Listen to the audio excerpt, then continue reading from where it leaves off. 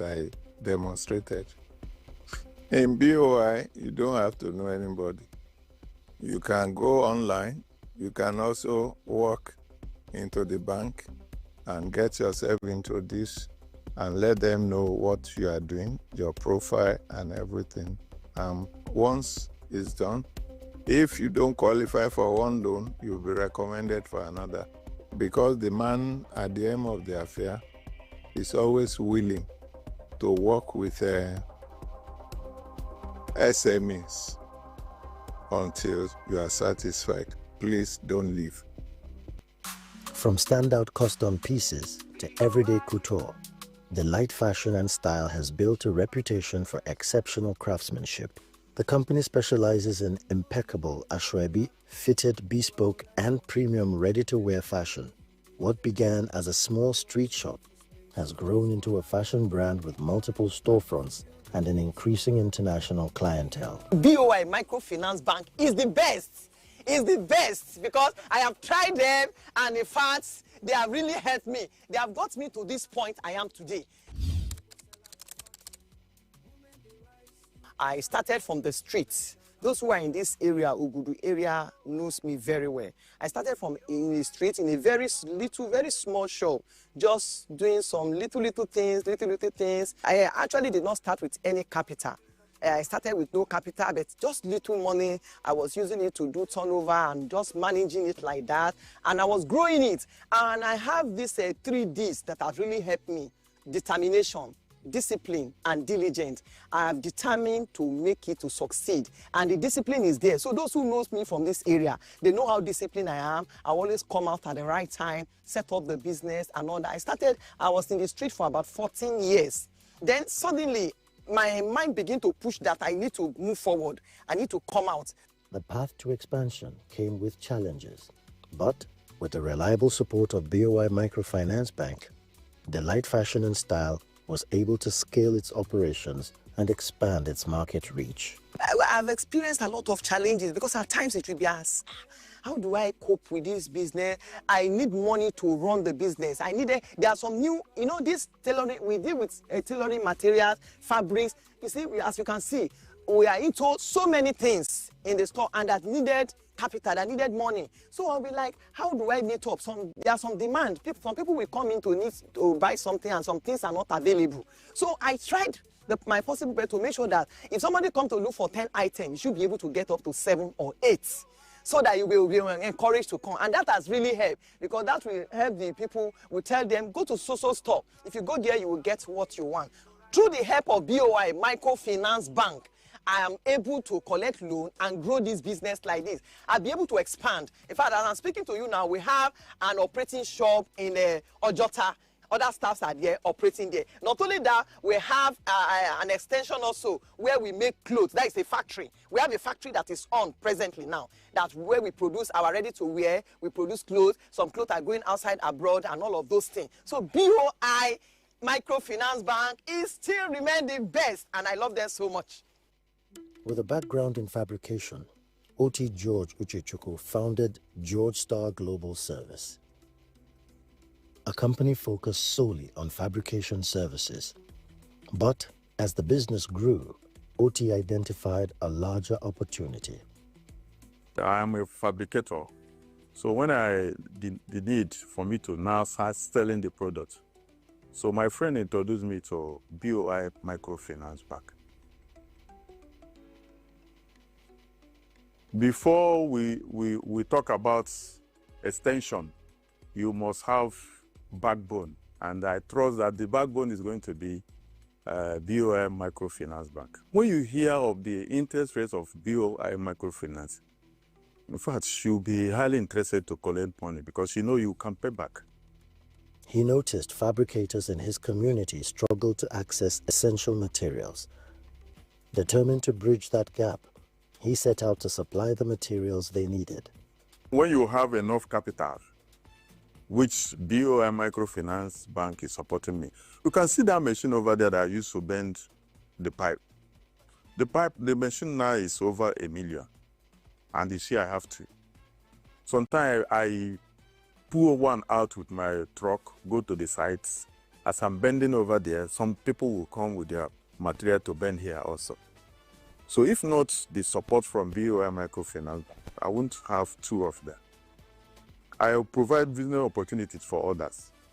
With strategic support from BOI Microfinance Bank, George Star Global Service has increased its customer base and become a reliable provider for quality fabrication services and materials in the community. Before now, I have only 2 staff. So as soon as I get support from BOI Microfinance Bank, so that helped me to bring on more people. So I have like 5 staffs now, apart from other ones who are working under me.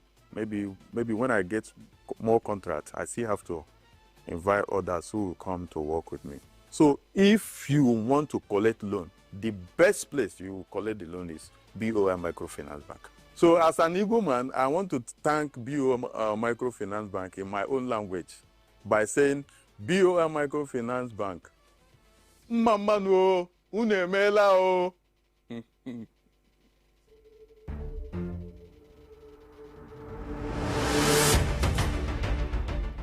In our Insight segment, Managing Director of BOI Microfinance Bank, Azuka Emmanuel Okofu, breaks down their mission and shares how they've empowered businesses across the nation.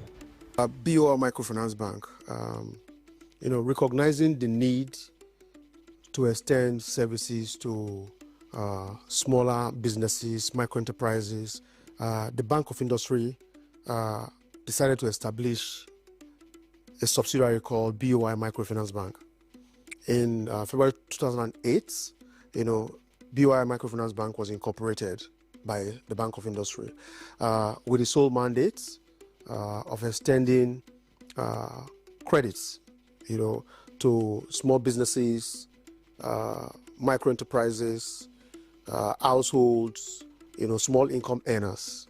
So BOI Microfinance Bank essentially was established to support BOI's bigger mandates, but with the sole aim, with this mandate of supporting micro enterprises and small businesses.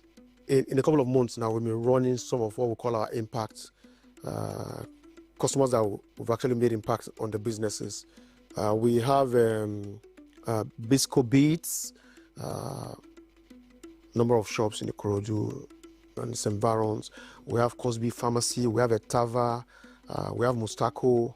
We have a whole lot of customers, and their businesses cut across, the areas where we, sectors where we actually play, both in agriculture, in logistics, in services, in technology, fast-moving consumer goods. So these entire sectors, and so we have a lot of customers that we've impacted their businesses.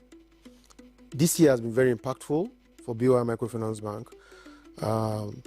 Essentially the support we're getting from the current managing director, Dr.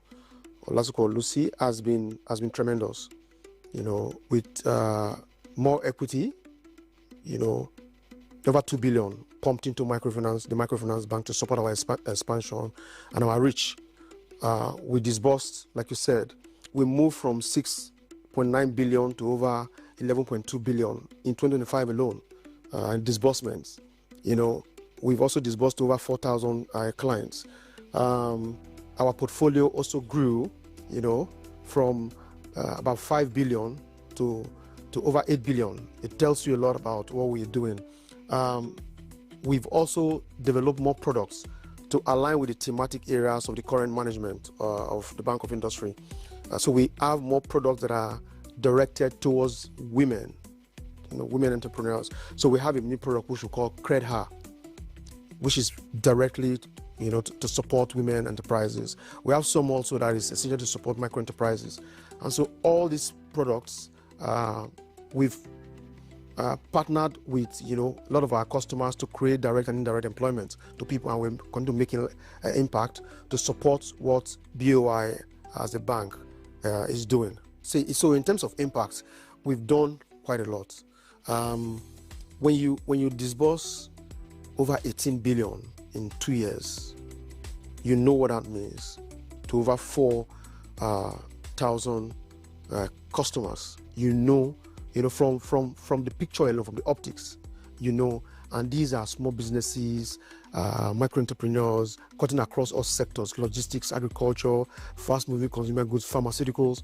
It tells you a lot that the direct and indirect jobs is a lot. So the numbers they speak to the numbers. Because this is what BOI is actually created for.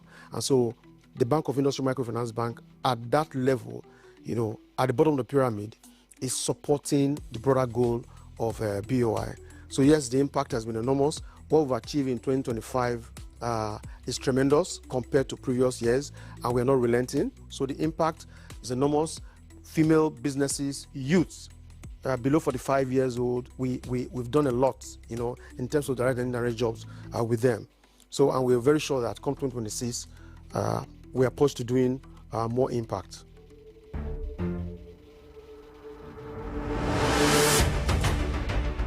Zito Foods Limited is an animal health and nutrition company built on a foundation of care and safety. The company produces high-quality pet food designed to support long-term well-being. I'm a member of the Nigerian Association of Small-Scale Industrialists. And then in one of the meetings, Bank of Industry came to introduce their products.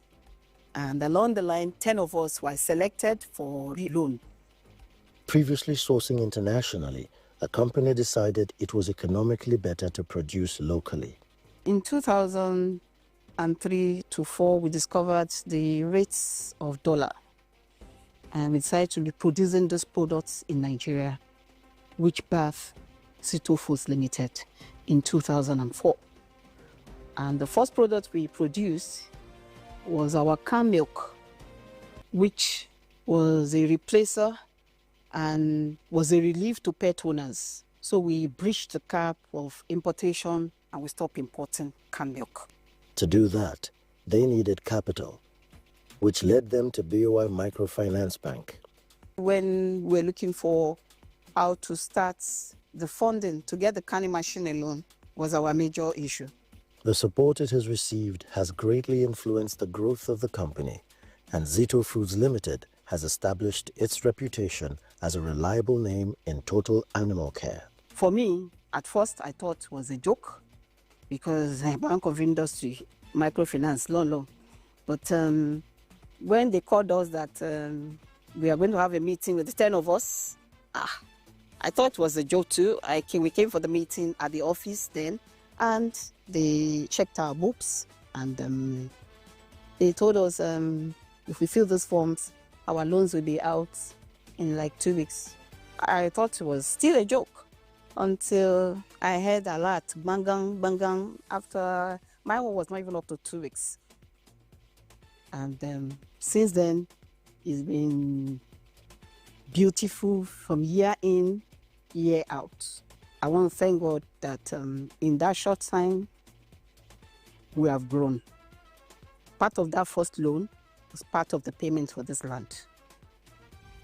And then we have achieved a lot in our business with Bank of Industry Microfinance.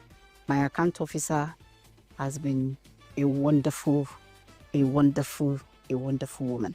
And everybody that I've approached, they have been very nice, and what they want to hear is how my business is going on. Are you okay? Everything. And till today, like I said to my account officer, me and you and Bank of Industry, we are bags. You have to carry me anywhere you are going. We are going together. And I know we're still going places together because this is just the beginning. And after the support of BOI Microfinance Bank, we have grown from 2 to over 20.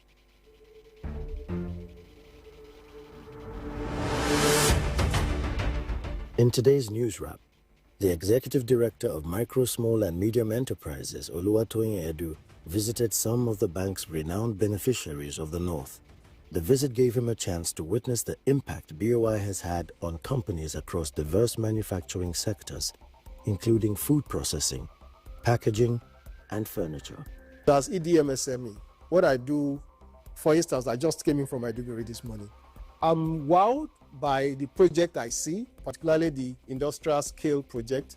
But what gets to me the most is the impact that we have on the MSME space, the small, medium, and enterprise.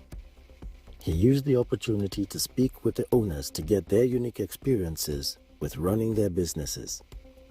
The transformative effect of the Bank of Industry has undoubtedly caused a profound ripple effect across individual lives and the growth of the economy at large.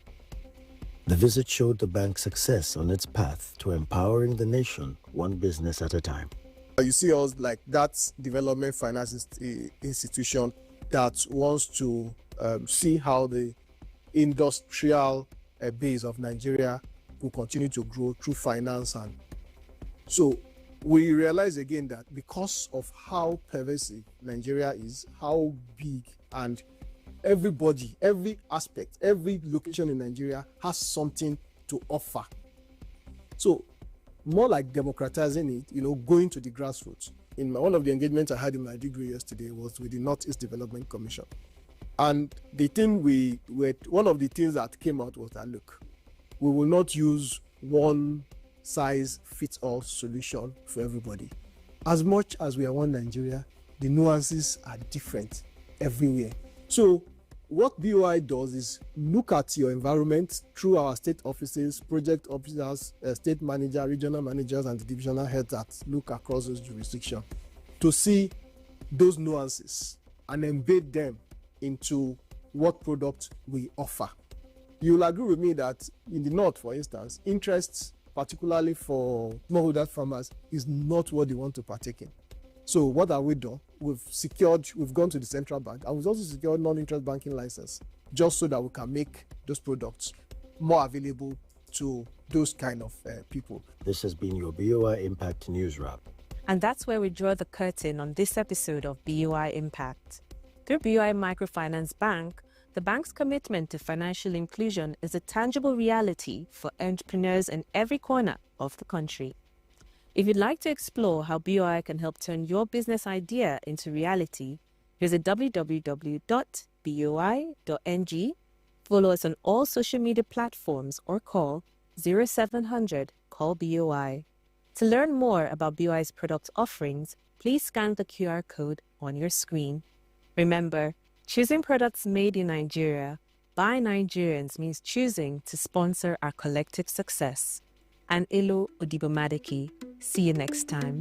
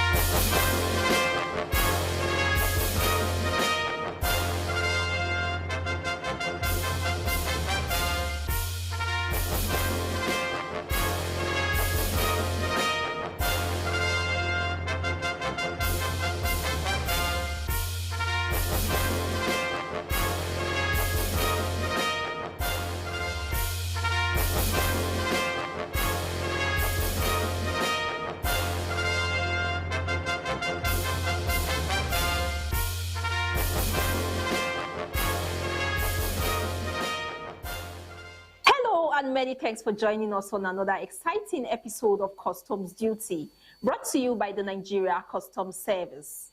This week, Nigerian ambassador to China visits Comptroller General of Customs, Bashir Adewale Adeni MFR, seeks partnership with Nigeria Customs Service to enable Nigerians maximize benefit of China's zero tariff policy, among others. In another development, Nigeria Customs Service Medical Unit holds 5-day retreat in Katsina State to strengthen capacity of personnel, extend free medical outreach. This and more reports about the service will also come your way. Thank you for joining us. I am Hafsat Uremi Ibrahim. Please sit back, enjoy, and stay informed. We will be right back.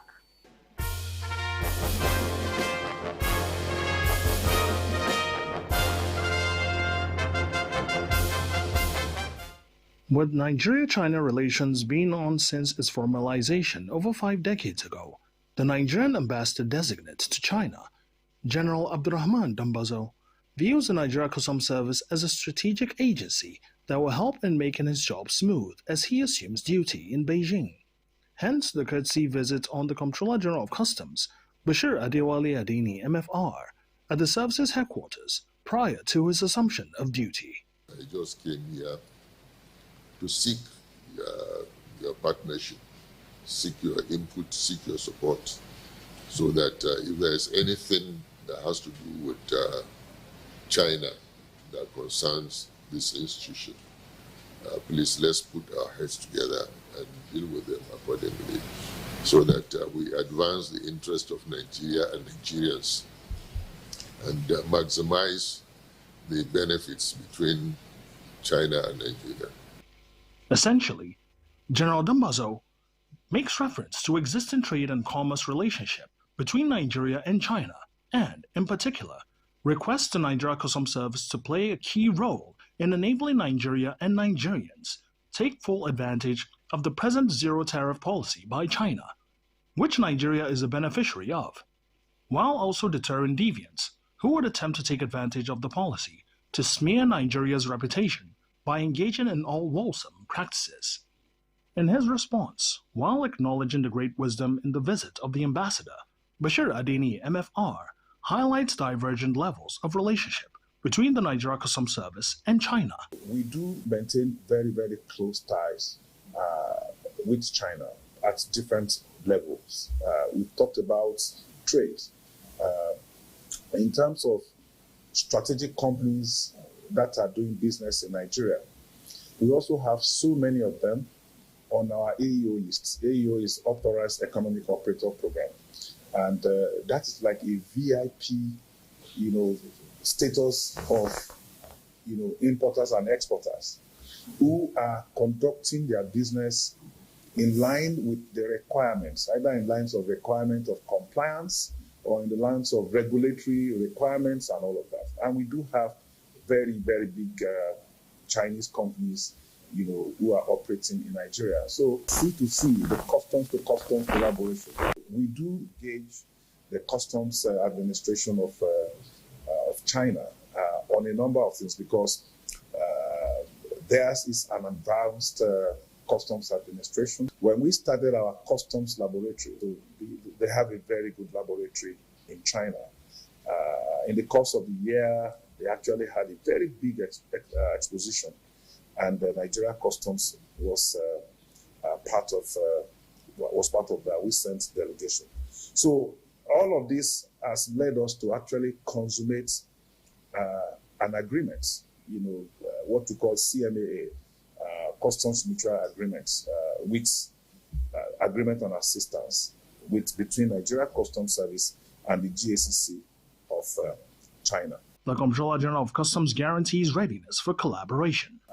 At the diplomatic level, at the trade level, at the C2C, at the level of also helping these companies that are doing legitimate business, will we be happy to work with your mission to ensure that we have deepened the relationship, have a more robust relationship. He advances areas of further improvement, tasking the ambassador to engage further in China, as he has done here. It's important that we have a platform that can really enable us to mirror and follow and ensure that the trade figures and trade numbers that we push out, there will be some level of integrity and credibility in its analysis.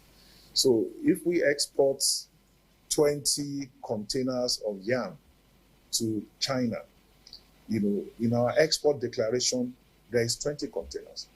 Ideally, it is expected that in the import declaration of the agent in China, would expect 20 containers because our export is our import.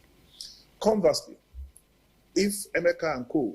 goes to Guangzhou and imports 2 containers of manufactured inputs, whatever it is, if that is what we have in the export documentation, by all means, the import declaration done by Emeka & Co. here should have 2 containers. So it means that there should be no need for any gap when we are doing our trade analysis. Bashir Adeni emphasizes the effort of the Nigeria Customs Service in the fight against illegal wildlife trafficking, which he argues need to be reciprocated. In their individual submissions, other members of management in attendance point to existing volume of trade between Nigeria and China, which is of immense benefits to both nations, among other areas of relationship, but also raise concerns on areas that have to do with intellectual property rights.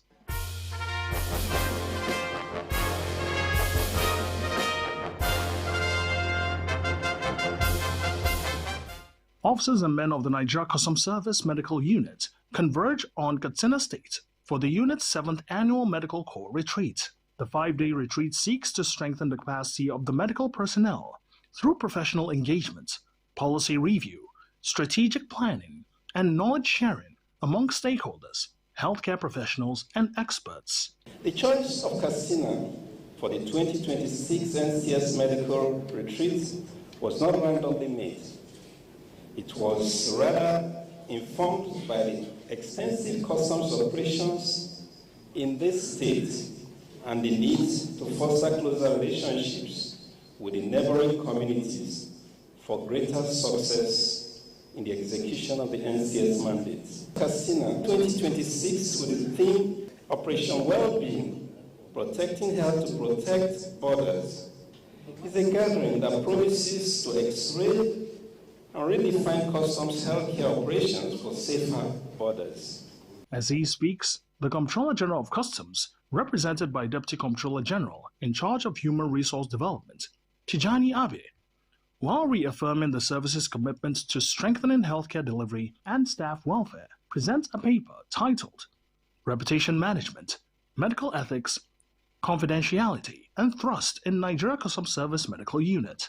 In it, he highlights the unit's strengths, challenges, and expectations, then rounds up with a message thus. The reputation of Nigeria Customs Service depends significantly on how our medical unit conducts itself. Every ethical decision you make, every confidential record you protect, and every patient you treat with dignity and competence strengthens our collective reputation. Every lapse, every breach, and every compromise we can make. I charge you all to embrace this responsibility with the seriousness it deserves. Let this 7th annual Medical Corps retreat mark a turning point, a renewed commitment to medical ethics that is unshakable, confidentiality that is inviolable, and trust that is unassailable. Together, we will build a Nigeria Customs Service whose medical care is as respected as its border security, whose integrity is as visible as our clinics, as it is at our checkpoints, and whose reputation shines as a beacon of excellence across Africa and the world. Declaring the retreat open, the governor of Katsina State, Umar Dikko Rada, is represented by Commissioner of Health, Musa Adamu Funtua. Health is life, life is wealth. You should either take the right direction or be the barrier to the other one. Our target in Katsina State and our vision, one of the focal policies of this government, Dr. Dikko Umar Rada, we believe in collaboration, teamwork, sharing ideas, wisdom, collaboration toward achieving the volume picture. If you have an effective and comprehensive health center at the primary level, I believe that you have a solid foundation towards achieving good health generally. The governor highlights the giant strides by the Katsina State government in delivering healthcare to the people in the state. therefore sees the medical retreat in Katsina State as a welcome development.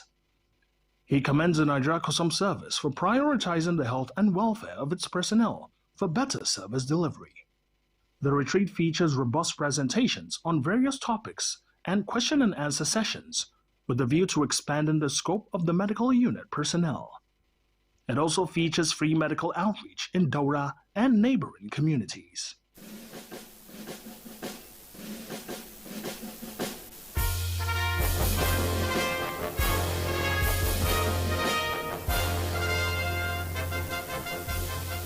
Once again, Eid al-Sa'id, let's enjoy this happy day. Eid al-Mubarak, come on, let's celebrate. a sacred season that reminds us of the virtues of sacrifice, obedience, and complete submission to the will of Allah subhanahu wa ta'ala. Today is a day of joy and gratitude, a time to strengthen the bonds of love, unity, and compassion by sharing the blessings bestowed upon us by Allah. As we celebrate, let us also remember our shared responsibility towards the growth and prosperity of our nation through lawful trade, compliance, and support for legitimate business activities. On this auspicious occasion, the Comptroller General of Customs, Bashir Adewale Adini, MFR, on behalf of the officers and men of the service, extends warm felicitations to the Muslim Ummah and all Nigerians. May this celebration bring peace, blessings, and renewed hope to every home. Barakah Salah. This message is brought to you by the Public Relations Unit of the Nigerian Customs Service. Eid al-Sa'id, let's enjoy this happy day. Eid al-Mubarak, come on, let's celebrate.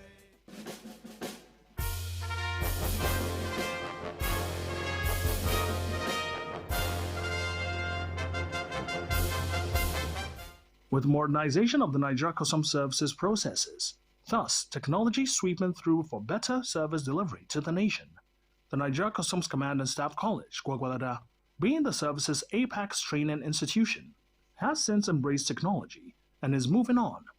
Hence, it now adopts computer-based tests, CBT, a departure from the traditional handwritten examination.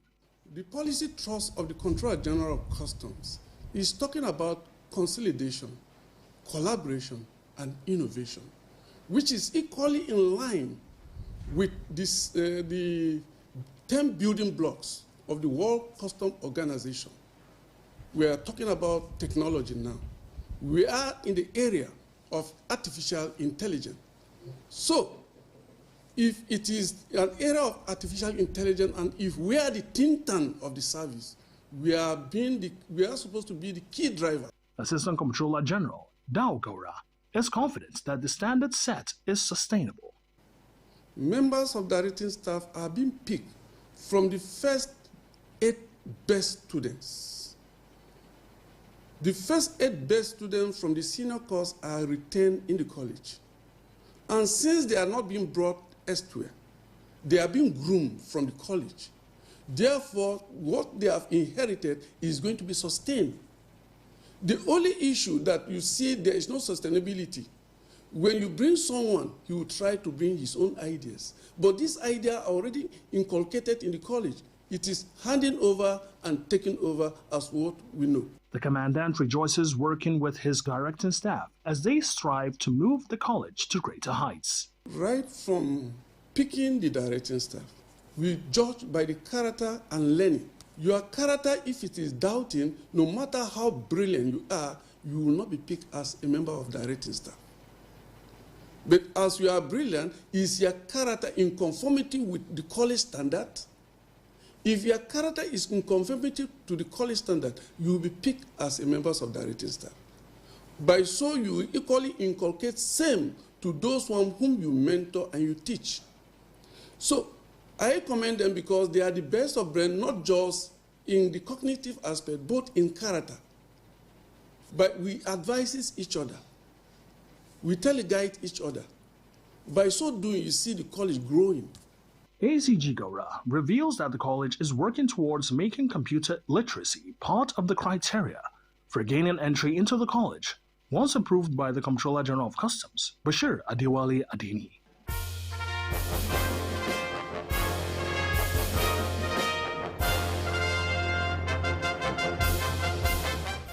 That innovation is a component of Comptroller General of Customs policy thrust is not child's play, and that the Nigeria Customs Service has continued to wax stronger and expand its technological advancement across all commands, units, and aspects of operation is uncontentious. The international wing of Nnamdi Azikiwe International Airport is also having a feel of modernization as the service officially launches its simplified customs advanced declaration system. The idea is to help passengers make declaration and engender compliance amongst them.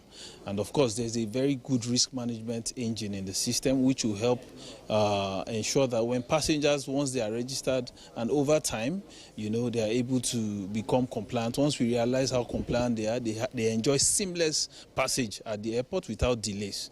Customs Area Controller, FCT Area Command, Comptroller Victoria Alibo, who views the selection of the command for the pilot phase as a vote of confidence in its operational capacity, notes steps taken for reaching out and general acceptability. What we have just started this morning by calling the heads of our stakeholders already, and we believe that if they know what is going on, they will also tell their people.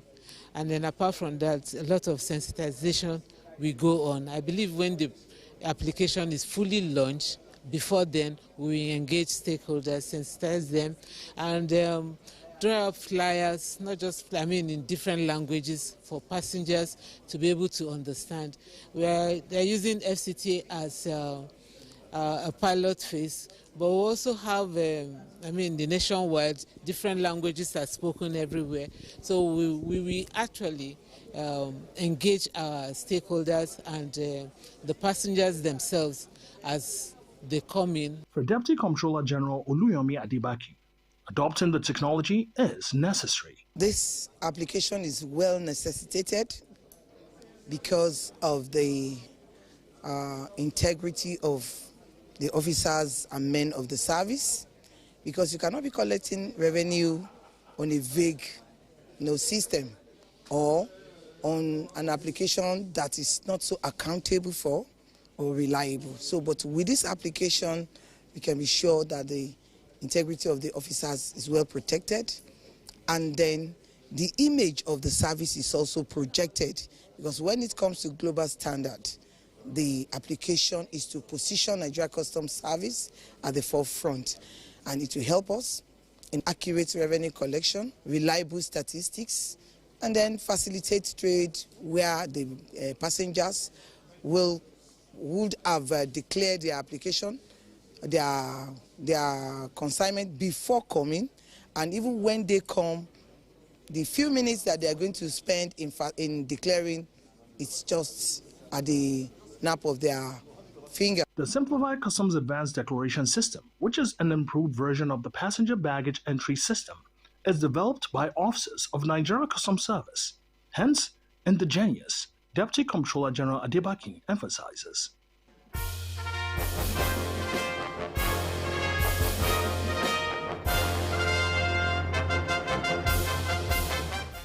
As it seeks to empower customs officers' wives through education, sensitization, skills acquisition, and economic support programs, the Customs Officers' Wives Association, COA, aims to promote unity and fellowship, welfare and social support, women empowerment and poverty reduction, humanitarian and charitable service, educational development, support national security and social stability, as well as environmental sustainability. The association demonstrates these through its robust programs nationwide. In one of such programs, COA members converge on the association's secretariat in Karu, Abuja, to empower widows in the association. First, the president of COA addresses the gathering. No amount of food or cash can replace the husbands and the fathers that we have lost.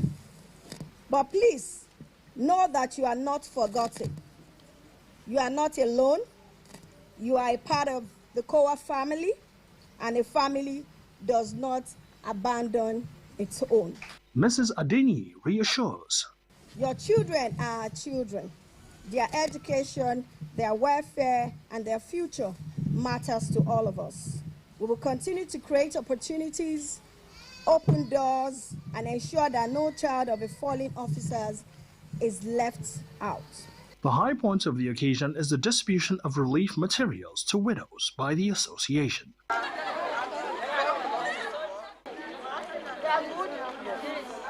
In another development, this time concerned about the health and well-being of its members, the Customs Officers' Wives Association, COA, has organized free hypertension sensitization and tests for members and non-members alike. We have brought the medical team here this morning to check them, give them drugs when necessary, and also we have provided them with upper arm blood pressure machine that they can use in the comfort of their home. And I know that because we have done this, they will also take this awareness to their sisters, their friends, their husbands back home. Talking empowerment, the COA Skills Acquisition and Training Center, CARU, has attained another milestone.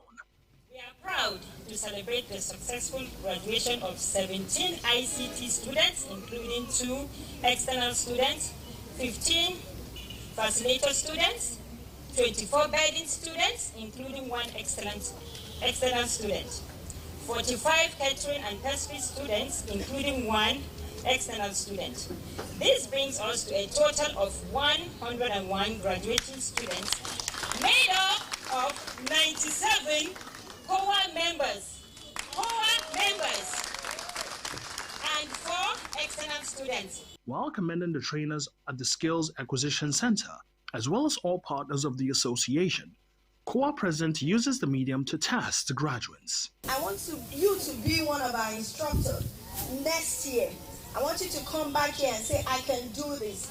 I can, pass my knowledge on to another sister in COA. And I know that God Almighty will bless the work of your hands if you do it diligently. So be diligent at your work, respect your customer, give them the best, get to be creative. You know your field. Go on YouTube, go on Google. There's so many things that you can get there. Search so that you can better your work and develop it from what we have taught you. In addition to the skills and knowledge passed on to the graduating students, they have also been empowered with starter kits. So far since inception, the COA Skills Acquisition Center has graduated over 350 students. That's a wrap for this week's episode of Customs Duty. You can always follow us on our social media handles now being displayed on your screen. You could also visit our website at www.customs.gov.ng for more updates and information about the service. Always strive to be patriotic and compliant in trade, avoid smuggling, and don't forget to pay the correct duty for the benefit of the nation and the citizenry. See you same time next week. I still remain your anchor, Hafsat Urimi Ibrahim. Have a blessed Eid celebration. Bye for now.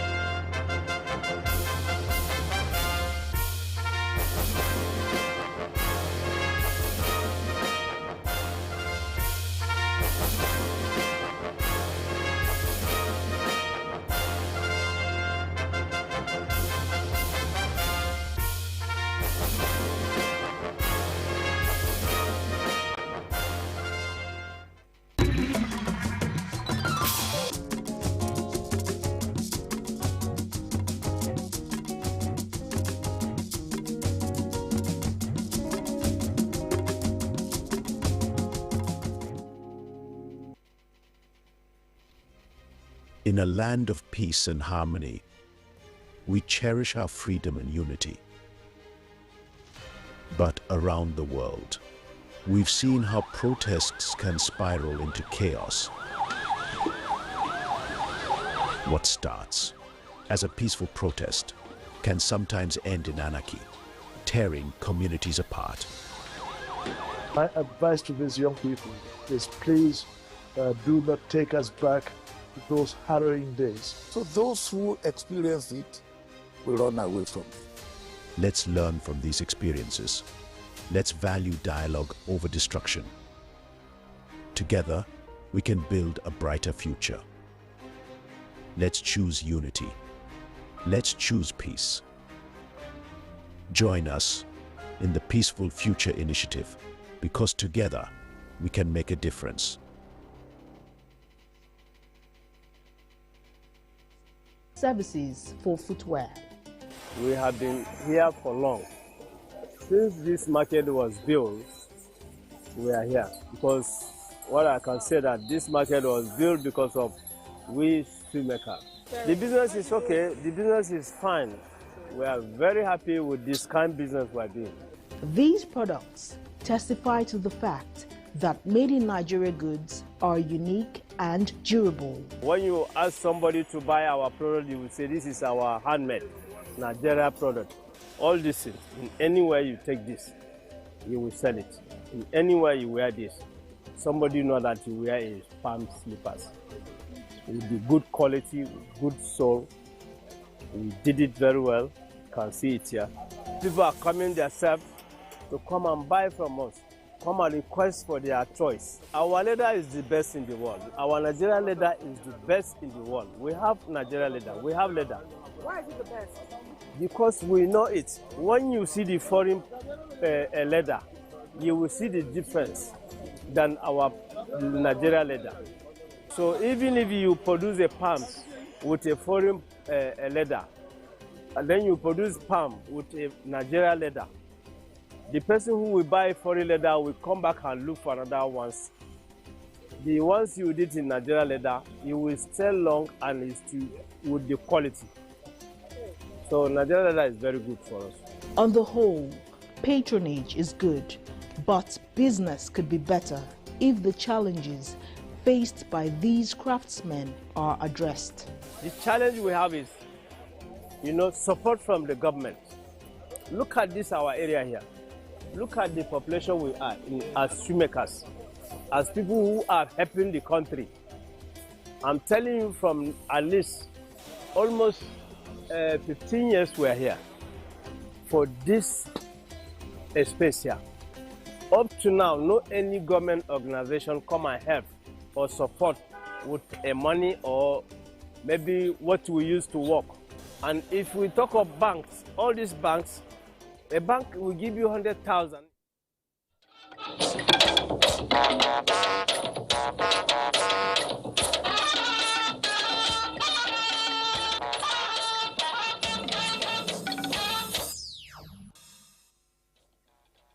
After years of delay, Nigeria's digital television switchover set to take off.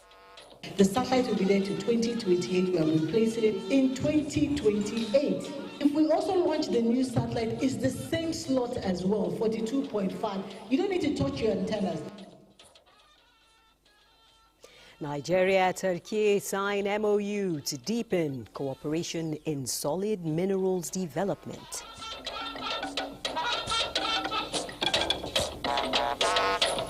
Politicians waiting to defect. Don't celebrate yet.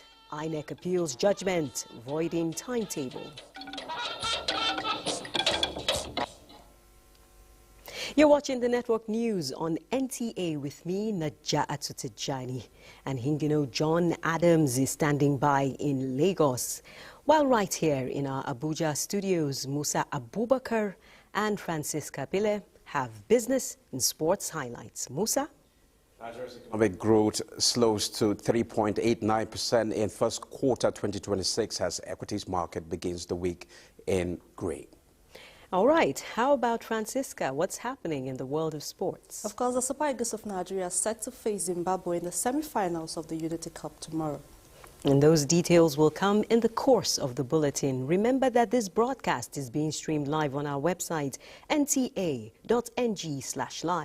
You can watch the replay on our YouTube channel. Follow us across social media as well. Our handles are displayed on the screen. And now the news in detail.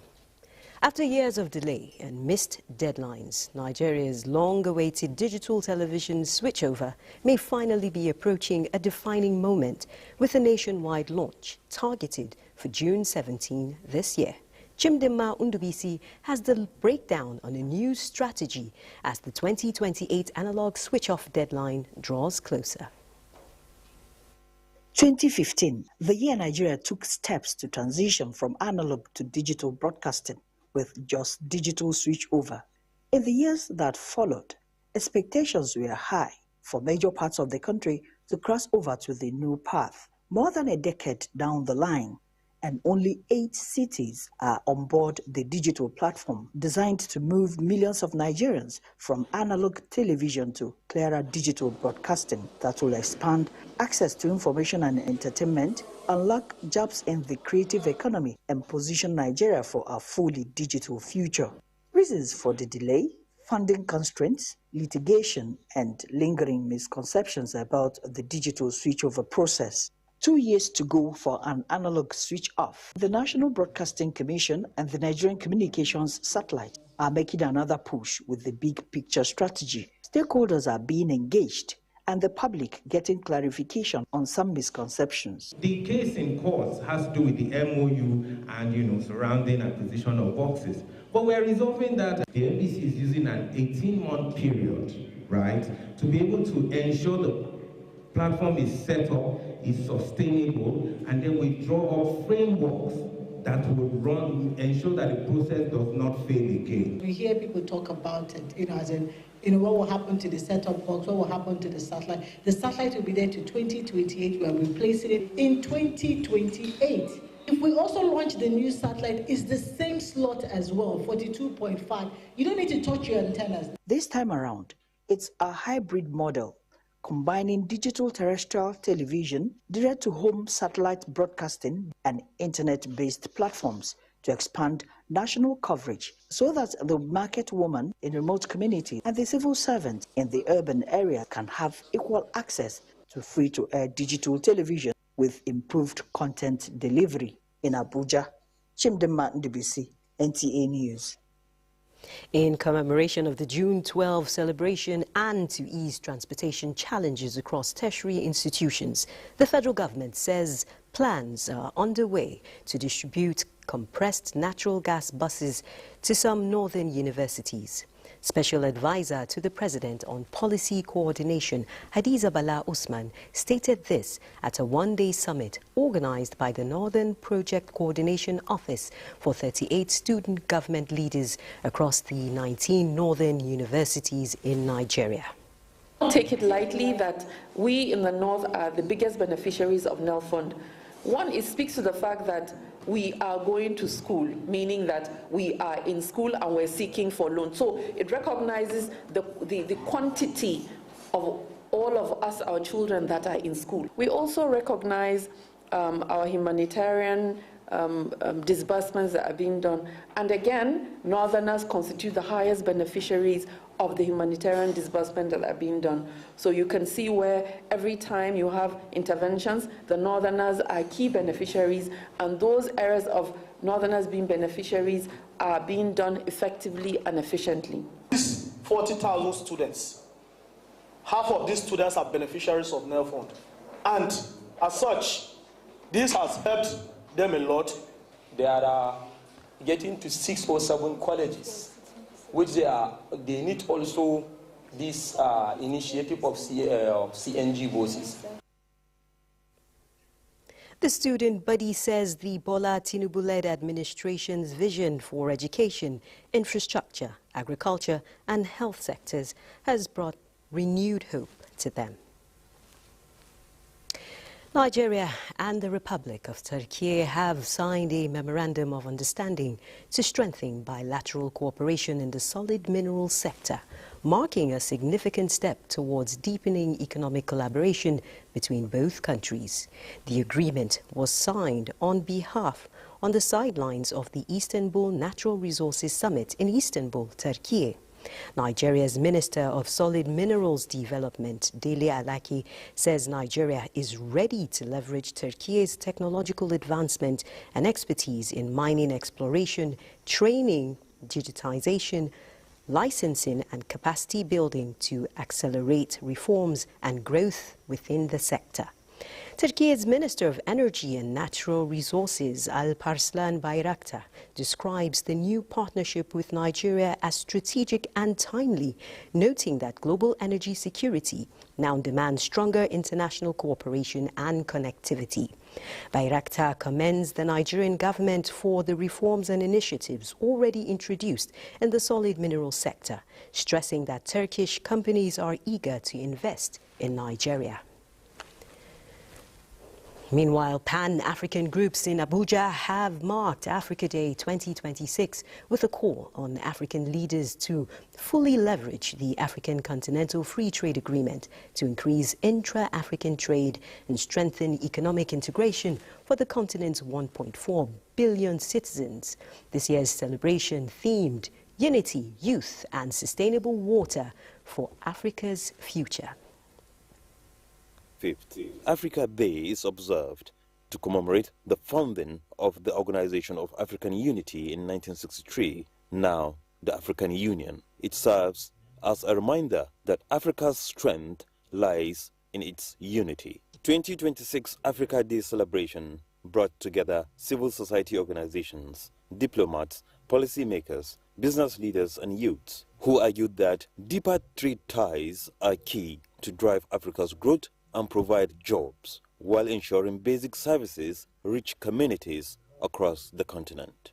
It is on this note speakers used the occasion to renew demands for stronger policy implementation and private sector involvement to make African Continental Free Trade Agreement work for all citizens.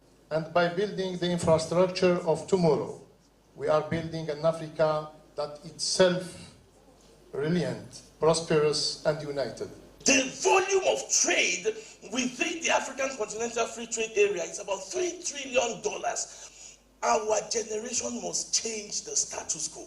Let it also become a celebration of the resilience, the courage, and indomitable spirit of the African people.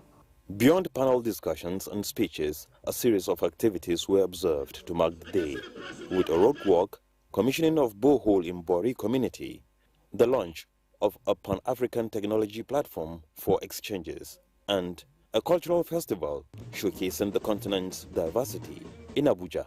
Garb Muhammad Atala, NTA News. Still talking peace on the continent, especially in Nigeria. Experts in social and political development have observed the stable, peaceful environment across the country since President Bola Tinubu took the reins of power in 2023. In a statement, the experts note that peace remains essential for national prosperity, and the president has pursued bold reforms to reposition the nation's economy and strengthen national cohesion. It adds that from the removal of fuel subsidy and harmonization of foreign exchange rates to the introduction of NELFund, the CNG initiative, improved workers' welfare and infrastructure expansion, the current administration has demonstrated readiness to take difficult decisions and undertake reforms in the interest of the nation. As President Tinubu marks 3 years in office, the government has consistently used dialogue to address long-standing disputes threatening national stability and economic growth. Let's talk politics. The APC governorship candidate, Adamawa State, Ahmed Galadima Aminu, on behalf of himself, family and the teaming members of the APC family in Adamawa State, congratulates President Bola Ahmed Tinubu for his resounding victory at the party's presidential primary election. In a personally signed statement, he describes the victory as more than a personal triumph, a clear affirmation of the renewed confidence and hope which the APC family and Nigerians across the country have in his leadership. The governorship candidate adds that under President Tinubu's watch, the reforms being implemented have shown that governance can be people-centered with a clear focus on laying the foundation for a more prosperous and sustainable future for the nation. Aminu says he has no doubt that the president will secure a second term. He calls on all stakeholders in Adamawa and across the country to close ranks, remain united and work together for the resounding success of the party in 2027. The African Democratic Congress has announced the commencement of its presidential primary election process, describing it as a significant step in strengthening internal democracy and offering Nigerians a credible political alternative ahead of the 2027 general election. This was at the Collation and Announcement Center of the primary election in Abuja. Timothy Yusuf reports. Congress. Chairman of the ADC Presidential Primary Election Committee, Ikechukwu Emenike, and ADC National Spokesperson, Bolaji Abdullahi, briefing the media on how far the presidential primary election has progressed. They emphasized that the exercise marks a new phase for the party, as the selection of its presidential candidate would be guided by transparency, fairness, and due process. Millions of our party members are trooping out to cast their votes and be counted. We strictly informed and advised, even warned our members to only count genuine figures. None of the three aspirants can tell you confidently that they will fly the ticket of the African Democratic Congress. We are very proud of that we are giving Nigerians a very competitive internal democratic process. ADC had presented three aspirants for its presidential ticket: former Vice President Atiku Abubakar, former Governor of Rivers State Rotimi Amechi, and former Chairman of the Nigeria Economic Summit Group Hayatuddin Mohammed, maintaining that the party remains committed to providing members with opportunities to choose their preferred candidate through a competitive process. Timothy Yusuf, NTA News. And still on the 2027 general election, with just 8 months to go, political activists, some presidential aspirants and women advocates have converged on Abuja at the instance of the Movement for Credible Elections to deliberate on issues they say remain critical to the credibility of the polls. Ekene Ntulue reports.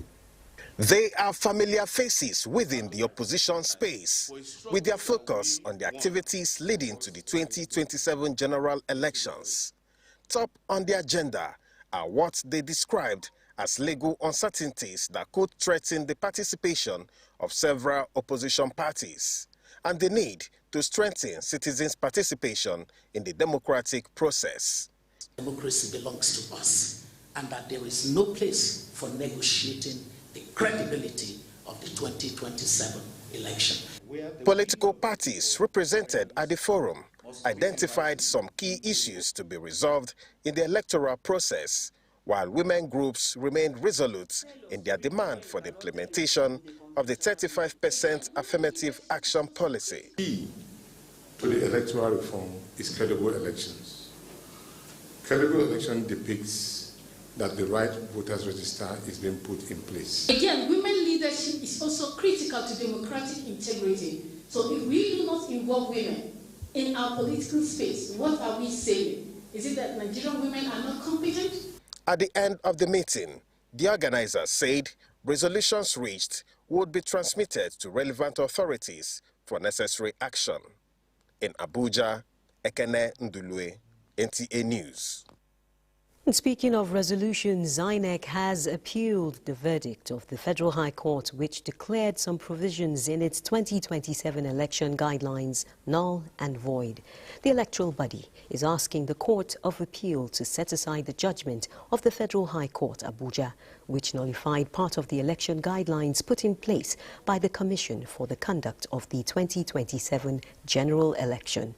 INEC, in a motion on notice attached to the appeal, is equally praying the Intermediate Court for an order staying the execution and or for the execution of the judgment of the High Court delivered on the 20th day of May 2026, pending the hearing and determination of the appeal it filed against the judgment.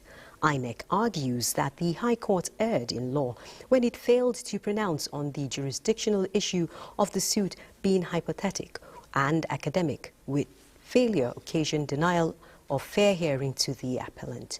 It also prays for an order of the court striking out the suit as the respondent lacks the locus standi to institute and maintain same, describing the suit as being academic. You're watching the network news on NTA. There'll be more reports in a moment. Stay tuned.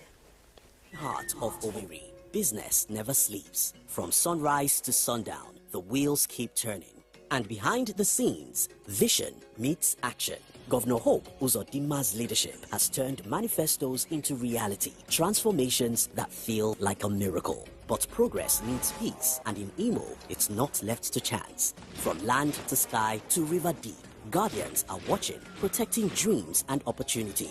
At Orashi's quiet shore, hydropower is rising, set to energize a growing economy. The change is visible. New roads emerge, industry hums, communities come alive. At the center, a digital revolution.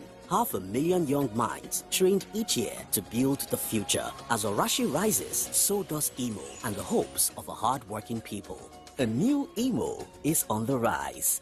For you, every day is day one. Day one for you to give 100.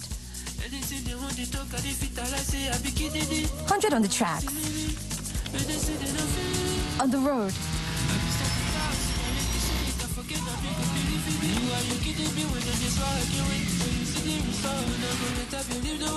at work, because it's your job to give your all.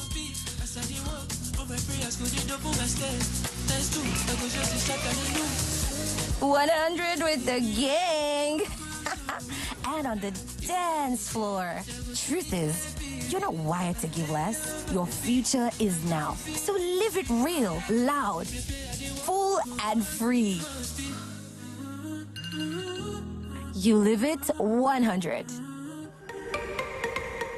Attention Nigerians. The Nigeria Immigration Service is warning that some fraudulent platforms and unauthorized agents are posing as official channels for passport and visa payments. Be informed, the only approved platforms for passport and visa application and payment are the official NIS portals passport.immigration.gov.ng, evisa.immigration.gov.ng. The process is secure, transparent, and designed to protect you. Any website or individual asking you to pay outside the official portals is a scam. Protect your money, protect your identity. If in doubt, contact the Nigeria Immigration Service through its verified channels or official helplines. Stay alert, stay informed. Use only the official portals, X, Instagram, and Facebook at NIG Immigration.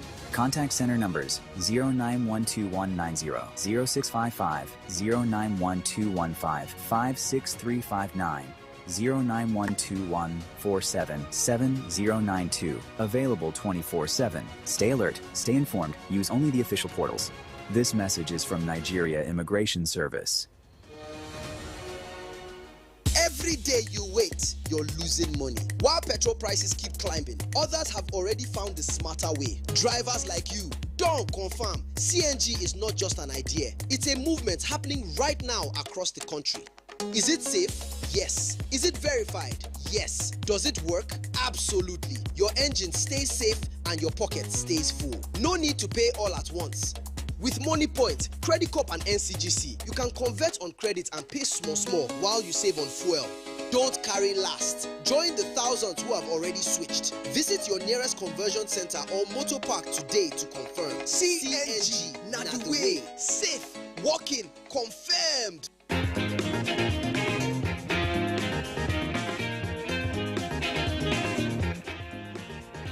I use that state contributory health scheme where we use shikini money take join for PHC this today. I think say now all this way government want use collect money from us. So. The thing dey real o. Na so they carry me go see doctor sharparly. Abeg, tell me more. The state contributory health scheme don make payment for hospital become very affordable.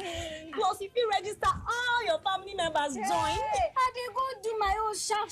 Yeah, so the contributory health scheme, they make healthcare easy for everybody for checking money. Waka go health center wey near you pass. Put your name so you fit enjoy plenty health awoof. They like grace. Know your health center. Trust your health center. Waka go health center wey near you pass. This message now from the National Primary Healthcare Development Agency, NPHCDA. Come on, let's go.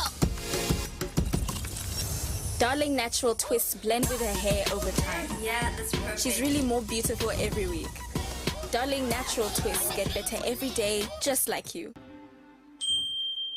Godrej Air Pocket?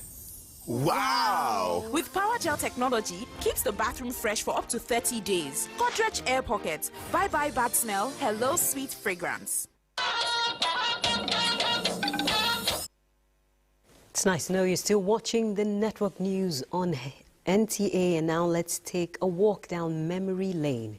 Almost 60 years after the Civil War, and it is still a defining chapter in Nigeria's history, with enduring lessons in leadership, strategy, and resilience. As part of efforts to draw insight from the past, Army War College Nigeria has convened a Civil War symposium as part of its history module. Defense correspondent Ismail Musa was at the 7th edition of the symposium and now reports. The Civil War of 1967 remains one of the most defining moments in Nigeria's history, not only because of the scale of the casualties recorded, but also in terms of military strategy, operational capacity, and indigenous innovations exhibited. 59 years after, its effects still evident, while the lessons continue to resonate across generations. This underscores the inclusion of the Civil War Symposium in the Army War College Nigeria's history model, with a view to drawing from the lessons of the past to safeguard the future. As much as it represents a period of pain in our nation, it also presents opportunities for lessons in national unity, leadership, and post-conflict reconciliation. This symposium therefore provides a vital platform for reflection, professional discourse, and scholarly examination of the war's strategic insight, as well as operational and tactical realities.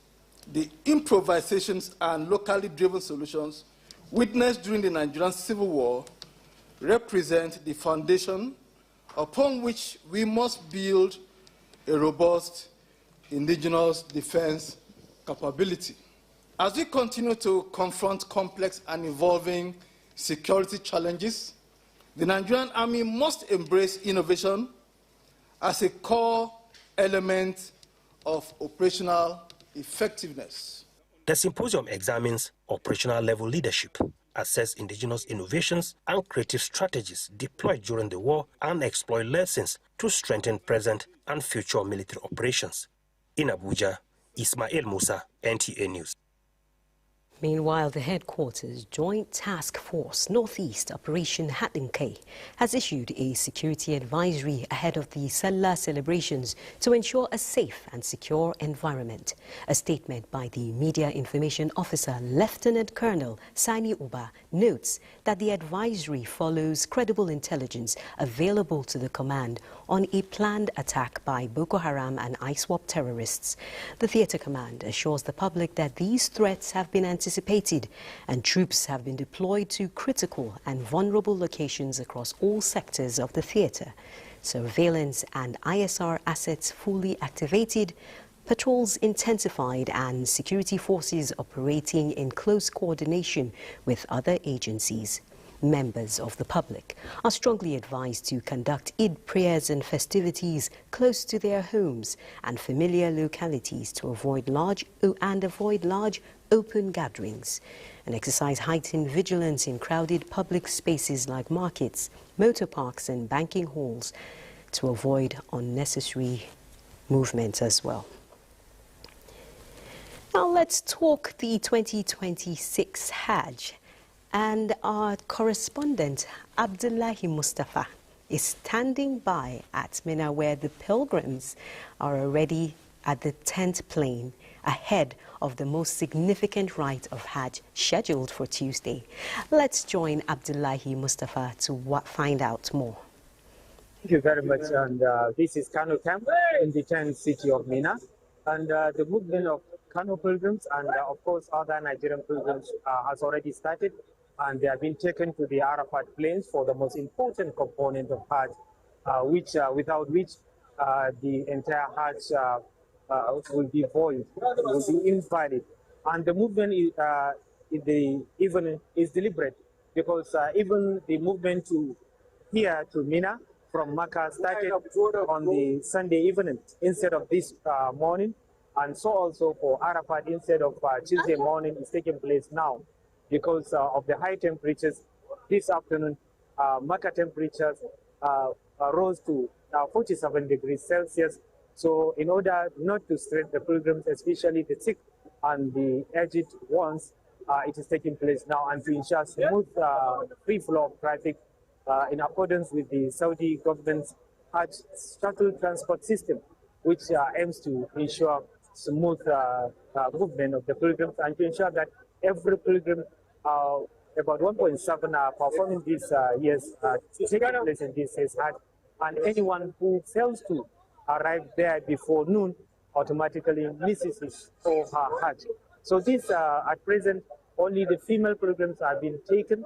So afterwards, the male pilgrims will also be transported, and it will continue till the early hours of Tuesday, which is the Arafat Day, the greatest day in the Hajj period, the 5-day Hajj period. So this is the situation from the 10th city of Mina, where Nigerian pilgrims are moving to the Arafat plains. Thank you for that update, Abdullahi Mustafa. And here's hoping no pilgrim is left behind so that they don't miss that important rite. And back home in Nigeria, the federal government has declared Wednesday, May 27 and Thursday, May 28, 2026 as public holidays to mark Eid al-Adha. A statement by the Ministry of Interior. In a statement by the Ministry of Interior, the federal government congratulates Muslims, describing Eid al-Adha as a festival which reflects sacrifice, obedience and compassion.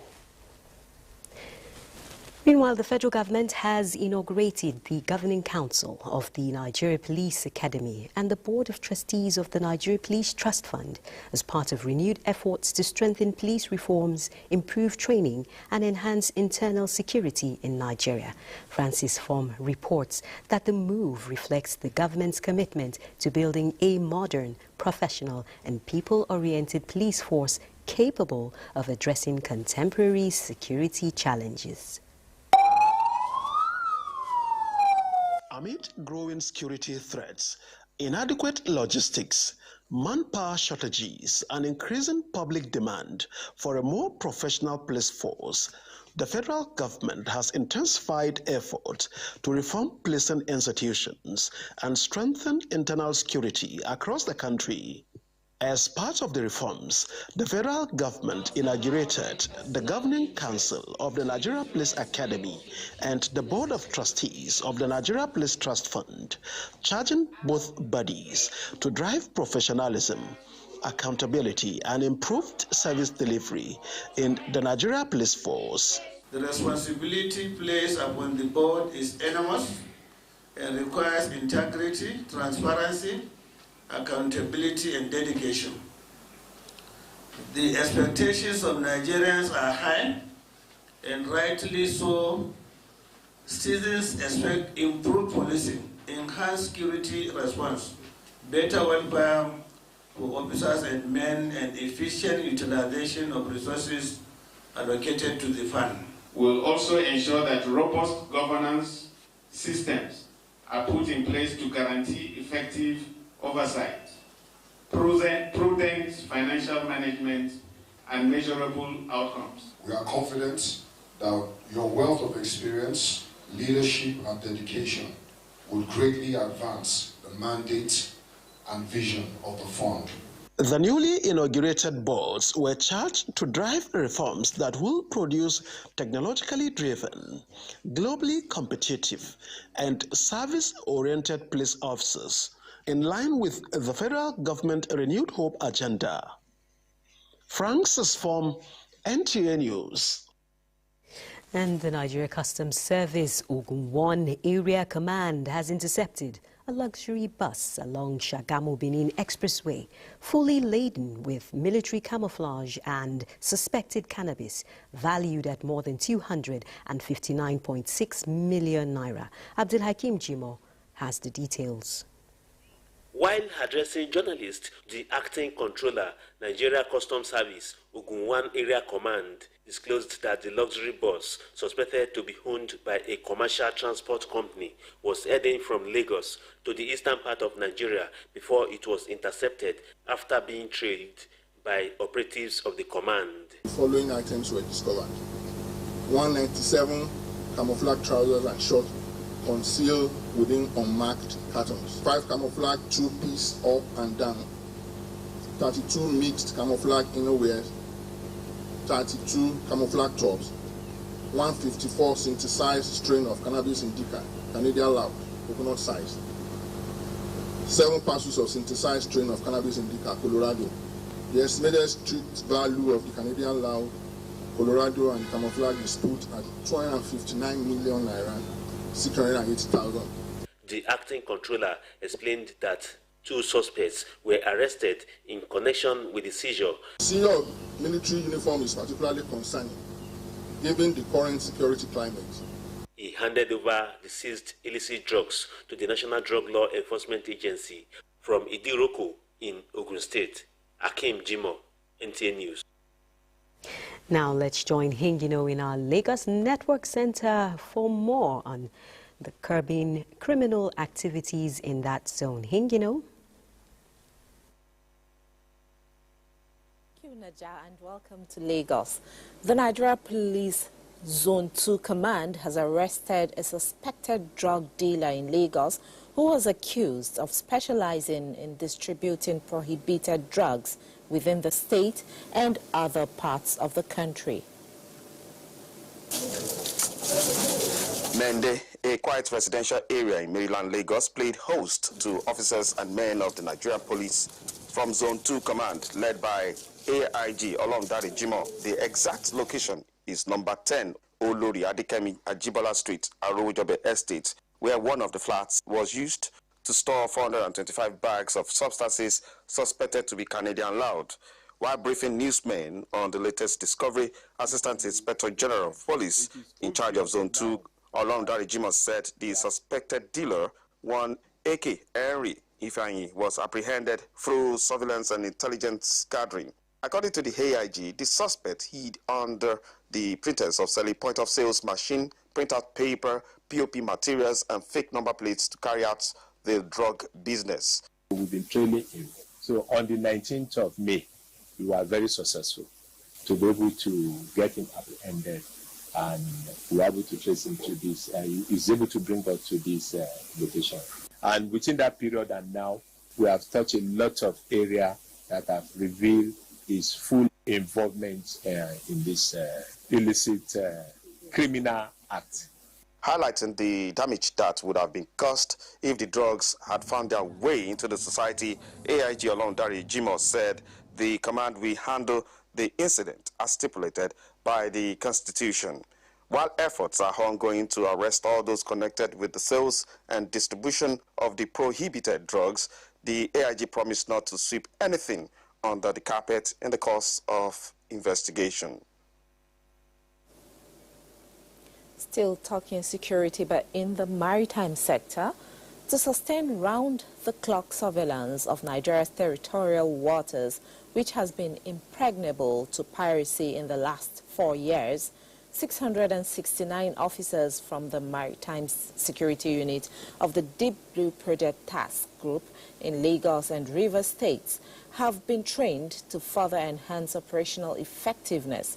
Minister of Marine and Blue Economy, Boyega Oyetola, who also inaugurated a UAV training center courtesy of Deep Blue Project at the graduation and capability demonstration of the personnel, says the sustained suppression of piracy will strengthen efforts to ensure Nigeria is delisted from countries classified as war risk nations by international shipping and insurance stakeholders. The Deep Blue Project has become the nucleus of Nigeria's maritime security, and these 492 personnel drawn from Nigerian Navy, Army and Air Force are demonstrating capacity at the 5th Battalion of Nigerian Army Elele River State, having undergone training for 4 months. The Minister of Marine and Blue Economy, Boyega Oyetola, noted that the rating of Nigeria among the Committee of Nations has improved, adding that with 70% success against piracy in the Gulf of Guinea, the tempo will be sustained. Importantly, the successes recorded under the People project continue to contribute directly to the achievement of the strategic objective of Nigerian national policy on the economy by strengthening maritime security, enhancing domain awareness, and securing critical maritime infrastructure. NIMASA DG Dayo Moberola and the Chief of Naval Staff who was represented described the Deep Blue project as Nigeria's maritime economic lifeline. The NASA remains committed to sustain response in maritime security, technology, human capacity development, and strategic partnership that will further consolidate the gains we have collectively achieved. I am also looking forward to witness with keen interest your combat demonstration display to showcase the capability you intend to bring to bear when deployed to the field. Just like their counterparts in Rivers, the 177 newly trained officers in Lagos showcased their dexterity with simulation of an attack and the prompt rescue by helicopter, interceptor boats, and unmanned aerial vehicles. The training covers strategic areas of the Deep Blue projects, ensuring the graduates are exposed to training home and abroad. In Lagos, Joel Okpola, NTA News. That's it from here. The news will continue in Abuja after the break. For more than 20 years, Glow has proudly celebrated Ojudoba Festival beyond borders. Get ready for another spectacular celebration of culture, color, royalty and tradition at the 2026 Ojudoba Festival in Ijebu-Ode, Ogun State on May 29, 2026. Come and experience the splendor of the Regbe age groups, the elegance of horse riding families, rich cultural performances, and the vibrant spirit of one of Africa's most celebrated cultural festivals. Ojude-Oba 2026, proudly supported by Glow. Glow Unlimited. Before, my family can go 1 week without drama. 1 week, one wahala. Mama, brother, papa, sister, before. Any beef supposed to stay inside bottle. Maggi Star is crafted from fermented soybeans, onions, chili flavor, and cloves in a way only Maggi knows. Okay, now my Maggi make right. Come with piece of peace. On the come at all, before. Maggi Star, making every meal special and special moments unforgettable. Maggi, love, me and Maggi so good together. Me and Maggi so good together. But I don't give you better update. Say if you fail with smart cards, they don't go knock you any charges, not be church at all. Which kind of smart card? If they no charge you, make them carry me go where I know. No matter the transaction, Smart Cash no go charge you shishi. Whether na airtime or na data you buy, or you want pay for your light or na cable bill, na zero charges for Smart Cash. This one not be church. Work is day.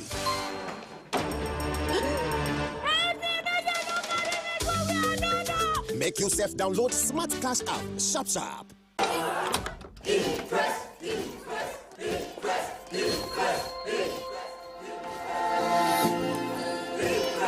Guys, food is ready.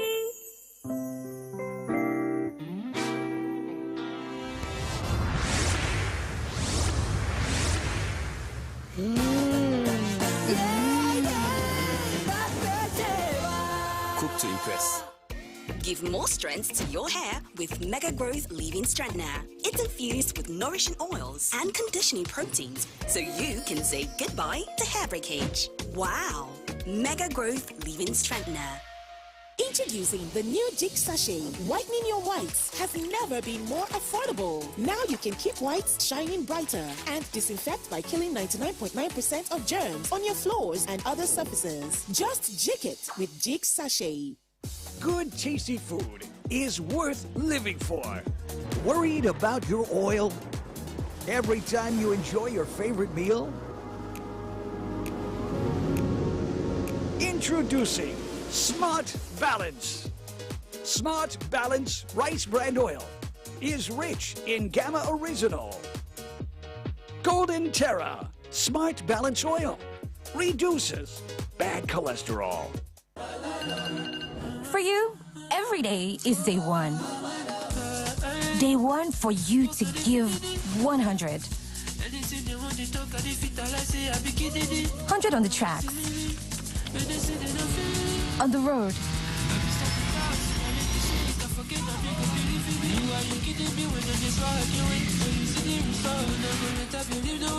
At work. Cause it's your job to give your all.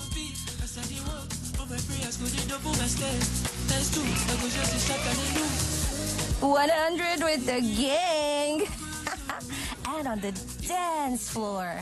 Truth is, you're not wired to give less. Your future is now. So live it real, loud, full and free. You live it 100.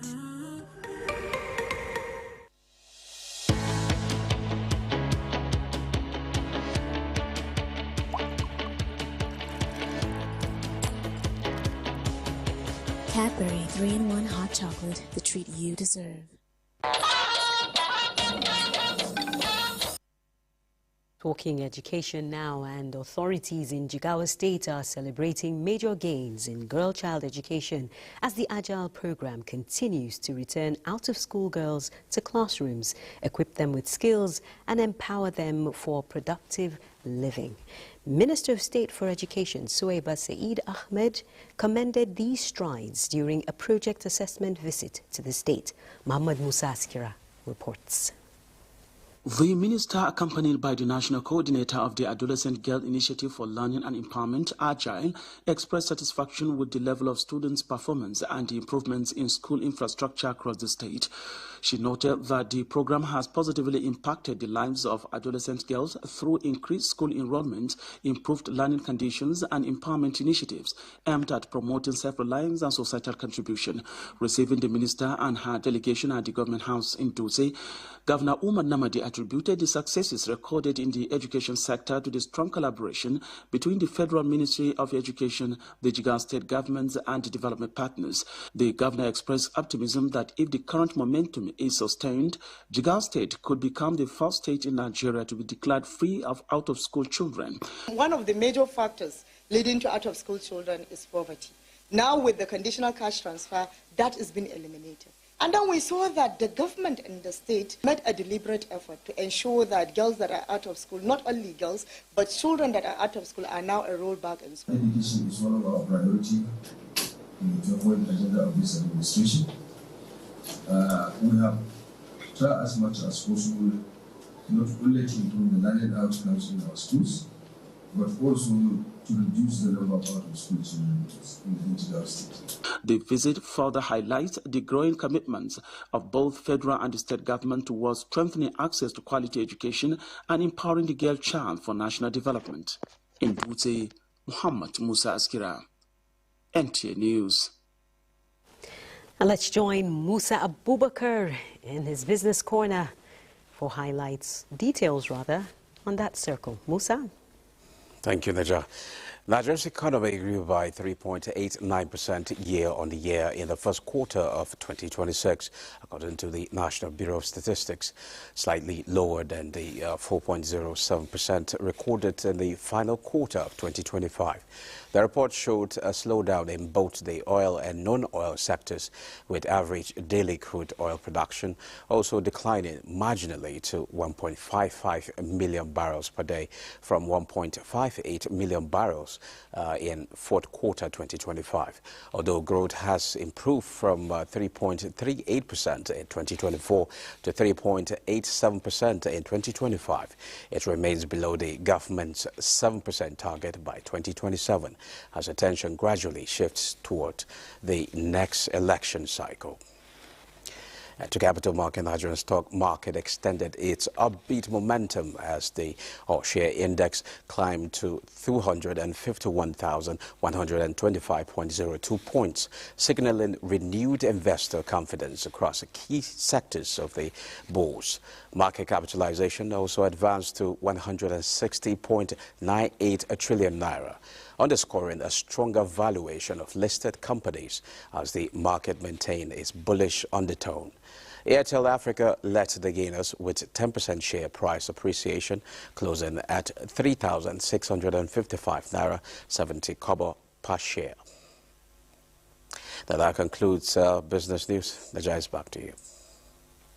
Thank you, Musa. And with less than 48 hours to the Salah celebration, the Federal Road Safety Corps is calling on motorists to keep vehicles in sound condition. And those details will come right after the break.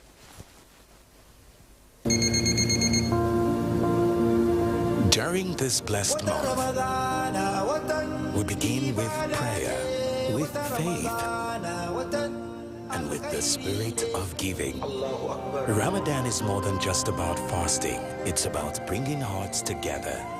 Together we break our fast and celebrate the blessings of this holy month. Bring out the flavors of the season with Anga. Ramadan Kareem.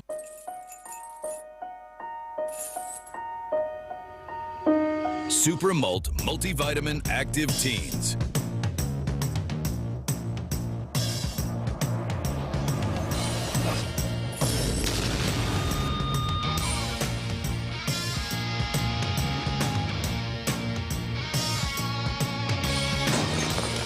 Super Malt Multivitamin Active Teens. Shine on.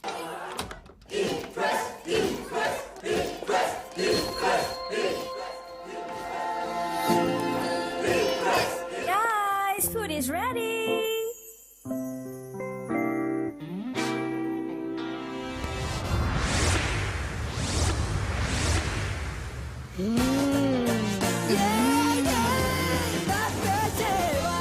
Cook to impress. Confidence is important in life's little moments. Strong teeth can help, even if they get her into trouble sometimes. A great smile is useful to break the ice, and making friends is easier when you know you have fresh breath. I give my family confidence with Pepsodent Triple Protection 123. Its antibacterial action formula gives them cavity protection, white teeth, and fresh breath. Get whiter teeth with a new Pepsodent Natural Charcoal Toothpaste. Before, my family can go 1 week without drama. 1 week, one wahala. Mama, brother, papa, sister, before. Any beef supposed to stay inside bottle. Maggi Star is crafted from fermented soybeans, onions, chili flavor, and cloves in a way only Maggi knows. Okay, now my Maggi make it right. Come with piece of peace. Oh no, come at all, oh, before, Maggi, oh, Maggi.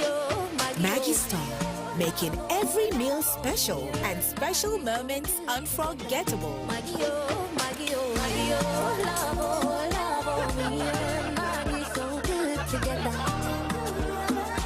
Me and Maggi so good together.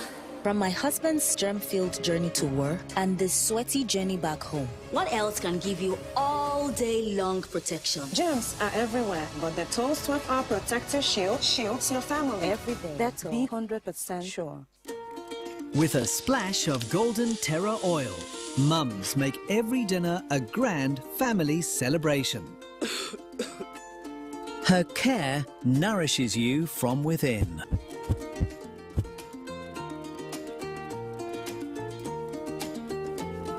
And motivates the mind. Mums pour pure love to make tasty, healthy, nourishing family meals. Golden Terra Oil. Pour pure love.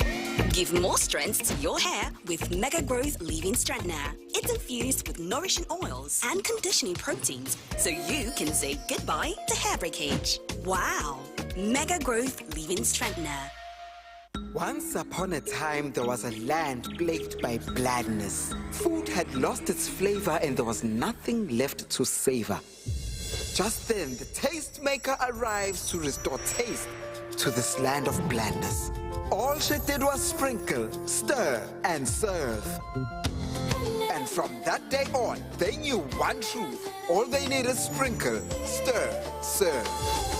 Taste maker. Introducing the new Jig Sachet. Whitening your whites has never been more affordable. Now you can keep whites shining brighter and disinfect by killing 99.9% of germs on your floors and other surfaces. Just jig it with Jig Sachet. Imagine lovely meals you can cook with these ingredients. You spend heavily, but no guarantee of a tasty meal. Not making a right choice of seasoning cube can ruin your meal, money, and confidence. For a tasty meal, do not compromise. Choose Gold. Use Terra Gold for the rich, consistent taste your loved ones crave for. Good for soups, stews, and jollof. Terra Gold. 1 cube, endless possibilities. And so just before the break, we were talking about the Federal Road Safety Corps' message, and the Corps Marshal, FRSC, Shehu Mohammed is urging travelers to embrace caution and responsibility for peaceful journeys. Oyeyemi Ajayi reports that this is from a Salah mega rally held in Kefi, Nasarawa State. Many may see it as a mere rally or another public campaign. Its true essence is deep: the protection of lives and property on the nation's highways. Road traffic crashes across the country are largely preventable when due diligence is observed. Yet, negligence continues, accounting for major road crashes in the country. Few days to Salah celebration, officers of the Federal Road Safety Corps have taken to motor parks and major roads in a renewed wave of sensitization, urging motorists to exercise caution and ensure their vehicles are roadworthy, especially by replacing expired or worn-out tires. Even if you buy the tire like 2 months before its expiring date, it is still not safe to use because the expiring date is already very close by. So what matters so much is the tire you buy must be very, very safe for you. It must be roadworthy, and then you as the owner of the vehicle, you maintain your tire so they can last you as accordingly. We want them, anybody that we catch in that is taking drugs or alcohol before driving, we just face the consequence with us. That is what we are telling them. From motor parks across Nasarawa State to roadside awareness drives and pamphlet distribution, extending even to Nasarawa State University, the quest is that the nationwide campaign will inspire greater responsibility among road users. From Kefi, Nasarawa State, Oyeyemi Ajayi, NTA News. And from safety on the roads to sports updates, Francisca is our guide. Hello, Nigeria. Welcome to Sports Update. Now, President Bola Ahmed Tinubu has congratulated Rangers International on winning the Nigeria Premier Football League title for a record 9th time. The president congratulates the managers, players and fans of the Enugu-based football club for finishing the last campaign at the top of the table with 68 points in 38 matches, ahead of their closest rivals, Rivers United. President Tinubu also commends Rivers United for an excellent performance throughout the tournament and for demonstrating good sportsmanship. He wishes both Rangers International FC and Rivers United the very best as they represent Nigeria in next season's CAF Champions League. Moving on, defending champions Nigeria will kick off their 2026 Unity Cup campaign with a tricky semi-final clash against Zimbabwe on Tuesday evening in London. Head coach Eric Chell has assembled an experimental 27-man squad largely made up of Nigeria Premier Football League stars, fringe European-based players and a few new invitees. The tournament present Chelsea with an opportunity to test new tactical ideas and expand the depth of the Super Eagles squad ahead of future AFCON and World Cup assignments. The winner of the encounter will qualify for the final on May 30 to face either Jamaica national football team or India national football team. Now to basketball. The basketball scene in Nigeria is set for a foundational transformation with a nationwide intensive coaching clinic for amateur academies coaches. The latest edition of the coaching clinic, organized in Minna, Niger State, by amateur basketball academies features a host of indigenous coaches. The beneficiaries are expected to lay the new concept for the foundation of the next crop of basketball stars from the grassroots.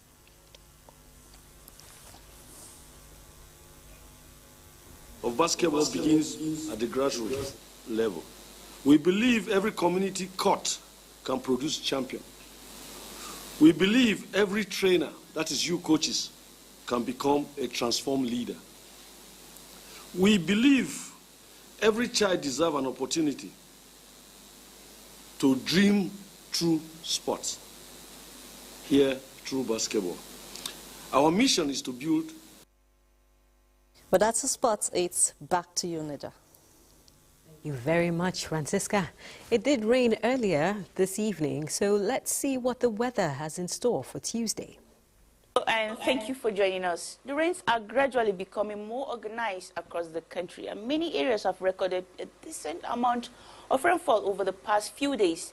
So if you've been enjoying the cooler temperatures lately, well, there's more on the way. So now let's talk about what to expect heading into Tuesday. An overnight weather system is expected to trigger more thunderstorms across parts of Taraba, Adamawa, the Federal Capital Territory, Kaduna, parts of Nasarawa, Niger, and Kogi State. So if you live in any of this area, you may want to keep that umbrella nearby before heading out in the morning. And for those of you along the coastal and the southeastern region, including Lagos, parts of Oyo and Ogun State, expect a wet start of the day with widespread morning rains likely during the early hours. Don't be surprised if the skies stay cloudy for most of the morning. But that's not all. By late afternoon, another round of rainfall and thunderstorms are expected to redevelop, affecting parts of the northwest, including Gombe, Bauchi, parts of Adamawa, Taraba, much of the north central region, and several cities across the southern half of the country. So for what we're seeing, the atmosphere is becoming increasingly active, and more wet weather is expected to continue over the next couple of days. Stay weather aware, and I'll see you again. Thank you for watching.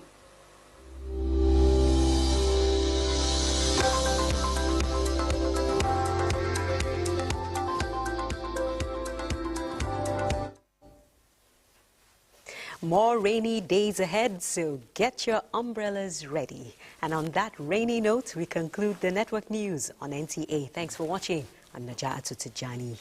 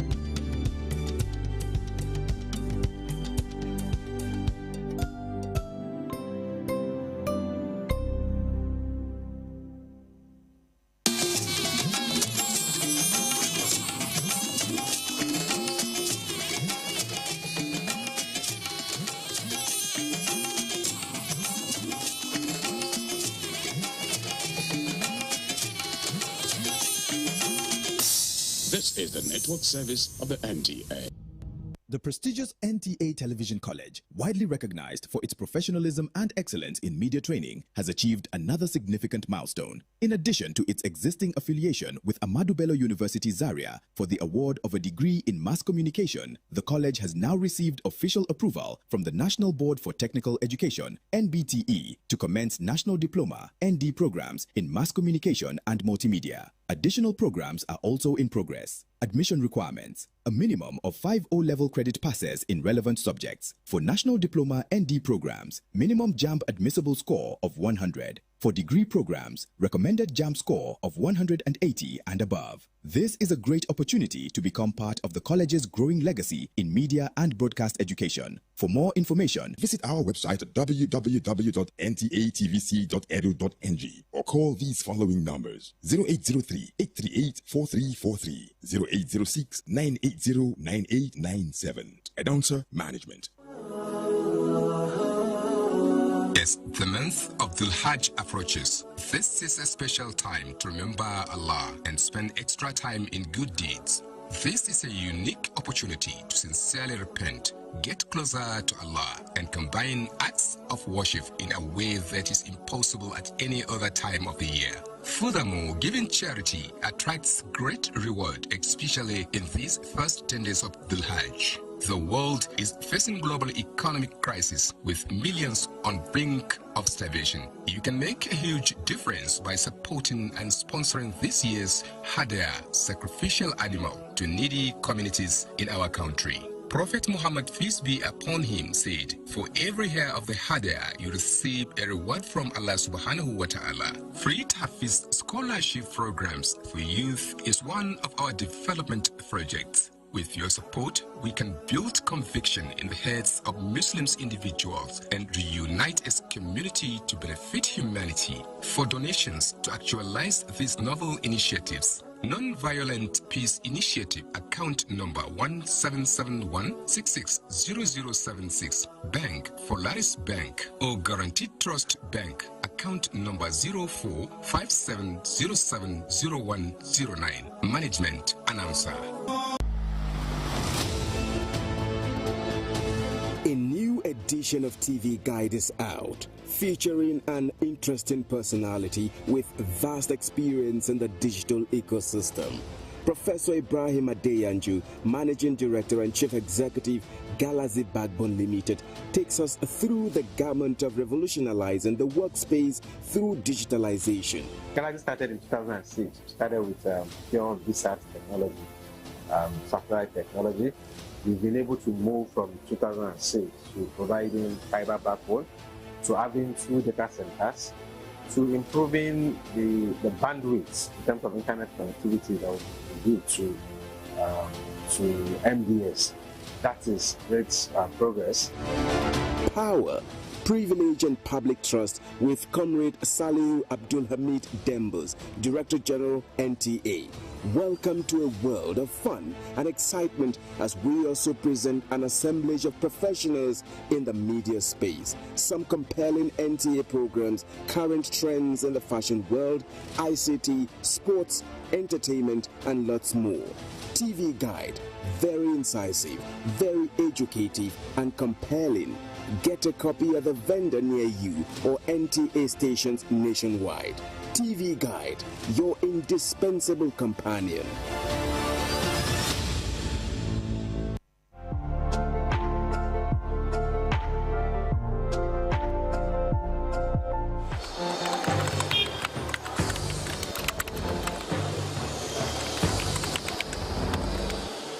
You have no better friend and partner than Nigeria.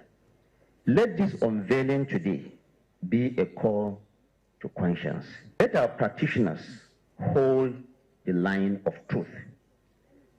To the media, please inform with integrity and with a deep sense of patriotism. To our public officers, communicate with transparency. To citizens, please let us speak with empathy. Let us come together to become the voice of responsibility, the voice of the world that heals division, that inspires hope and drives development.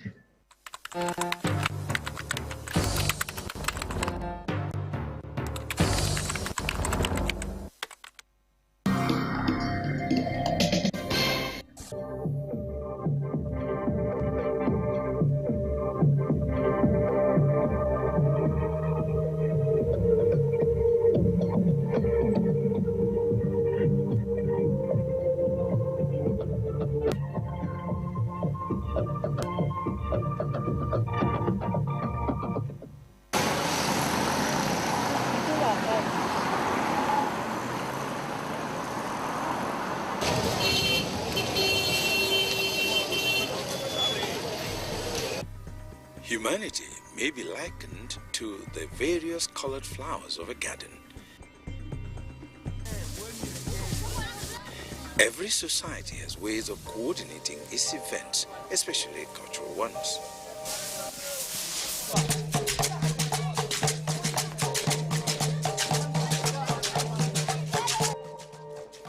There are various aspects of cultural differences, most of them representing the same things, but done in completely different contexts.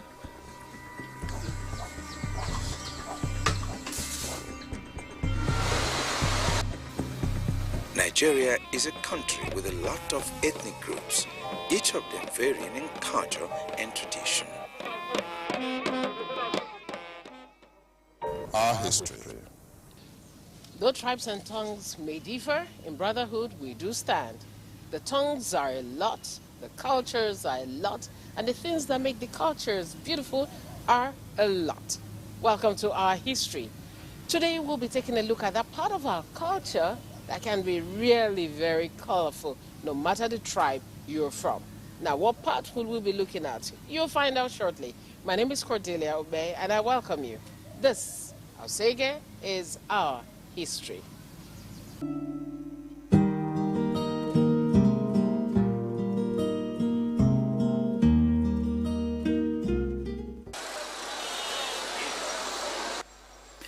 In Nigeria, different tribes celebrate their marriage rights in different ways.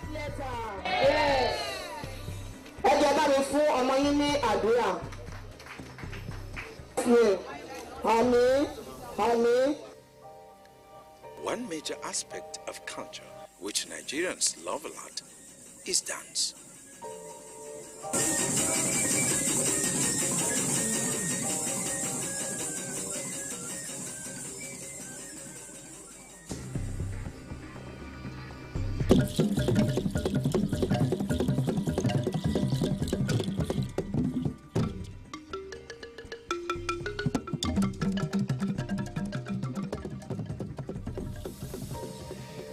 Nigerian cultural dances have a way of unifying the people in one way or the other, and sometimes telling stories. These stories may differ from tribe to tribe, and most often reflect on victory, beauty, honesty, love, and war.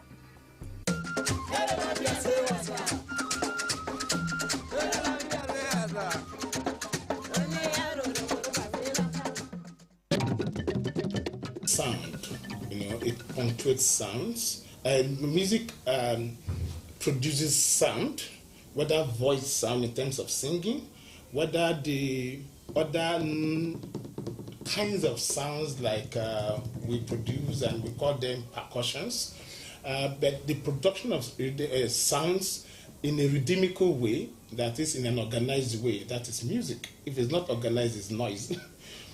So also is dance. Dance is the punctuation or interpretation of those sounds or rhythms using the human body.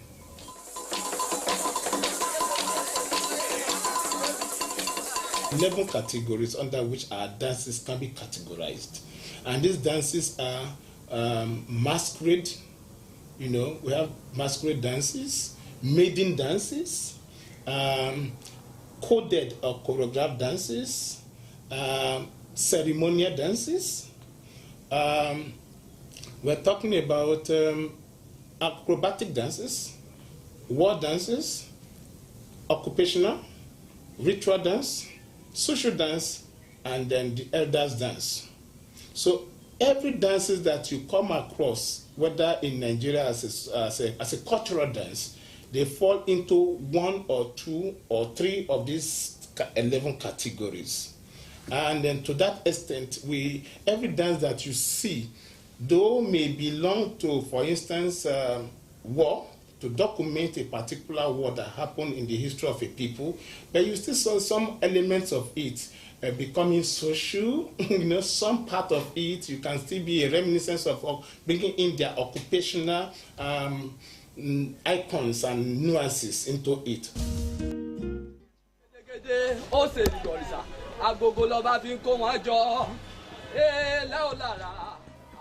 Birigbo is a traditional music and dance among the Ilaje, Agboi, and the Kale people in Ondo State, southwest Nigeria.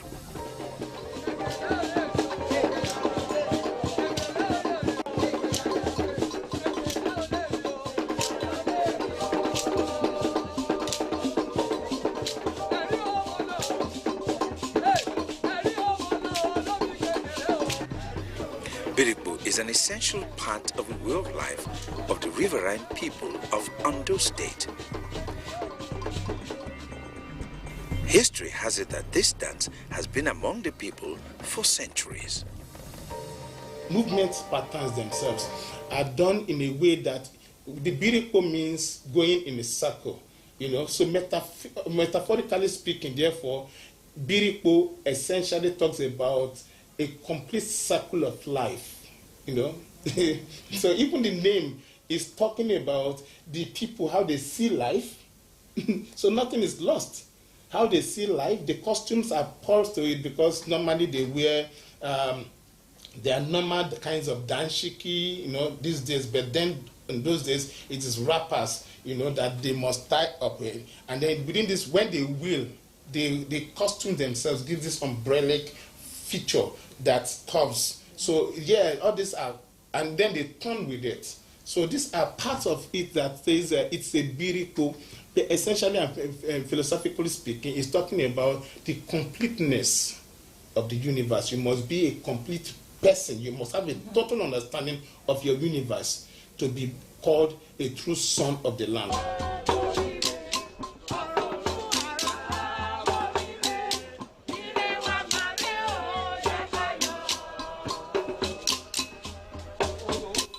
Birikbo dance is also called a muludu by Kale people, and it is said to depict the way of life of the people of Ilaje.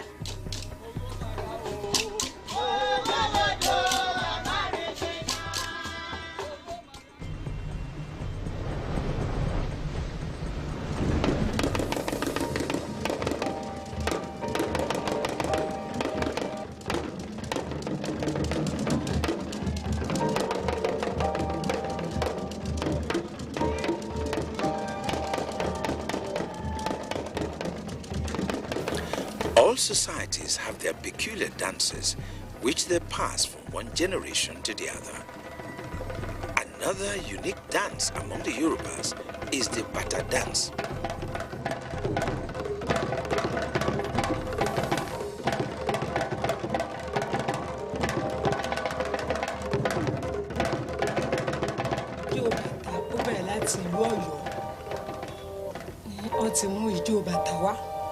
Tí ó jẹ́ ijó gidi tí àwọn Ọ̀yọ́ bá fẹ́ ṣe ọdún Ṣàngó tàbí pé wọ́n fẹ́ bọ òòṣà ìlú wọn tàbí pé wọ́n fẹ́ jíjó ọba Aláàfin fẹ́ jó ẹ máa rí wọn máa kó bàtà síta pọnláńpọnláńpọnláńpọnláńpọnláńpọnlá wọ́n máa ṣàgbádẹ́ ẹ báyìí wọ́n dẹ̀ ń wọ bàtà jó ìjó bàtà wọn tó máa jíjó bàtà àjọ tó ní kìmínú tó ní agbára. So ijó bàtà ti ìpínlẹ̀ Ọ̀yọ́ ló ti bẹ̀rẹ̀ tí wọ́n bá ń ṣe ọdún Ṣàngó wọ́n dẹ̀ tún máa ń ṣe ní ilẹ̀ Ọ̀tà àwọn tó bá ń ṣe ọdún eégún ijó bàtà ló máa ń sábà lò tí alágbádá ńlá bá fẹ́ jáde eégún alágbádá bàtà ló máa ń lù tí wọ́n máa fi mú eégún alágbádá ńlá jáde.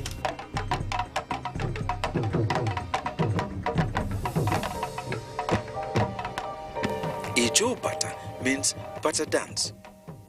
The Bata dance can be performed as a part of festival or dance performance at a cultural festival.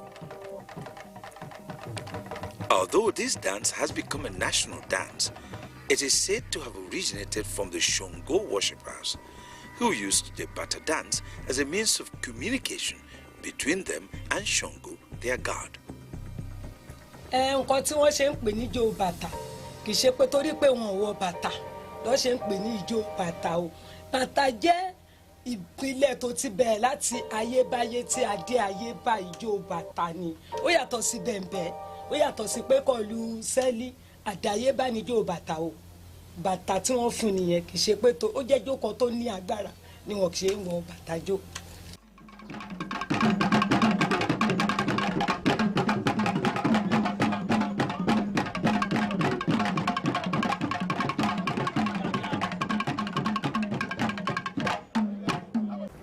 history.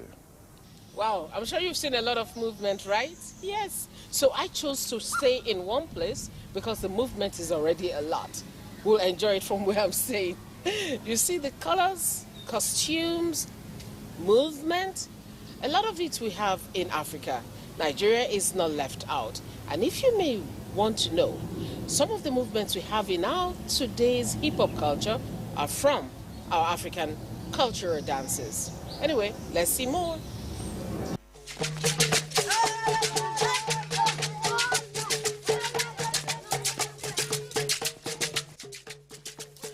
Sharo dance is a popular traditional dance from the northern part of Nigeria, mainly among the Fulani and Hausa people. Sharo dance is said to be as a dance of rite of passage from adulthood to married life, where the man that is fit in the community takes the most beautiful lady as his bride.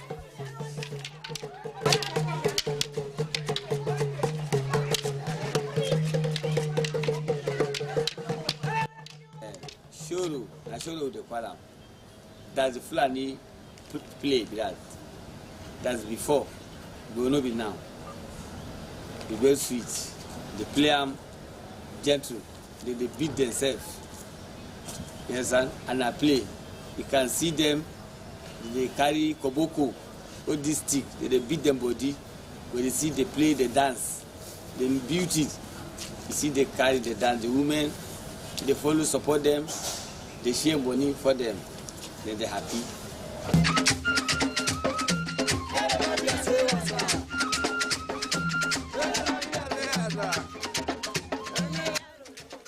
Another common dance in northern Nigeria is the Koroso dance. The Koroso dance is a traditional athletic dance popular among the Hausa and Fulani people. Koroso dance, which has been performed for centuries, took its name from rattling beads called Koroso.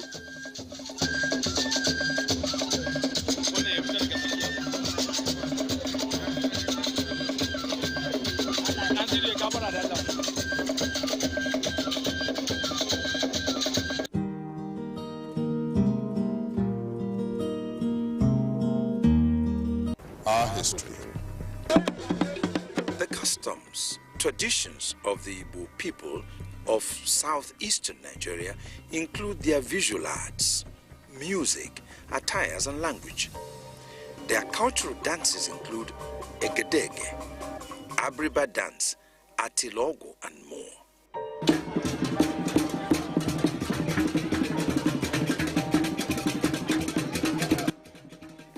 Atilogo dance is a traditionally spirited youth dance from the Igbo ethnic group of Nigeria.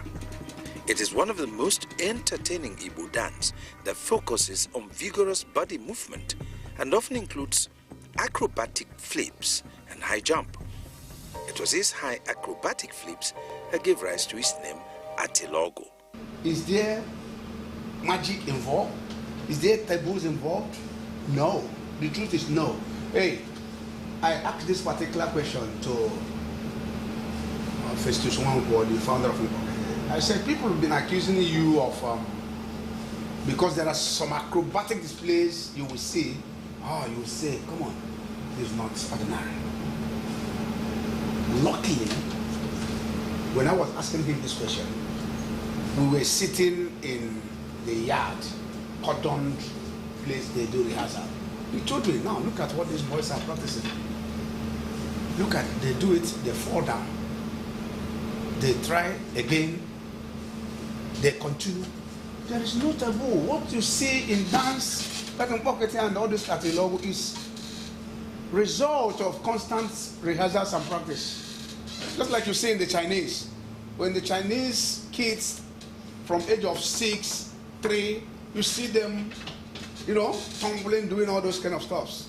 By the time they come to Olympics, it will appear as if they've got some juju, but ordinarily not, and it's practice and the rehearsals. It was the Atilogo dance that gave birth to another entertaining dance troupe called Mboketi Umunze.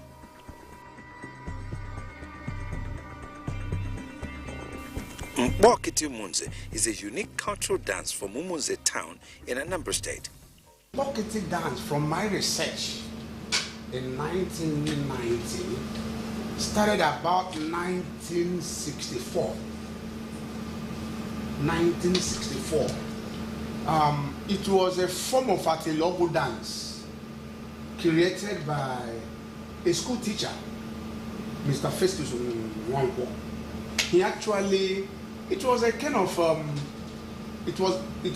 Atilogu, but his own name became Bokiti when he infused some elements of acrobatics into it. Do you get it? In my interaction with him, I asked him, how did you come about this name, Bokiti?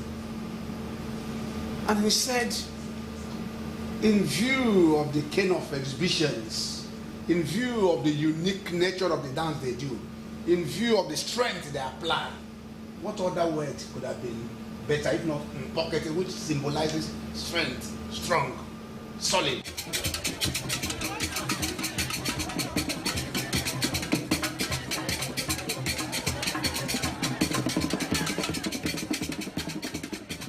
Their acrobatics is unique. Is other dancers, other Atilogu dancers are trying to imitate the Bokiti dance, but if it is not original, it is not original. Bokiti will make human pillar that will be so long and so tall, using human beings, cretins, climbing. You see from the top, very far top, you see a young boy of, say, about 9 years, somersault, lands on 2 feet. Do you get it? It's some Bokiti that does it. Another unique dance in Igbo land is Ohofia war dance, also called Ikbiribiog. It is a popular war dance performed in several parts of eastern Nigeria. According to oral tradition, the ancestors of Ohofia were renowned to be mighty men of war who were always on the lookout for wars to take part in.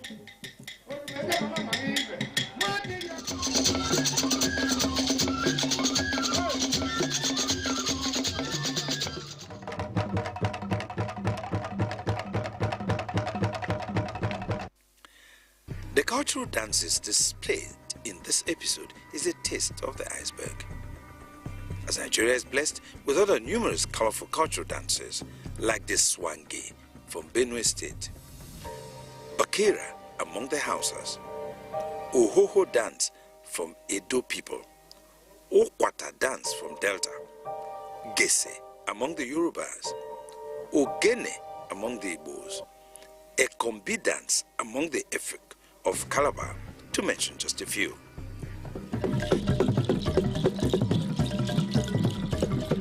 Cultural dance is an art form which allows other parts of the globe to better understand the country and its people. These cultural dances has reminded us of our rich cultural heritage. But how well does the younger generation know about our culture, and who is to be blamed? Sure, the parents has a part to it, but I will want to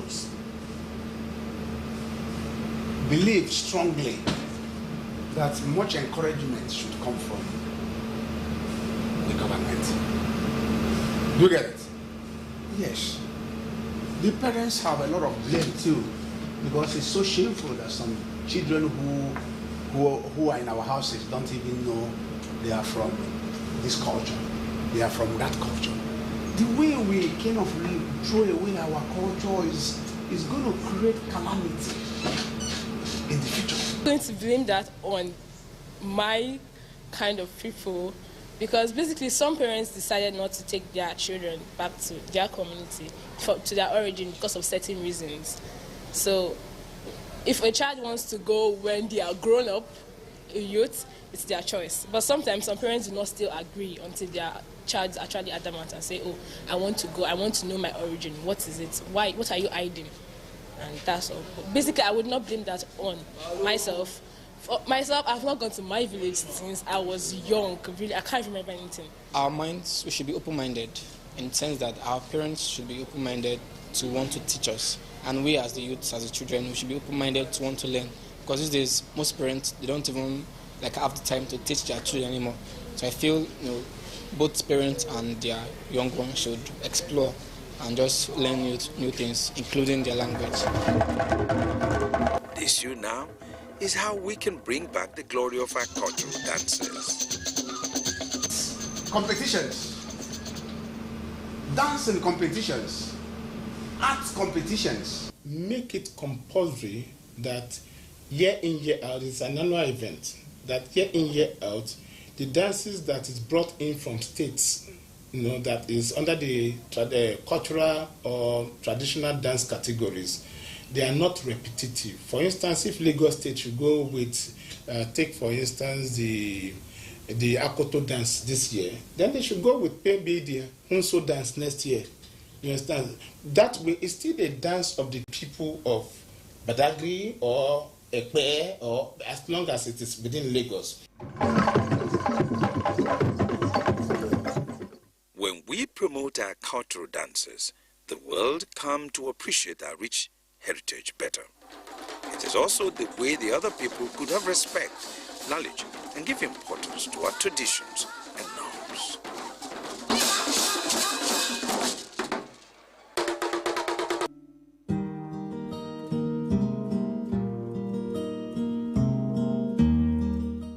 Point we're doing this is a very sunny, nice day and a good day to dance.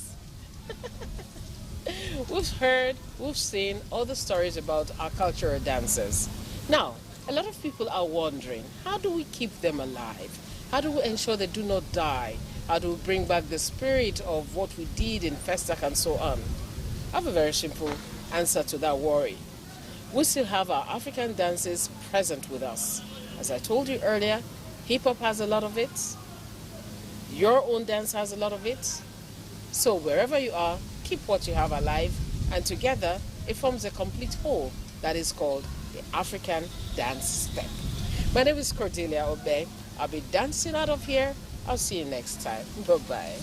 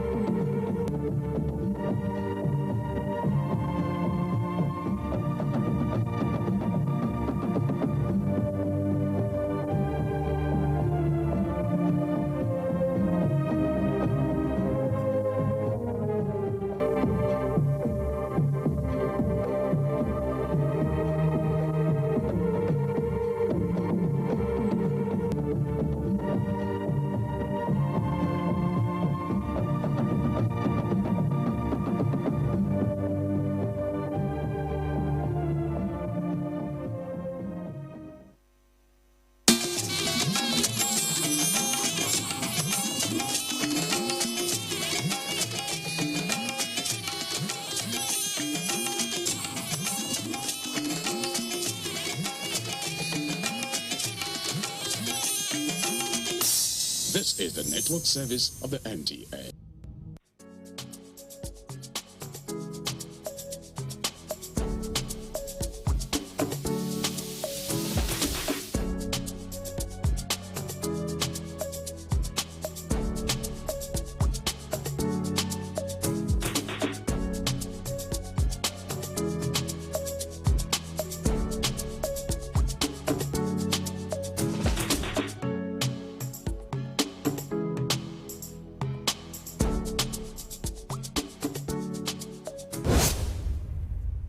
Hello and welcome to this week's edition of Conversation with History. I am Thekla Wilkie, and we do have a very rare personality. He's very distinct in so many ways, and you'll get to know about him in the course of the program.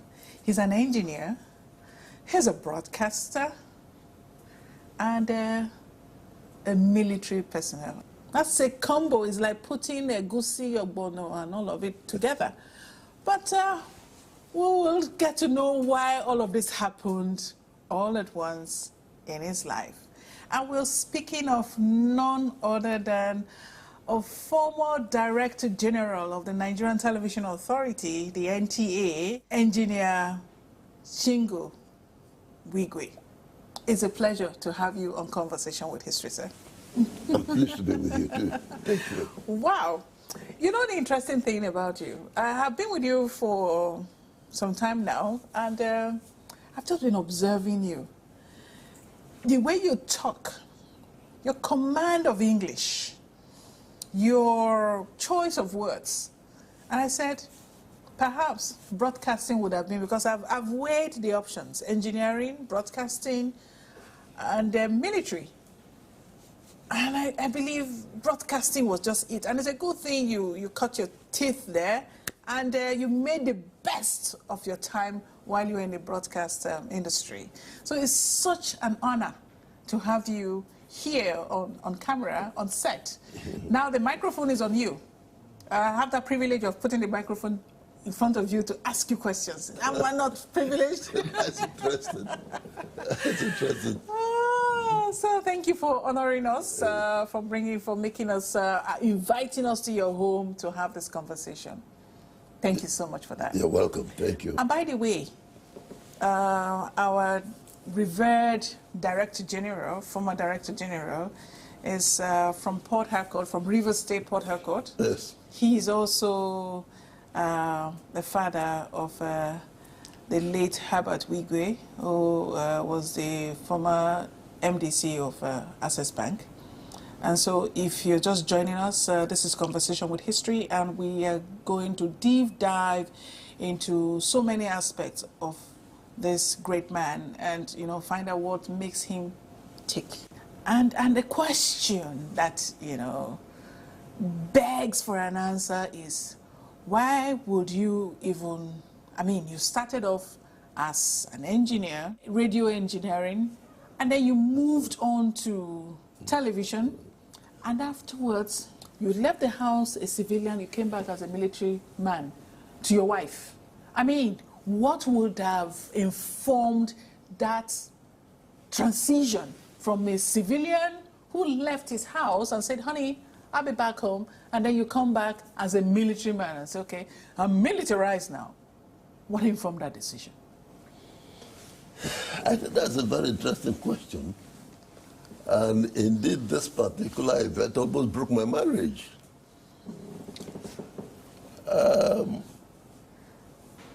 As a young man, you know, just looking about and seeing what one could do with oneself. My colleagues were going for an interview with the military. In December, it was a December, I think it was December 1962, or December 1961. No, December 1962, I think. So we all went for the interview, and in fact, I think more than anything else, it was to see how marketable we could be. We went there. When we went for that interview, we didn't know what was going to be the outcome of the interview. We came back home, continued with our normal work. And I think I got to the office someday. And my boss did what I didn't quite like. He made a promise to me. And when I was expecting that promise to be realized, you know, he gave it to someone else. I said, I can't work in such an atmosphere. I was expecting something from my boss. Now it went to somebody else. He didn't even have the courtesy to say, look, my son, never mind, there's another chance. I know why I gave it to this person. I felt disappointed. I now started to look for the result of my interview. Why, you know, I had gone for an interview and I wanted to know the result. I found that my colleagues, some doctors, engineers, accountants, had been given offer alongside with me. They had accepted. I had gone to Kaduna. And I'm here. So I quickly went, I left the house as a civilian, went to work that day, and I saw that thing. The thing hurt me in the office. I went to the office, I went to the military office, you know, where I was expected to get the result of my interview. And I said, Mr. Wigwe, we've been expecting you to come and pick up your letter. Your colleagues have been on training for the past 10 days. I said, can I get the letter? Are you prepared to accept it? I said, yes. And they gave the letter to me. I signed the offer. Also, you know, I had just left the office, broadcasting house, you could hear. As I accepted the offer, they said, no, I think you better take your kids so that tomorrow when you're coming to the office, you come in your uniform. And when they kitted me up, have a little bit of training, some 30 minutes parade and how to salute. So in case you are coming in tomorrow and you meet us in the office, it was very amusing. So I put on the uniform. After the exercise, I said, well, can I go back in my civilian uniform? They said, no, you don't have to remove it. Take it home. When you get home, you remove it. And I had it on, entered the car, drove the car home. My wife had seen me in the morning leaving the house in a civilian dress. And as I knocked at the door, they opened the door. And what did she see? A well-kitted out military officer. She was shocked. She had to touch me to believe that this is the husband that left the house this morning in a civilian uniform. Luckily, I had her mother there. She broke down completely. The mother was trying to talk to her. You know, these young men, this is how they push around until they hit their breakthrough, and then they will be satisfied and then be steady. You have a young man as your husband, he must be nosing around somewhere to see exactly where his breakthrough will come from. So, but did you at any time have that conversation with her as your spouse to say, okay, well, there's a possibility that I may want to explore joining the army? I didn't even know that I was going to join the army.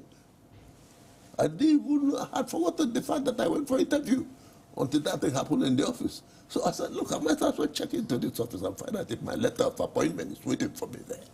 And if I may ask, what is it that your boss denied you that, you know, spiraled into you wanting to check out of a profession I that trained in you Britain. supposedly love? I trained in Britain, and you find most management positions in industries were military officers. No, I was talking about your previous job. Yes, I left broadcasting. So I had had in mind, I had known about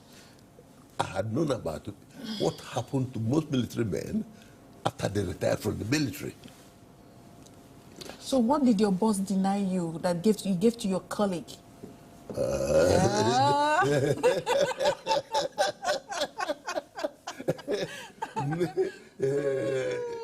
Look,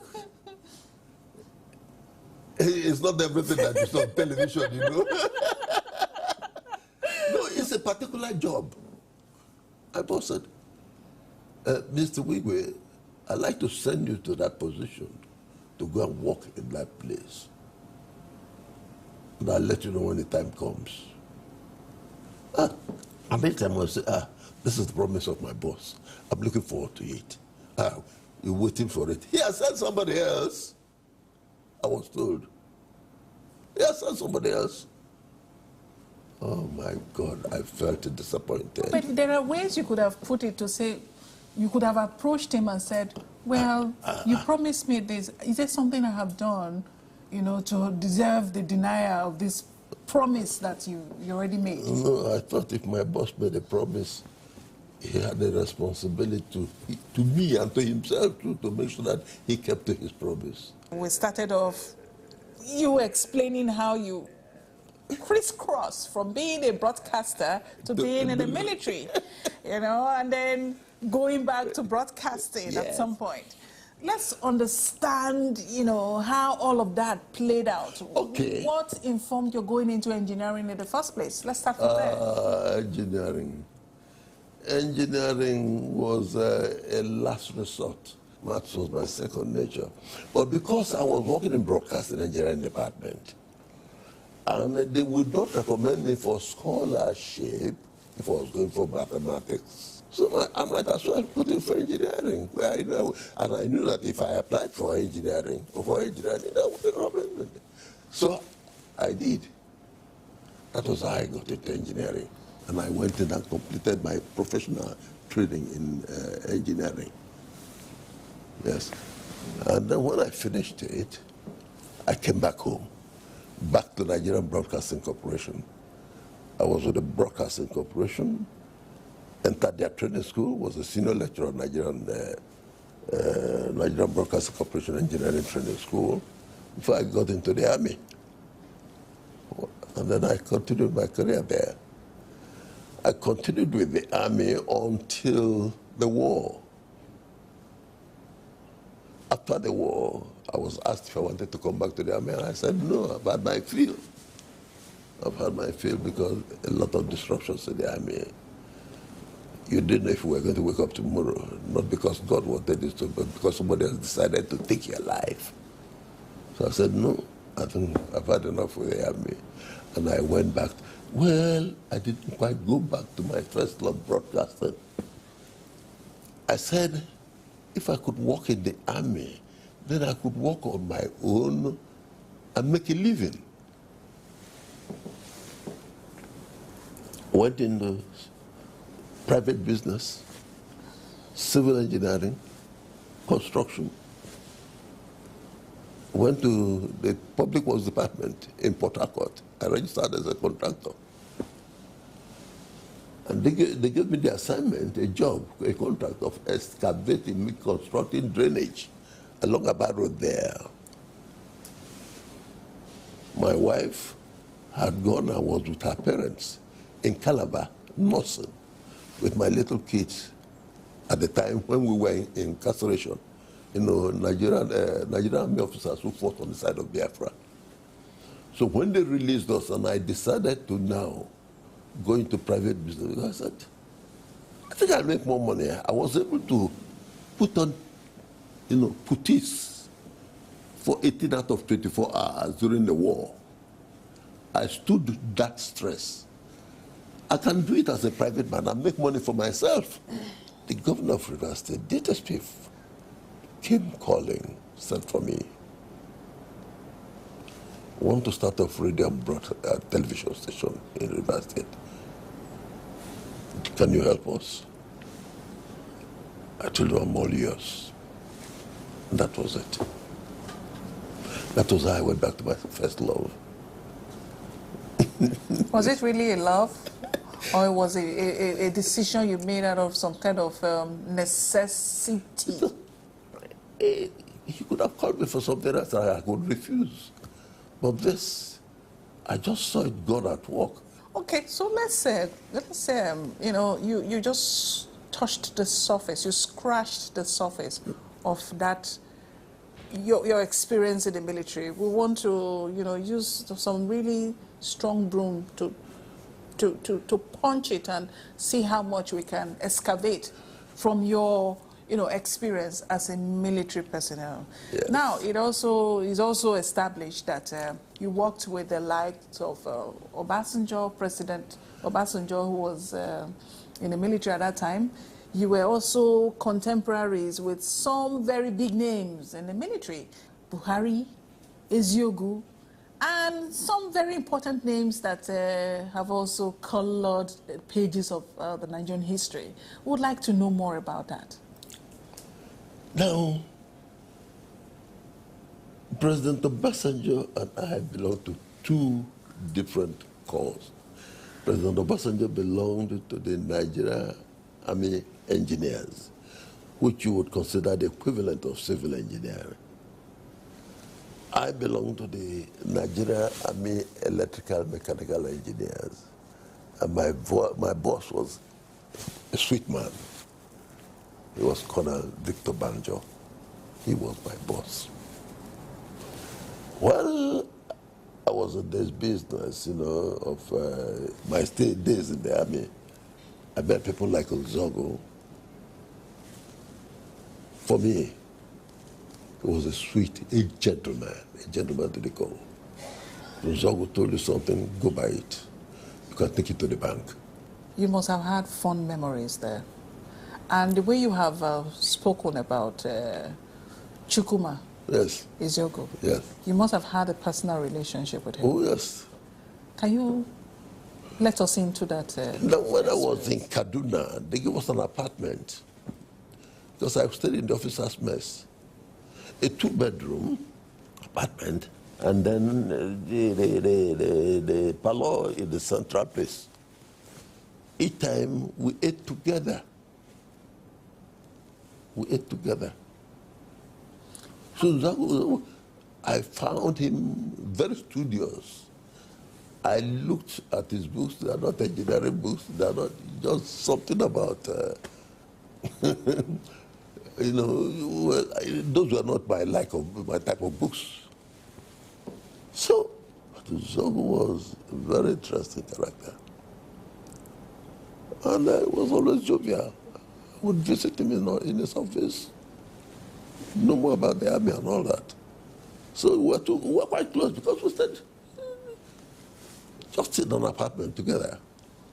So what is that thing that is so striking about him? Because in the public eye and in the public domain, he's seen as a demon, somebody who, brought sadness, sorrow to a particular region.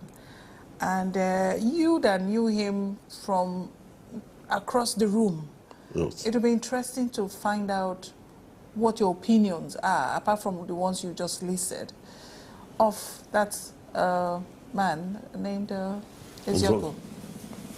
Well, I don't know what they saw in him. I don't know what he had to do with them.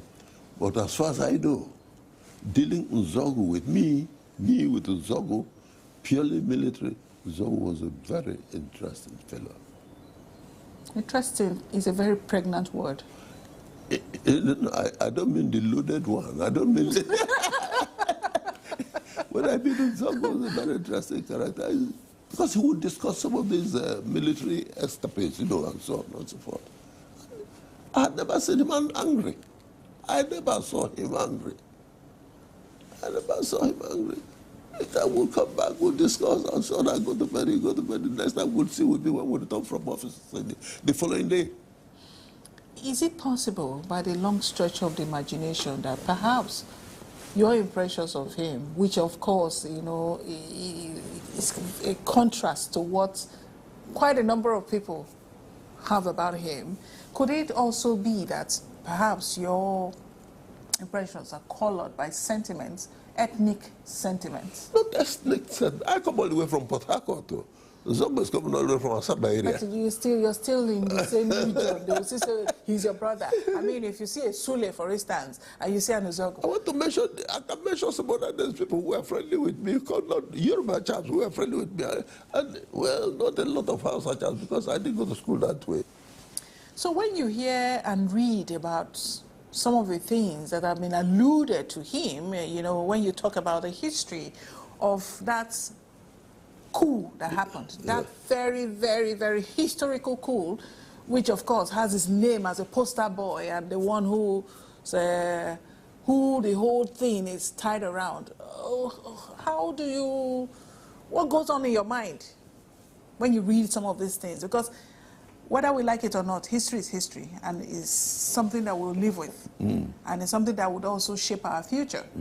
It defines us now, it directs us, and it shapes our future. So when you hear some of these things that have been said in the past and even in the present and possibly in the future, what goes on in your mind, especially since you lived next to him? He was next door to you, a colleague and perhaps your brother. What goes on in your mind? I just said, this is not Zogu I know. That's all I said. Is it possible that he was probably shielding you from that part of him? Because we human beings, we have different shades, we have different disposition and perhaps character traits that may not come until there's a reason for that. One good thing that happened to me was that I left Kaduna when I did, because if I stayed any longer, perhaps he is most likely to have brought me into it. But I left Kaduna when I did. I knew nothing about it, excepting when it had happened. And then we were all assembled at the base workshop parade ground. And Colonel Banjo, as the most senior officer in the southern region then, when the coup had taken place, who was available then, was now making an announcement about what had happened in Nigeria, mentioned Zogo as the leader of the coup. So it was just as well I left Kaduna when I did. Were there ethnic sentiments in your time? I wasn't involved in politics. Are you saying there was politics in the military at that time? As soon as I left my job, I went into my home. I wasn't involved in politics.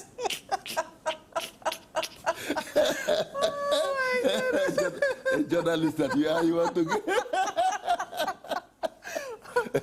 Oh my God.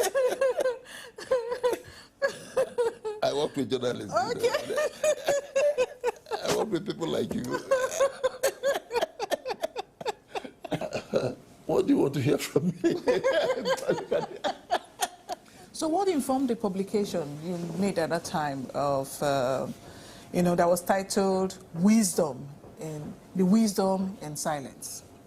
What were you quiet about? But, as soon as I left Lagos here, I didn't discuss anything about Zogo with him anywhere else. It just died here. Because, I mean, if I went out and started saying, oh, Zogo said this and Zogo said that, and so, people will point at me that I knew what was going to happen. Yes, no. In fact, even if you said anything to me, I dismissed it because Zogo was a major. And we had colonels, lieutenant colonels, brigadier, in charge of the place. In Zogo, I would have considered whatever he said as a ranting of an ant, of no consequence. When it could happen, I didn't know he was involved. Until they called us to say, this is happening, this man is dead, Prime Minister, his whereabouts is not known, Brigadier Ademulegu is dead. I said, by my study going back. And I said, the leader of the coup, Major Chukwumakanda. I said, my God, this boy did this.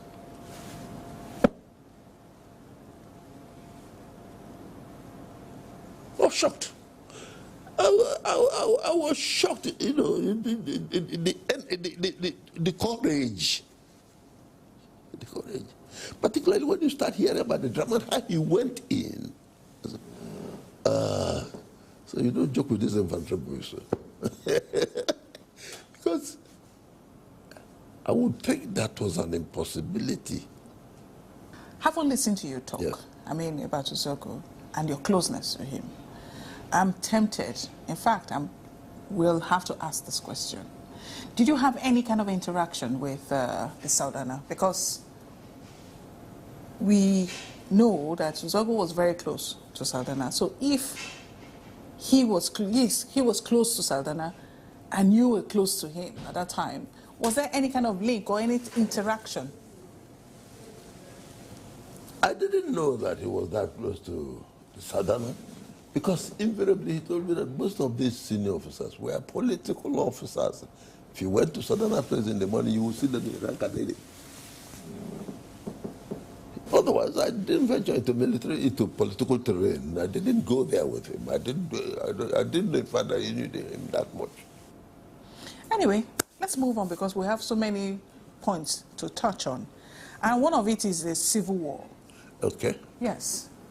What role did you play in the Civil War? I played exactly the role I would have played if I were in Nigeria. I was commanding the Electrical Mechanical Engineering Corps. And all we were doing was servicing of equipment to the fighting forces in the front, established workshops in the front, servicing their weapons, servicing their communication equipment, and then giving them, making sure they have their vehicles right to prosecute the war. Did you enlist to serve in the Biafran army? As many of us as left the Nigerian army here. Because you see, you were here in the Nigerian army. You were being hunted. You found an escape route and got to the east. You thought you were in a safety zone, and the war started. You had to fight. The calculation was not to go there and fight. The calculation was run out into safety, and after negotiation, whatever the negotiation came out with, then we complied. Did you believe in the war? I had never seen war. And in fact, I didn't. Why? I didn't believe in the war. I don't know what you mean by that. Did you believe in the mission of the Biafran soldiers? If you run out from here for your safety, and you run into your mother's home, and you didn't get safety there, you were pursued to your mother's home, what would you do? So how did the war affect you as a person, as an individual? So we're not looking at it collectively now, we're looking at it as you. You know, you were involved, you saw it. Let's look at it from your lens. How did it affect you? How did it impact you? Where I was at the time of war, that was not my prediction when I was going to study. At the time, I was a young technical officer in radio. I'll go and become an engineer. That was not exactly what I expected I would be doing at that point in time. There was some disruption in my life, so to say. I bore it because it wasn't just me, just myself. It was everybody. Do you think, in your own opinion, that both sides, both parties, managed the war well? I don't think they managed the war well, but I think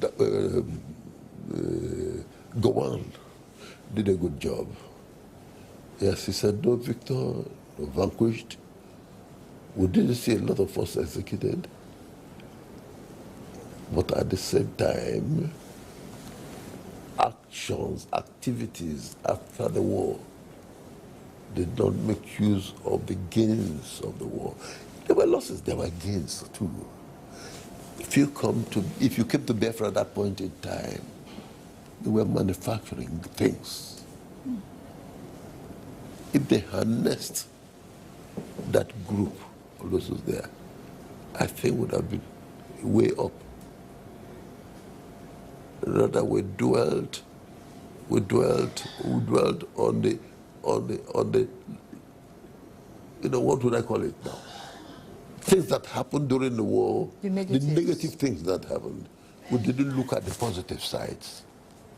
We didn't look at the positive side. So what lessons do we have to learn? I mean, because life is a lesson. We keep learning every day, even from the things we have learned. We unlearn and relearn. What lessons are there to be learned from that whole experience? The lesson to be learned is to get everybody integrated. Interestingly, this whole drum of Biafra is still beating and beating really, you know, loudly. And you would imagine that having done it the first time, you know, with the catastrophe, you know, that emanated from that whole experience, you would expect that, you know, everything will railroad into something else. You know, there'll be some kind of redirection on how to move forward. But it will seem some people are trapped in that concept of Biafra. What's your take on that? If you look at the reasonable people, if you look at the men who would constitute the Biafra, not most of them do that thing. It's the grassroots, those at the bottom. Who is going to lead the Biafra now? Most of the great men are not talking about Biafra anymore. They're not talking about Biafra anymore. The great men, do they include you? Am I a great man? I'm an ordinary man. I'm a pastor, you know. We didn't mention that. You are a great man. No, we're coming to that. Okay. Now, the Civil War ended. Yes. And of course, you went back to your first love, as you said. You left the military where you were excited as a young man. You were adventurous. Yes. You saw adventure stare you in the face and you took off. You came back to your first love. It's always the case.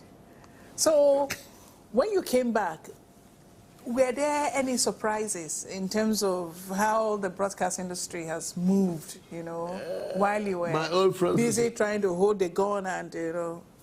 My old friends received me very well. I think I enjoyed my stay coming back. So you had a warm reception? I did. With red carpet?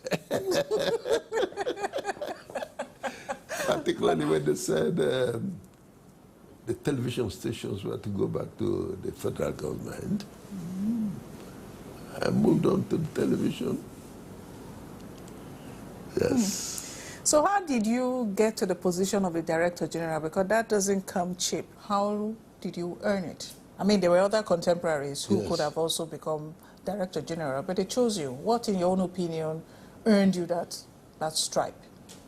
No, the best person to answer that question would be the President.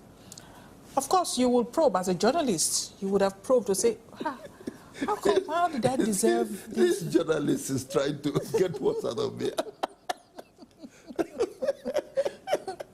The President would be the best person to answer that question. The President would be the best, but it's not a very sweet position, you know. Tell us about it. It's not a very pleasant job. I'm sure your DG will tell you the same. But it was still there. It was military. When they take you in there, you're in for it. Were there times when you leave the home and you have second thoughts about if you return home during your time, you know, as a journalist serving under the military? Were there times when you nursed the fear of something happening to you somehow? You know, when that parcel bomb happened, the delegate, well, I didn't know what to do with this job. I didn't know whether to run away. I was scared for my life. I didn't know what letters to open, my personal letters, which were not to open. Said we are sitting on a keg of gunpowder.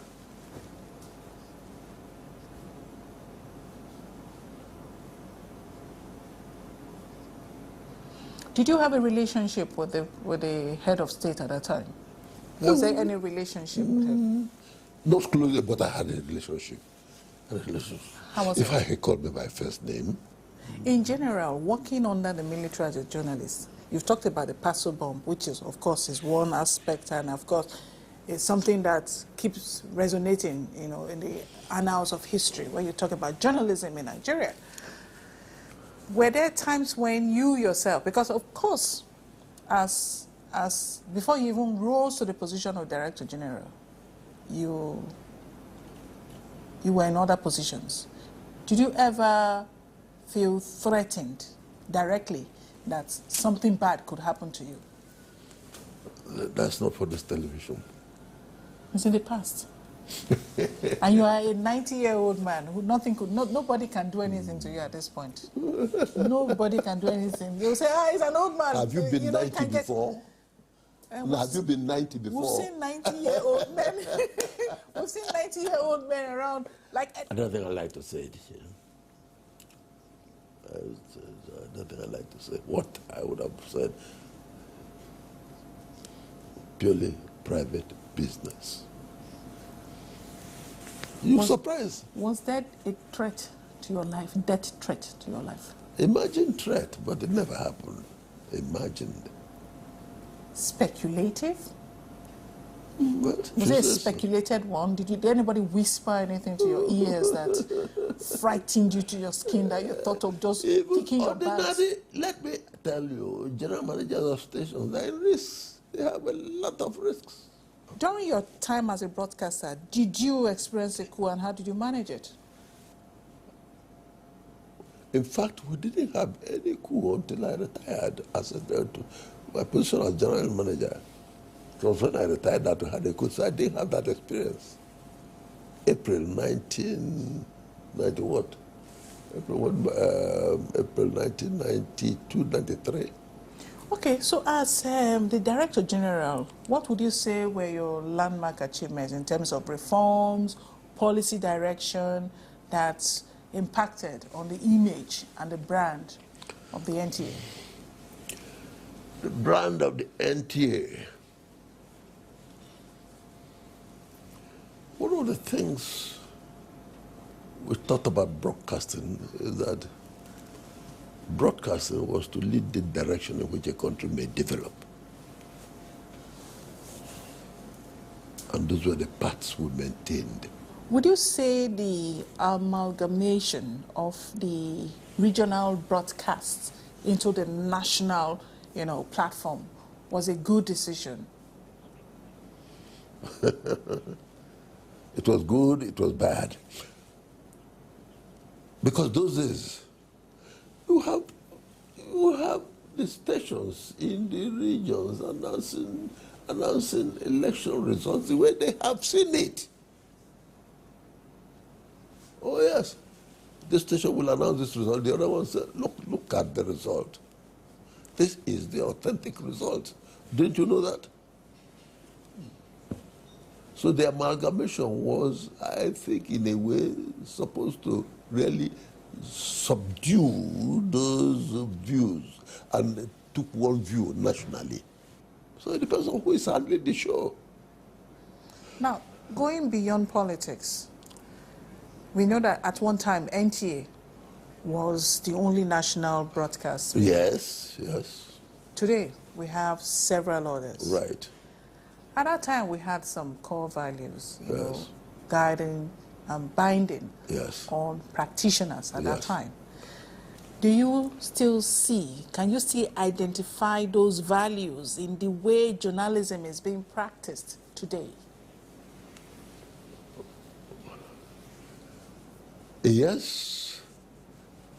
Most of the core values are upheld by some stations. Some stations, you see, through journalism. You see a journalist that was a balance. In the news, you meet the sides that are affected, but some could not be bothered. They broadcast anything. There were so many controversies that surrounded IBB's regime. How were you able to manage it as the chief executive of the NTA, who was like the major broadcast medium we had at that time? The only major broadcast, yes. Yeah. Just to pray to God for guidance. We have set rules, we'll just work according to those rules. If you became very personal and sensitive, you pray before you leave your house. Is that why you became a pastor?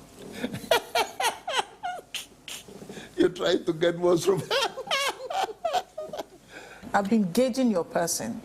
You seem like a happy-go-lucky man, somebody who has a never-die spirit about him. And I ask myself, this is a man who has lost 2 children, your first son, many years ago, and just recently, your other son, Herbert Wigwe, the former MD of Access. My first grandson passed, his wife, along with them. That is true. Yes. But now I'm looking at the first generation, which are your 2 sons. Yes. A man who has lost 2 sons in his lifetime. That's quite a tragedy. And my question is, how did you manage the first grief? I mean, how did you manage the grief of losing your first son? What really happened? You know, my son, the eve of that event was with me.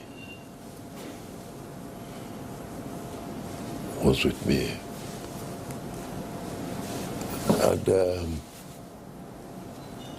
I left him, I went to the camp. He didn't tell me he was traveling to Port Harcourt, because I had warned him, you go in a long distance, you must get the driver. I can't trust your driving unless, of course, you can leave here early in the morning so you get to Port Harcourt in broad daylight. But he chose to go. I don't know, to go. He decided to go in the evening. And that thing happened. I could not believe it. could not believe it. I said, it couldn't be Osita, because he was very much devoted to things of God. So I looked at it. What else could one do? Could be a test of my faith. The Lord knows where I am in all these things, in all these travails. And he will talk to me on the last day. That's where I see it. What has happened is that Herbert has gone before me. My first grandson has gone before me. Osita, my son, has gone before me. Indeed, what is happening is that they are praying for me there, that I come their way. I'm hoping to reunite with them on my last day. Are you looking forward to that? I'm looking forward to seeing them again. But you want to stay here longer? As long as God chooses. But the day He takes me, I'll be happy to meet the ones up there. It will seem Osita was your favorite son. I love all of them equally. I do tell that Osita was my favorite. If anything, that was the one I trashed so much. Sometimes it's the one you beat the most that is your favorite. That is the point. That is the point. That is the point. It turned out to be, he looked like a boy and a girl fused together, because all the attributes of girl he displays, the attributes of a boy he displays. He goes to make a dress, he makes two, my own and his own, the same size. He would leave his work, came to the place I was there at Anthony, living with my wife. He would come be on the bed with me. He's considered there are things going on and so on. If he has a catch of cash, he just plays it. Daddy be managing this one until I come. But I beat him the most. I beat him the most. And yet people say it's my favorite. Now he is gone, they say my daughter is the favorite. The same thing. I say, how do people know this girl is my favorite? I beat her properly. But to think that the two of them went the same way by accident, what do you think the universe is telling you? What do you make of it?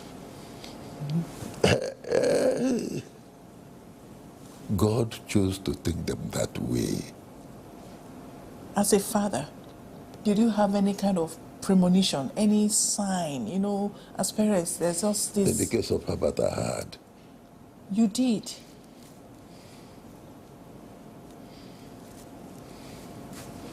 How? I've forgotten what happened in his house. I was in his house. I came home. I broke down before the mother. I said, we have lost Herbert.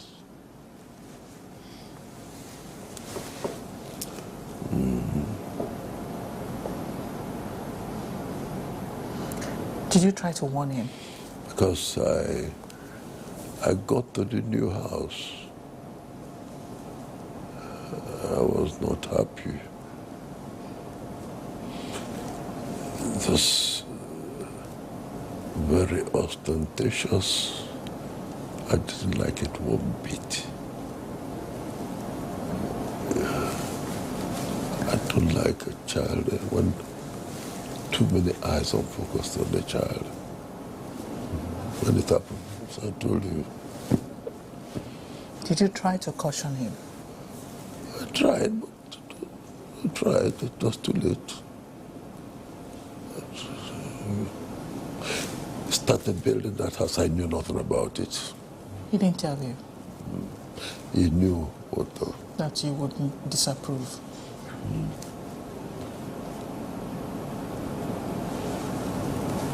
Why is this so? Why is this? Where is this? I just prayed and left. Came on to the we've lost him. What was your relationship like with him? Good. While he was alive? You see, when you have too many relationships, father and son, and you have it with other friends, that old man, I'm an old man. I lived them in the old school. we are old school. I came and told her. I said, we were sitting there. Lost her. Upstairs, I went to the bedroom. I said, we have lost her bat. This was what I told you. This is what I asked him. He couldn't give me a proper answer. What was her own reaction when you told her? She said, no, don't say like that. No. I said, I'm telling you the fact. I'm telling you the truth. You think it's the eyes of the evil ones that just peshed on him? One thing you must not do. Don't be the center of discussion. Don't be just keep away from,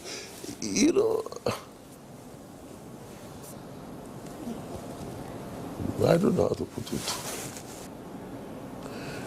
I don't know what my mother used to talk to me. She says, look, when you progress, when you make progress, even though you are helping people, don't think that people love you. Maybe your father, your mother will enjoy your progress.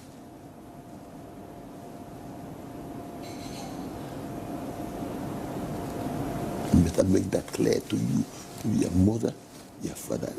You have some genuine friends, but you never can tell. Do you think there was any sabotage whatsoever? You've come with the journalistic angle. You've come with the journalistic. No, because there are so many things out there. And, it's an opportunity for you to correct some of these impressions. Huh? What sort of impression? I'm sure you read the papers too about how they thought you were trying to claim his property and then leaving his own children in the cold. Who can take care of Hubert's property? Is it a friend or the parents or the relations? Not relations, siblings. Is it a friend? Is it a friend? Could it be that he trusted the friend more? Huh? Maybe you didn't know the boy more. Oh my God. Trusted the friend more. You see, I talk like an old man. Who is the best person to defend Hubert's property? The father or a friend? The father 90 years? My grandchildren are there? I beg your pardon.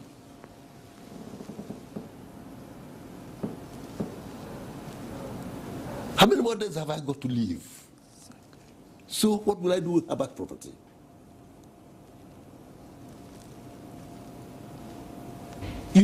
When people tell lies, I'm not abashed. I move out in the public because I know that none of those lies can stick onto me. I'm a simple man from beginning. I trained Hubert. I brought him up. Not a single fathom from anybody went into bringing up Hubert. The mother is there. Hubert was born with rashes all over him because of the situation. The mother ran away from Island maternity with a boy who was about just 2 days old. We had not done any shopping for him. She nursed Hubert all through. What will I do with Hubert's world? If they were, all manner of things that were said, Hubert would spend his money on me, put me in a jet, go for your hearing aid. The one was alive. What else do I want? But you see, thank God we have a God. That God can kill and he can make alive. And so I live faith with him. Hubert was speaking to me on telephone.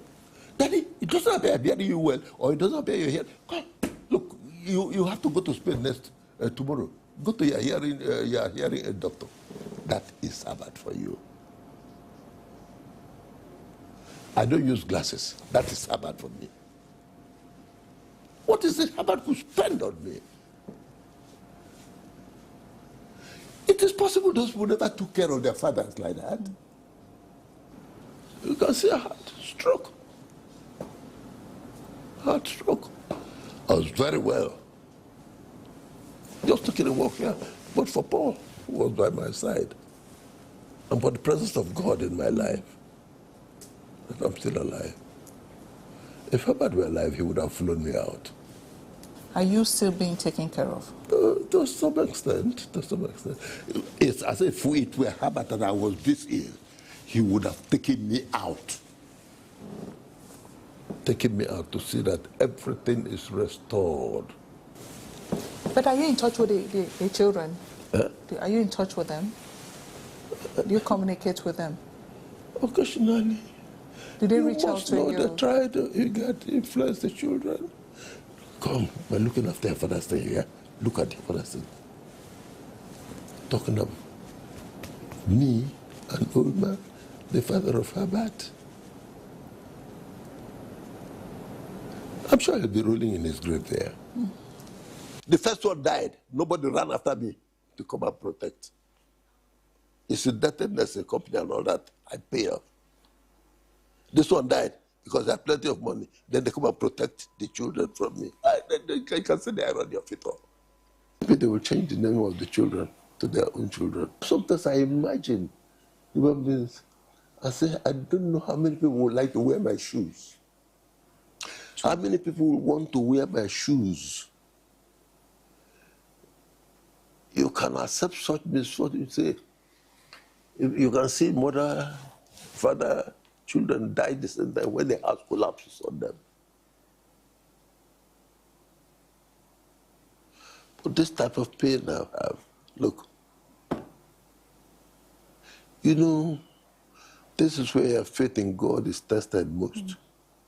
If Herbert himself were alive and this thing happened to any other person, I know what Herbert would do.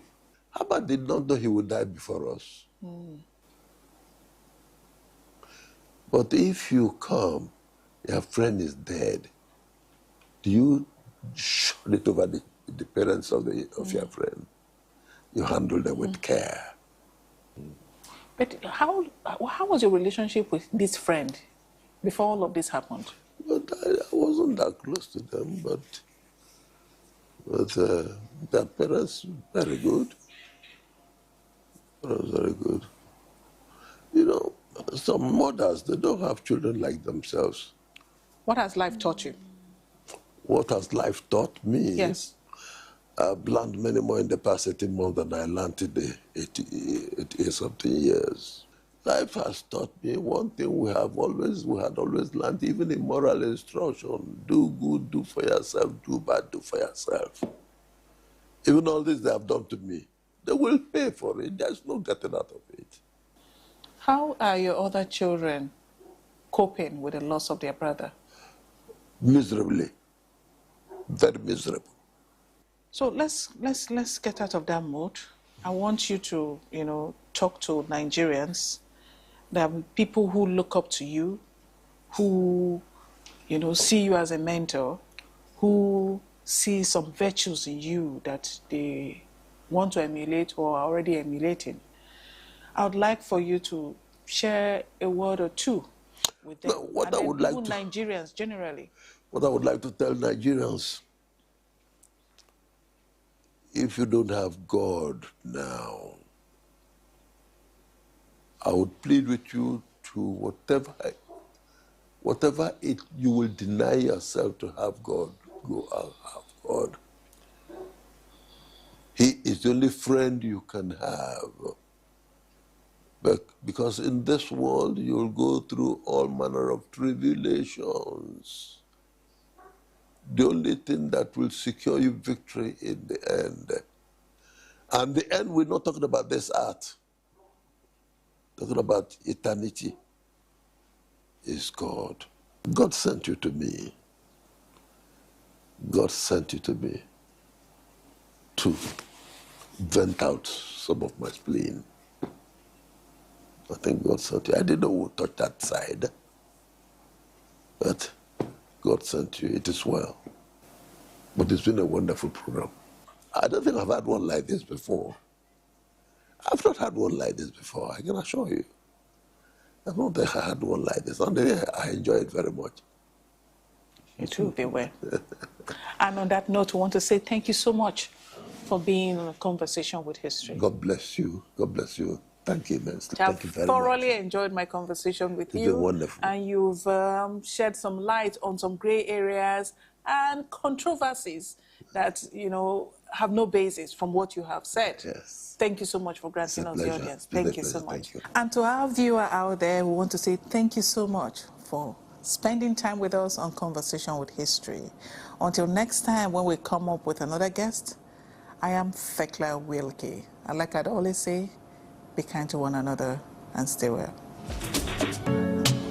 Thank you so much. I'm glad you're smiling.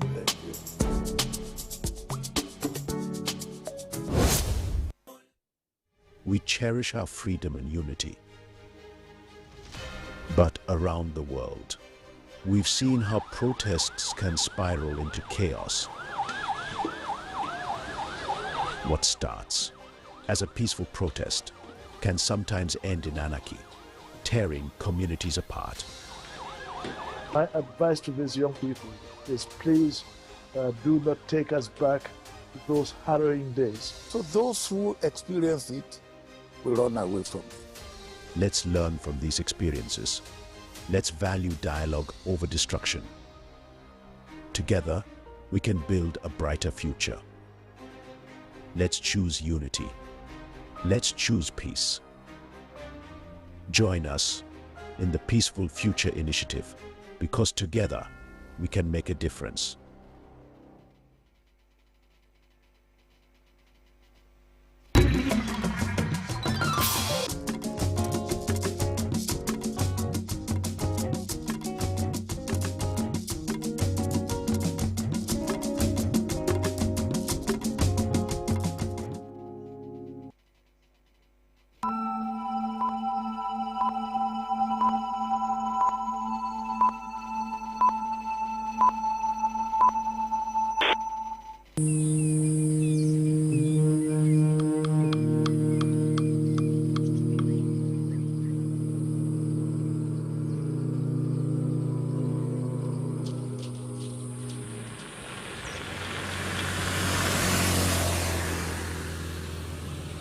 What is the problem of the country being not moving forward?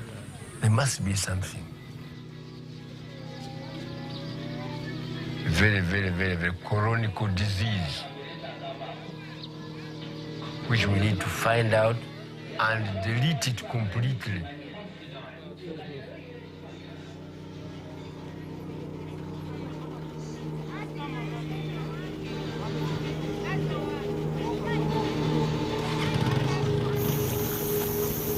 I think it was a disease of politics.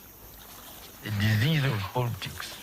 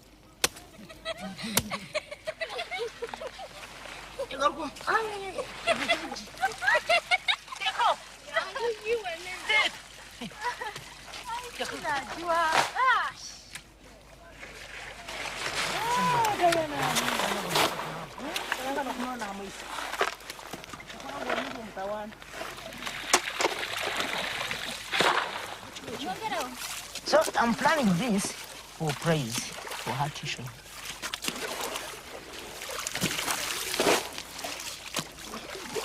I want to remove 3 pages. So this is one time. So I wanted the second and the third.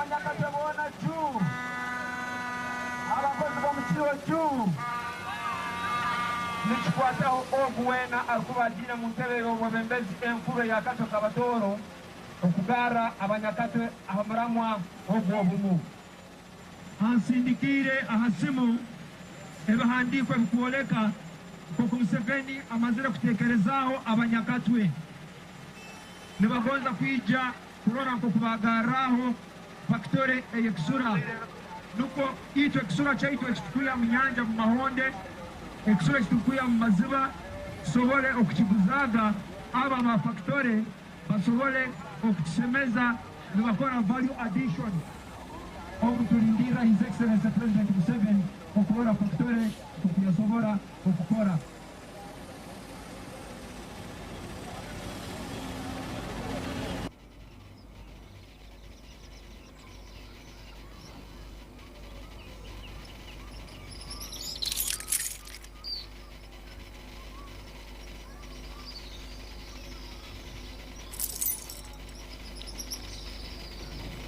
They keep on telling us, yeah, they are coming, they are coming, they are coming, and they are not coming.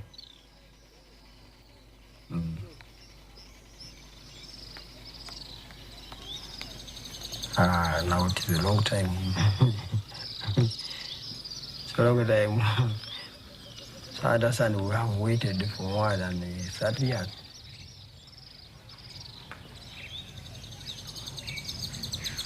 Since this government came to power, we've been waiting for them to revenate the factory, and it was not revenated. And other factories have been privatized and sold away. It's only this one which is remaining now. So still we are waiting. That's when the Chinese came, they went back. Another group also came, they went back. So I understand they are finalizing with the Chinese. They are the ones coming here.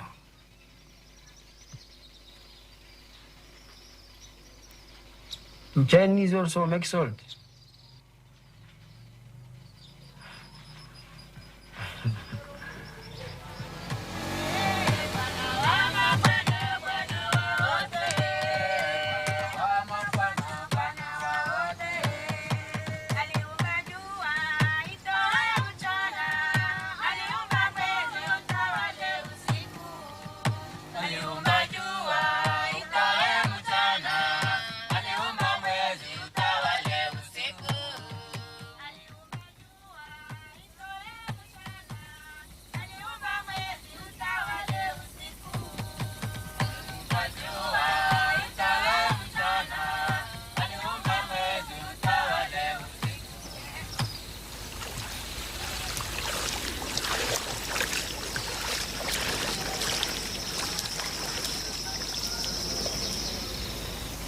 How is it now with the rainy season? What do you have to do? Lima, I'm sorry. My head is not good. You have headache. I was disturbed by the bursar. The what? The deputy headmaster. He disturbed me. Then my... What happened? Tell us.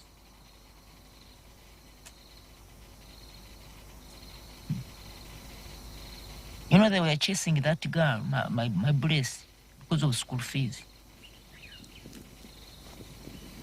What I did, I sold my cow. Was having one. I said, you take this. It is your tuition. You take that money to the school. Tell the bursar, after 3 weeks, I will find that money. But you will be patient, really. 3 weeks. I've given you what I have. All much they know that down there to the Salt Lake, there is no money, they know it. And my work is there down. But I've struggled on my own. I've struggled as I am. The little I've received, I said, I paid that what I have received. But still, no, go and bring the whole money.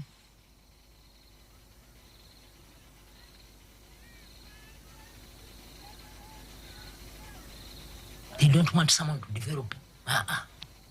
They want you to be down all the time. Be down. You see?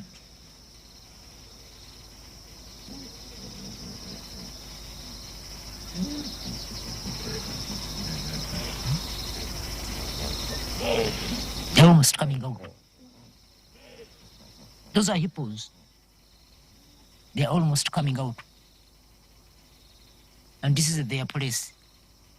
They used to pass here. They will find you here anymore.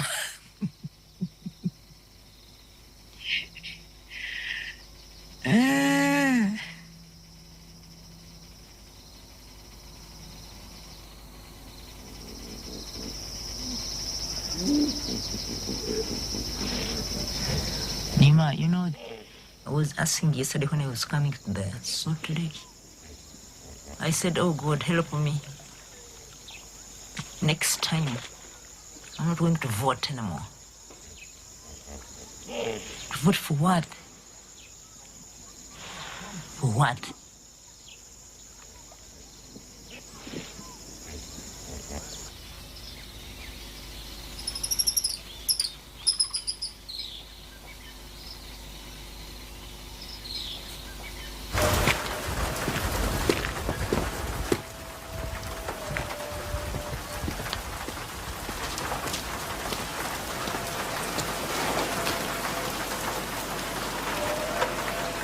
Those are lots for Mwea. Mwea Lodge, Safari Lodge. It's a presidential lodge.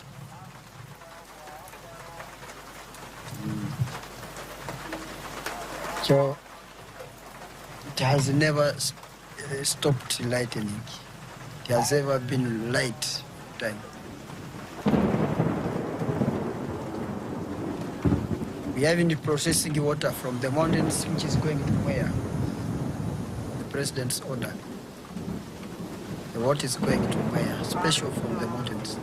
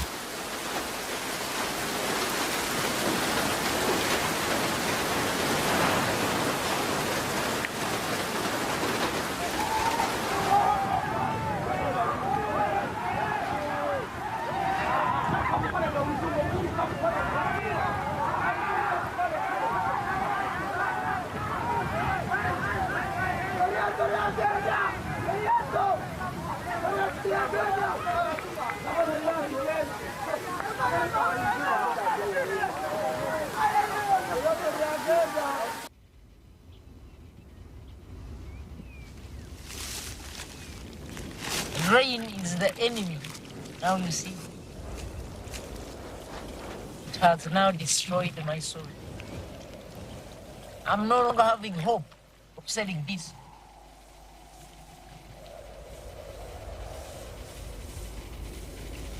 I don't have any hope.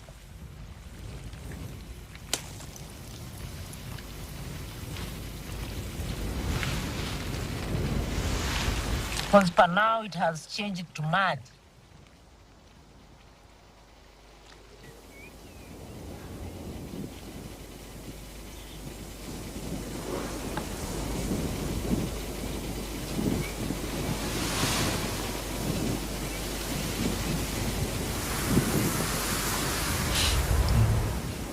Sanga died, now it is 2 years. My friend Bisang was a good boy, very good. Very good. I've never seen anybody like Bisang. And he died.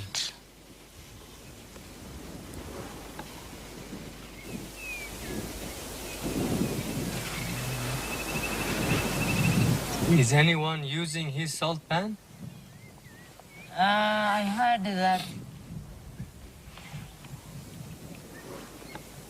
they borrowed money to transport the dead body from here up to this place.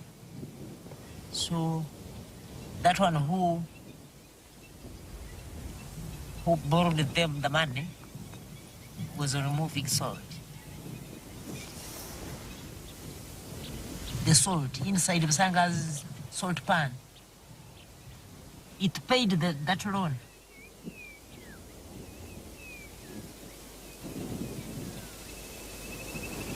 Is that Bisanga's clothes? Yes. They will rot from there because no one is going to remove them there.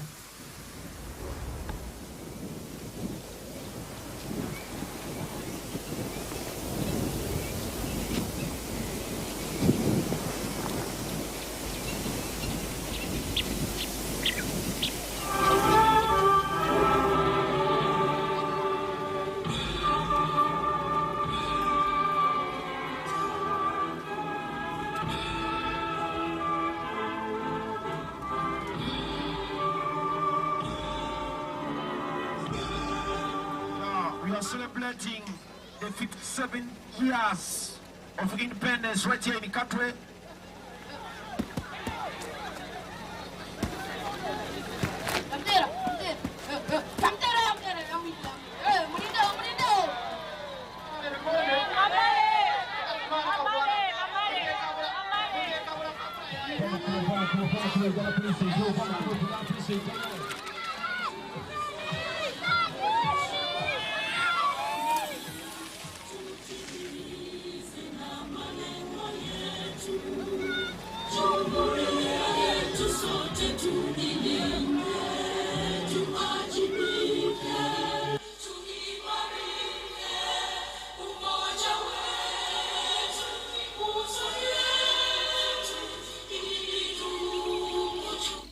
Good.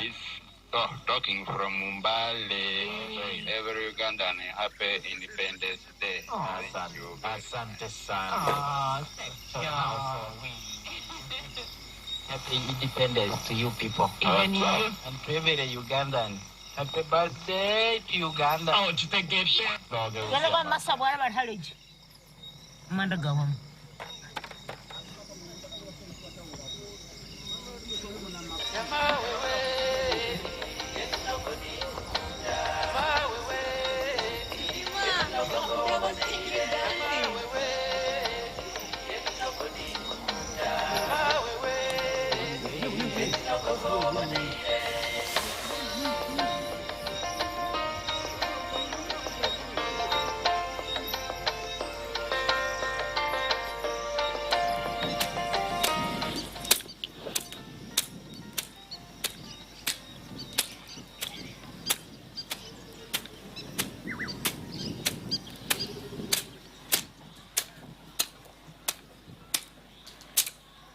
Me myself Walkenga. I have been working here since 81.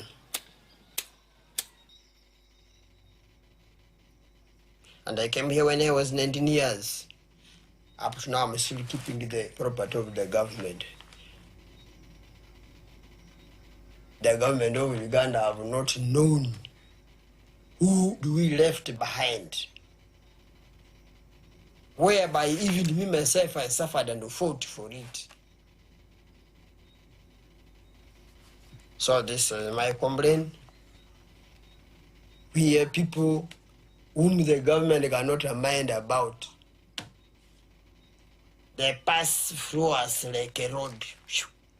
They went and they're achieving. They have stomachs and they don't know where they started. Where the people who give them powers. They don't know. You can see the photo of the president. When he was young also, he was also begging, but he could not know the beggars which he left behind. And I'm the one remaining in this office. I'm becoming old. When you'll be coming back, Valken is dead.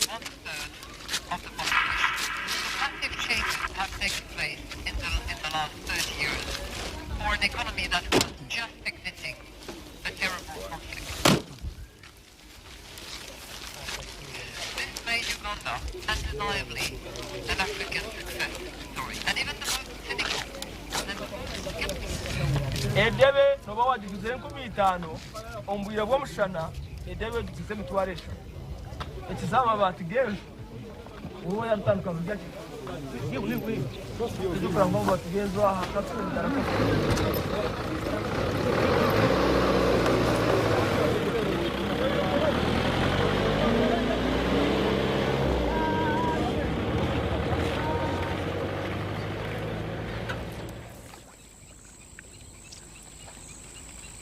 Man, that salt pan of mine, I salute it.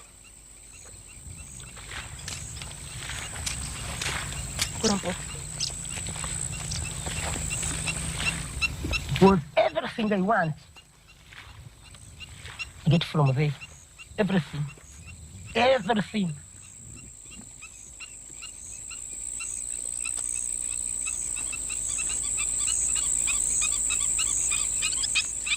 You know, that's last time they were saying that the Zungu, they want to buy our day.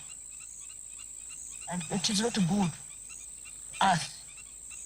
Buy our chief, our soldier leg. Where are we going? We as Zulu. Because we are depending here. So, even if I don't have a supporter or a man here, but that salt pan is my husband now. Everything I want, I get it from there. But funny enough, because of low price nowadays, the situation changes. But there is some other people who don't have even a single salt pan, even a small one, they don't have. But for me, praise God, I have one.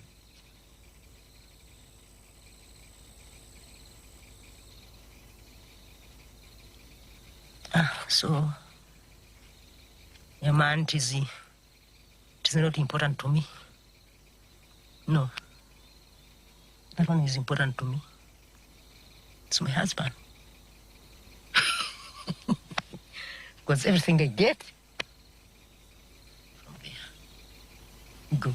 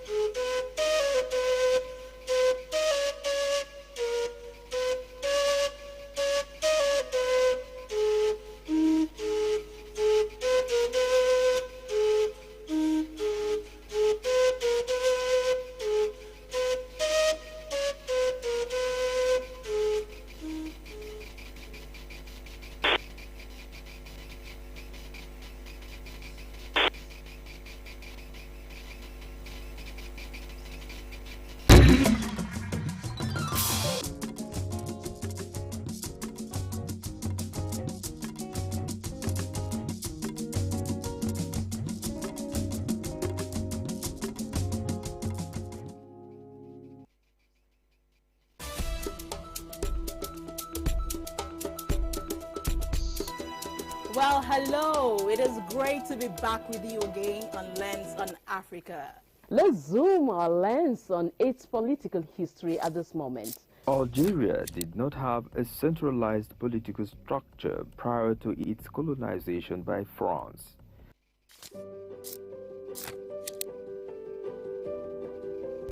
It is now time for our weekly roundoff of African history.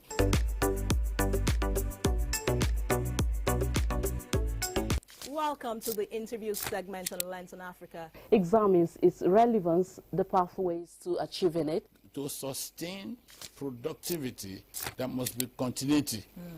Where the winds whisper secret to the sands lies the forgotten kingdom of Da'amat.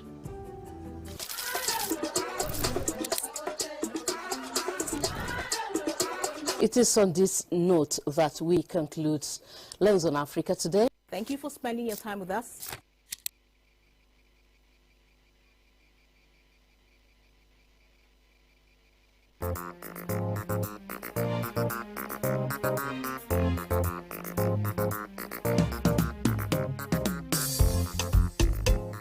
Welcome. This is Bon Appetit, a culinary adventure.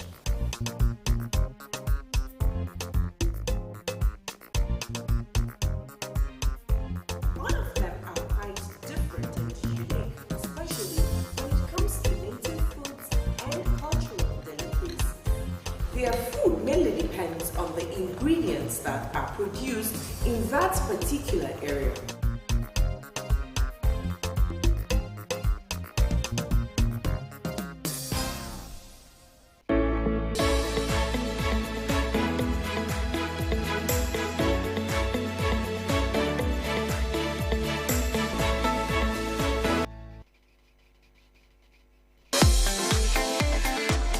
From dusk to dawn, 24 hours a day, NTA International is with you in your living room, office, everywhere and anywhere. We provide the company you desire in terms of balanced and up-to-date news, programs and the best of entertainment. Tune in to DSTV channel 251, GoTV channel.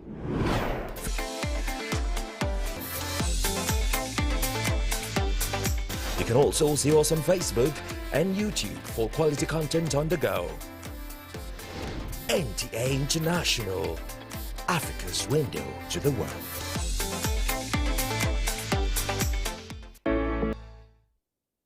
Be a person of value and, of course, make sacrifices for people, and you maintain good friendships. Friendships are a journey, not a destination. By embracing shared experiences, faith, and understanding, we can build lasting bonds. So, nurture your friendships and let them flourish.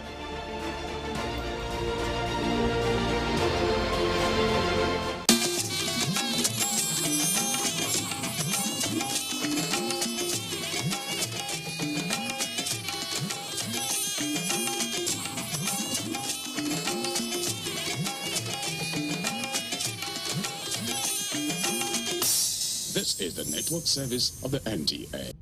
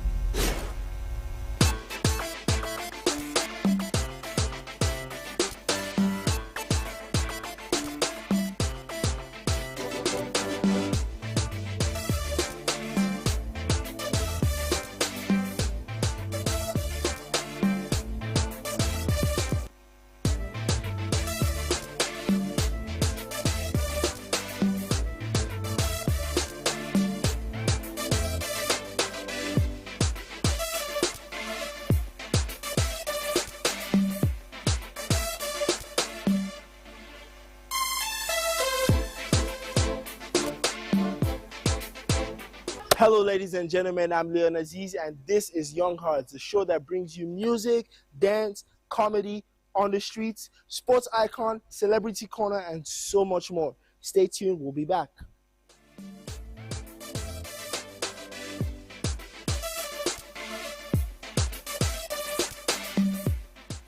Celebrity Corner, we have someone who has showed us that hard work really pays off. He won the Best Actor in a Leading Role in the Oscars, the 98th anniversary, Michael B. Jordan.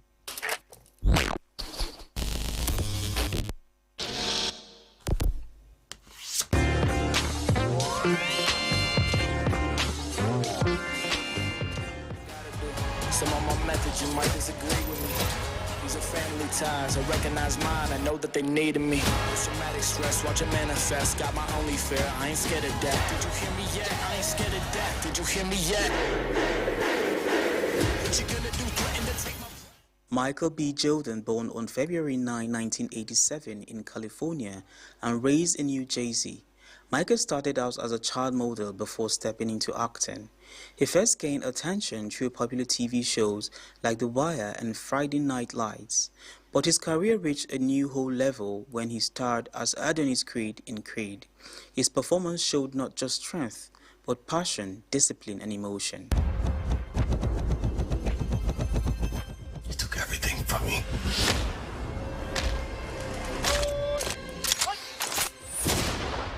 These were foreign attacks on U.S. soil. We have to respond. Michael also became a fan favorite in Black Panther when he played the unforgettable villain Killmonger, a role that earned him global praise.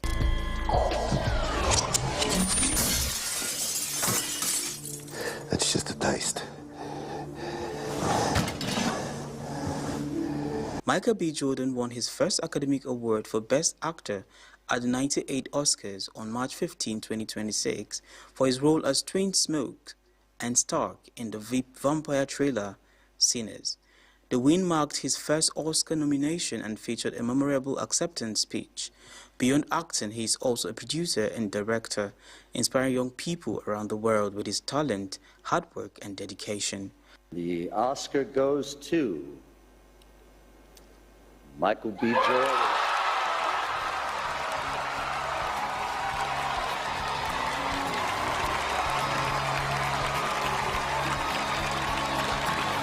This is the first Oscar win and nomination. I want to thank Warner Brothers. I want to thank Mike and Pam for believing in this dream, this vision of Ryan Coogler, and betting on the culture and betting on original ideas and original artistry. Michael B. Jordan continued to prove that greatness comes from consistency, confidence, and believing in your craft.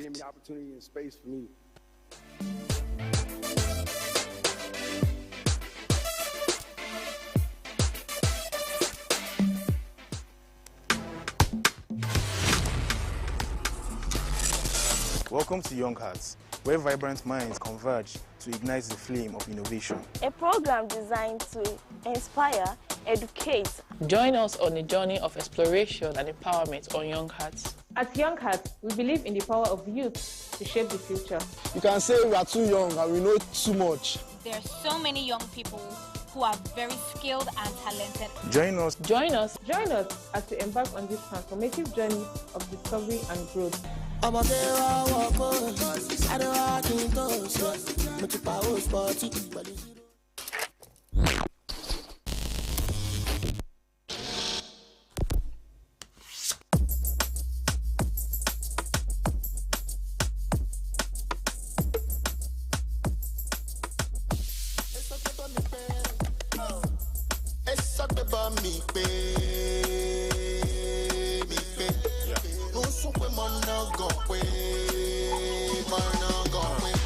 Third on my shoulder, had to brush it off. My nigga got the Ruger if they're rushing up. Now Vladimir Putin, yeah, them Russian boy. Put your body in a cooler and then wash the blood off the floor. What you stupid, what you... So my first question is, I'd really like to know about your background. Could you tell me about your ethnicity and where you're from? So I was born in Owerri. You know, Owerri is in Owerri, Imo State in Owerri. You know, so that's the first place that I touched the earth and touched the soil, was in a compound of Owerri, Mbatoli. After Owerri, I lived in Owerri till I was about 3. Then my uncle had, you know, the money favored him at that particular time. He, you know, he moved me to Lagos, which is the big city. Me and my older brother. Nice. So we stayed in Lagos with my uncle for some years until I was about 9 years old. Then when I turned 9 years old, my brother had to have a heart surgery type of situation. So there was no surgeons that could operate on him in Nigeria. So my uncle, like I said, he was favored with finances. He found a doctor in the States.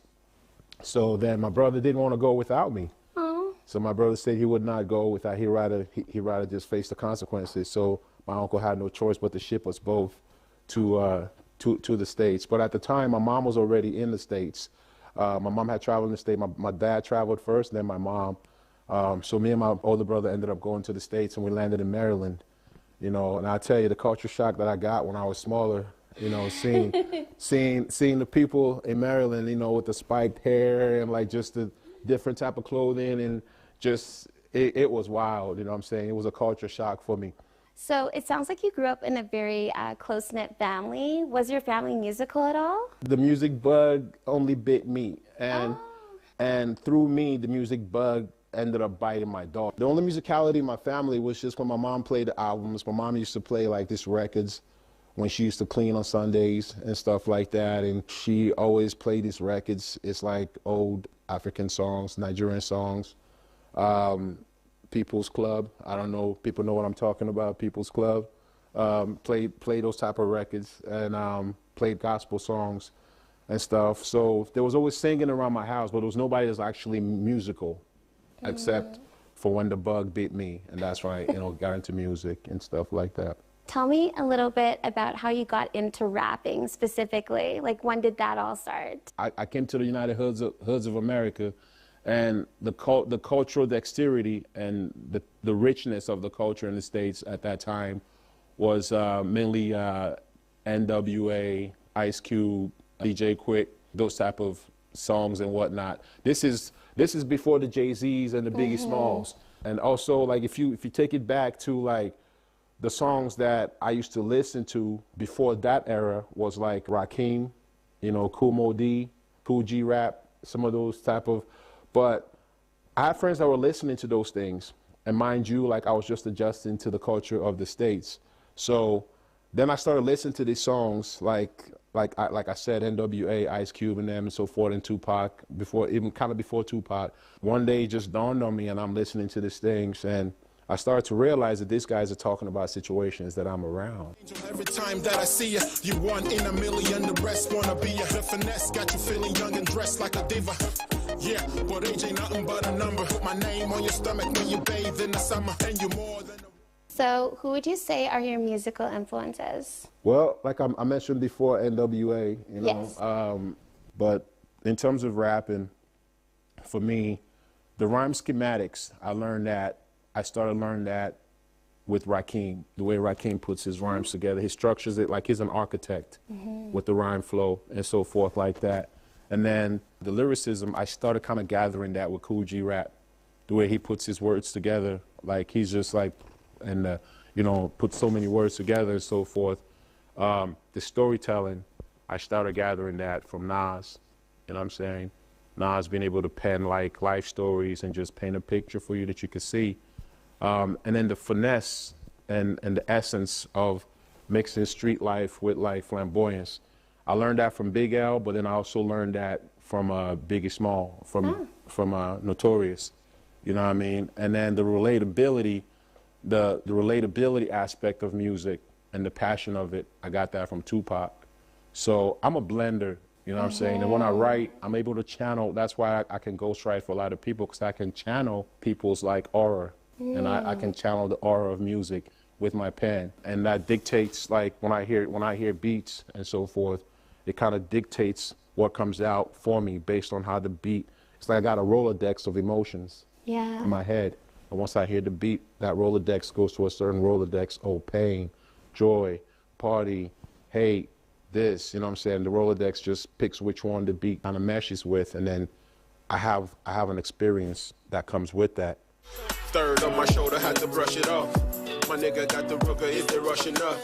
Now Vladimir Putin, yeah, them Russian boy. Put your body in a cooler and they wash the blood off the floor. What you stupid, what you talking for? Try to interfere with the movement that we talking.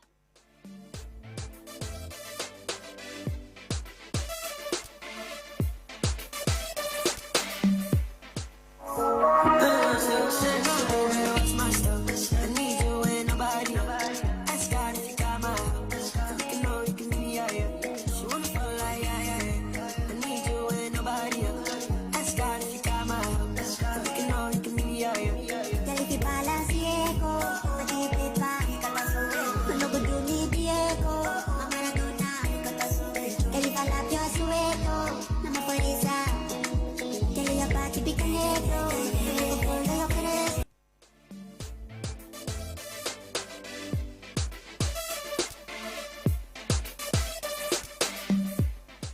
A lot has been said on the streets. Let's go find out.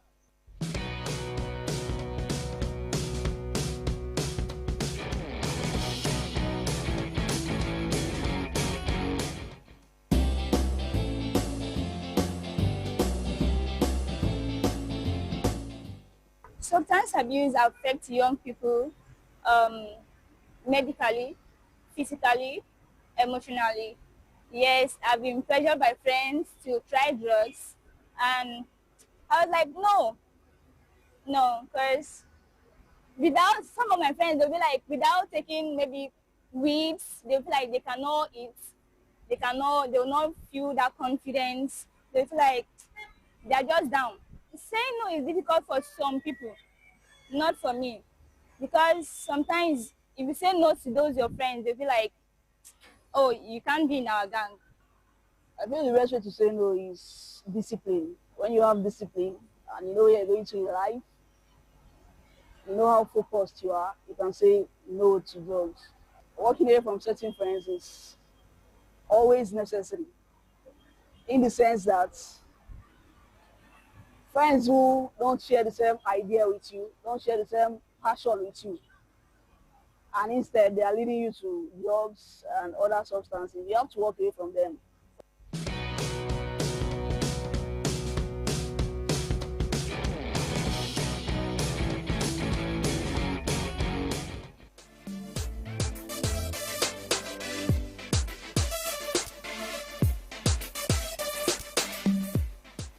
What I'm passionate about secondary entertainment. I could remember my father gave birth to almost 33 children.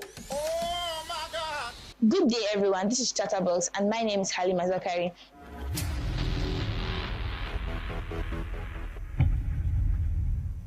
Today we're going to be talking about corruption and integrity, the role youth play in change. When we hear about corruption, it's not just about politicians or large sum of money. Corruption usually starts small.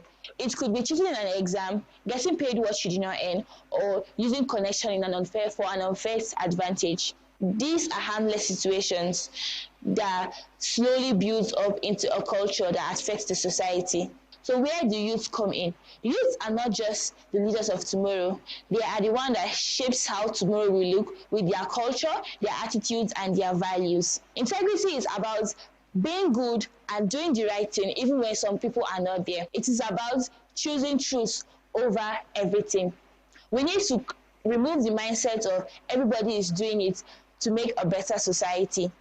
When someone starts a change and makes a difference, that is what goes a long way in making the world a better place. As young people, we need to refuse dishonest practice, lies, and promote transparency in the society to make it a better place. A better society starts with us. Let us be the generation that chooses integrity, stand with transparency, and fight against injustice. That will be all for now. I remain Halima Zakari.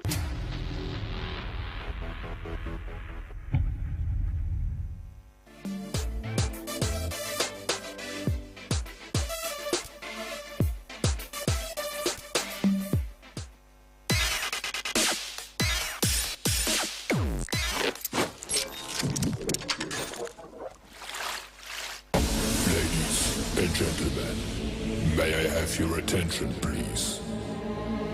10, 9, 8, 7, 6, 5, 4, 3, 2, 1. Welcome. So, were you ever a prefect in school? Yeah. What's prefect? Most prefect. Really, you that be scaling fence? Ah, no. If my principal don't catch you. I was assembly prefect. I used to. You flog people. Me, I used to come late for assembly, but they don't used to punish me because I'm assembly prefect. No. Anyways, guys, good to see you again. It seems like it's been forever and ever. No, forever. I'm telling you. I remain the king of Israel. I remain Lindsay. Yeah, and today we have a very special topic we're going to discuss. Is it really special? Yeah, we will know if it's special or not. If education has been useful to you and your life, or you are just going with the flow. I mean, I'm going with the flow.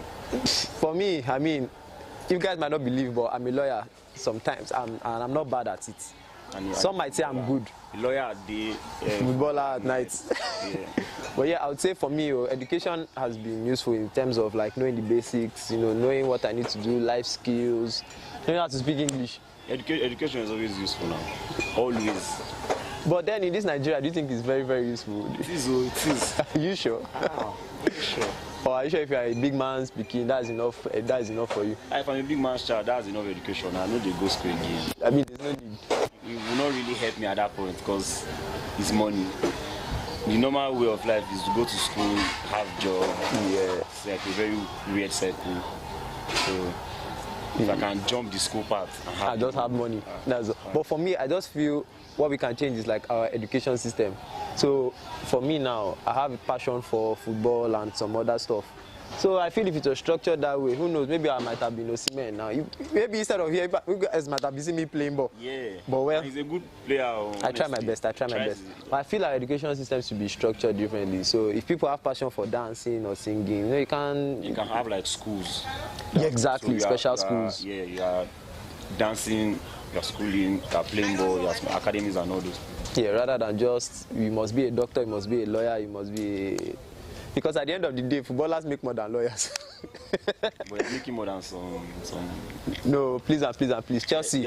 Chelsea. Making more than, this is a call. If you guys want to sign me, Chelsea. I'm not bad. I'm not. Chelsea. I sabi. Chelsea. In fact, China second division, no problem. I'll take it. But I feel education ultimately is good. I mean, ultimately it's wonderful. So please, if you're in school, stay in school. Oh. Don't come out to hustle is real. And if you are thinking of going to school, even at a quote-unquote late age, you can. I mean, it's never too late to start. It's never too late to exactly. Go to it's very useful, please, to help you. Because even in the midst of your, rich friends, if you don't go to school, they can shut you up. Exactly. You don't have money, you don't have education, you don't get sense on top. You can't lose 3-0. So that's very bad. Yeah. All right, guys, it's been a pleasure. I remain the king of Israel. I remain Lindsay. Please stay in school. Remain in school.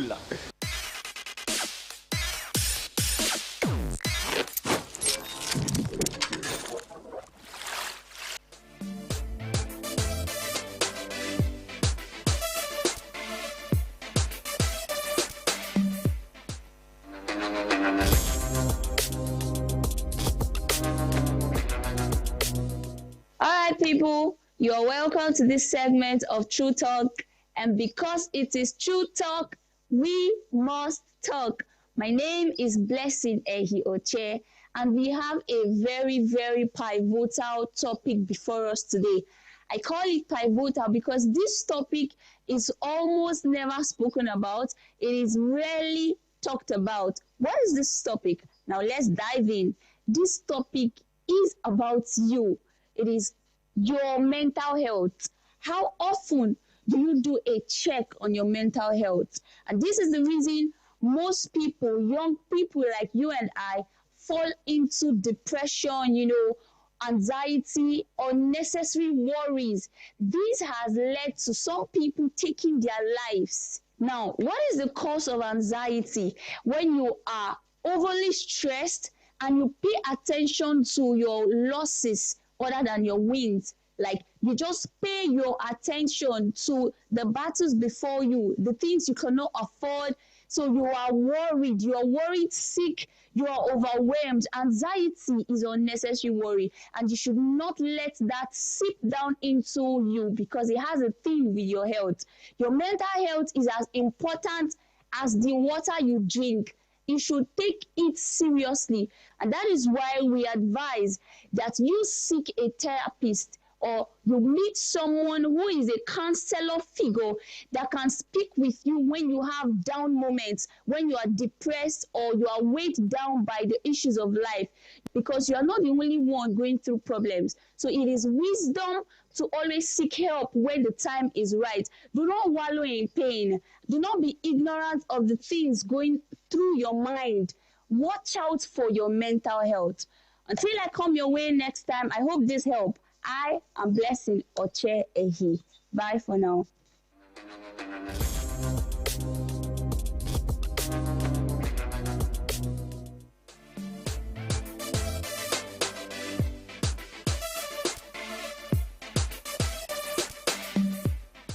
On Sports Icon, we have a player who has been superb for both club and country, scoring 44 goals in 40 games. He scored a very wicked goal last game versus Brazil. We have Kylian Mbappe.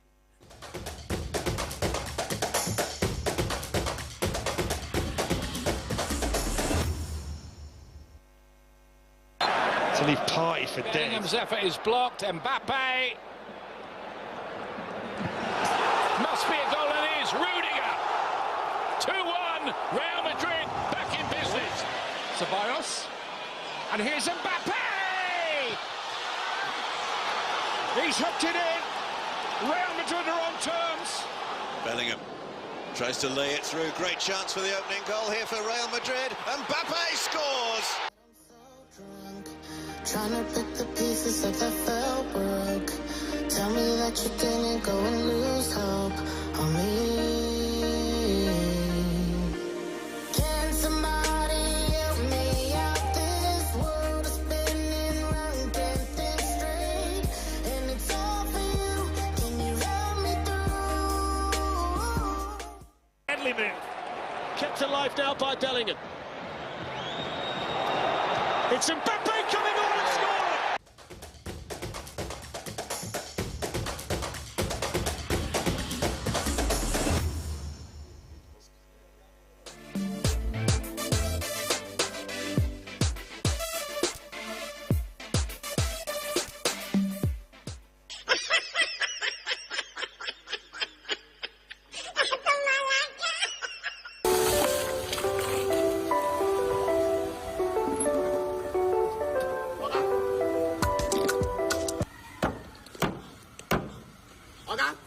From this car. If you not say that and come out because war will happen here, war. You pour me water. Look at. You pour me water. Bros, for that you get out. Bros, what he said, no worry. Enter inside. I leave the case for God.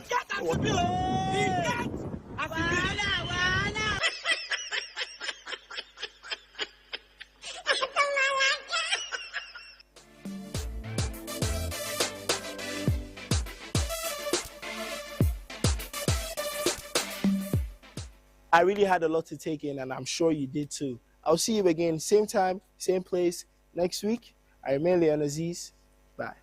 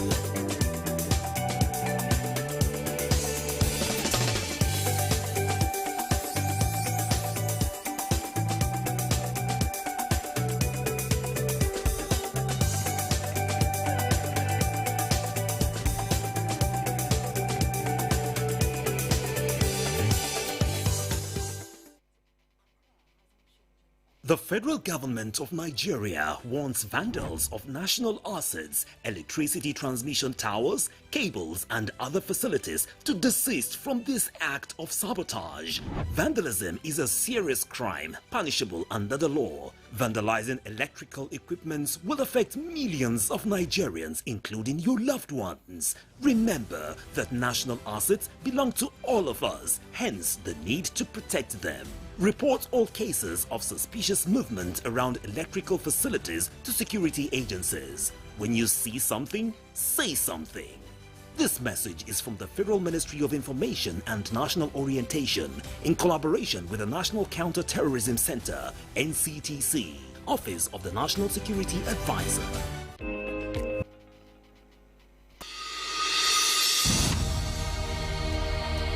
Nigeria means a lot to me.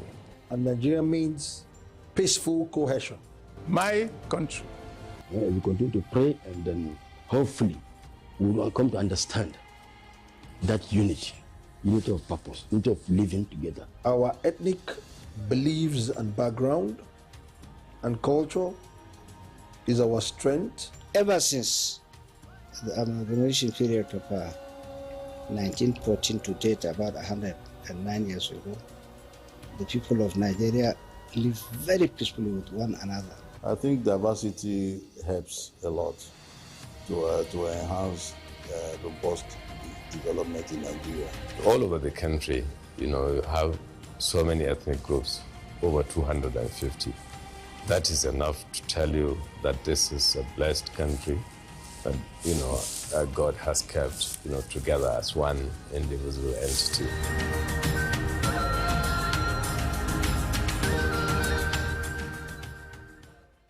The federal government of Nigeria warns vandals of national assets, electricity transmission towers, cables and other facilities to desist from this act of sabotage.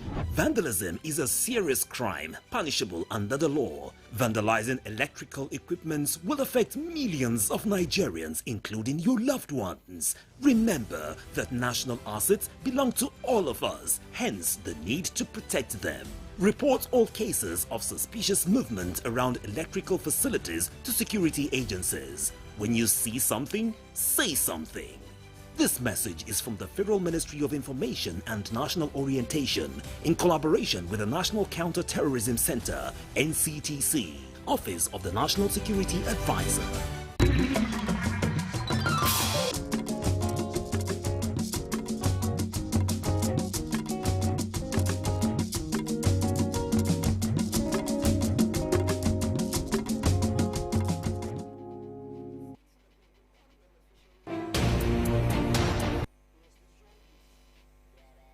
Embracing the new technology world to enhance productivity and reduce human stress. This revolution in tech that is fast picking up in the country is in the areas of robotic and artificial intelligence. Welcome to What Matters. My name is Ibrahim Yusuf.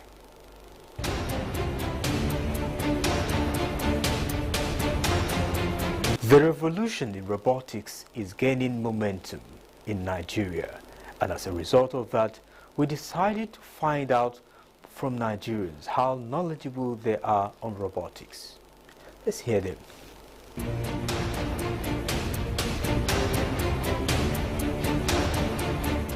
Globally, there are drivers to economic and productivity growth in societies. These drivers are dominating the landscape of technology, and the key among them is the robots. Towards enhancing humanity, enhancing most of the things we do. For instance, on set now, I'm a thespian. If we're shooting films, we use drones, to shoot to get some shots, wide shot, long shot, and so many angles. It will be very easy for us to do it, with the help of that robot we call drone. They make it faster and more accessible for us. For example, cars, you can easily get to where you want to go with a car if you have one, or like now we have Bolt, Ubers, we can do that. The ATM machines, the POS, washing machines, and also all those stuffs. There are some people that use robots as errands in the house. So, and also in advanced military too, they use robots to fight war, understand? So it's of help. Robotics has become fashionable, and in application, they enhance both positive and negative impacts on businesses and employees. Number one, like by reducing the stress on humans, understand? So, and that also brings more productivity. Yes, because humans are wired to be tired at some point, but with robots, it's a machine, like I said earlier, you can cover more. Most of the productions in Chicago, where cars are produced, are done by robots. So, but these are long-term development plans that they apply to help them reduce the work done by man. Great advantage, great output. It will work, and we need to start now. According to a report, there are around 2.7 million industrial robots in active service around the world, and every year, about 400,000 new industrial robots are designed and marketed. This tells you that in the future, the presence of these artificial humans will compete with human beings. It also means that we humans will have to live side by side with devices that imitate human behavior. They've almost, in fact, if not for legislation, robots have taken the jobs out of human beings, out of their hands. So their legislation also ensures that the robots are not human beings. Someone has to say, okay, robot, produce a bottle of soft drink for me. Then you press. So there's still job for human beings. And it has enhanced the economy. Less stress for men, human beings, and more output for companies who are using them. They're almost everywhere. In China, go to Beijing, you see robots doing everything. People will sit back and watch. So they are growing. So when we get there, our economy will also grow. This drive for robots has come a long way, with the earliest created in the early 1950s by Judge C. Devil. Devil invented and patented a programmable manipulator called Unimate. Later, his work was improved by Joseph Engelberger, who commercialized the use of robots. Anything that has advantage must have a disadvantage. It's just a universal law, understand? So I think if you use robots in the wrong way, like use it for theft, understand, financial theft, it is a disadvantage to the society. It may be, to the person that is using it, it may be advantageous to him in a way, in quotes, understand, but to the society and to those who you are defrauding, is a disadvantage. Yeah. It's going to make people be laid out of job. That's a big disadvantage. If you have a family and one robot does the job you do the whole week, you'll be asked to go home and they'll pay you your retirement fees. That's the biggest, in fact, that's the biggest disadvantage of robots. Secondly, well, you can say that they will also they can make mistakes too. They can make mistakes, and remember, there was a time a car manufacturing company had to record cars whose brakes were faulty. People will step on brakes and the car will lose control and fall into the ditch. It was robots that put those things together, helped by human beings. So that's also, the biggest, I'm telling you, is that a lot of people may be laid out of job. That's the biggest one. Today, robots carry out dangerous tasks that human beings cannot perform. All that is left is for us to start creating their spaces in our midst, because no matter how we think about it, the robot has come to stay.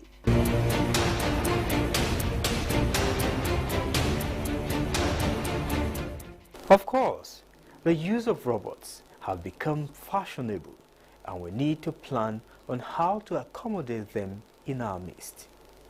Our next feature is on the origin of technology and how it came to create changes, bringing the best of the things we see today.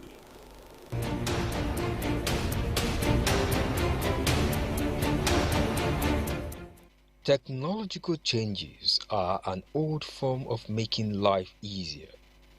Right from the 18th century, the process began with what was known as the Industrial Revolution, where the process of change from an agrarian and handicraft economy metamorphosed into one dominated by industry and machine manufacturing. The new technologies were deployed to aid man in his work and also increase output. But as the new technologies were being introduced, there were palpable fears that they would create unemployment by taking up jobs that humans were doing. In Britain, the revolution heralded the use of new basic materials such as iron and steel, new energy sources like fuel, coal, steam engine, electricity, petroleum, and new machines like the spinning jenny and power loom.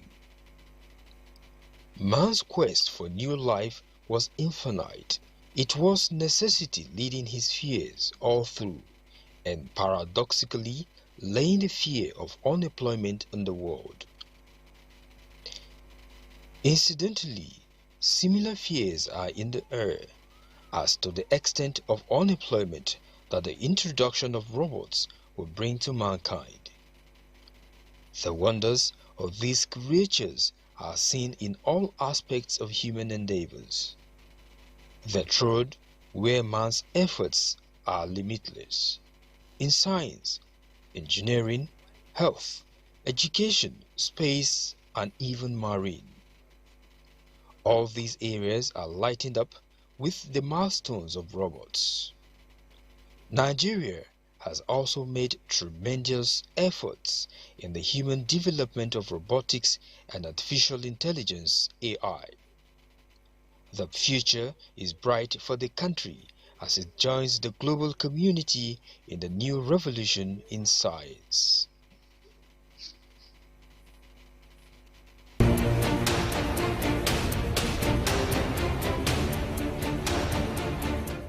Indeed, the future will be bright for Nigeria because of the abundance of talents in the country. Now, considering the influence robots are creating in Nigeria, we caught up with Mr. Jerry Toba, a robotic engineer who spoke to us on the state of robotics in the country. Let's hear him.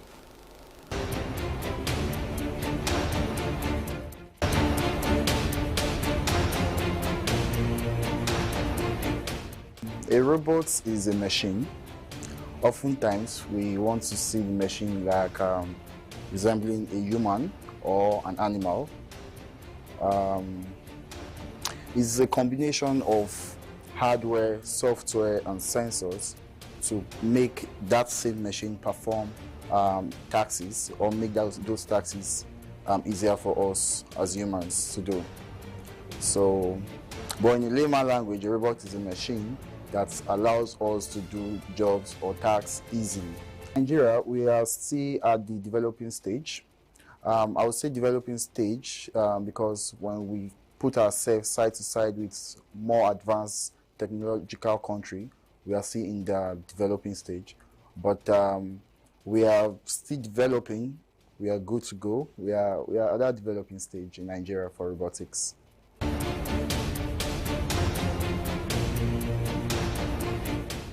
Sectors. The educational sector has seen a massive stride in robotics in recent years because recently the Federal Ministry of Education and Coderina, that was in 2019, signed an MOU to infuse robotics into every Federal Unity College's curriculum. So over the years, federal schools or federal unity colleges, of course, have been seeing a lot of strides in that aspect. Then the health sector was not left out. During the pandemic, 2020, we saw a lot of startup and a lot of people going into AI. The reason being that is robotics. We have few robots in Nigeria then. They were doing simple tasks like taking the temperature of people in the hospitals, doing very, very simple tasks that doctors could do. Then in the agricultural sector, we've seen massive improvements where tech agri personnel are deploying technology in terms of drone and robotics equipment in the agri sector, in your farm. Then the manufacturing sector, of course. We're seeing how robots are being used daily in manufacturing sector to do repetitive tasks in the manufacturing organizations.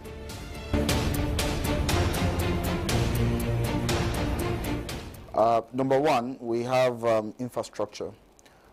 As we know, a robot is a machine. And what does a machine need? A machine needs power supply. So infrastructure in terms of power supply is one of the major constraints of robotics in Nigeria. Number two, I would say skills acquisition. We have very few people in that sector, very few people going into the AI and robotics sector. So the skills that we have, there's a gap, there's a breach. But of course, like I said, we are still in the developing stage, so a lot of people, a lot of individuals and NGOs and startups are actually working to that effect. Then I can talk about the cultural perception. It's one of the major problems here in Nigeria, cultural perception. People don't really believe or trust machines at this stage. In fact, some practices or some religious practices does not even accept a machine to behave like a human. Okay, I know this because I've gone to a lot of places to teach robotics, and we have different cultural beliefs and perception. People don't trust the technology yet because it's new, and that is what new things normally. That's what happens when something new comes up.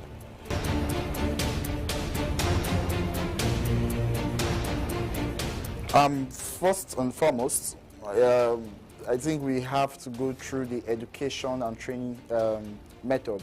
We need to educate people, which is what Coderina has been doing since 2013. We need to educate people on robotics, accepting robotics, train people, let them be aware. You train them, that skill gap, you breach it up.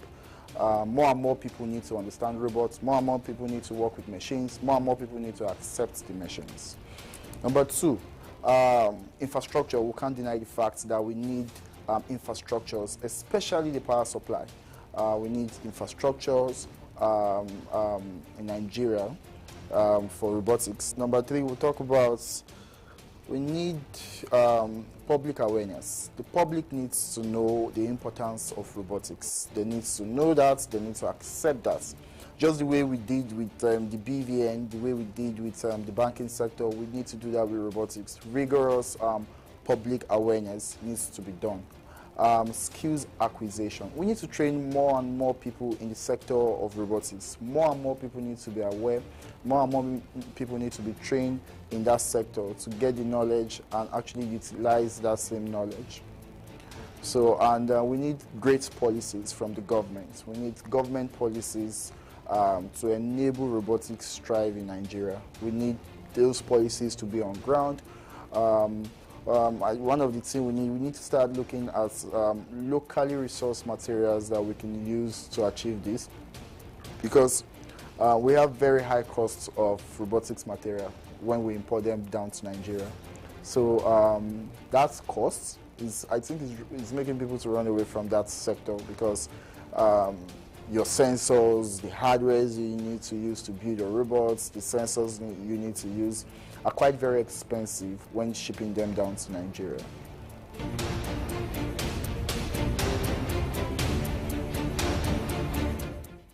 The awareness is low. However, Mr. Jerry emphasized the need to teaching robotics in schools. We'll go on a break now. What Matters continues.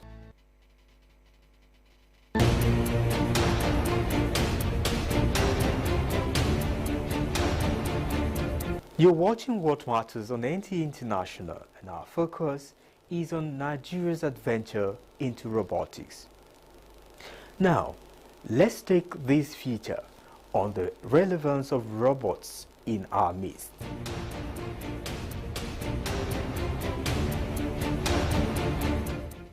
Necessity is said to be the mother of invention. This is aptly displayed with the inventions ongoing in technology, where robots are designed to aid works performed by men in various sectors. Incidentally, the patronage of robots in our midst is growing and will soon be a necessity. For the impact in our economy, you can find robotics in various aspects of the economy. You can find them in agriculture, you can find them in entertainment, you can find them in security, household. I mean, we have robots that do, we have automated vacuum cleaners. Instead of walking around and taking your cleaning yourself, all you have to do is send out your robots and then it goes around cleaning. We have drones in agriculture. Drones in agriculture, farmers have the ability to monitor their farms from a fixed location. If you have a 5 hectares farm, instead of working the whole day to monitor your crops and everything, all you have to do is pick up your drone, deploy it, and they can monitor with a screen or a monitor. But how did we find ourselves in this race for robots? It was for entertainment. In those days when Da Vinci and the rest of them started building robots, it was basically for the rich guys to be entertained. But later on, companies like the GMC, General Motors, they started bringing in robots into their factories, their industry, to help them with car assembly. So normally robots are supposed to complement human efforts. They are supposed to fill up where human beings cannot perform, like tasks like risky jobs or heavy lifting, things like that. That's where robots are supposed to come in, okay? And normally technology is supposed to ease up human life. It's supposed to make things easier for us, right? If you want to send a letter from here to the United States, instead of it to wait 6 months to send a letter, you can then send through your email. It's the same thing robots are supposed to perform. They're supposed to work hand in hand with the current technologies we have. However, the new world is a welcome development because of the opportunities it brings, especially in making life simple to live. People think in the future robots are going to take over our jobs and they will have more unemployed public. But like I said, I disagree, because robots will be designed by human beings. That's creating job opportunity for the designers. They'll be programmed by human beings, creating job opportunities for the programmers, and they'll be maintained and managed by human beings, also creating job opportunities for human beings. All they are doing is those jobs that you cannot do, they will replace them for you, like heavy lifting, the risky ones, the dirty ones, the dull ones. They will come in and take over those jobs for you. So that I will not consider a disadvantage. The disadvantage I will consider now is the power aspect. You know, heavy machines require heavy power. So their power consumption normally, it used to be on the high side. So unless we're able to find a sustainable alternative electricity to, alternative source of electricity to the carbon one, the fuel cells that we're burning now, there will be no disadvantage, honestly, for me. I'll use the industrial process, for example. If you have robots replacing some activities that human beings are doing, you have, robots will perform faster than human beings. They are computers. They are designed to just perform that task. They're not thinking of anything else. So they will perform faster, higher speed, and they will perform with higher accuracy. So when you have speed, accuracy, or precision, which means you have more productivity. So when you have more productivity, it boosts your economy. And when you boost your economy, it helps the country. As we step gradually into this era, don't be amazed to see robots working side by side with you in the society.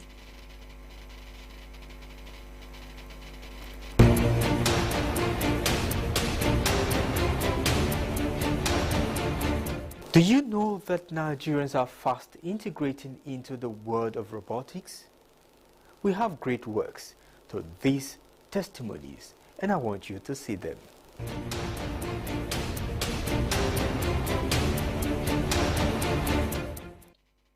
Nigerians have been among the people breaking new grounds in designing robots that perform human functions in our society.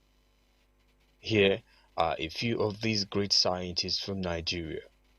First is the group that designed MyRobot, a medical dispensing robot that executes duties ordinarily supposed to be performed by medics.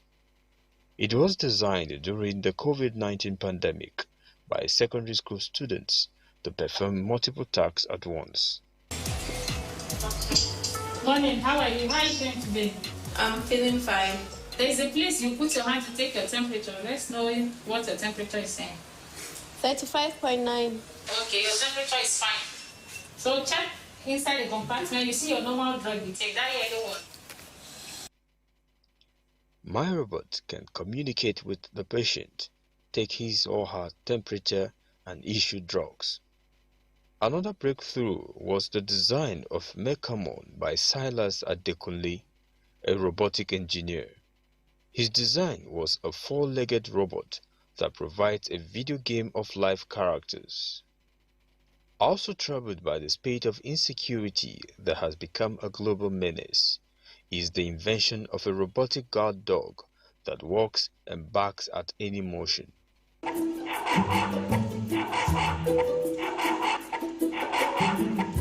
The black robotic dog is designed to fight insecurity by alerting the owner of any motion within its vicinity.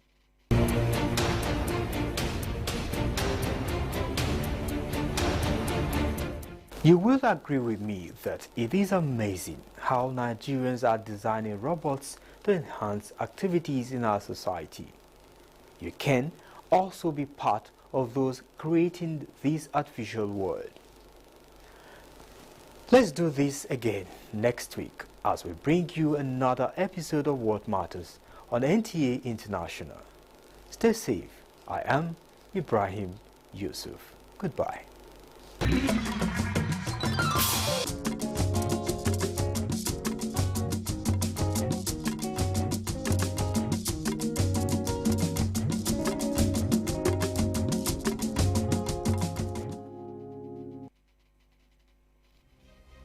In a land of peace and harmony, we cherish our freedom and unity.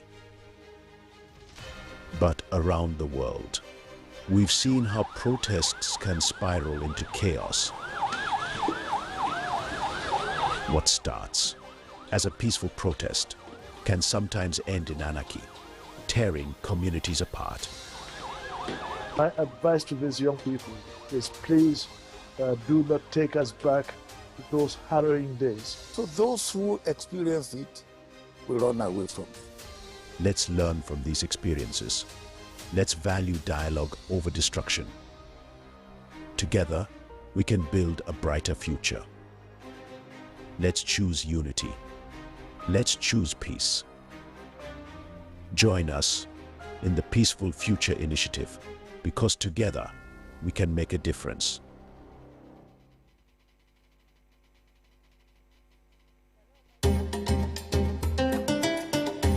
Skill, hard work, and dedication are some of the values that are required to excel in any field of endeavor.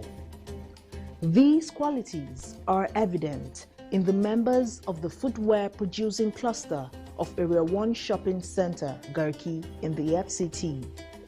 The cluster churns out a variety of footwear, particularly leather palm slippers of all shapes, sizes, and colors. It also provides repair services for footwear. We have been here for long. Since this market was built, we are here. Because what I can say that this market was built because of we shoemakers. The business is okay, the business is fine. We are very happy with this kind of business we are doing. These products testify to the fact that made in Nigeria goods are unique and durable. When you ask somebody to buy our product, you will say this is our handmade Nigeria product. All this things, in anywhere you take this, you will sell it. In anywhere you wear this, somebody know that you wear is palm slippers. It will be good quality, good sole.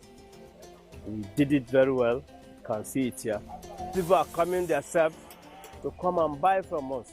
Come and request for their choice. Our leather is the best in the world. Our Nigerian leather is the best in the world. We have Nigerian leather. We have leather. Why is it the best? Because we know it. When you see the foreign leather, you will see the difference than our Nigerian leather.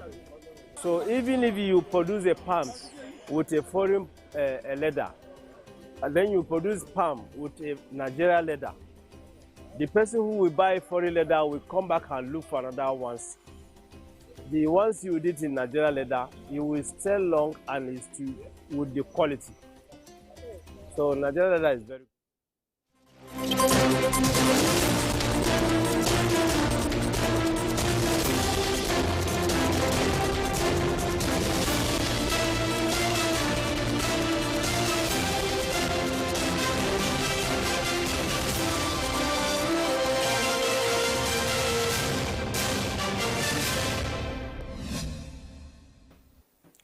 Hello and welcome to the news on NTA International. I am Frama Panyi.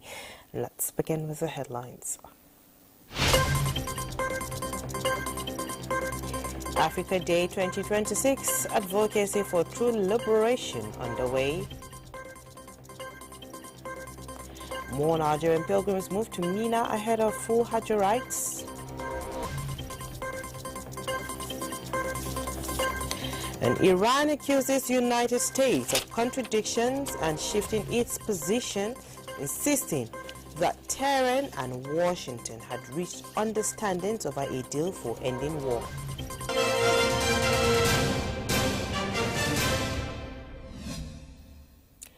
Eleven volunteers under the Nigerian Technical Aid Corps NTAC who served in Uganda for 2 years have returned to Nigeria. At the debriefing ceremony organized for them in Abuja, NTAC Director General Dr. Buba Yusuf Yakub described them as another set of exceptional teams who made Nigeria proud. Kelvin Ebonuaye reports. The 11 volunteers, mainly academics, left the shores of Nigeria 2 years ago as part of Nigerian Technical Aid Corps scheme to Uganda. They served across Uganda universities where they helped to enhance teaching, learning and research, and also enhancing Nigeria's soft power diplomatic goal in Africa, Asia and Pacific countries, which is a core mandate of NTAC. The Director General, Dr. Buba Yusuf Yakub, who received them, commended their resilience and being good ambassadors of the country, noting that the successful reviews on their service in Uganda is evidence of Nigeria's prominent role in the development of benefited countries, which President Bola Tinubu hosts there. We have, during these 3 years of Mr. President's tenure, deployed lots of technical manpower to Africa, Caribbean, and the Pacific. As this set are coming back, another set will be going again. And we still have about 300 out there in about 13 countries in Africa and in the Caribbean. So it's a great plus to the government of Mr. President. Some point, because they felt Nigerians were coming to take over their jobs. But by the time they realized that this was wholly sponsored by the Federal Republic of Nigeria, they began to appreciate it, and by the time we were coming, they sent their regards to the government and the good people of the Federal Republic of Nigeria. The returning volunteers are now expected to be reintegrated into their parents' universities in Nigeria, where they will also bring to bear their experience they gained in Uganda. In Abuja, Kelvin Ebonuaye, NTA News. Iran has accused the United States of contradictions and shifting its positions, insisting that though Tehran and Washington had reached understandings on many issues in exchange over a deal for ending the war, but no agreement is imminent. Chukunon Somwawaza reports. Iran Foreign Ministry spokesman Ismail Bakai, during a weekly news briefing on Monday, said it is correct to say that Tehran and Washington have reached a conclusion on a large portion of the issues under discussion, but no one can make a claim that they are close to signing of an agreement. The remarks come after Iran said it was finalizing a 14-point framework for a deal on ending the war with the United States, which broke out on February 28. Bakai insisted that the framework being drafted is focused on ending the war across the region, including in Lebanon, reiterating that details on Iran's nuclear program, a key sticking point for Washington, were not included, and that the issue would only be discussed after the two sides agree on the framework. Clauses on ending the U.S. naval blockade on Iranian ports, in place since April 13th, and arrangements on the strategic Strait of Hormuz were included, he stated. U.S. Secretary of State Marco Rubio, on a 4-day visit to India, told reporters in New Delhi that a deal to end the war is still possible, as President Donald Trump cautioned the country's negotiators not to rush into a deal with Iran. Still a work in progress. As I said, we thought we might have some news last night. Maybe today. I wouldn't read too much into it. It takes a little while to hear back. So we have what I think is a pretty solid thing on the table in terms of their ability to open up the straits, get the straits open, enter into a very real, significant, time-limited negotiation on the nuclear matters, and hopefully we can pull it off. Traffic through Hormuz, a vital global shipping route, has come under Iranian control since the outbreak of the war.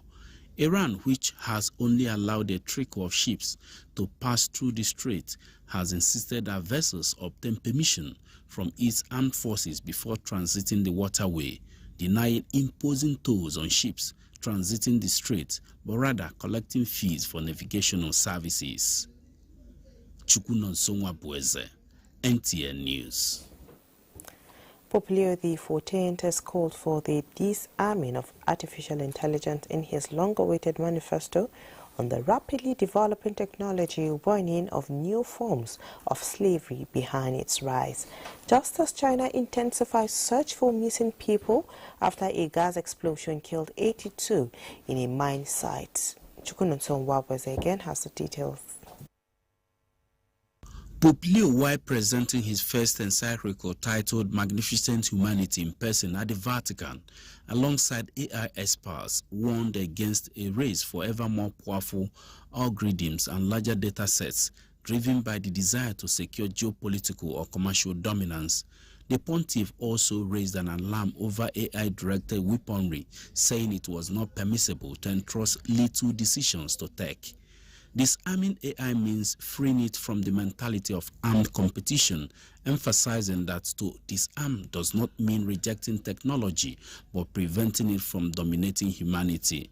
AI should be human-friendly, accessible to all, and open to discussion and debate, he added. Artificial intelligence needs to be disarmed. The word is strong, I know, but deliberately chosen because this moment needs words capable of attracting attention, awakening consciences, and indicating paths forward for humanity. Like nuclear energy, it must be at the service of all and of the common good. Decisions about technology must never be separated from conscience and responsibility. We need more of the world, religious communities, civil society, scholars, governments, and indeed all people of goodwill, to do what His Holiness has done here, to take seriously, to look closely, and to push events in a better direction. We need informed critics who will tell the labs when we are failing. We need moral voices that the incentives cannot bend. The release of the text follows several years of study by the Church on AI-related technologies. In another development, rescuers in northern China are pressing on with their search for missing people after a gas explosion killed 82 in a mine that authorities said was beset by serious safety violations. The blast at the Liu Zhengyu shaft in Jiangxi province on Friday was the country's worst mining disaster in nearly 2 decades, with 247 workers underground at the time, authorities said. The main task for the rescuers, who are in their 3rd round of search operations, is to conduct a thorough carpet-style search of the entire tunnel, covering every possible location.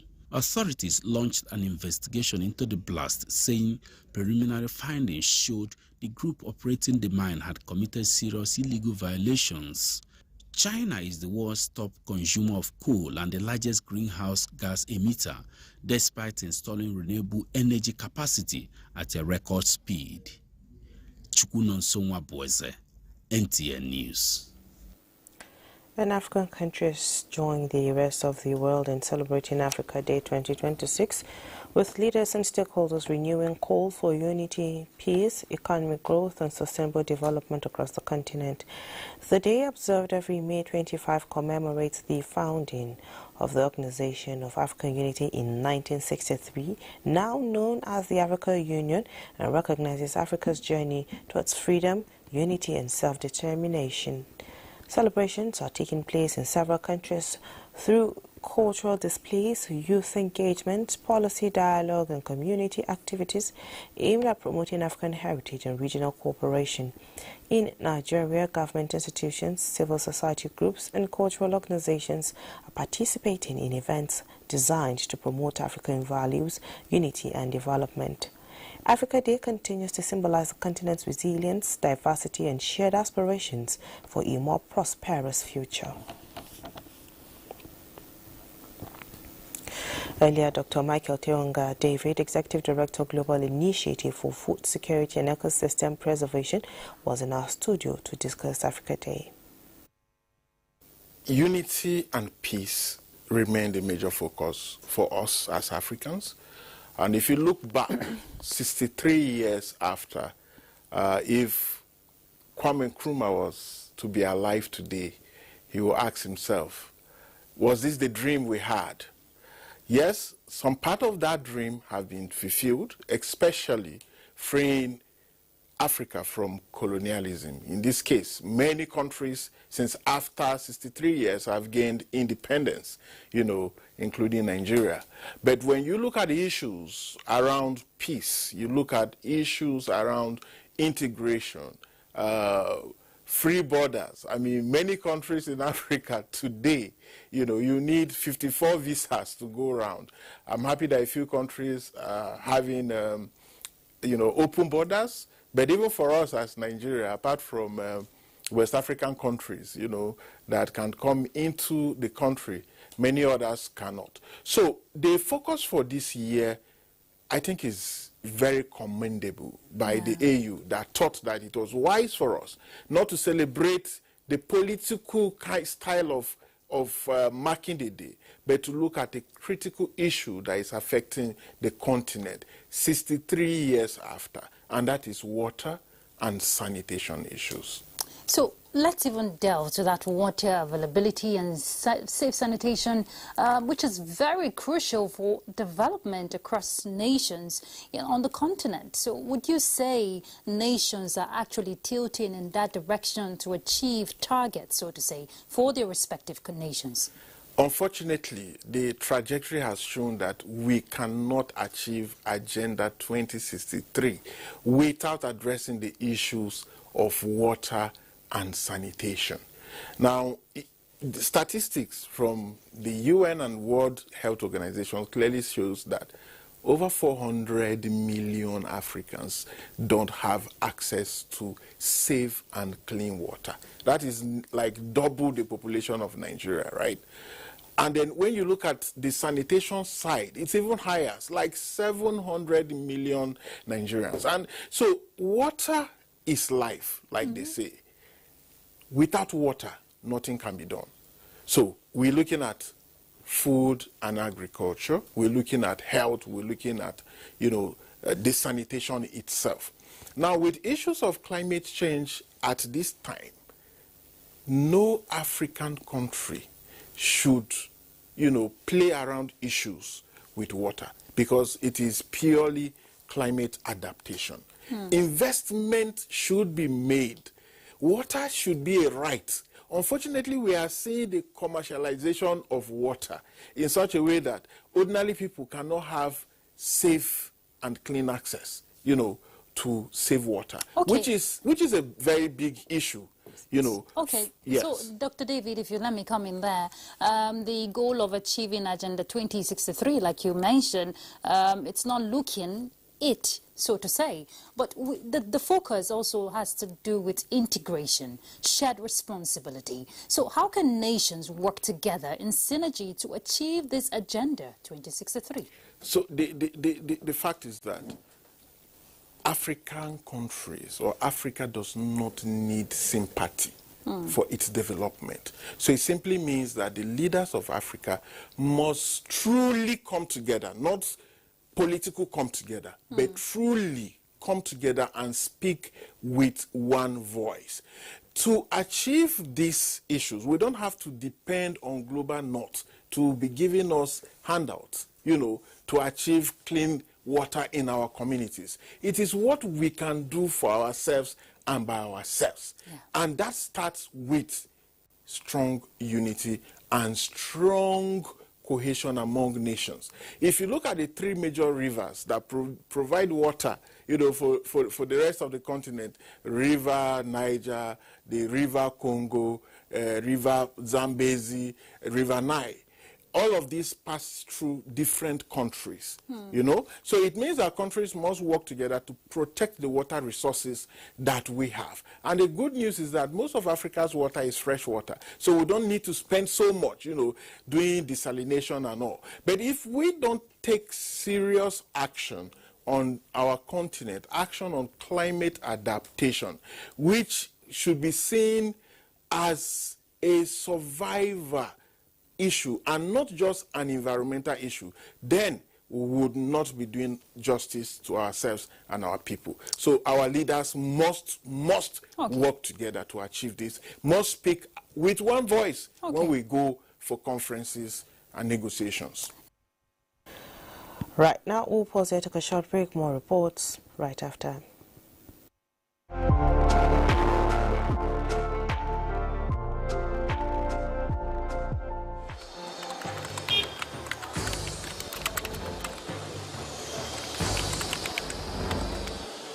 You have no better friend and partner than Nigeria. Let this unveiling today be a call to conscience. Let our practitioners hold the line of truth. To the media, please inform with integrity and with a deep sense of patriotism. To our public officers, communicate with transparency. To citizens, please let us speak with empathy. Let us come together to become the voice of responsibility, the voice of the world that heals division, that inspires hope and drives development.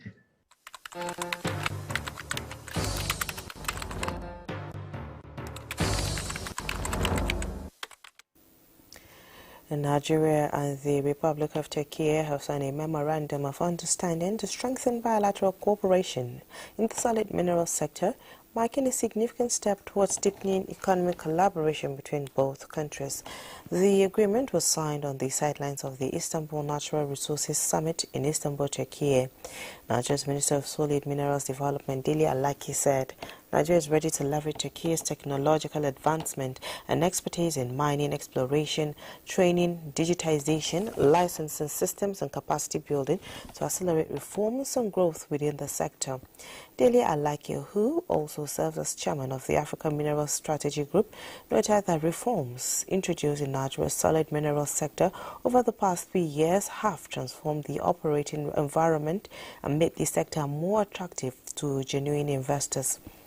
Turkey's Minister of Energy and Natural Resources, Alparslan Barkatar, described the new partnership with Nigeria as strategic and timely, noting that global energy security now demands stronger international cooperation and connectivity. Barkatar commended the Nigerian government for the reforms and initiatives already introduced in the solid mineral sector, stressing that Turkish companies are eager to invest in Nigeria. And some hours to the peak of the 2026 Hajj rites in the holy city of Mecca, thousands of Nigerian pilgrims have moved to Mina and hundreds are currently on their way to perform Hajj proper at Mashir. The 4 sacred places begin with standing at Mount Arafat. Abubakar Akwanga reports. The pilgrims who are spiritually prepared for the journey ahead were seen in their ihram white garment and being conveyed in long buses to Nigerian tents in Mina, from where they will proceed to Mount Arafat to perform the peak of this year's Hajj exercise. All the tents have already been secured by the National Hajj Commission of Nigeria, NACON, and handed over to authorities of the 36 states pilgrim boards, with improved facility and comfort for pilgrims during their stay, from where they are expected to carry out other activities. We would like to also emphasize on the need for the Nigerian pilgrims to be orderly, to comply with the rules of the Saudi Arabia. These rules are meant to protect lives and properties. So therefore, we are to comply. All pilgrims are expected to remain in their tents, especially because of the intensity of the sun. It's affecting pilgrims seriously. You can see, as an ulama, you can see my own nusuk with me, just to show an example. All the houses we went, either in Medina or in Mecca here, we informed all pilgrims to make sure that everybody carries his own nusukat with him. And we caution them. Mount Arafat is a granodiorite hill 20 kilometers southeast of Mecca, rising 70 meters tall to an elevation of 454 meters. It is the most vital site of the Hajj pilgrimage, where millions of Muslims gather on the night of Zulhijjah to pray and seek forgiveness from Almighty Allah. From Mecca, the Kingdom of Saudi Arabia, Abubakar Akwanga, NTA News. Meanwhile, Nigerian pilgrims are now in Mina, one of the 4 ritual sites ahead of the day of Arafat, which is the peak of Hajj pilgrimage. Let's hear from Abubakar Akwanga again. The tents grouped into camps, each with their own exterior walls, divided by the nationalities of pilgrims around the world, providing temporary accommodation to up to 3 million pilgrims. Each of these camps is equipped with a kitchen, bathrooms, and ablution facilities, and is connected to other camps by pathways. Tomorrow is the 9th day of the month of Zulhijjah, which is also the day of Arafat, and Nigerian pilgrims have joined millions of Muslims around the world in Mina ahead of the day. The best of all supplications is the supplication you make on the day of Arafat. It is the best supplication you can make for the whole year. So it's very significant.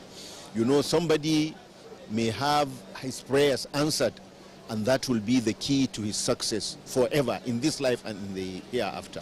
So it is very significant. And that is why the Prophet ﷺ said, Al-Hajju Arafah. Hajj is Arafah, as though there is nothing more. A visit to some of the camps showed that pilgrims are already in high spirits to welcome the day, which is equal to Hajj itself, and offer prayers for self and the nation. We are going to pray with sincerity of purpose for Allah subhanahu wa ta'ala to give us the blessings and reward us with the goods here and hereafter. We are very, very prepared, loaded with weapon or armory of ad-dua, praises and prayers for our leaders, for Nigeria. Where we are kept this year is highly recommendable. So we thank the NACON for doing all these things for the interest of the pilgrims. It is decreed for those who are not performing the Hajj to fast on the day of Arafat for bounties of reward and slaughter animals, as exemplified by Prophet Abraham on the 10th day of the month of Zulhijjah, and share with each other and neighbors. From Mina, in the only city of Mecca, the Kingdom of Saudi Arabia, Abubakar Akwanga, NTA News. Global financial market leaders have convened in Accra for the 64th ACI World Congress. The meeting is focusing on digital transformation, market resilience, and Africa's growing role in shaping the future of global finance. The report. 60 countries represented and over 500 global delegates expected, Accra has become a key meeting point for discussions on the future of financial markets. Industry leaders are exploring new pathways for growth, innovation and stronger global integration within the sector. Under growing global interest in Africa's markets, the Congress is focusing on how emerging economies are responding to rapid technological shifts and changing financial systems. President of ACI Ghana, Lawrence Bwampong, said the gathering comes at a defining moment for global finance as attention turns to issues of liquidity, regulation, sustainability and regional integration. Africa's financial market story continues to evolve rapidly, driven by innovation, reform, resilience, and ambition. Now, this Congress therefore provides more than just a platform for discussion. It provides an opportunity to connect, to collaborate, to challenge ideas, to build partnerships, and ultimately to shape the future together.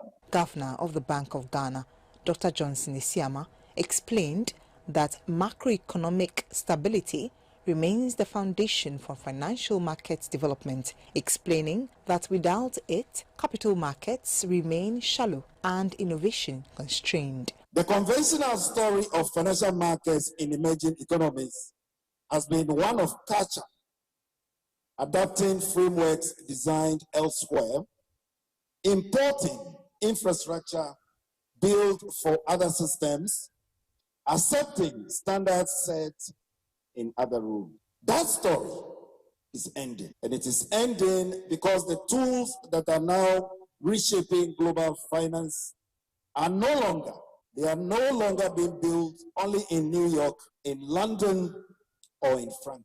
These are being built in places just like Accra, in places just as Nairobi, in places just as Sao Paulo, and in places just as Mumbai. Participants say the Congress will serve as a platform to deepen collaboration, strengthen partnerships, and align strategies as Africa seeks to play a more influential role in shaping global financial markets. Meanwhile, the Ghana Cocoa Board has officially launched the 2027 World Cocoa Foundation Partnership Meeting, an initiative the board says is to tackle challenges that affect the cocoa sector. At the ceremony, the Deputy Minister for Finance, Thomas Nyarko Apem, emphasized that the government is embarking on a cocoa reform aimed at solving the critical challenges that confront the sector. Here's a report.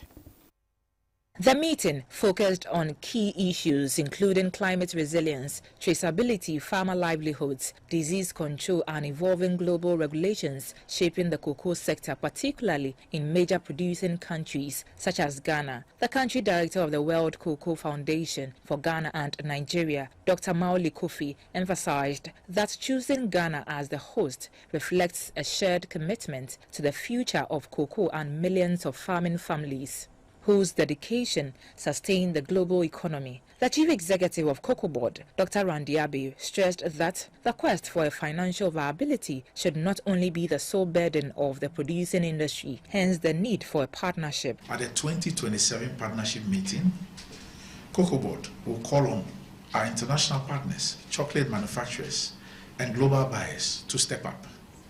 Compliance with new regulations must not become a tax on the poor. We need a fair, transparent pricing structure that reflects the true cost of sustainable production.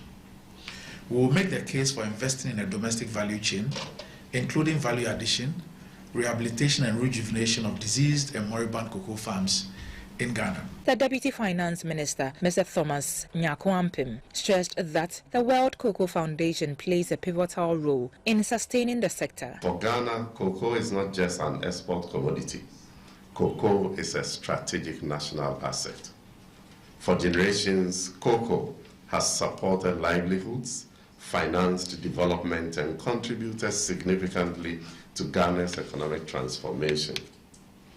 Indeed, Ghana and Côte d'Ivoire together account for approximately 60% of global cocoa production, underscoring the strategic importance of West Africa within the global cocoa economy. The 2027 partnership meeting is scheduled for March 2027. It will coincide with 70 years independence of Ghana and 80 years of existence In security, the Headquarters Joint Task Force Northeast Operational Head NK has issued a security advisory ahead of the Salah celebrations to ensure a safe and secure environment. Statement by the Media Information Officer Lieutenant Colonel Sani Uba notes the advisory became necessary following credible intelligence available to the command on planned attacks by Boko Haram and ISWAP terrorists. The theater command assures the public that these threats have been anticipated and troops have been deployed to critical and vulnerable locations across all sectors of the theater.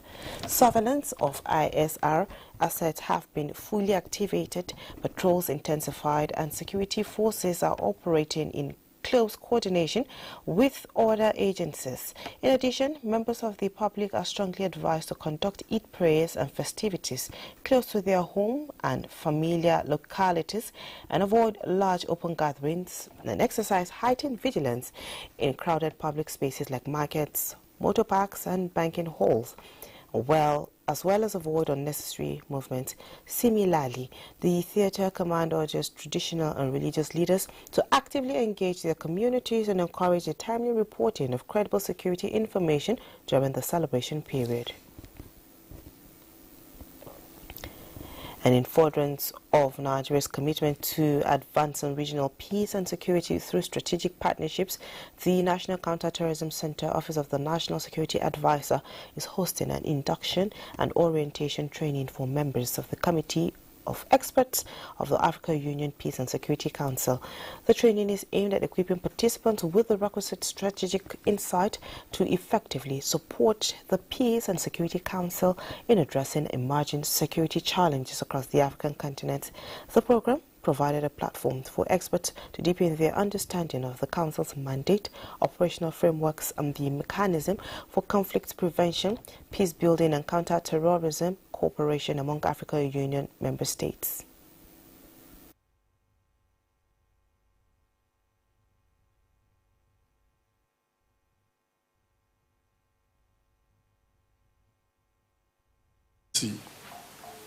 We stand between the Secretariat and our ambassadors, and so much is expected of all of us. So if the Peace and Security Council is going to achieve its mandate, it depends largely on those of us in this room. How much we'll achieve within the year depends also on those of us in this room. This center is one of the centers which have a memorandum of understanding with the African Union. They do a lot of activities on counterterrorism, and bearing in mind that we have subcommittee on counterterrorism, we have to see which areas we can engage them. We have to focus thinking about the counterterrorism subcommittee of the committee of the PSC. Underscores the importance of strengthening institutional capacity and fostering collaboration in tackling terrorism, violent extremism, and other threats to peace and security in Africa. Still talking security now, it's almost 60 years after the Civil War, and it's still a defining chapter in Nigeria's history with enduring lessons and leadership, strategy, and resilience.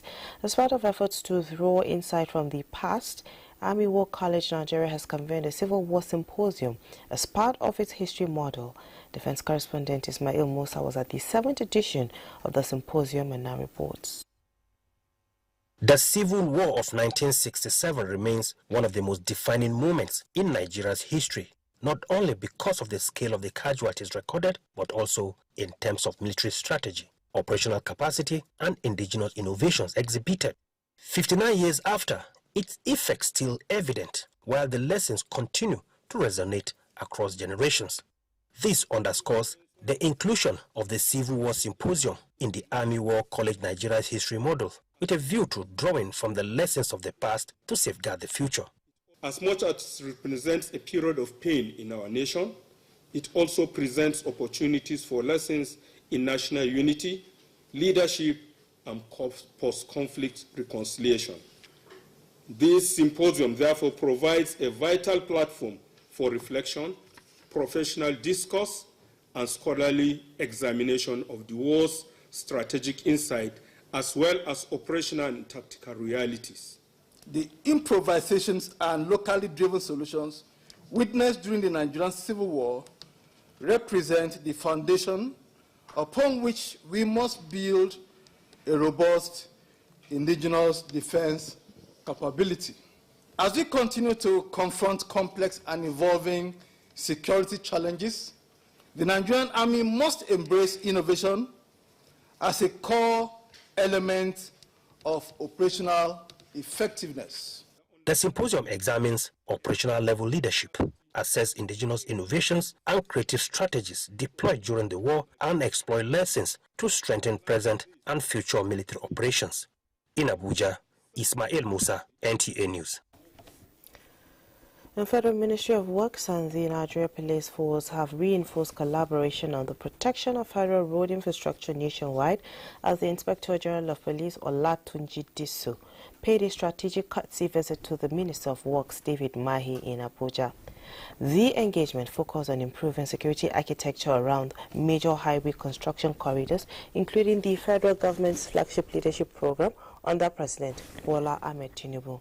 Minister of Works David Umahi commended the police and other security agencies for their continued support in safeguarding critical national assets despite prevailing security challenges in some parts of the country. He described the administration's flagship highway project as long-term investment corridors designed to stimulate economic growth, enhance logistics, and strengthen national integration.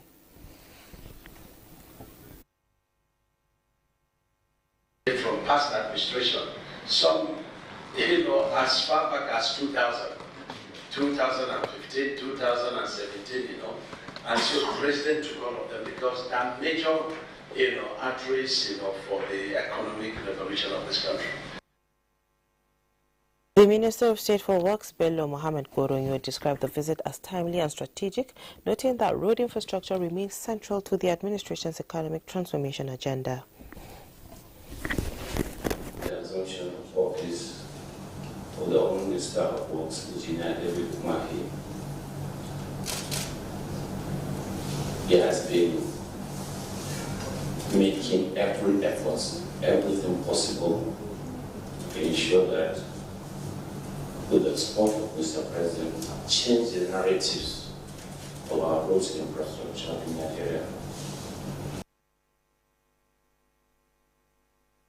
Of Police Olatunji Disu said the visit is to strengthen possible areas of collaboration and improve safety on the nation highway.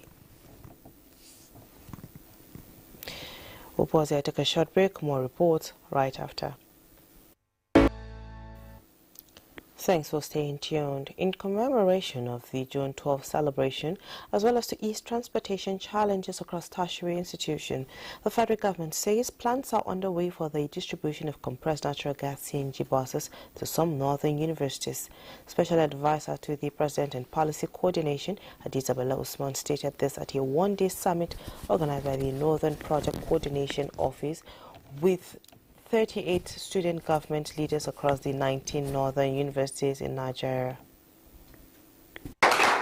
We should not take it lightly that we in the north are the biggest beneficiaries of NEL Fund. One, it speaks to the fact that we are going to school, meaning that we are in school and we're seeking for loans. So it recognizes the quantity of all of us, our children that are in school. We also recognize our humanitarian disbursements that are being done. And again, Northerners constitute the highest beneficiaries of the humanitarian disbursements that are being done. So you can see where every time you have interventions, the Northerners are key beneficiaries, and those areas of Northerners being beneficiaries are being done effectively and efficiently. For the students' body, the Bola Ahmed Tinubu-led administration's vision for education, infrastructure, agriculture, and health sectors has brought succor, particularly through the Student Loan Fund, which has benefited more than 1 million students, with the number still rising. 40,000 students. Half of these students are beneficiaries of NEL Fund. And as such, this has helped them a lot. Most of them are not dropouts because of the issue of NEL Fund. NEL Fund has helped most of our students. They are still in school as we speak with the upkeep and the institution fees. There are getting to 6 or 7 colleges, which they need also this initiative of CNG buses. So I want to suggest that this provision of CNG buses be extended to other colleges and polytechnics. For fulfillment of the present administration's promise to Nigerian youth and students towards promoting social and economic growth. The African Democratic Congress has announced the commencement of its presidential primary election process, describing it as a significant step in strengthening internal democracy and offering Nigerians a credible political alternative ahead of the 2027 general election. This was at the Collation and Announcement Center of the primary election in Abuja. Timothy Yusuf reports. Democratic Congress. Chairman of the ADC Presidential Primary Election Committee, Ikechukwu Emenike, and ADC National Spokesperson, Bolaji Abdullahi, briefing the media on how far the presidential primary election has progressed. They emphasized that the exercise marks a new phase for the party, as the selection of its presidential candidate would be guided by transparency, fairness, and due process. Millions of our party members are trooping out to cast their votes and be counted. We strictly informed and advised, even warned our members to only count genuine figures. None of the three aspirants can tell you confidently that they will fly the ticket of the African Democratic Congress. We are very proud of that we are giving Nigerians a very competitive internal democratic process. ADC had presented three aspirants for its presidential ticket: former Vice President Atiku Abubakar, former Governor of Rivers State Rotimi Amechi, and former Chairman of the Nigeria Economic Summit Group Hayatuddin Mohammed, maintaining that the party remains committed to providing members with opportunities to choose their preferred candidate through a competitive process. Timothy Yusuf, NTA News. The African Democratic Congress Youth Wing has launched a strategic movement in Abuja tagged the Rise Up Nigeria Run campaign, a youth-driven civic initiative aimed at mobilizing young Nigerians ahead of the 2027 general elections.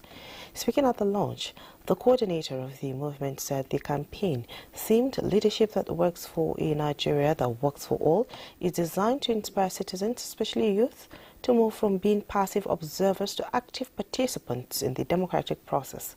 According to the organizers, the initiative will focus on issue-based politics, youth inclusion, leadership development, voter education, and grassroots mobilization across the country. The coordinator emphasized the need for credible leadership, national unity, economic opportunities for young people, and increased participation of youth in governance and decision-making. ADC PPN is a reform-driven movement committed to mobilize Nigerians towards democratic participation, youth inclusion, women empowerment, national unity, sustainable development.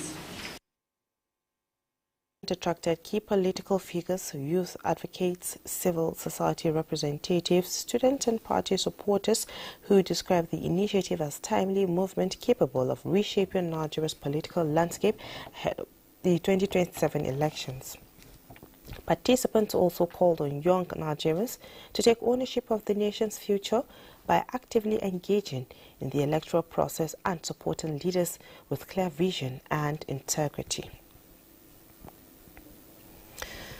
The primary elections conducted by political parties across Nigeria may have concluded, while others are ongoing, but their aftermath have continued to generate concern among stakeholders. A group, Fatherland Front for Growth and Development, at a press briefing in Abuja said while it commended the general compliance with the amended Electoral Act, particularly the provisions recognizing consensus and direct primaries, the conduct of the primaries of the ruling All Progressive Congress APC was satisfactory in several areas. There were concerns in some states like Oyo and Kwara, urging the party leadership to address those concerns, saying political parties stand a far better chance of success in general elections when they present their strongest, most credible and democratically elected candidates to the electorates. committees that will look into complaints of the fallout of primaries. And these committees have a timeline within which they will hear all of these complaints and ensure that justice is done. What we are asking for is that where these results have been announced and these matters come to these panels, these committees, the committees should look at the matters dispassionately. That have been declared inconclusive because some big man in court in Abuja or elsewhere have decided to say, halt it, my candidate is not getting the upper hand or things like that. Authorities in the country, authorities in the APC, they should talk to these very people to stay out of this and allow the system to run its course. And the Director General of the Nigerian Technical Aid Corps, NTAC, Dr. Buba Yusuf Yakub, has described the turnout of APC members in Adamawa State during the party's presidential primaries as impressive. Dr. Buba, who spoke shortly after participating in the exercise, said, for the first time, party members in the state demonstrated uncommon unity and commitment, stressing that it is a reflection of their confidence in President Bola Tinubu's administration and capability to continue to initiate impactful policies for the good of all Nigerians. He commended the people for their peaceful conduct and urged them to sustain the momentum ahead of the general elections in 2027 to ensure the re-election of President Bola Tinubu.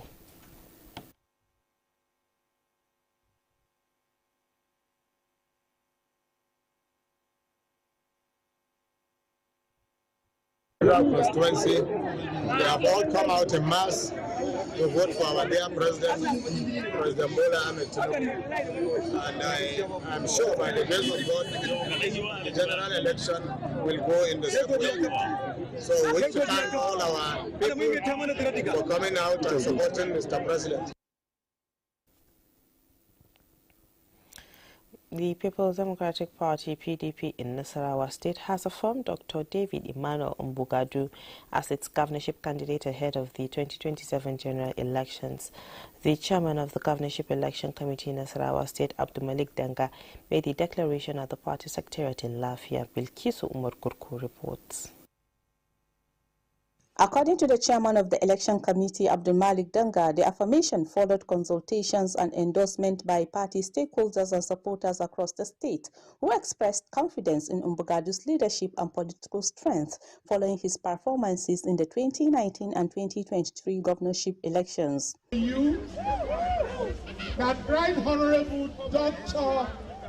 David Emmanuel Mbugadu have been affirmed and confirmed by the PDP stalwarts of Nasarawa State. David Mbugadu, a former member of the House of Representatives who represented Akwanga, Nasrai Gongwamba Federal Constituency, appreciated party loyalists for their continued support and assured them of his commitment to providing purposeful leadership for the people of Nasarawa State.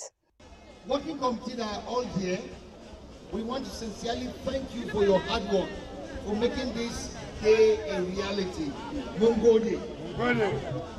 He said the 2027 governorship project will focus on unity, development, and improving the welfare of citizens across the state, while calling on PDP members to remain united and committed for victory come 2027.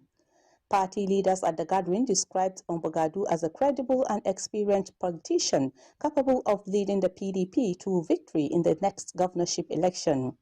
In Lafia, Bilkisu Umar Gurku, NTA News. Ahead of the 2027 general election, an election observer group, Kimpact Development Initiative, has unveiled a new civic technology platform aimed at documenting human rights violations, tracking civic space abuses, and promoting accountability across the country. The platform, known as the Niger Civic Space Platform, was unveiled in Abuja at the National Dialogue developed under the Building Resilient Spaces project organized by KDI. Timothy Yusuf reports. In the morning, This national dialogue brought together policymakers, civil society organizations, media practitioners, judicial stakeholders, and development partners to discuss concerns over civic freedoms, democratic accountability, and citizen participation in Nigeria. Executive Director of KDI, Bukola Idowu, said the platform was created to strengthen accountability and ensure that cases of civic space violations are properly documented and followed through. Let this be our collective call to action. We must rise not to oppose a single party, but to defend our shared humanity. The initiative is expected to provide citizens, journalists, human rights defenders and civil society organizations with a credible channel to report and monitor abuses before, during and after elections. The technology-driven platform will support real-time reporting, trend monitoring and coordinated responses to cases involving intimidation, violence and abuse of rights. Timothy Yusuf, NTA News. We'll pause here, take a break. More reports shortly. From dusk to dawn, 24 hours a day, NTA International is with you in your living room, office, everywhere and anywhere. We provide the company you desire in terms of balanced and up-to-date news, programs and the best of entertainment. Tune in to DSTV channel 251, GoTV channel.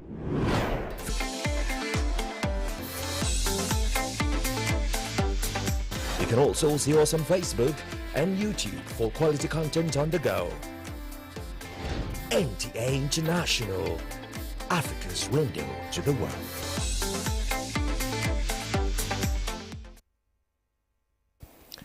Thanks for staying tuned. Now, with 8 months to the 2027 general elections, political activists, some presidential aspirants and women advocates have converged on Abuja at the instance of the movement for credible elections to deliberate on issues they say remain critical to the credibility of the polls. Ekene Ndulube reports. They are familiar faces within the opposition space, with their focus on the activities leading to the 2027 general elections. Top on the agenda are what they described as legal uncertainties that could threaten the participation of several opposition parties, and the need to strengthen citizens' participation in the democratic process. Convener of the Movement for Credible Elections, Dr. Obi Ezekwesili, called for stronger solidarity among citizens and political actors in the collective demand for free, fair, and credible elections. Democracy belongs to us, and that there is no place for negotiating the credibility of the 2027 election. Political parties represented at the forum identified some key issues to be resolved in the electoral process, while women groups remained resolute in their demand for the implementation of the 35% affirmative action policy. Key to the electoral reform is credible elections. Credible election depicts that the right voters register is being put in place. It's also important on our side to find a way to bring together a stronger coalition to fight for this moment. Again, women leadership is also critical to democratic integrity. So if we do not involve women in our political space, what are we saying? Is it that Nigerian women are not competent? At the end of the meeting, the organizers said resolutions reached would be transmitted to relevant authorities for necessary action. In Abuja, Ekene Ndulue, NTA News. Some days to Salah celebration, the Federal Road Safety Corps has called on motorists to keep their vehicles in sound condition before setting out on journeys across the nation, stressing that safe roads begin with well-maintained wheels. At this year's special Salah mega rally in Kefi, Nasarawa State, Corps Marshal Shehu Mohammed urged travelers to embrace caution and responsibility so that every journey can end in peace. Oyeyemi Ajayi reports. Many may see it as a mere rally or another public campaign. Its true essence is deep: the protection of lives and property on the nation's highways. Road traffic crashes across the country are largely preventable when due diligence is observed. Yet, negligence continues, accounting for major road crashes in the country. Few days to Salah celebration, Officers of the Federal Safety Corps have taken to motor parks and major roads in a renewed wave of sensitization, urging motorists to exercise caution and ensure their vehicles are roadworthy, especially by replacing expired or worn-out tires. Even if to buy the tire like 2 months before its expiring date, it is still not safe to use because the expiring date is already very close by. So what matters so much is the tire you buy must be very, very safe for you. It must be roadworthy, and then you as the owner of the vehicle, you maintain your tire so it can last you as accordingly. We want them, anybody that we catch in that is taking drugs or alcohol before driving, we just face the consequence with us. That is what we are telling them. From motor parks across Nasarawa State to roadside awareness drives and pamphlet distribution, extending even to Nasarawa State University, the quest is that the nationwide campaign will inspire greater responsibility among road users and yield safer journeys before, during and after the Salah festivities. From Kefi, Nasarawa State, Oyeyemi Ajayi, NTA News. The federal government has inaugurated the Governing Council of the Nigeria Police Academy and the Board of Trustees of the Nigeria Police Trust Fund as part of renewed efforts to strengthen police reforms, improve training and enhance internal security in Nigeria. Francis Form reports that the move reflects the government's commitment to building a modern, professional and people-oriented police force capable of addressing contemporary security challenges. Amid growing security threats, inadequate logistics, manpower shortages, and increasing public demand for a more professional police force, the federal government has intensified efforts to reform policing institutions and strengthen internal security across the country. As part of the reforms, the federal government inaugurated the Governing Council of the Nigeria Police Academy and the Board of Trustees of the Nigeria Police Trust Fund, charging both bodies to drive professionalism, accountability, and improved service delivery in the Nigeria Police Force. The responsibility placed upon the board is enormous and requires integrity, transparency, accountability, and dedication. The expectations of Nigerians are high, and rightly so. Citizens expect improved policing, enhanced security response, better welfare for officers and men, and efficient utilization of resources allocated to the fund. We'll also ensure that robust governance systems are put in place to guarantee effective oversight, prudent financial management, and measurable outcomes. We are confident that your wealth of experience, leadership, and dedication will greatly advance the mandate and vision of the fund. The newly inaugurated boards were charged to drive reforms that will produce technologically driven, globally competitive, and service-oriented police officers in line with the federal government Renewed Hope agenda. Francis Form, NTA News. This is where we end the news at this time. Thank you for your time and being with us. I am Frama Panyi. Bye for now.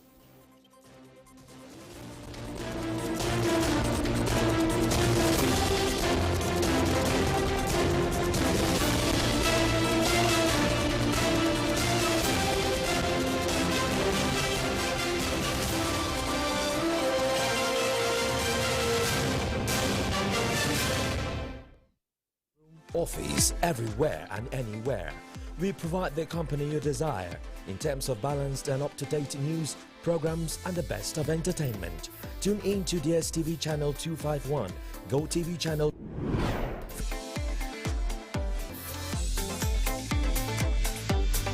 You can also see us on Facebook and YouTube for quality content on the go.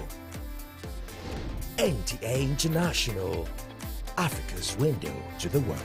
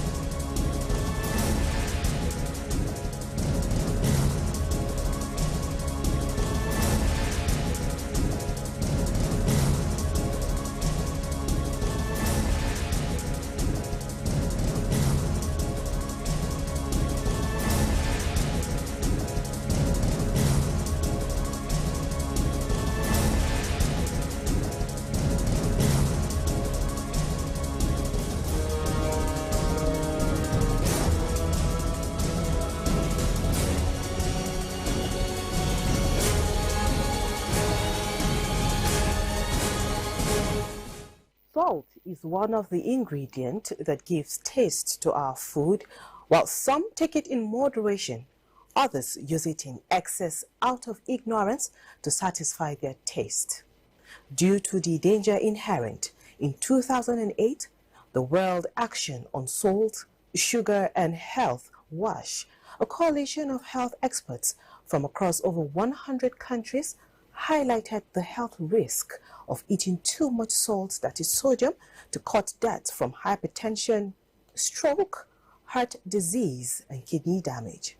Now, most people consume 9 to 12 grams of salt daily. Some, out of ignorance, even use table salt, that is double the World Health Organization recommended limit of 5 grams per day. Despite the push for lower salt intakes at home, it is imperative to create public awareness by educating people that most processed foods are salt dominant, which experts say is part of the leading cause of blood pressure. In Nigeria, according to the 2025 Health of the Nation report by Federal Ministry of Health, 40% persons have hypertension, that is 4 in 10 adults. This figure differs from urban to rural dwellers and sex. To bring more awareness on the danger of salt intake, we have in the studio John Funsho Tehinsi, a consultant on food science and technology. Sir, it's good to have you on the program. Thank you very much. Thanks for having me. I am Frama Pani. Right. Now, how do we balance cultural food practices with need to reduce salt? Okay. Majority of the salt we take comes through dietary intake.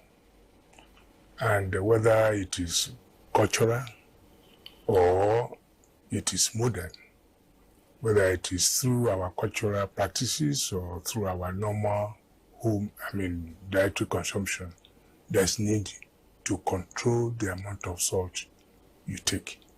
For your introduction, you rightly mentioned that we are supposed to take not more than 5 grams of salt per day from all sources. Okay. And what that means is that we should not take more than 2 grams of sodium. Sodium is the ingredient that really does the hypertension. Okay. The sodium in the salt. And when you take sodium in excess of 2 grams per day, or 5 grams of sodium chloride, which is the salt, then you are in the danger. You have crossed the threshold. And then anything beyond that, you begin to have a liability to have, you are now able to have hypertension. And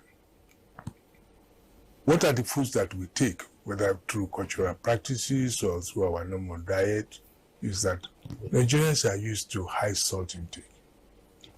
If you take that when a survey was done in collaboration with the University of Abuja, okay, it was known, it was revealed that we take up to 9 to 10 grams, that is double the amount of salt that we are supposed to take. And it has become a habit that people even add salt before they taste the food. Becomes our habit that immediately you just see food, you add salt to it, even before you taste it. So, and taste, like we always say, it's an acquired behavior. So it means that if it is acquired, we can control it. And that is why we now start creating awareness on the amount of salt.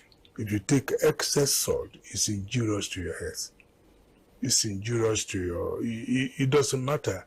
Okay, and it builds up, it goes into your blood and it resides in your blood and begin to increase your blood pressure.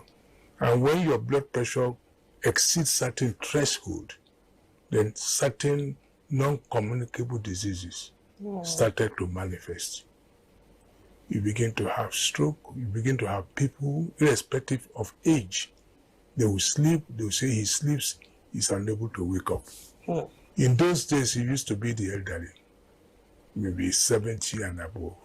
But nowadays you have youths under 9, under 10, under 20, under 30, sleeping in their distance and they never wake up.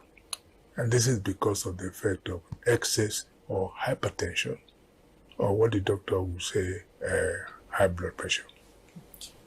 So basically, if I understand what you said, when you take salt in excess, yes, builds in and becomes hypertension, and that hypertension now begins to make room for other non-communicable diseases. So it is a ripple effect, a ripple cause of many other ailments to come. Yes. Interesting. Yes. Now, some people use seasoning cubes in place of salt. Yes. How healthy is that practice? Well, bouillon cubes consists about 70 to 80% sodium. And it's that same sodium that is salt. Sodium that contributes to your hypertension. Because bouillon cubes contain about 30 to 40% sodium chloride, and also about 40 to 50% monosodium glutamate. So you will see that there is sodium in between. So when you consume bouillon cubes, the way we consume in Nigeria, you are getting sodium from two sources. From salt and from the monosodium glutamate. And some of us, some of our women, use between 2 to 6 bouillon cubes per serving. And that is the danger. And in addition to that, they still add salt when they are cooking. So when you do an analysis of the amount of sodium that was intentionally added when they are cooking, and unintentionally added through monosodium glutamate or through bouillon cubes, the salt becomes excessive. And we're already used to that excess salt, so you don't even feel it anymore. And then you find out that the repercussion is that majority of the household become hypertensive, and particularly youth, they become hypertensive because they eat these foods at home, they eat it in the school, they eat it anywhere they go, and majority of these bouillon cubes and many of these things is added to food to make it tasty. And in addition to making it tasty, it also encourages hypertension. And that is why we are saying that it's the study that was done about a year ago recommended a threshold for these bouillon cubes to bring the salt content and the monosodium content down to globally accepted levels. That is ongoing. And there is a threshold, that is what we call a benchmark, which have been agreed by government, that this, if you are going to use the bouillon cubes or you are going to use any other condiment that contains salt, that salt content or all the sodium content should not go beyond this level. So that is on, and I think NAFDAC is working on it to make it a law in such a way that if you exit it, then that means you are breaking the law. So what it means now that the industry is now being advocated to reformulate, you understand, to reformulate their product such a way that it is in tandem with global standards. Because majority of the countries outside us, like which is, all of us are, we are loyal to WHO. We say whatever WHO says, that is what we try to, because WHO is the guide, providing the technical guideline. And here I said that we should reduce salt content because of this, because of that, because of what we have said. So in doing that, the federal government, through its partners, has established thresholds for 35 priority categories of food, not foods, categories of food, which bouillon cubes is just one category.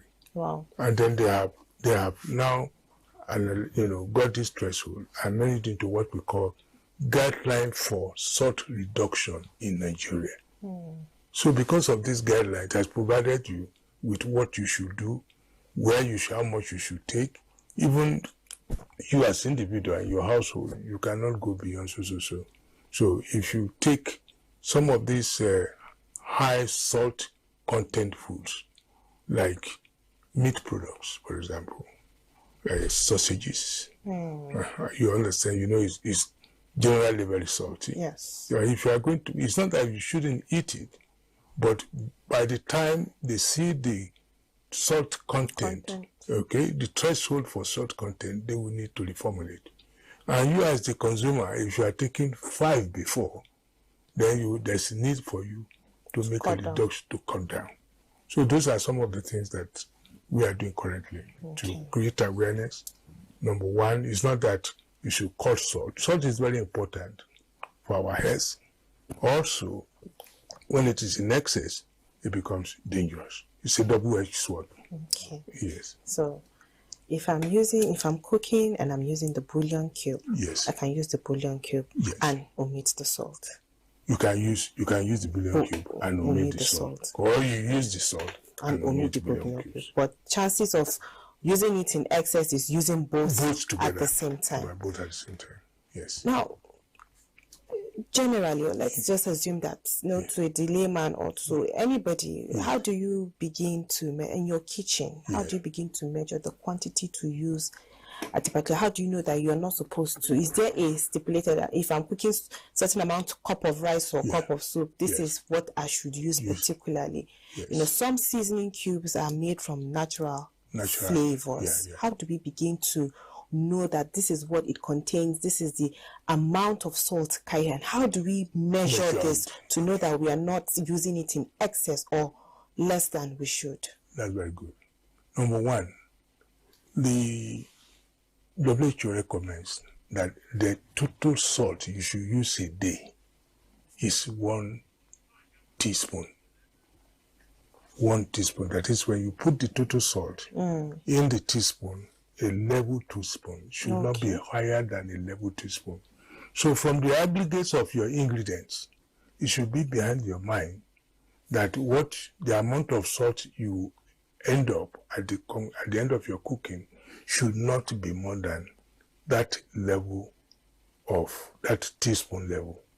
So it is the duty of the chef, which is the mother now, to begin to understand that, okay, I need to put this amount of salt to guide my children, to guide my husband, to guide my household.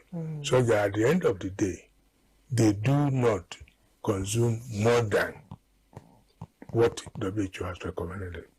Another practical thing is, if you can taste salt in your food, which I know that majority of women do, because when you cook, you taste. If you can perceive the saltiness in your food, is already excess. So, because when you cook and say, no, this food is not salty, it's not salty. Okay, that is the optimum threshold. The moment you perceive the taste of salt in whatever you are cooking, the saltiness is already on the high side. So that should be a guide. So when you are cooking and you taste it and you can perceive salt in the you have to reduce the salt either by addition of liquid like water or whatever you do to add or you put more product to be able to absorb the salt. Okay. Yes. Mr. Funshaw, let's pause here and take a short break. Okay.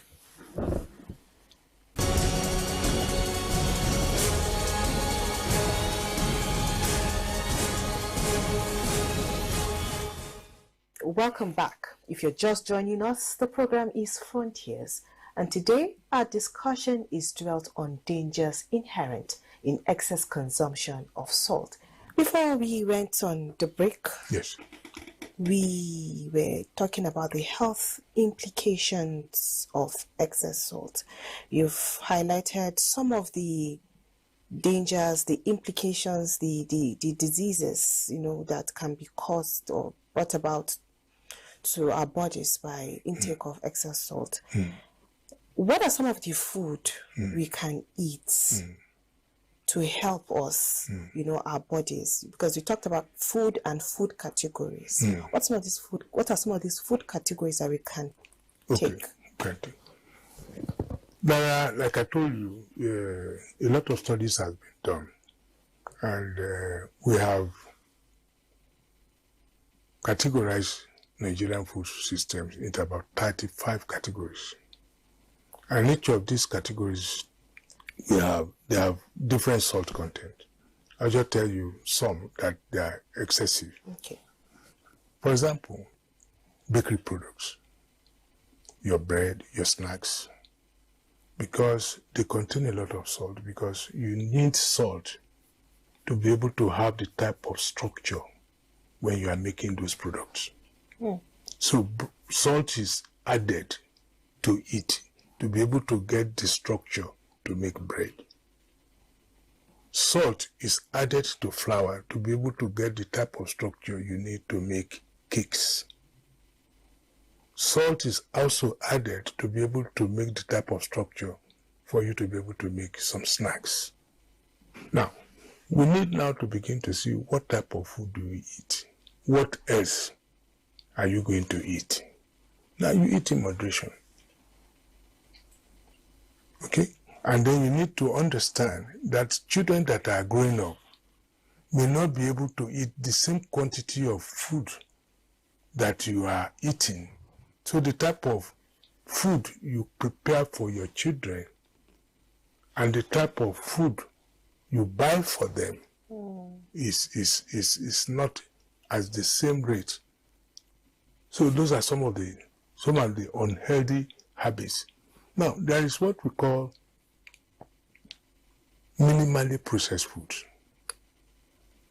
Minimally processed foods. From that language, you will know that they are minimally. That is what our poor parents were eating. And they could go as long as whatever they wanted. Maybe 10 years, maybe 30 years, maybe 100 years, and they are still very energetic.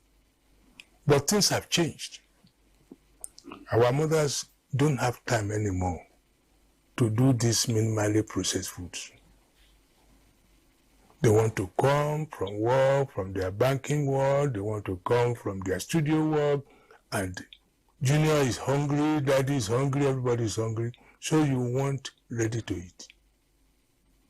And these ready to eat foods are laced with high salt, high sugar, and high fat. So we need to begin to advocate to our women food. That is not that these foods are generally very bad, but we need to be able to moderate how much of this we need to have a balance. I'm a food scientist, so I know what it takes to process, and I know what it takes, what we add to it to make it look good, so that you can commercially, you can look for it. We make it stable for you. You don't need to get a fridge. We make it easier for you so that within 5 minutes everybody is happy. But again, there are consequences. So we need to begin to balance, particularly with our vulnerable age groups. Okay. Yes. Yes. Talk to us about the difference between sea salt and ordinary salt, because often we hear, sea salt is better, it's healthier, it's this, it's that. Yes. What's the difference? Sea salt is made from the sea. Okay. That is why it's called sea salt. And that makes it natural. Make it natural. You also have natural salt, which is made from the rock. Okay. You have rock salt. So salt can come from the sea, can also come from the rock. Now, when it comes from the sea, it has natural iodine. So iodine is added to it naturally. And iodine is very good because of the brain. Okay? The brain, it has to do with brain development. And when you are deficient of iodine, it shows by goiter. Okay. Okay. Now, for rock salt, it doesn't have that facility because it's not in the sea, and it's not being given to by the fishes. You understand? But the government of Nigeria, from about 20 years now, have been fortifying salt with iodine since I think early 90s. They have been fortifying salt with iodine. You need only about 4 grams of iodine throughout your lifetime. So it's a very small micronutrient, but very, very important in terms of its functions. So therefore, there is really no difference in terms of health between what we call sea salt and Nigerian salt, because Nigeria has made it mandatory for producers of salt to iodate, to fortify with iodine. Okay. Yes. Yes. Quite interesting. Yeah. Now, when we talked, you spoke about testing, taking lab tests to find out, the quantity of salt in your body and all that. Yes. What happens when someone tests, you find that you have excess salt and all that? What can be done to reduce it in the body when it's already in your bloodstreams? Okay. What are some of the things you can do? I think salt is very soluble in water. Okay. So the first thing is to drink plenty of water. That's the first aid. Okay. And then the second is to control your diet. Diet is the major source of intake of sodium. So rather than rely more on ultra-processed foods, I would rely more on consuming what I call moderately processed foods. That is, foods that you can process at home and does not need industrial processing, just like you go and buy packaged foods. I can blend it. Okay. Maybe 60% minimally processed and 40% or whatever thing that suits you. Okay. But don't depend entirely, because this is easier for you. Just go ahead. There are consequences. Okay. Yes.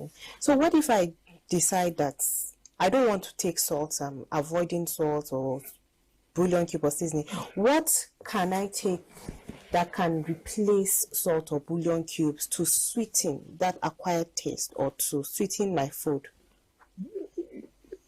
Let us get something clear, so we don't give wrong messages to our listeners. Okay. Salt is good. Okay. So avoiding salt might be inimical to your health. Okay. Because we need salt even for our muscles. Okay. And for our work, we need salt. It is the excess salt we don't need. Okay. Now, there are a lot of condiments, natural condiments, which our mothers use. Okay? Turmeric. Okay. Garlic. That you can put in your diet. They will look very spicy, but the salt content is much, much lower. Okay. You understand? The onions. These contain natural and can reduce considerably the amount of salt you need to take. Okay. Or you need to add. Okay. And that is the way we can go. All right. Yes. It's been an absolute pleasure having you, Mr. John Fonshaw Tenje. Yes. Thank you so much for coming on the program. Thank you for educating and teaching us, making us understand better this topic. All right, viewers, this is where we'll draw the curtain for today on the program Frontiers. We hope to bring you another interesting topic on the program next week. Bye for now. I am Frama Panyi.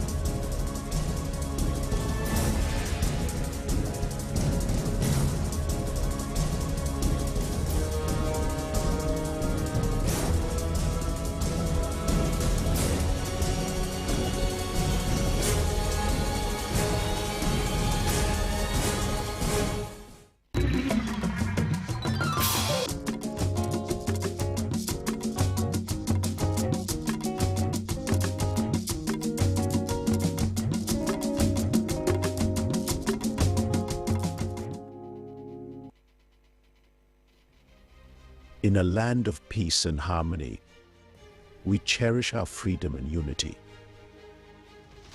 But around the world, we've seen how protests can spiral into chaos.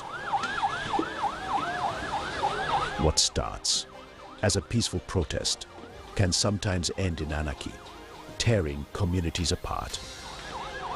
My advice to these young people is please do not take us back to those harrowing days. So those who experience it will run away from it.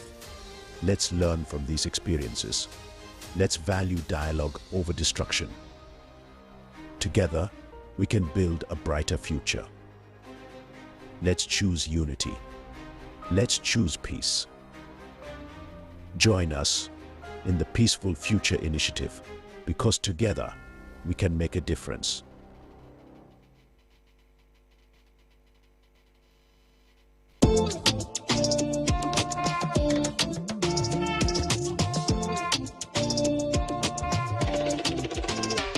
I've got a willingness to contribute positively to the well-being of my fellow citizen. As a Nigerian, I'm a provider, helper, listen to me. I try to listen to you. I'm a born winner and I cherish security. As a Nigerian, I'm a real Nigerian.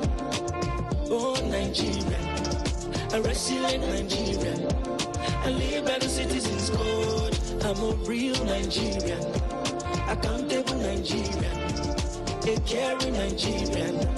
I live by the citizens' code. Green, white, green, oh I pledge my dear country. I'm embodied with observance and courtesy.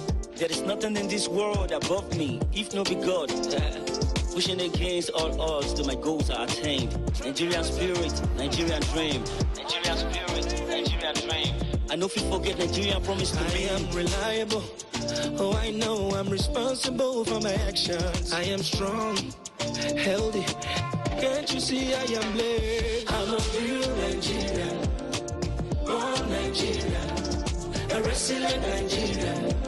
I live by the citizens' code. I'm a real Nigerian, accountable Nigerian, a caring Nigerian. I live by the citizens' code. I'm a real Nigerian, born Nigerian, a resilient Nigerian. I live by the citizens' code. I'm a real Nigerian, accountable Nigerian, a caring Nigerian. I live by the citizens' code. I'm a real Nigerian, accountable Nigerian, a caring Nigerian.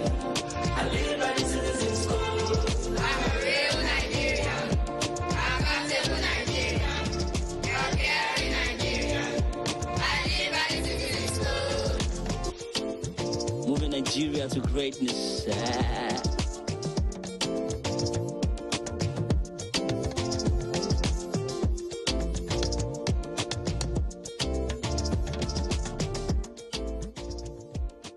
Brought to you by the National Orientation Agency, NOA.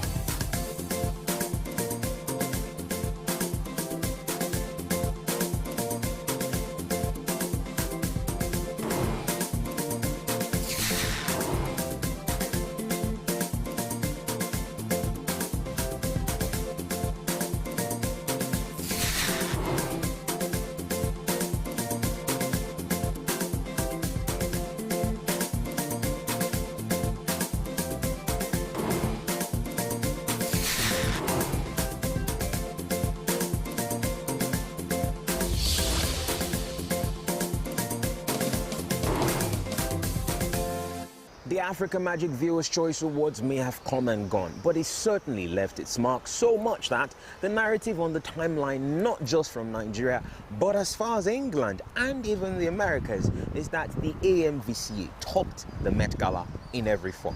Yes. But while the designers like Vicky James and Toyin Lawani chose to be in the avatar state while making their pieces, names like Linda Ejiofor made history on the night as she bagged 2 major awards, the first in the awards history. But in case you don't know, this is Clicklight, where we serve you nothing but absolute pure fun and undiluted entertainment right here on the network service of the NTA.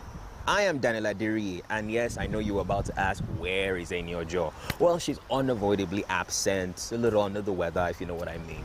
But guess what? She's going to be back next week. So for those of you who are, we miss her, relax, she's going to be back, okay? But for now, I'm going to be your captain of this ship, right? So without further ado, like I always say, let's get this show on the road.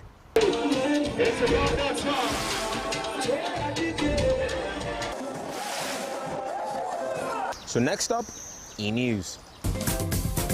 AMVCA gets this look, and we get this look. They get this look, and we get this look. They get this look, and we get this look. Even the men, they get this look. We get a suit. We get a suit. The 2026 AMVCA came with a bang, and that bang has garnered a lot of reactions from foreign influencers, fashion critics and commentators praising the event's fashion, creativity and production quality, comparing it to global shows like the Met Gala.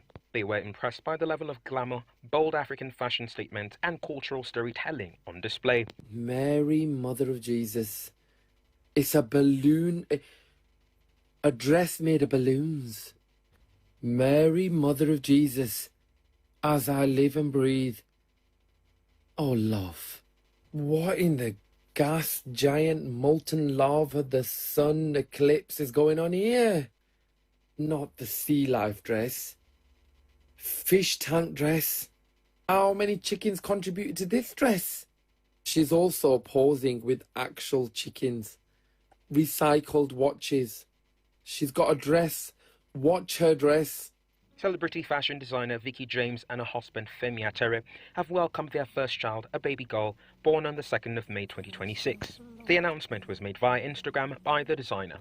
Sharing the meaning behind the child's name, the couple explained that El means God, while Anna means he has answered, together signifying my God has answered. The couple revealed that baby Eliana was born on May 2nd, 2026. Life is that thing that happens to you when you're busy making all the plans. And on a sad note, Nollywood actor Alex Ekubo has been reported dead at 40 after a long battle with cancer. His passing comes after months of public concern over his absence from social media since late 2024 and a recent viral video that sparked worry about his health, leading to widespread shock and mourning across social media and Nollywood. Since the news broke, heartfelt tributes have continued to pour in from colleagues and friends in the entertainment industry. Yes, you would buy that car. Yes, you would build that house. But just breathe. Breathe. Just breathe. Well, congratulations to every one of the awardees. I mean, personally, I thought it was a good stack up. Buchi Franklin, definitely for me, one of the biggest names that won that night because I think more than half that hall wanted Buchi to win that category. Like, it was a big deal, you know, the boss, you know, the character in To Kill a Monkey, you know, and it was electric. And the speech was also amazing, you know. It said he lost his mom 7 days before they started shooting that movie, or no, 7 days before the premiered To Kill a Monkey. So it was a very surreal, emotional moment for him, owing to the fact that someone so dear to him and someone so close to him, should I say, played a key role in who he eventually became. And it was just a touching moment. And also, for many of us that did not know before, although some of us knew, not all of us, the ship between him and Sunshine Rosman, that ship, it came as a shock. Because we just saw a lot of Buchi, Sunshine, Shine, Buchi, what's going on here? And next thing we know, we are seeing clips and interviews. Oh yeah, they are a ship now. The ship is shipping. Bushan. Is it Bushin? I'm not sure. Something Bush, then there's an in because it shines to Bushine, right? Yeah, that's the name of the ship. But anyways, it was really cool. And I think Uzo Arokwe definitely deserved win. Linda Ejiofor absolutely deserved it. Best supporting actress. Some people might say Serpent's Gift wasn't all that. And brings us back to the choice of movies. Color, even My Father's Shadow that won.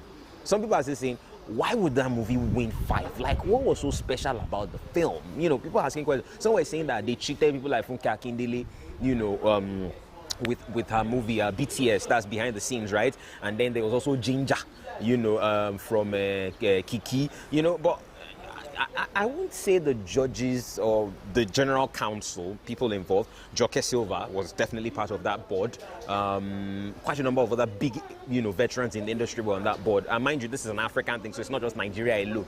Joke Silva was one of the few members of that, judges board selected from Nigeria. So it's not just Nigeria alone. It's the entire Africa. So if you're expecting that, no, it's not going to be that way. Mind you, there's the East African category, there's the North African category, there's the South African category. So for those of us on this side of the continent, which is West Africa, yes, competition is a bit stiff, and obviously we put our best for when it comes to the creatives. But the criteria, I think AMVCA might just need to be a lot more, should I say, upfront and more explanative with how they come to terms, should I say, the conclusion of their criteria of doing the awardings. That's just my own take anyways. But most important thing is congratulations to everybody that won. That's whether you like it or whether you not like it or who has won has won. Uche Montana with the Trailblazer Award definitely deserved it. She's been absolutely on fire from last year up until this year with Monica 1 and 2, deservedly for me, absolutely deservedly. But while we're all celebrating, I want to use this moment very briefly for the next 30 seconds to honor the memory of someone I feel everyone holds dear to heart by virtue of what he has done for the industry. I'm talking about Alex Ekubo. Just 30 seconds, a minute. Please let's just honor him with a moment of silence, please. Thank you.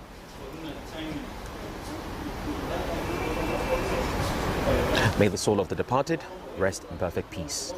Amen. A true champion of security and service, Ambassador Adejo Monday Emmanuel hit the 5th floor as he celebrated his Golden Jubilee with family and friends. From safeguarding nations to touching lives, his journey is a testament to dedication and excellence. Alika Okmanachi Arua was there for all of the vibes and celebration. It's about that time.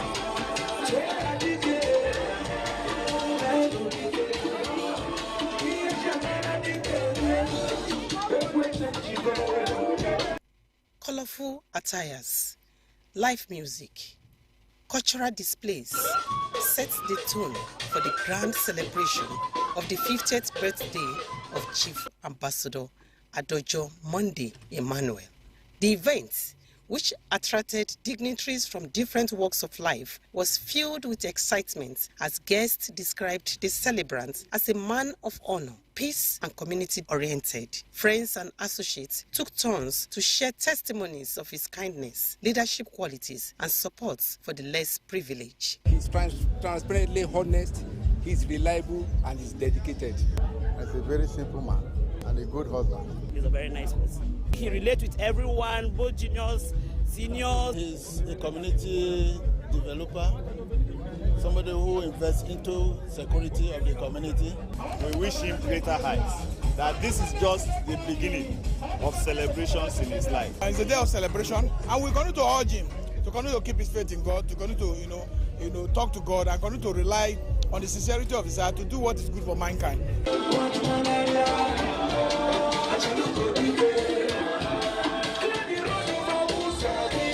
The event was not only a celebration of age, but also a reflection of a life of impact, leadership, and service to humanity.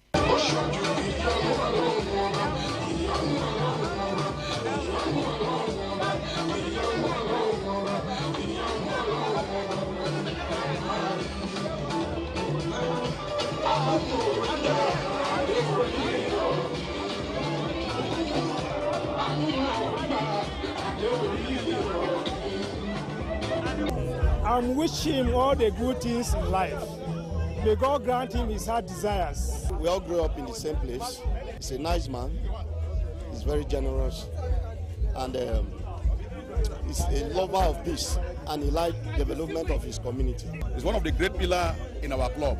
And today we are happy that we are celebrating him as he's turned 50 years. Musical performances from entertainers kept guests on their feet, while the cutting of the cake marked one of the major highlights of the evening. In his remarks, Adejo Monday Emmanuel appreciated God for the gift of life and thanked family, friends and supporters for standing by him throughout the years. My father didn't make 50. He died at the age of 45. Today, yeah, I'm 50. So I'm happy that I've break the chain. And God Almighty, I give him all the glory. He's an amazing man, an extraordinary human being, a man that can give up for his family and for humanity. I wish Emmanuel Monday Adejo long life, in good health, sound mind, and prosperity. He's a very good and wonderful father. My dad is my #1 hero. He has been there for me since day one, and he'll keep being there for me. The event ended with dancing, networking, and goodwill messages as guests celebrated a man many described as an inspiration to the younger generation.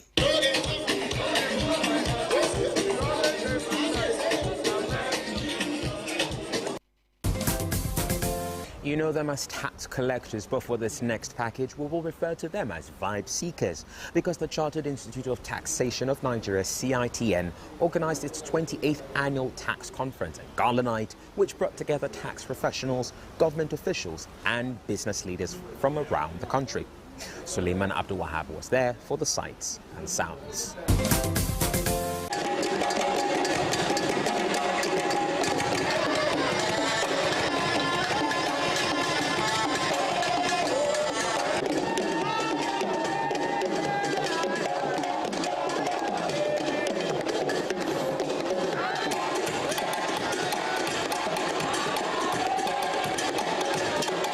The Gala Night was marked by colorful cultural displays as participants entertained guests with traditional dances from different tribes. District contingents also took part in lively dancing competitions that added excitement to the events.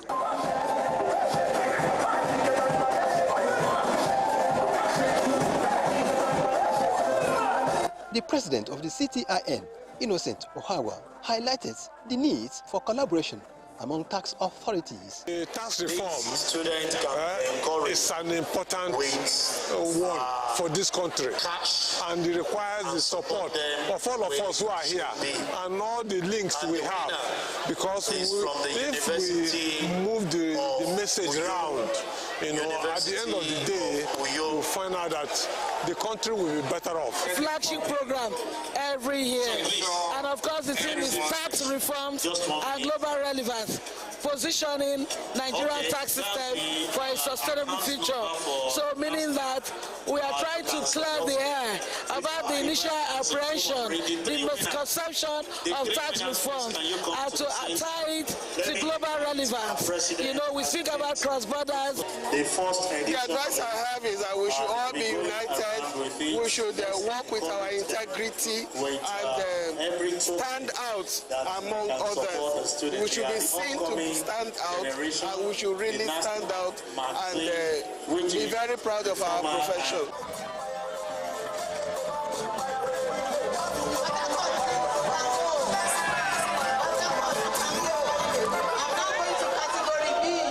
Where awards were presented to the largest participating district contingent. So on behalf of all the awardees, we want to thank CITN and we want to appreciate CITN. So this is just to encourage all district society to turn up more in the forthcoming conference.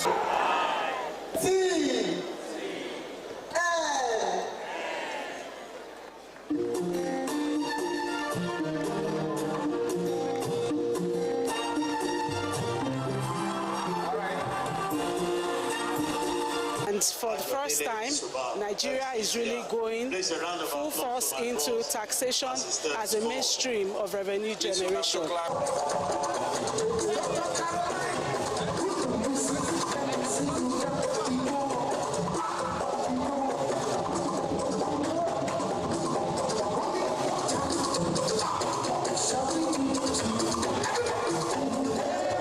The event ended in a celebratory note as participants departed with renewed commitment to strengthening Nigeria's tax system and promoting national development through improved collaboration and best practices.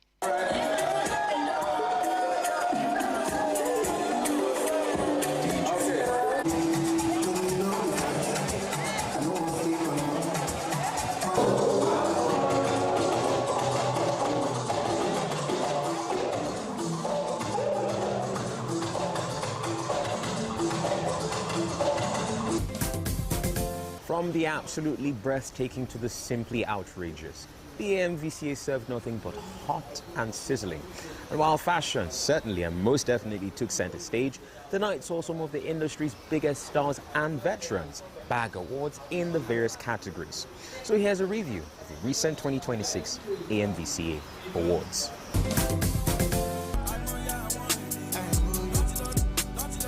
The AMVCA has come and gone, but it certainly left impressions lingering on in the hearts and minds of people. But like every award event of this magnitude, the industry's best, brightest and of course finest showed up excellence. The red carpet was a mini runway in which fashion designers like Vicky James and Tony Lawani decided to enter the avatar state with their designs and bend the elements like water, earth, fire and air, leaving jaws ajar. Water, earth, fire. Came the main event, and co-host Bobby set the tone for the evening as he serenaded the audience with rib-cracking jokes. Tony, ladies and gentlemen, and the winner is Funke Akindele Award. Auntie Funke. Auntie Funke. I hate you. A few musical performances, and it was time to reel out the names of award winners from the various categories. Leading the pack was My Father's Shadow with 5 awards, including Best Film. Uzo Arukwe scooped up Best Lead Actor, while Linda Ejiofor became the first woman to win an award for both lead and supporting actress in one night.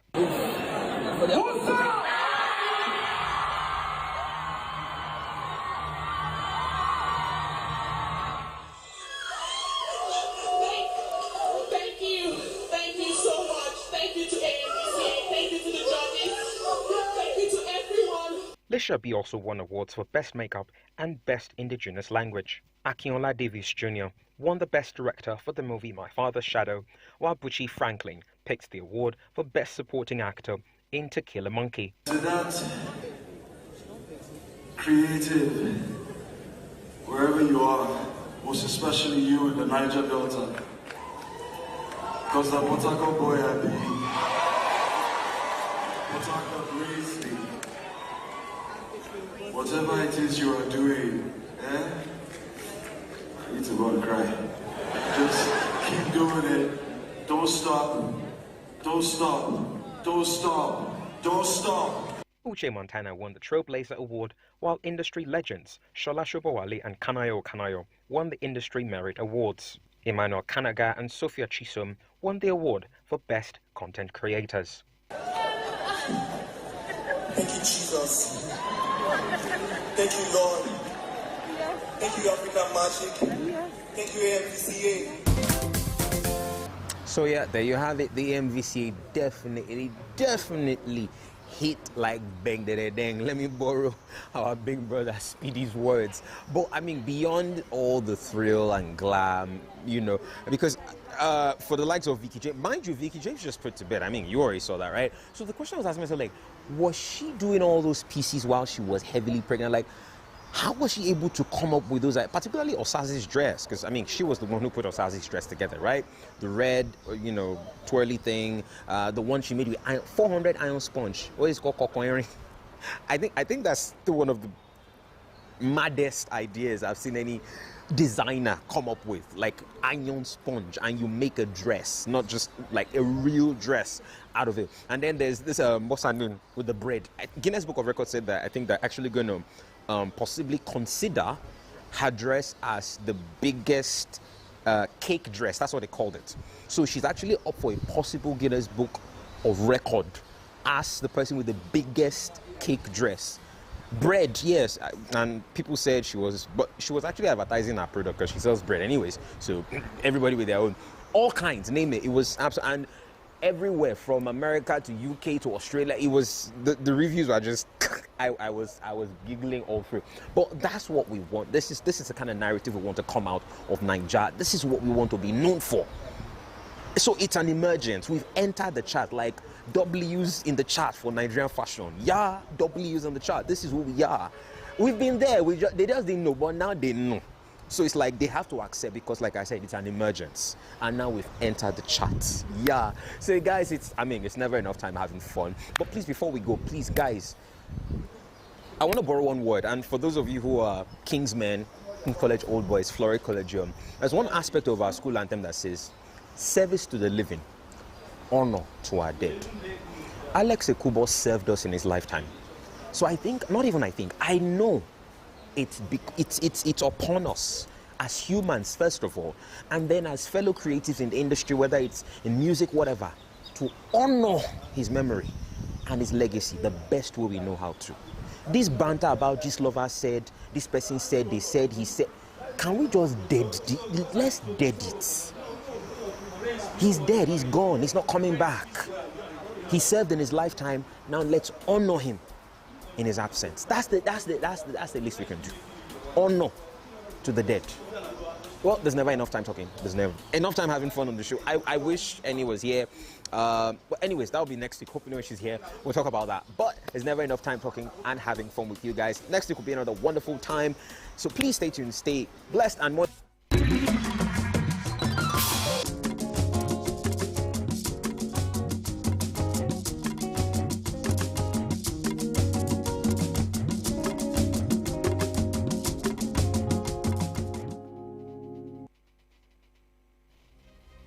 In a land of peace and harmony, we cherish our freedom and unity. But around the world, we've seen how protests can spiral into chaos. What starts as a peaceful protest can sometimes end in anarchy, tearing communities apart. My advice to these young people is please do not take us back to those harrowing days. So those who experience it will run away from it. Let's learn from these experiences. Let's value dialogue over destruction. Together, we can build a brighter future. Let's choose unity. Let's choose peace. Join us in the Peaceful Future Initiative, because together we can make a difference.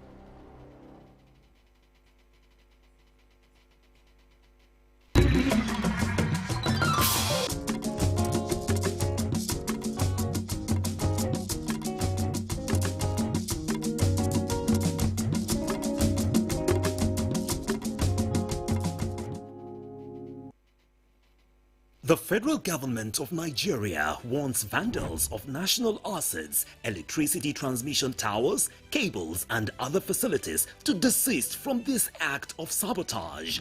Vandalism is a serious crime punishable under the law. Vandalizing electrical equipment will affect millions of Nigerians, including your loved ones. Remember that national assets belong to all of us, hence the need to protect them. Report all cases of suspicious movement around electrical facilities to security agencies. When you see something, say something.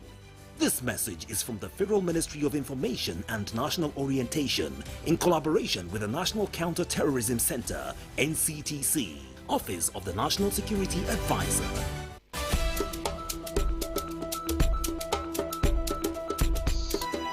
Well, hello. It is great to be back with you again on Lens on Africa.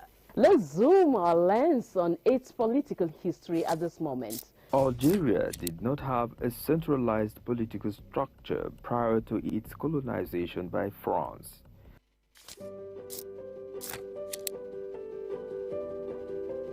It is now time for our weekly roundoff of African history.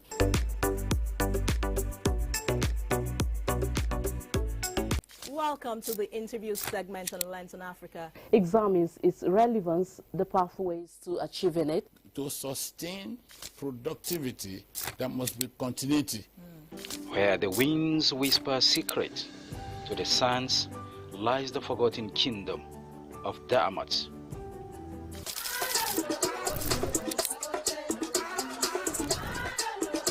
It is on this note that we conclude Lens on Africa today. Thank you for spending your time with us.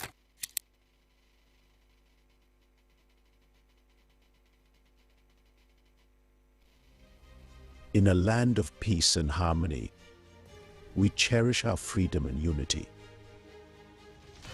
But around the world, we've seen how protests can spiral into chaos. What starts as a peaceful protest can sometimes end in anarchy, tearing communities apart. My advice to these young people is please do not take us back to those harrowing days. So those who experience it will run away from it. Let's learn from these experiences. Let's value dialogue over destruction. Together, we can build a brighter future. Let's choose unity. Let's choose peace. Join us in the Peaceful Future Initiative, because together we can make a difference.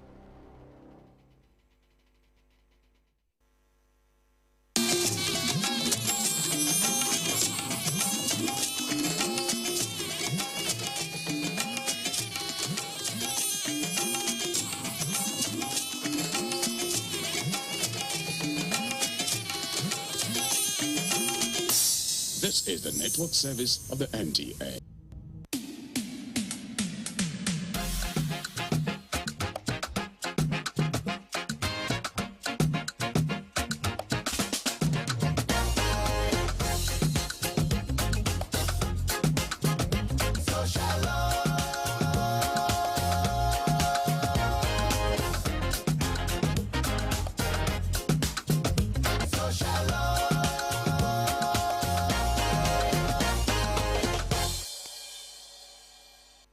Life is not measured by the number of breaths we take, but by the moment that take our breath away.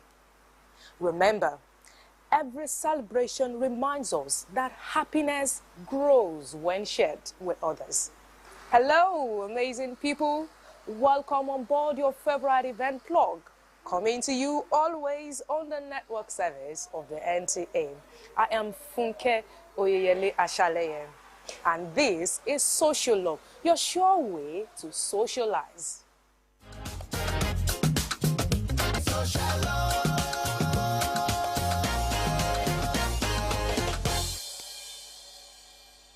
From the rhythm of reggae music to the message of love, peace, and unity, the legacy of Bob Marley continues to inspire generations. The nation's capital played host to reggae fans as they gathered in celebrating and paying tribute to the reggae icon.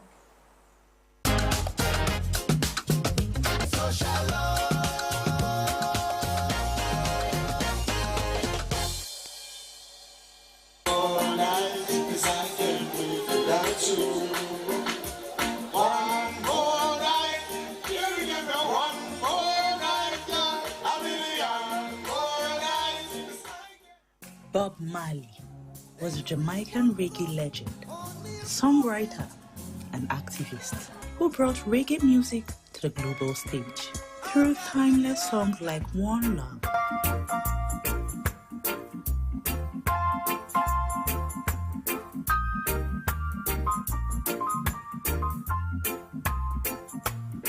Redemption Song, and No Woman, No Cry. He used music to spread messages of unity, peace, love, and resistance against oppression.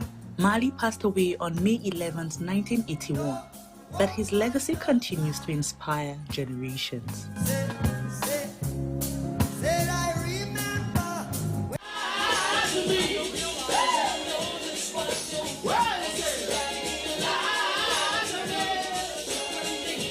Ogi Kimoni, Asia, and several other notable music artists put up a special show to celebrate Bob Marley's Day in commemoration of the legendary musician.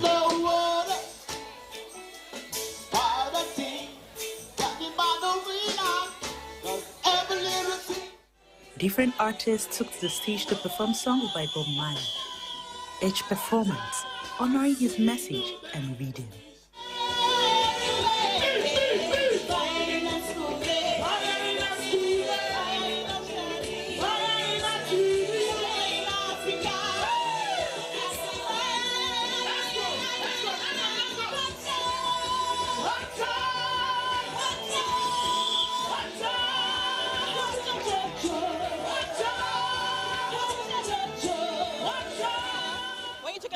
founding fathers of reggae, you can't ignore but mention Bob Marley. So for Bob Marley, it's a lot of influence on upcoming artists, a lot of artists, where you get the different variations of reggae music. You know, a lot of people point to him. So yeah, we are today to celebrate him.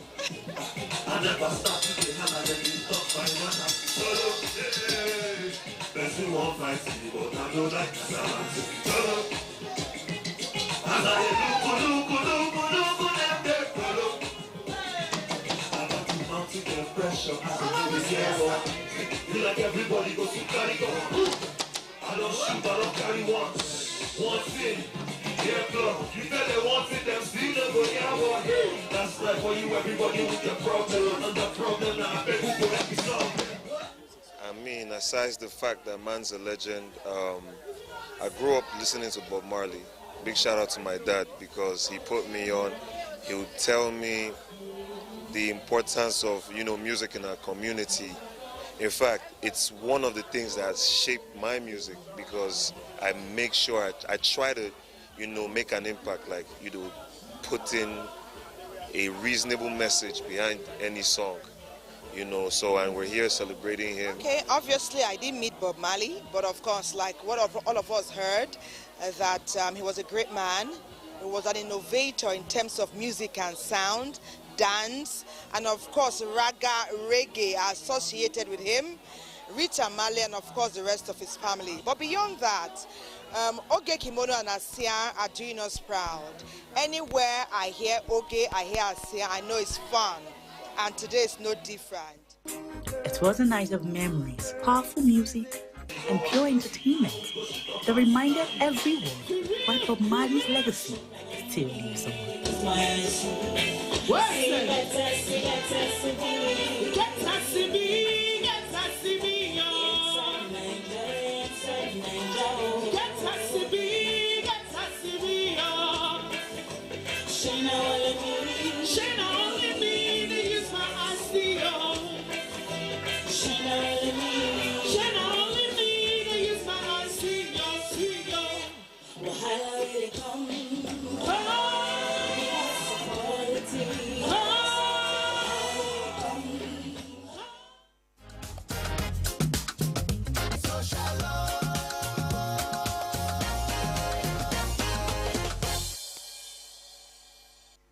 What a remarkable celebration of music and timeless message of unity shared in honor of Bob Marley.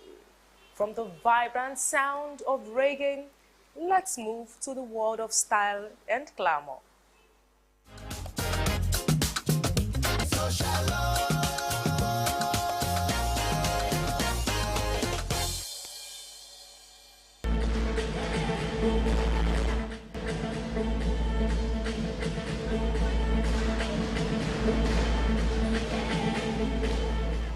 It was an evening of style, creativity and cultural expression as fashion lovers gathered for the Walk Fashion Show, an event that has become a key highlight in the capital city's fashion calendar. Looking forward to, I think, the entire performances, to see some of the pieces that we're going to see on the runway, and, you know, just to have a great time tonight. Go for, you know, ready-made anymore. They go to fashion designers to get their clothes customized. So fashion industry is doing well, and it's the trending thing now in Nigeria. To seeing the amazing designs that are going to be showcased. I'm looking forward to seeing beautiful color, creativity, pieces that would actually speak about the Nigerian heritage. That's what I'm looking forward to.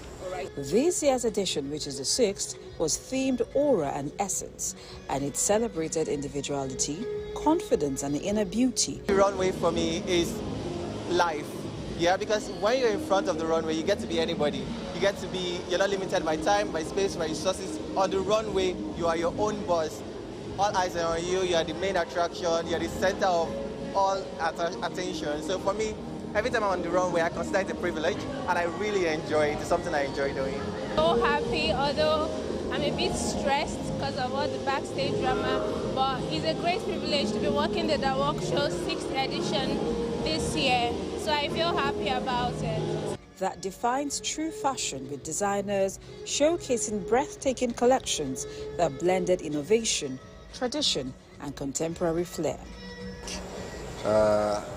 I like uniqueness when it comes to fashion, something very different from what other people are putting on or bringing out there.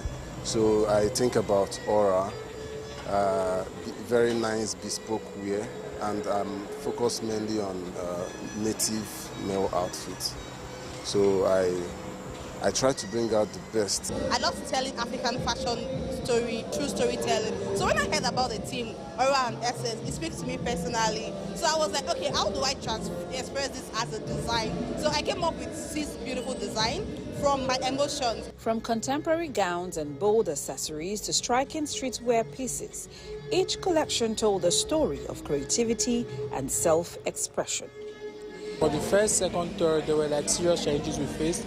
Over the years, we have known how to learn or build ourselves to understand what the challenges are and how to convert these challenges to a success story. Going global, the demand for Nigerian fashion is interesting. Interestingly, this is Fashion Week in Nigeria, so it's interesting to see how diverse we've gone, how global we've gone, how demanding our pieces are right now. The world wants to be part of the Nigerian fashion industry. It's an interesting time to be a fashion designer. Beyond the runway, the show continues to serve as a platform for emerging designers to gain visibility for Nigeria's fashion industry to shine on the global stage.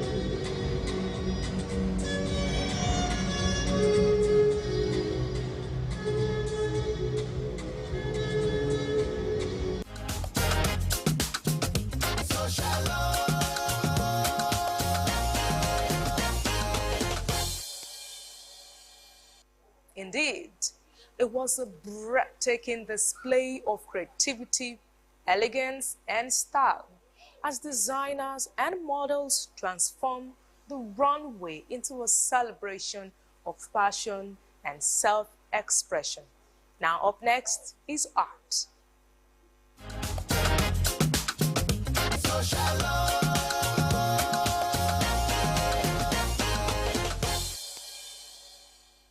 Arts and crafts are the core essence of any society, and the Nigerian creative market is gradually making giant strides towards attracting more appreciation and patronage.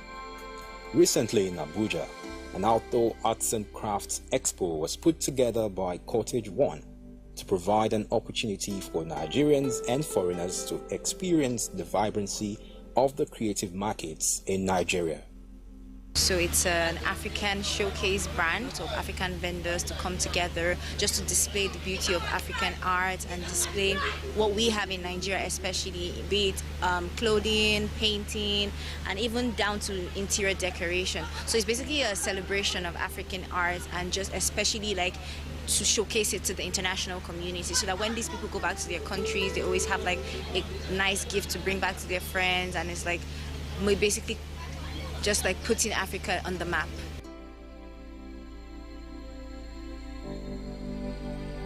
This is Oduduwa head. Oduduwa, that is the forefather of Yoruba. That is why I'm making, just to remember the man. This is Oduduwa head, the forefather of Yoruba. This is Wagadugu. This one is Wagadugu. This one is small business for the middlemen people. I mean the poor people. That is business. This is the king and the queen of Benin. This is the queen of Benin. To remember the forefather, that is why we are doing it. And this is the leopard. Look at these 3, 1, 2, 3. They are symbolized the royal house. In the olden days, these are the one we are doing just to symbolize the royal house. They will put it at the entrance of the royal house, of the king house, just to remember, just to know that this is a royal house. We call it Unity Bowl. You can use it for your table. You put granules, and also made of 1 piece of wood, no joint. It's 1 piece of wood. This one here is music instruments. Map of Nigeria here. You can see the jinta and the malachi. So it's made of wood, ebony wood. The Art Expo attracted diverse individuals from various walks of life to shop and browse not just arts and crafts, but also other various works on display.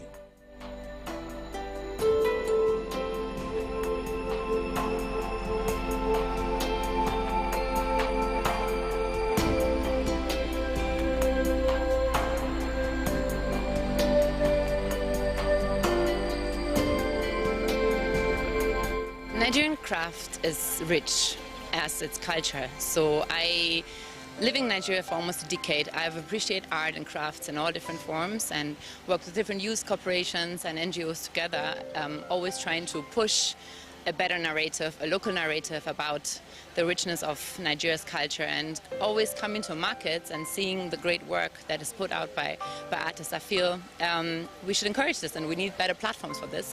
I've walked around all the stores, I've seen the people who are promoting their products, and I've managed to purchase some myself. So I think that the thing is, you just have to come and see yourself. Even though I've been in Nigeria all my life, I haven't been so crazy about African art.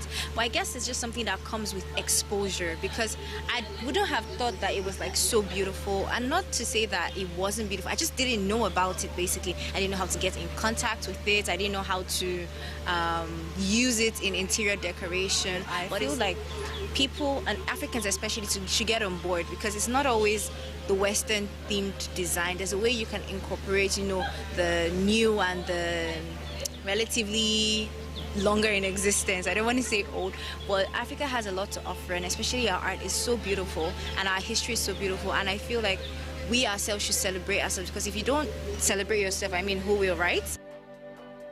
It is hoped that more events geared towards art appreciation and patronage are organized more frequently, so as artists in Nigeria will become artists of choice in the global art market and promote not only our crafts, but preserve some parts of our history and rich cultural heritage as Nigerians.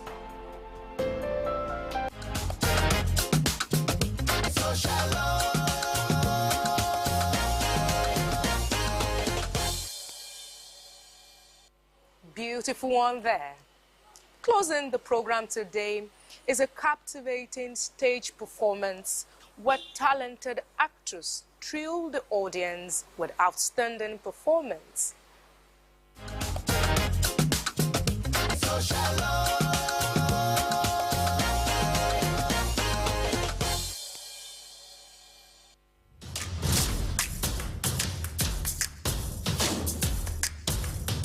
Over the years, stories depicting society have evolved in style, format, and medium, with the platforms deployed often tending to be more expressive. But art appears to tower above all else as the most effective and efficient communication tool. There's a cry from a people who have nothing more to lose.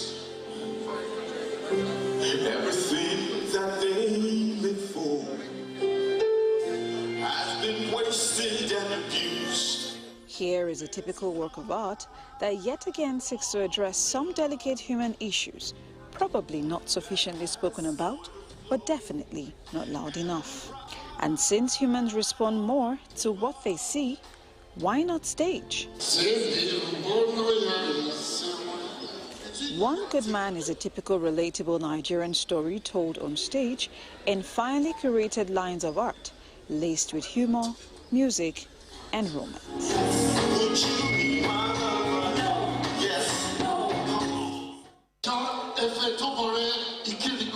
Sergeant Major retired, but not a Starring Richard Mofe-Damijo, Kate Henshaw and Patrick Diabwa in lead roles, along other cast members, the plot follows the journey of a young man who suffers a bit of setback in his educational journey for daring to speak up on prevalent issues. Refusing to be deterred, he continued to speak up in order to save his community from hunger and poverty.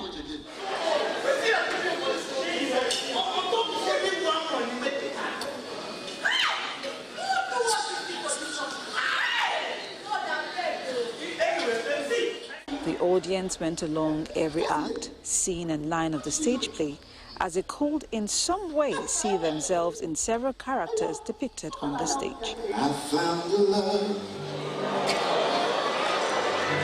for me. Come and just dive. Follow me.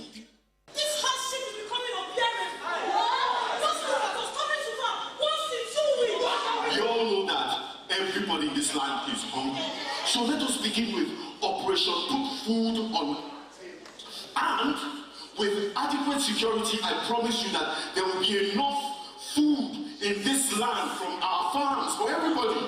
Whether it's the outspoken character, the victimized one, the fun lover, or the love-struck character, each one had a relatable bearing on realism. We hope that you want to start telling the community elders and those in power to come and give account of how they spend the community resources. Resources of Kenya. See what they have turned us into. See what bad governance has made us into. Societies do well when collectively they believe they deserve better. Not just about sitting back and complaining. What will I do as an individual? What would you do as an individual?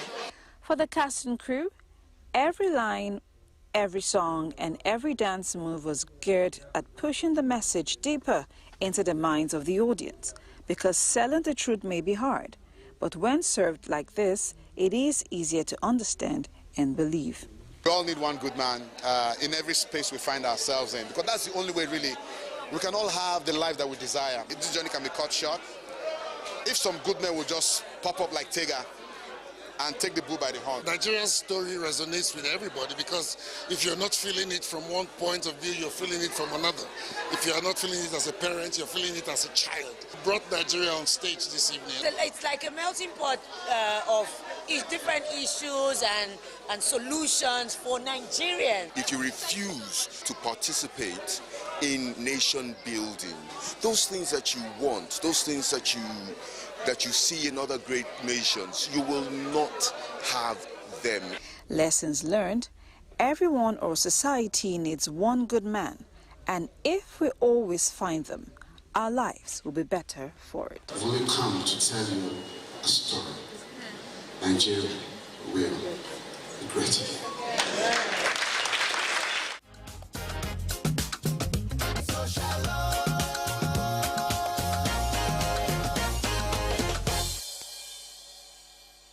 Wow, awesome performance, I must say. And that is how much we can take today on the program. Remember, talents combined with determination can open doors beyond imagination. Keep spreading kindness, embrace creativity, and remember to keep it a date with us same time next week. Stay safe and God bless.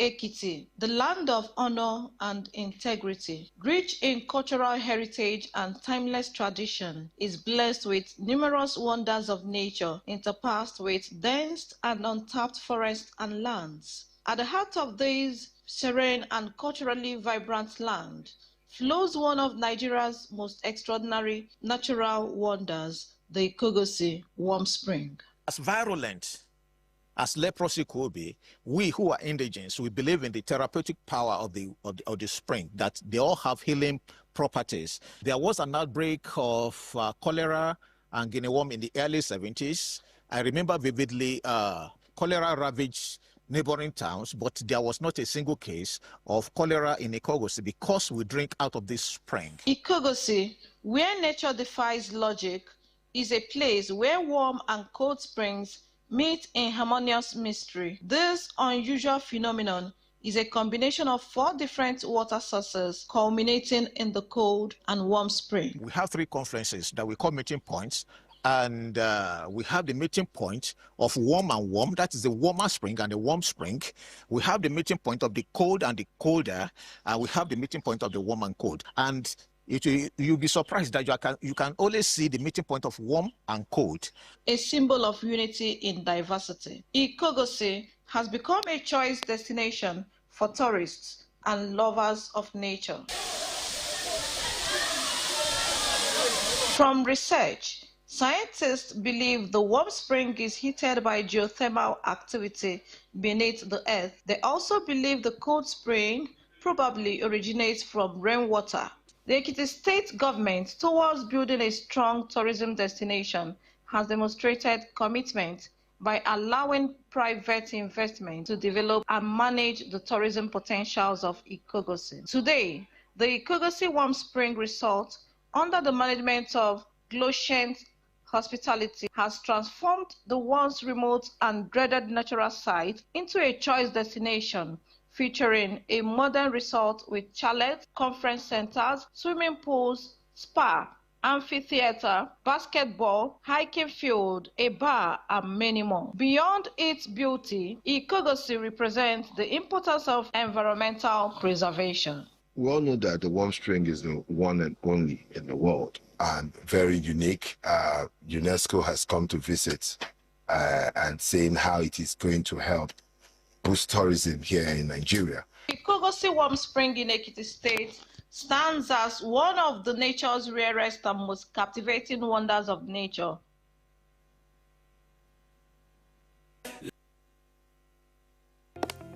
Although social media as a channel of communication is inherently harmless, it becomes harmful and damaging when used without discretion and thoughtfulness. Bad social media users spread rumors and fake news without verification. But good social media users stop, reflect, and verify information before sharing it. Be a good social media user. Stop the spread of fake news. Verify the authenticity of your source and use social media responsibly for a better Nigeria. This message is brought to you by the Nigerian Television Authority, NTA, in collaboration with the National Orientation Agency.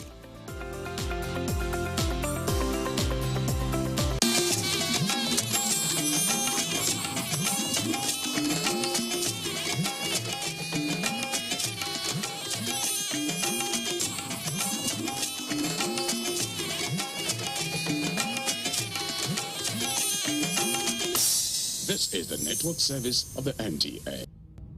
Entertainment gist with Eboti Belisha, also known as Diary of a Media Girl. Guys, guess what? I'm always looking forward to entertainment gist, because tell me why.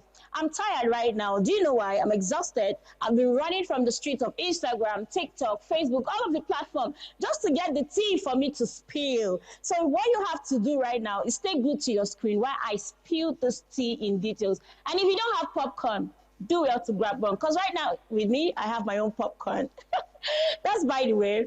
First off on the whole tea, we have the 3 albums released by Champagne Papi. Champagne Papi said this time he's going to put us up What is it, Champagne Papi? Like, what's happening? Rumors on the street of Instagram, you know, people will always pack their own reactions and their comments saying that, oh, I think Champagne Papi is broke or he's trying to sort his rent. Because tell me why. Why would Champagne Papi drop 3 albums right on the same setting? Now, guess who is this? Drake, our superstar Drake this time came with lots of goodies for us. He didn't just drop the long anticipated Iceman. Drake also did well to give us an extra tea. He gave us Habib Titi and also gave us Maid of Honor album. So let's see that this whole album is compared to 40 songs. That means 2026 is a sure one for us. Yeah. So that's it. On one of the album cover, which is Iceman, he had the iconic gloves. Now, this is an iconic gloves. Believe me, I think he just likes the design, the whole glitters on it. But you trust us now. You trust the people. You trust the fans. Right now, he's being dragged for it. Why would you have to use the iconic gloves of Michael Jackson? Why are you feeling like an icon? What makes you think you can even drop 3 albums on the same day? Like, Drake, what do you feel like? And Drake is trying to let them know that one of his albums on Iceman, one of the tracks is Make Them Cry. Now, coming to Kendrick Lamar fans who have been banning Drake saying that, oh, are you trying to diss us? Because what's happening? What do you mean by Make Them Cry? And oh, see, I don't know what it is, but Drake, you did something right on that album. One of the cover on the album of Maid of Honor, it happened to be Drake's mom. Yes, and I think that album, it's cool. The cover is cool, but if you can't relate, you will not understand. And I think the side of the cover also had Drake's dad carrying Drake on his neck. It's all very emotional and interesting too. So if you haven't streamed on Drake's album, please do well to do that. Do well to stream now. Because I even heard that the same day he made the release, Spotify crashed because Drake, 40 songs, 3 albums on the same day. I don't know what it is, but yeah, I know that Drake is already hitting millions of streams right now. Now, coming down to our Afrobeat superstar, Kiss Daniel. Kiss Daniel also made us know that, see, I think there's something about this month of May. I don't know. Because why album release? Ashake too, who just dropped his album. Now, Kiss Daniel. Anyway, he didn't say he's dropping immediately. He's just letting us know that he's dropping his album in the year 2026. And on May 15, he gave us a highlight of his album title, which happens to be Uncle K. That's one of the albums. And the other one is Radio Giddy. On this album, Kiss Daniel is going to have like 7 tracks featuring other Afrobeat artists, the likes of Fola, the rapper Odomodu Black, and even our own Bella Shmooder. So what's happening? We're anticipating for the album, you know. Now let's go on a short music and trending videos break. We will be right back. Do not go off with Diary of a Media Girl. Thank you.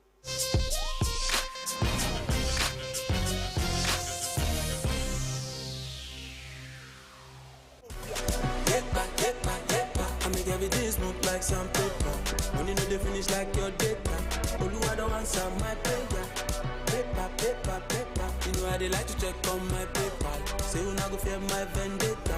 Never see me coming on that paper. Me up for what me share it. You no day, you no die. Put up best in my home. Show more ye but that mo conquer. No guarantee, no shorty. Timo de fait filet body. Oboye clarity finesse. Oboja tie mi le pretend. Were Mustafa. Je boni mi ole go fasha. On posi amu de faja. Don't lie on were gaja. Give me the papa what? Give me the papa shit. Oboye shekini. Ofu on la tata. I make everything smooth like some paper. Money no dey finish like your data.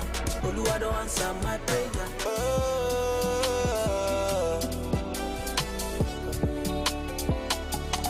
Came I saw I conquered. I did it myself, oh Camboluncha. Eba si saba nango si nambu conquero. Ningunye mefe maka nambu pompasho. If you know what we get, onye mawani siga bese. So I ask you, iti kumalinja, kumalinja. Na ima ne kolom, pero fulai boso. Ina fukwa kunisim, ina fukwa kunisim, ina fukwa kunisim, ina fukwa ebele na lukwa lunisim, una lukwa lunisim, una lukwa lunisim, una lukwa lunisim. Broski, holy fire than prayer. Hustle they hustle for the street, my brother man, I beg Cause I make my soul to cry and I don't go tire. For me many times, I can't explain. And they laugh at all my mistakes, so I feel the pain. To disappoint them wasn't the goal, but I've been carrying wounds untold. I'm just learning as I go, trying hard not to lose control. Sometimes weak and sometimes strong, sometimes right and sometimes wrong. I'm just telling you my truth, that I'm only human too. Oh, it's plenty. Come in Lagos. You gon' give to me, baby. Ooh, I'm a fan. I hope you know that. It's really on the beats. You know that. Know that. Every day we grind cause we never fall. Every day I'm minding business, I'm mugging. You know one person, waiting you carry back, I'm mugging. You go keep passing, that's why all them boys keep chasing, they keep chasing. Shout to my fans who give me fame. If you come in everything you want, I go buy ya. Come, meet in Lagos. Versace, Louis Vuitton, I go buy ya. If you come, make you come give me pecos.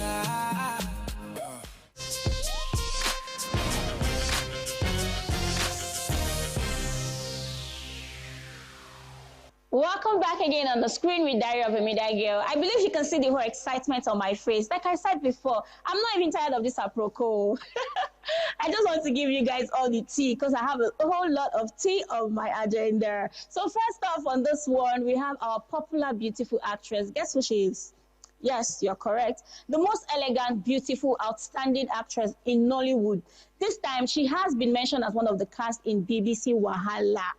No other person than Genevieve Nnaji. So this is going to be her appearance after a very long time from the first appearance on television in Reprise. Actually, she started from there before transitioning into Nollywood. But this time is one of the drama series in BBC. So it's titled BBC Wahala. On this BBC Wahala, alongside we have our other 4 outstanding casts who happen to be the Nigerian British women in London. Also, the popular writer Teresa Ikoku and director, she's going to be part of it. So let's see what they have for us. Like we all know Genevieve, she know they sleep now. She know they ever slack. She's always there. Even on Lion's Heart on cinema under the Nollywood movies. You saw what she did there. Like I think that was one of the movies that stood up from time. But Genevieve, we missed you on the screen. Welcome back on the screen, Genevieve Nnaji. So we look forward to all of the goodies you have for us. Packed up in this drama. We know you now, Queen of Elegance, but see, give us small tea, like this small ginger on this BBC Wahala, because it is Wahala. What more do you expect? Although this is a series from the novel of Nikki May, so what we don't expect less. We do not expect less. Looking forward to all of this cast, and we know they are going to give us an amazing delivery. Coming down to culture. Who is ready?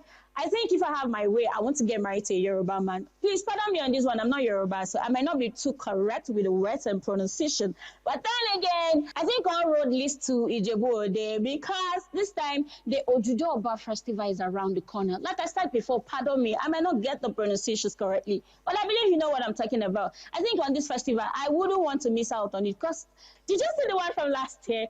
Oh my God, the outfit was beautiful. The sight of it, oh geez, that was so beautiful. I don't know how they come up with this, but there's something about the Ojude Oba festival. Now we have one of the most prominent faces in the Ojude Oba festival. Do you know what he did this time? No other person than Farouk.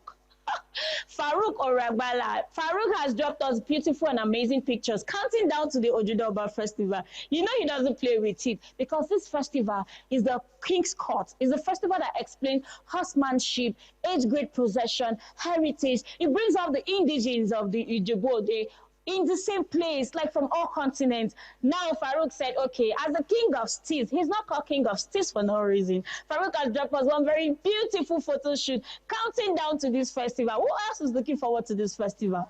All road leads to Djibouti. Let's get our bats all packed up, because me too, I'm going to be there. Good news, good news, good news. Big brother Naija. So BBN Naija is open on their 11th auditioning. Now let me give you guys a secret. Do you know I went for BBN auditioning last year? Ooh. You didn't see the whole crowd and everything. It was actually very exciting. I love the fact that I experienced it. This time, let's not go there.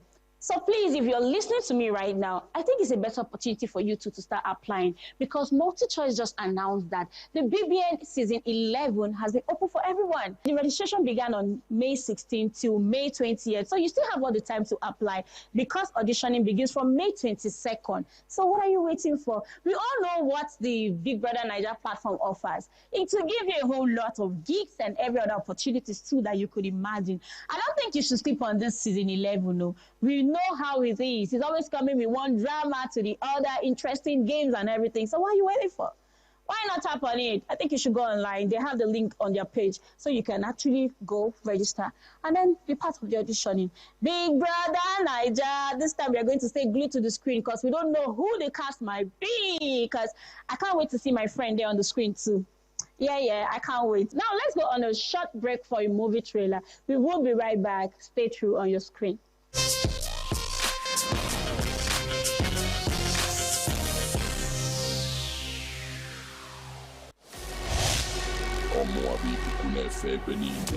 Some lady where money flows. This is who I am.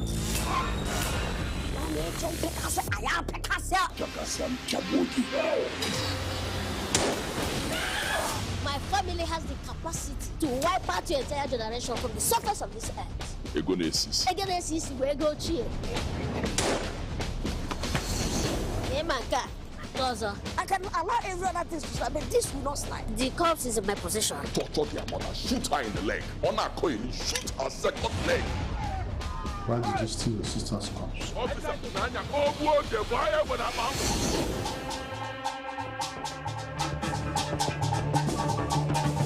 My late wife, Chilota, will be buried tomorrow. Chilota will not be buried tomorrow. Nobody on earth can counter what I say. My money has no beginning on our end. 2 hours to provide my wife's corpse, else I will burn both of you alive. They play in the show. I trusted you. You are benefiting from me, and I benefited from you. The truth they say is bitter. Are you here you are? You blood-sucking demon! The blood of my sister will be the end of comparison. For the fuel. She's dead and gone. By the time I finish dealing with my negative powder, it's so cool. Who sent you? You're standing on the sinking sand, and those 2 elements is what will destroy you. Your family are in my possession. If you delay me, I deny you.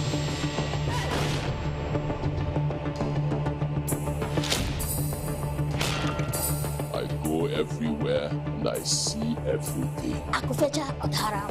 I am your God. 12 noon tomorrow.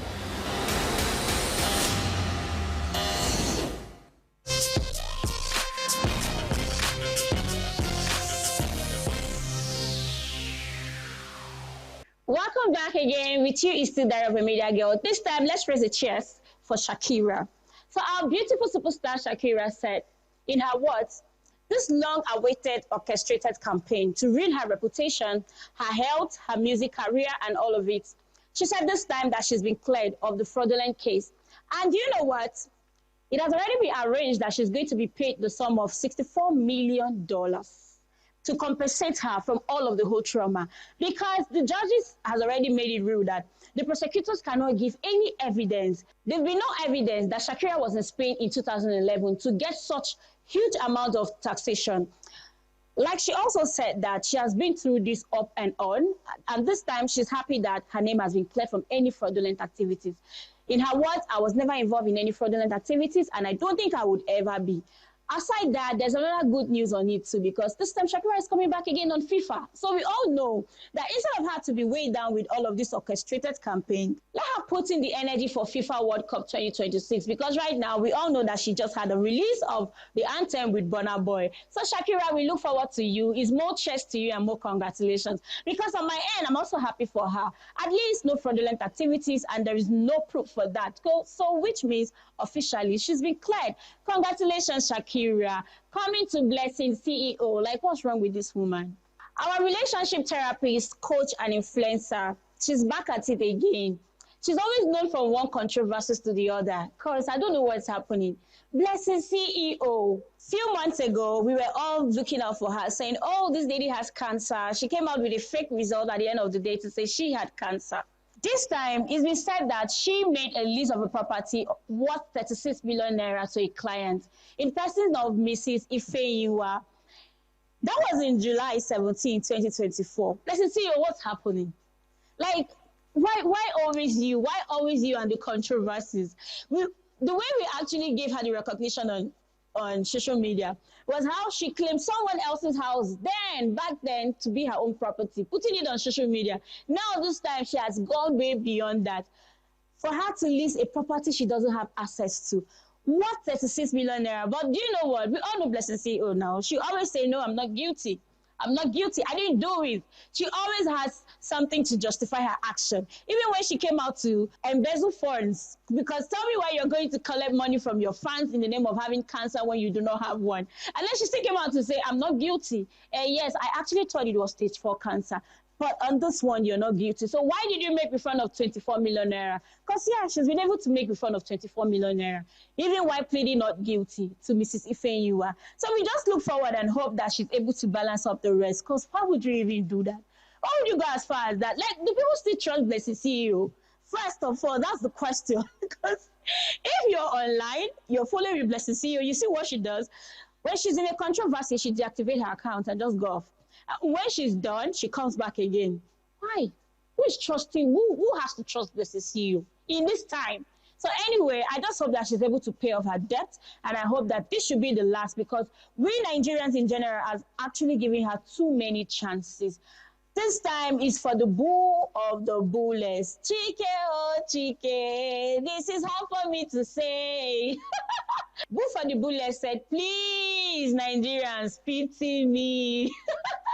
But we feel like he owes a proper apology. Do you think he does? I just feel like, I don't know. For you, I don't know. Do you think he owes us a proper apology? You guys should take it easy on him now. Leave his comment section alone. Everybody's there dragging him. Why someone's wife? Why this? Why that? It seems you like older women. We are here for you, bull of the bullets. Okay, so whatever it is, the bull of the bullets said you guys should pity him. It's coming directly from him. With all of the controversies, I don't know what exactly happened that it got to that point where Chike considered Frank Edoho's wife as one of his whatever. But then again, I feel like we should still hear from him, because Frank Edoho's wife to have come out to make mention from her own end. She said that she did not cheat while she was still in the marriage. She said that she already applied for a divorce.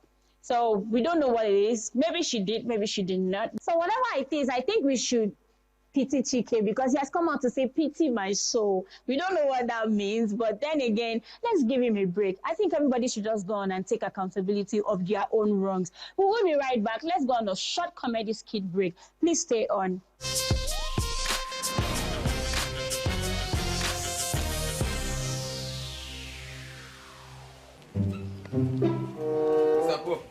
Hey, Pires. How far now? Now, how far matter they grant? I don't understand. You should be alpha. We never get light till they come out. The money the God give you for light, what did they happen to the light? I don't understand. Why which one be waiting they happen to the light? You see anybody get light for the area? You don't get front, you not go see light. Who get light for here? Who? No, this compound get light now. This compound get light. That mean they band A now. We you don't know the band what we dey. We did live band, and our band live band is after band A, band B, band C. Yeah, when I tell them some pay better money, that I don't agree. And they never just put up for the last band. Now we did so now. What you concern they stay in one room with live band? I go NEPA office yesterday safe. Say I won't go give. Now they tell me say our money they don't go fit collect her now. Say people we did band A since They never even give them light and who did that land. That is man hold the money, say I want you not rich. I carry the money come out now. I didn't say I go when I come in the evening, I'll go explain to you. Yeah, you never settle this afternoon problem. You want to have the evening ocean. Oh, but you dey stop me, man, not come on, which I don't understand. What be all this one when now? When NEPA tell you say the money not rich, why you not give them when they give us low current first? Low current, they give anybody low current. They don't get low current now. All the light now one. They don't get low current now. Which one be low current? Now you see. What did they happen? Landlady, welcome. What did they? What none at the quarry? Landlady, you go answer. Money where we gather give her 2,000 wage gate pay for light. May I go pay the light bill? I say when you reach there, say NEPA tell us say the money no reach. I know that not be NEPA drop the bill, not be the total amount when NEPA talk. Everybody donate, carry go give them. You say NEPA say the money no reach. Landlady, man, explain to me because I did try explain to I don't understand.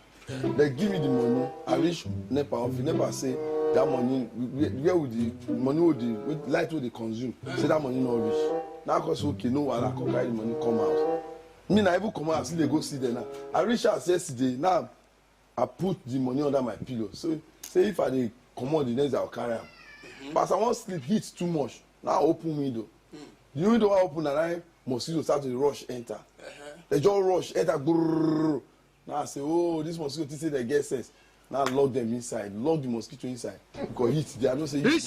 Now I can sleep for outside. So as I sleep for outside now, mosquito call dey beg me from window, brother. I beg open the door. Heat won't kill them. Open the door. One of the mosquito call pull the shirt. So as he pull the shirt, call use and cover that money. Me not even know. As he cover the money, now he give one of the money. Get one mosquito they stay near Perez. My son wait. That your mosquito they stay My there. son, you dey play for me. Wait, you understand what they talk so? Me want for us just now because now I gotta go.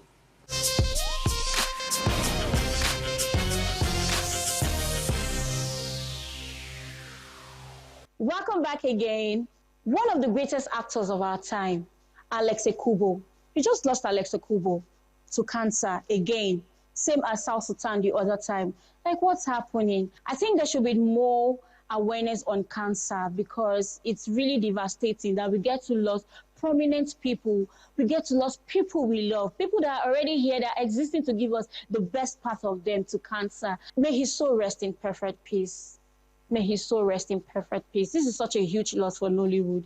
This is not just the only loss recently. They've had like the likes of two others. But on this one, Alex Ekubo. We all know that Alex Ekubo has been off everywhere for the past 1 year. We didn't know exactly what was happening. He just went off on all social media platforms. He just blacked out. We saw how his friends have been trying to reach out to him. Some even send him invitations to join on their movies. He'll be like, oh, I'll come back.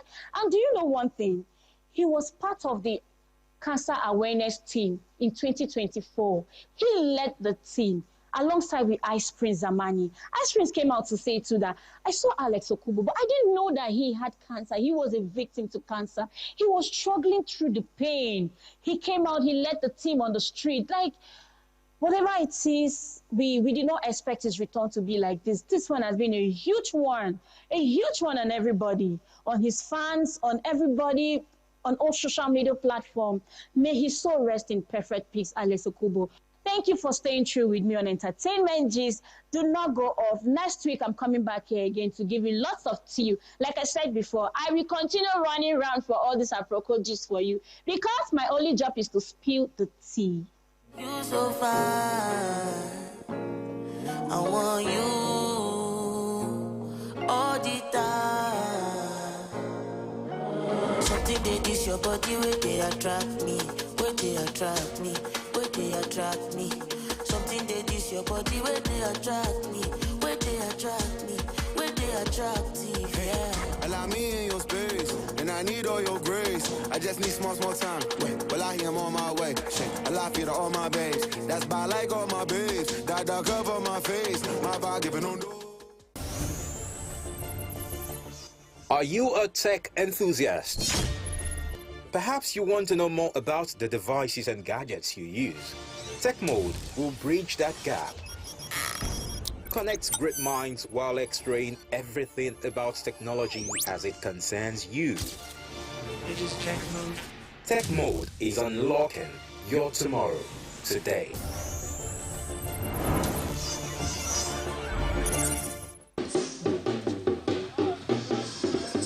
Ekiti, the land of honor and integrity, rich in cultural heritage and timeless tradition, is blessed with numerous wonders of nature interpersed with dense and untapped forests and lands. At the heart of this serene and culturally vibrant land flows one of Nigeria's most extraordinary natural wonders, the Ikogosi warm spring. As virulent as leprosy could be, we who are indigents, we believe in the therapeutic power of the spring, that they all have healing properties. There was an outbreak of cholera and guinea worm in the early 70s. I remember vividly cholera ravaged neighboring towns, but there was not a single case of cholera in Ikogosi because we drink out of this spring. Ikogosi, where nature defies logic, is a place where warm and cold springs meet in harmonious mystery. This unusual phenomenon is a combination of 4 different water sources culminating in the cold and warm spring. We have 3 conferences that we call meeting points, and we have the meeting point of warm and warm, that is the warmer spring and the warm spring. We have the meeting point of the cold and the colder, and we have the meeting point of the warm and cold. And you'll be surprised that you can only see the meeting point of warm and cold.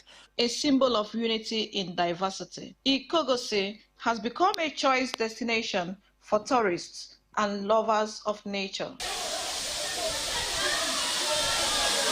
From research, scientists believe the warm spring is heated by geothermal activity beneath the earth. They also believe the cold spring probably originates from rainwater.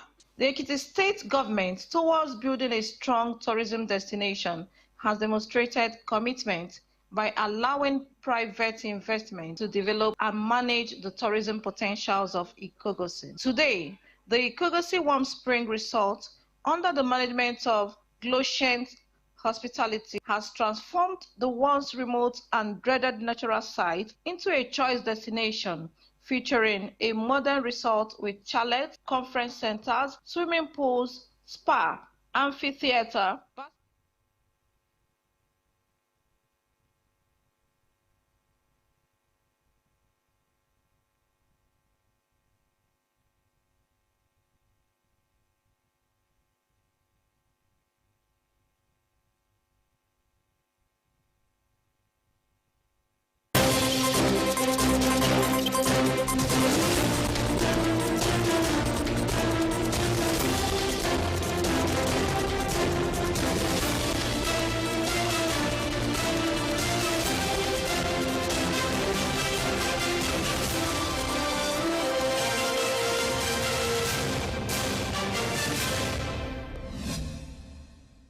Welcome to the news on NTA International. My name is Frama Panye. Let's begin with the headlines. Africa Day 2026, advocacy for true liberation underway. More Nigerian pilgrims move to Mina ahead of the full Hajj rites. And Iran accuses United States of contradictions and shifting its positions, insisting that Tehran and Washington reach understanding over a deal for ending war.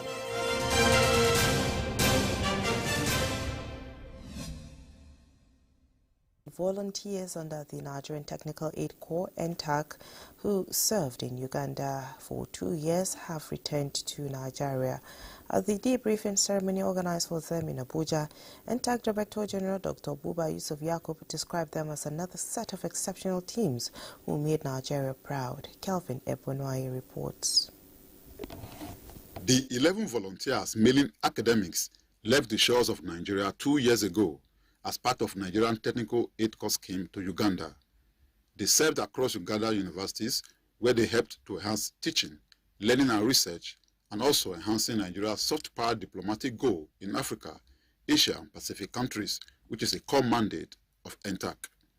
The Director General, Dr. Buba Yusuf Yakub, who received them, commended their resilience and being good ambassadors of the country, noting that the successful reviews on their service in Uganda is evidence of Nigeria's prominent role in the development of benefited countries, which President Bola Tinubu hosts there. We have, during these 3 years of Mr. President's tenure, deployed lots of technical manpower to Africa, Caribbean, and the Pacific. As this set are coming back, another set will be going again. And we still have about 300 out there in about 13 countries in Africa and in the Caribbean.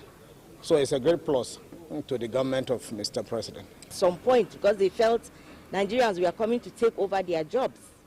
But by the time they realized that this was wholly sponsored by the Federal Republic of Nigeria, they began to appreciate it, and by the time we were coming, they sent their regards to the government and the good people of the Federal Republic of Nigeria.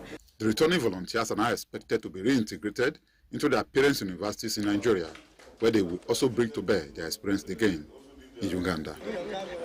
In Abuja, Kelvin Ewonwaye, NTA News. Iran has accused the United States of contradictions in shifting its positions, insisting that though Tehran and Washington had reached understandings on many issues in exchange over a deal for ending the war, but no agreement is imminent. Chukunonso Nwabweze reports. Iran Foreign Ministry spokesman Ismail Bakai, during a weekly news briefing on Monday, said it is correct to say that Tehran and Washington have reached a conclusion on a large portion of the issues under discussion, but no one can make a claim that they are close to signing of an agreement. The remarks come after Iran said it was finalizing a 14-point framework for a deal on ending the war with the United States, which broke out on February 28. Bakai insisted that the framework being drafted is focused on ending the war across the region, including in Lebanon, reiterating that details on Iran's nuclear program, a key sticking point for Washington, were not included, and that the issue would only be discussed after the two sides agree on the framework. Clauses on ending the U.S. naval blockade on Iranian ports in place since April 13th, and arrangements on the strategic Strait of Hormuz were included, he stated. U.S. Secretary of State Marco Rubio, on a 4-day visit to India, told reporters in New Delhi that a deal to end the war is still possible, as President Donald Trump cautioned the country's negotiators not to rush into a deal with Iran. Still a work in progress. As I said, we thought we might have some news last night. Maybe today. I wouldn't read too much into it. It takes a little while to hear back. So we have what I think is a pretty solid thing on the table in terms of their ability to open up the straits, get the straits open, enter into a very real, significant, time-limited negotiation on the nuclear matters, and hopefully we can pull it off. Traffic through Hormuz, a vital global shipping route, has come under Iranian control since the outbreak of the war. Iran, which has only allowed a trickle of ships to pass through the strait, has insisted that vessels obtain permission from its armed forces before transiting the waterway, denying imposing tolls on ships transiting the strait, but rather collecting fees for navigational services. Chukunonso Nwabweze, NTN News. Pope Leo XIV has called for the disarming of artificial intelligence in his long-awaited manifesto on the rapidly developing technology, warning of new forms of slavery behind its rise, just as China intensifies search for missing people after a gas explosion killed 82 in a Mile site. Again, Chukununso has the details. Pope Leo, while presenting his first encyclical titled Magnificent Humanity in person at the Vatican, alongside AI experts, warned against a race for ever more powerful algorithms and larger data sets driven by the desire to secure geopolitical or commercial dominance. The pontiff also raised an alarm over AI-directed weaponry, saying it was not permissible to entrust lethal decisions to tech. Disarming AI means freeing it from the mentality of armed competition, emphasizing that to disarm does not mean rejecting technology, but preventing it from dominating humanity. AI should be human-friendly, accessible to all, and open to discussion and debate, he added. Artificial intelligence needs to be disarmed. The word is strong, I know, but deliberately chosen because this moment needs words capable of attracting attention, awakening consciences, and indicating paths forward for humanity. Like nuclear energy, it must be at the service of all and of the common good. Decisions about technology must never be separated from conscience and responsibility. We need more of the world, religious communities, civil society, scholars, governments, and indeed all people of goodwill, to do what His Holiness has done here. To take seriously, to look closely, and to push events in a better direction. We need informed critics who will tell the labs when we are failing. We need moral voices that the incentives cannot bend. The release of the text follows several years of study by the Church on AI-related technologies. In another development, rescuers in northern China are pressing on with their search for missing people after a gas explosion killed 82 in a mine that authorities said was beset by serious safety violations. The blast at the Liu Zhengyu shaft in Jiangxi province on Friday was the country's worst mining disaster in nearly 2 decades, with 247 workers underground at the time, authorities said.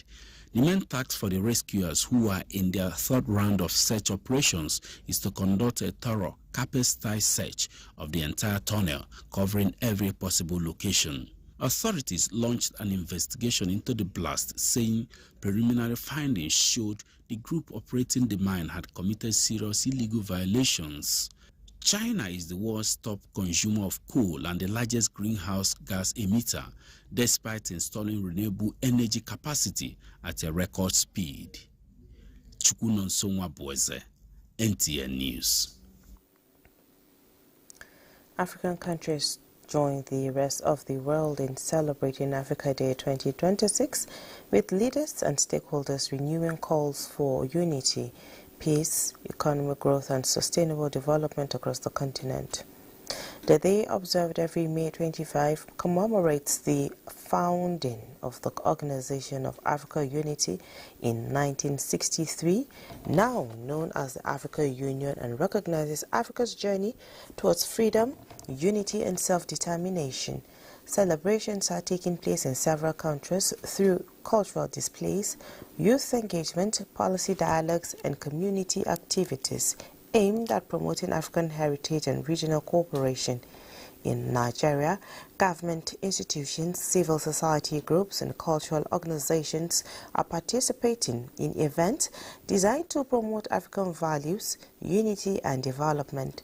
Africa Day continues to symbolize the continent's resilience, diversity, and shared aspiration for a more prosperous future. Earlier in the studio, we had Dr. David Terunga, Executive Director, Global Initiative for Food Security and Ecosystem Preservation. He discussed the Africa Day. Unity and peace remain the major focus for us as Africans. And if you look back 63 years after, if Kwame Nkrumah was to be alive today, he will ask himself, was this the dream we had?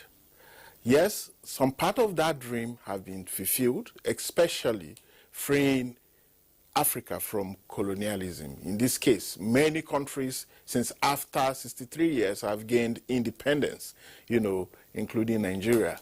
But when you look at the issues around peace, you look at issues around integration, free borders. I mean, many countries in Africa today, you need 54 visas to go around. I'm happy that a few countries are having, open borders. But even for us as Nigeria, apart from West African countries, that can come into the country, many others cannot. So the focus for this year, I think, is very commendable by the AU, that thought that it was wise for us not to celebrate the political style of marking the day, but to look at a critical issue that is affecting the continent 63 years after, and that is water and sanitation issues. So let's even delve to that water availability and safe sanitation, which is very crucial for development across nations on the continent. So would you say nations are actually tilting in that direction to achieve targets, so to say, for their respective nations? Unfortunately, the trajectory has shown that we cannot achieve Agenda 2063 without addressing the issues of water and sanitation. Now, statistics from the UN and World Health Organization clearly shows that over 400 million Africans don't have access to safe and clean water. That is like double the population of Nigeria, right? And then when you look at the sanitation side, it's even higher. It's like 700 million Nigerians. And so water is life, like they say. Without water, nothing can be done. So we're looking at food and agriculture. We're looking at health. We're looking at, the sanitation itself. Now, with issues of climate change at this time, no African country should, play around issues with water because it is purely climate adaptation. Investment should be made. Water should be a right. Unfortunately, we are seeing the commercialization of water in such a way that ordinary people cannot have safe and clean access, to save water, which is a very big issue. Okay, yes. So Dr. David, if you let me come in there, the goal of achieving Agenda 2063, like you mentioned, it's not looking it, so to say, but the focus also has to do with integration, shared responsibility. So how can nations work together in synergy to achieve this Agenda 2063? So the fact is that African countries or Africa does not need sympathy for its development. So it simply means that the leaders of Africa must truly come together, not political come together, but truly come together and speak with one voice. To achieve these issues, we don't have to depend on Global North to be giving us handouts, to achieve clean water in our communities. It is what we can do for ourselves and by ourselves. And that starts with strong unity and strong cohesion among nations. If you look at the three major rivers that provide water, for the rest of the continent, River Niger, the River Congo, River Zambezi, River Nile, all of these pass through different countries, So it means that countries must work together to protect the water resources that we have. And the good news is that most of Africa's water is fresh water. So we don't need to spend so much, doing desalination and all. But if we don't take serious action on our continent, action on climate adaptation, which should be seen as a survivor issue and not just an environmental issue, then we would not be doing justice to ourselves and our people. So our leaders must work together to achieve this, must speak with one voice when we go for conferences and negotiations. Nigeria and the Republic of Turkey have signed a memorandum of understanding to strengthen bilateral cooperation in the solid minerals sector, marking a significant step towards deepening economic collaboration between the countries. The agreement was signed on the sidelines of the Istanbul Natural Resources Summit in Istanbul, Turkey. Nigeria's Minister of Solid Minerals Development, Dele Alake, said Nigeria is ready to leverage Turkey's technological advancement and expertise in mining exploration, training, digitization, licensing systems, and capacity building to accelerate reforms and growth within the sector. Dele Alake, who also serves as chairman of the Africa Mineral Strategy Group, noted that reforms introduced in Nigeria's solid mineral sector over the past 3 years have transformed the operating environment and made the sector more attractive to genuine investors.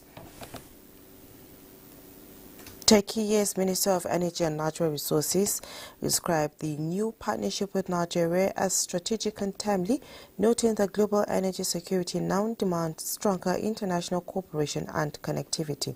He commended the Nigerian government for the reforms and initiatives already introduced in the solid mineral sector, stressing that Turkish companies are eager to invest in Nigeria.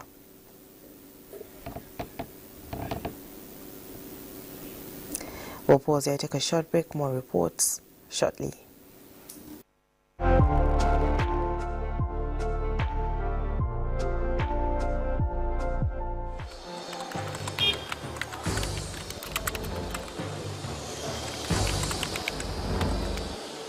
You have no better friend and partner than Nigeria. Let this unveiling today be a call to conscience. Let our practitioners hold the line of truth. To the media, please inform with integrity and with a deep sense of patriotism. To our public officers, communicate with transparency. To citizens, please let us speak with empathy. Let us come together to become the voice of responsibility, the voice of the world that heals division, that inspires hope and drives development.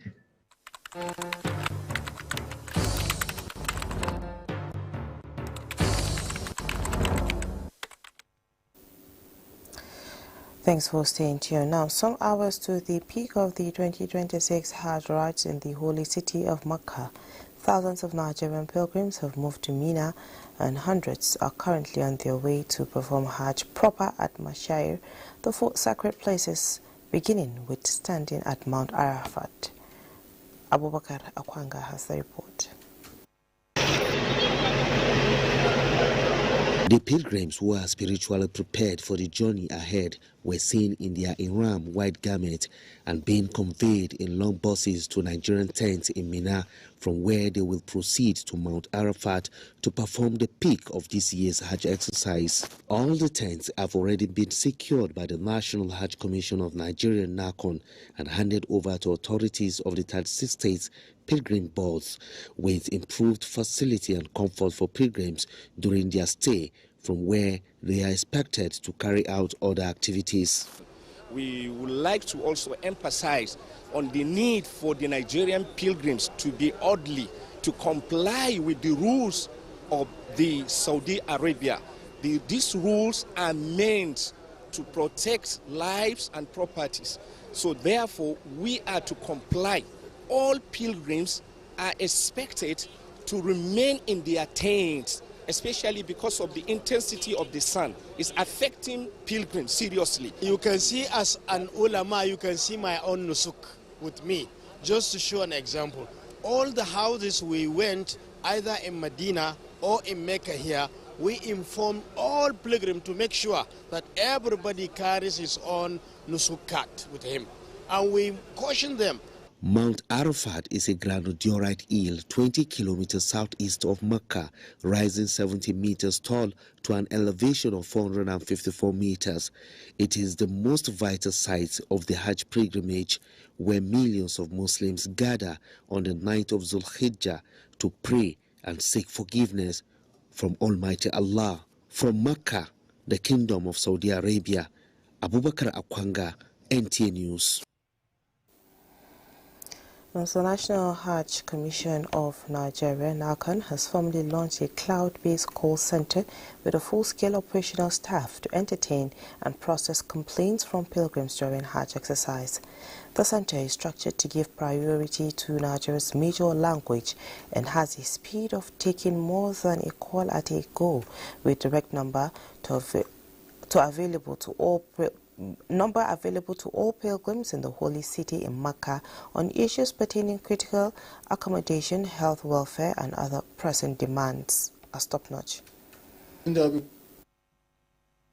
50,000 cannot call one line. If there will be call waiting, there will be call, people cannot. So we decided to come up with a cloud-based technology where we have one single line that can answer call 10s as a go. So if 10 pilgrims can use the same number to call, we can answer all of them. As you can see, the headset is a digital headset and It's a cloud-based technology, and we can receive call anywhere, whether within or outside the kingdom. Its inauguration, the center has received about 100 calls and resolved all challenges arising from the calls, while appealing to pilgrims to explore the line in the event of poor service or other emergency issues. The Niger pilgrims are now in Mina, one of the 4 ritual sites ahead of the day of Arafat, which is the peak of Hajj pilgrimage. Abubakar Akwanga reports. The tents grouped into camps, each with their own exterior walls, divided by the nationalities of pilgrims around the world, providing temporary accommodation to up to 3 million pilgrims. Each of these camps is equipped with a kitchen, bathrooms, and ablution facilities, and is connected to other camps by pathways. Tomorrow is the 9th day of the month of Zulhijjah, which is also the day of Arafat. And Nigerian pilgrims have joined millions of Muslims around the world in Mina ahead of the day.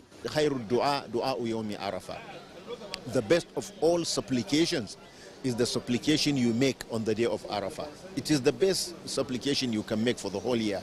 So it's very significant. You know, somebody may have his prayers answered, and that will be the key to his success forever in this life and in the hereafter. So it is very significant. And that is why the Prophet ﷺ said, Al-Hajju Arafah. Hajj is Arafah, as though there is nothing more. A visit to some of the camps showed that pilgrims are already in high spirits to welcome the day, which is equal to Hajj itself, and offer prayers for self and the nation. We are going to pray with sincerity of purpose for Allah subhanahu wa ta'ala to give us the blessings and reward us with the goods here and hereafter. We are very, very prepared, loaded with weapon or armory of addu'a, praises and prayers for our leaders, for Nigeria. Where we are kept this year is highly recommendable. So we thank the NACON for doing all these things for the interest of the pilgrims. It is decreed for those who are not performing the Hajj to fast on the day of Arafat for bounties of reward and slaughter animals as exemplified by Prophet Abraham on the 10th day of the month of Zulhijjah, and share with each other and neighbors. From Mina, in the only city of Mecca, the Kingdom of Saudi Arabia, Abubakar Akwanga, NTA News. Global financial market leaders have convened in Accra for the 64th ACI World Congress. The meeting is focusing on digital transformation, market resilience, and Africa's growing role in shaping the future of global finance. 60 countries represented and over 500 global delegates expected, Accra has become a key meeting point for discussions on the future of financial markets. Industry leaders are exploring new pathways for growth, innovation, and stronger global integration within the sector.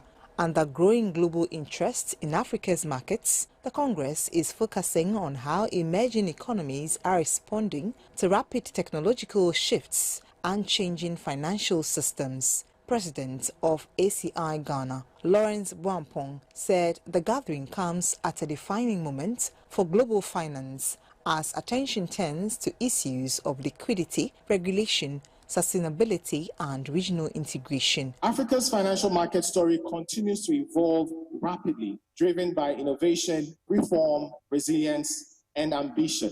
Now, this Congress, therefore, provides more than just a platform for discussion. It provides an opportunity to connect, to collaborate, to challenge ideas, to build partnerships, and ultimately to shape the future together.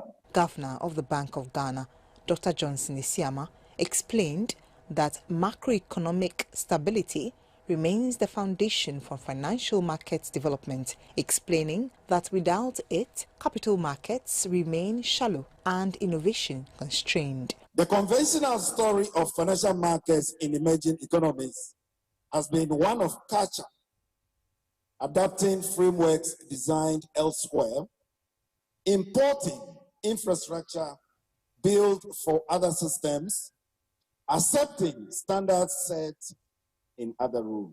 That story is ending, and it is ending because the tools that are now reshaping global finance are no longer being built only in New York, in London, or in France.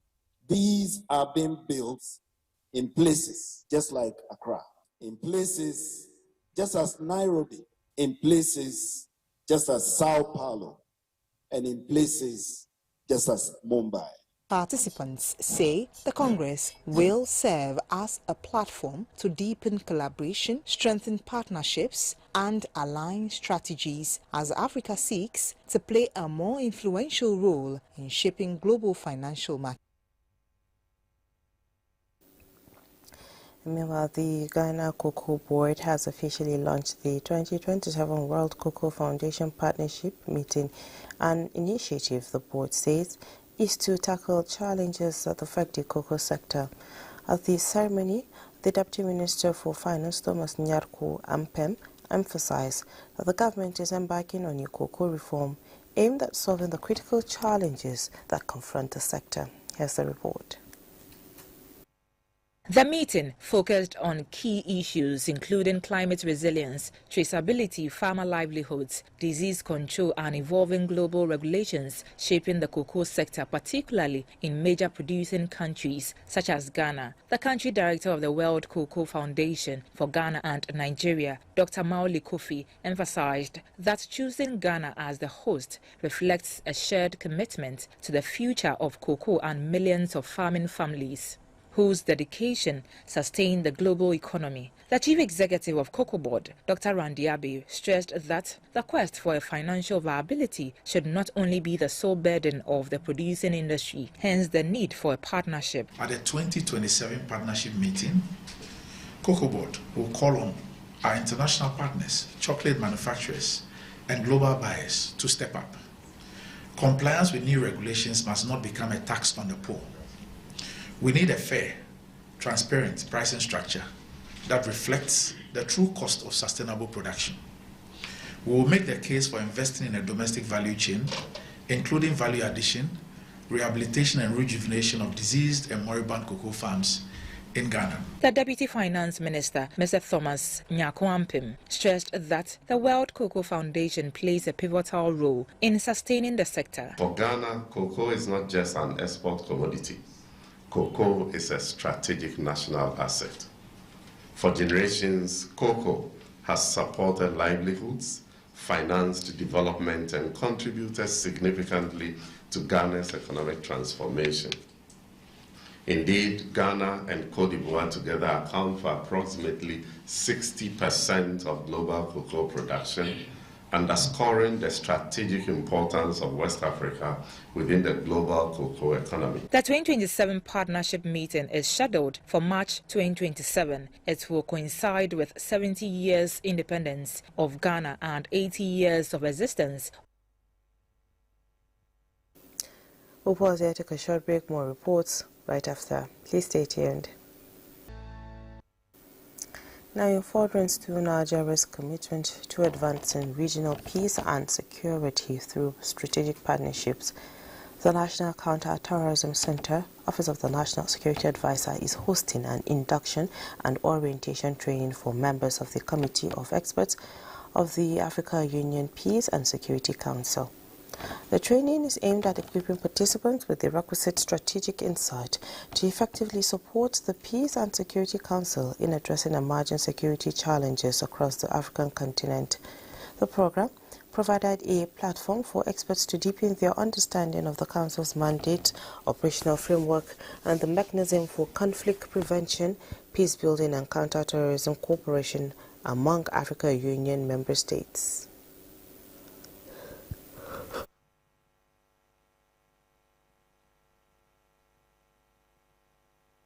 Engine room of the PSC.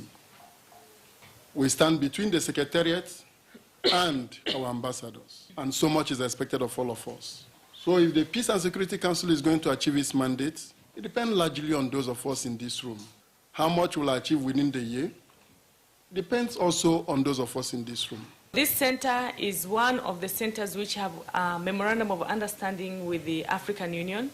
They do a lot of activities on counterterrorism, and bearing in mind that we have subcommittee on counterterrorism, we have to see which areas we can engage them. We have to focus thinking about the counterterrorism subcommittee of the committee of the PSC. It also underscores the importance of strengthening institutional capacity and fostering collaboration in tackling terrorism, violent extremism, and other threats to peace and security in Africa. Now, it's almost 60 years after the Civil War, and it's still a defining chapter in Nigeria's history, with enduring lessons in leadership, strategy, and resilience. As part of efforts to draw insights from the past, Army War College Nigeria has convened a Civil War Symposium as part of its history module. Defense correspondent Ismail Musa was at the 7th edition of the symposium and now reports. The Civil War of 1967 remains one of the most defining moments in Nigeria's history, not only because of the scale of the casualties recorded, but also in terms of military strategy, operational capacity, and indigenous innovations exhibited. 59 years after, its effects still evident, while the lessons continue to resonate across generations. This underscores the inclusion of the Civil War Symposium in the Army War College Nigeria's history model, with a view to drawing from the lessons of the past to safeguard the future. As much as it represents a period of pain in our nation, it also presents opportunities for lessons in national unity, leadership, and post-conflict reconciliation. This symposium therefore provides a vital platform for reflection, professional discourse, and scholarly examination of the war's strategic insight, as well as operational and tactical realities. The improvisations and locally driven solutions witnessed during the Nigerian Civil War represent the foundation upon which we must build a robust indigenous defense capability. As we continue to confront complex and evolving security challenges, the Nigerian Army must embrace innovation as a core element of operational effectiveness. The symposium examines operational level leadership, assess indigenous innovations and creative strategies deployed during the war, and exploit lessons to strengthen present and future military operations. In Abuja, Ismail Musa, NTA News. Federal Ministry of Works and the Nigerian Police Force have reinforced collaboration on the protection of federal road infrastructure nationwide as the Inspector General of Police Olatunji Diso paid a strategic courtesy visit to the Minister of Works David Umahi in Abuja.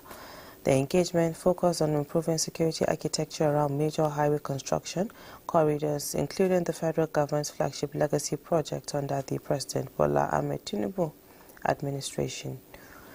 Minister of Works David Umahi commended the police and other security agencies for their continued support in safeguarding critical national assets despite prevailing security challenges in some parts of the country. He described the administration's flagship highway project as long-term investment corridors designed to stimulate economic growth, enhance logistic, and strengthen national integration. To all of them because they are major arteries, for the economic revolution of this country. For Works, Bello Mohamed Goronyo described the visit as timely and strategic, noting that road infrastructure remains central to the administration's economic transformation agenda. The assumption of office of the Minister of Works, Engineer David Umahi, he has been making every effort, everything possible to ensure that, with the support of Mr. President, change the narratives of our roads infrastructure in Nigeria. The Inspector General of Police Olatunji Diso said the visit is to strengthen possible areas of collaboration and to improve safety on the nation's highway. But the economy of people yet undone, because roads do not just carry daily bread, they carry the future of a nation. And prosperity never follows anywhere that there is no road.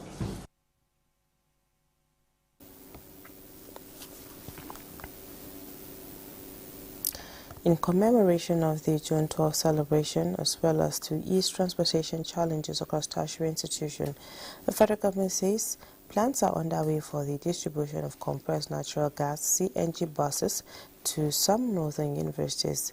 Special advisor to the President on Policy Coordination, Adizabala Usman, stated this at a one-day summit organized by the Northern Project Coordination Office for 38 student government leaders across the 19 northern universities in Nigeria. Take it lightly that we in the North are the biggest beneficiaries of NEL Fund. One, it speaks to the fact that we are going to school, meaning that we are in school and we're seeking for loans. So it recognizes the quantity of all of us, our children that are in school. We also recognize our humanitarian disbursements that are being done. And again, Northerners constitute the highest beneficiaries of the humanitarian disbursement that are being done. So you can see where every time you have interventions, the Northerners are key beneficiaries, and those areas of Northerners being beneficiaries are being done effectively and efficiently.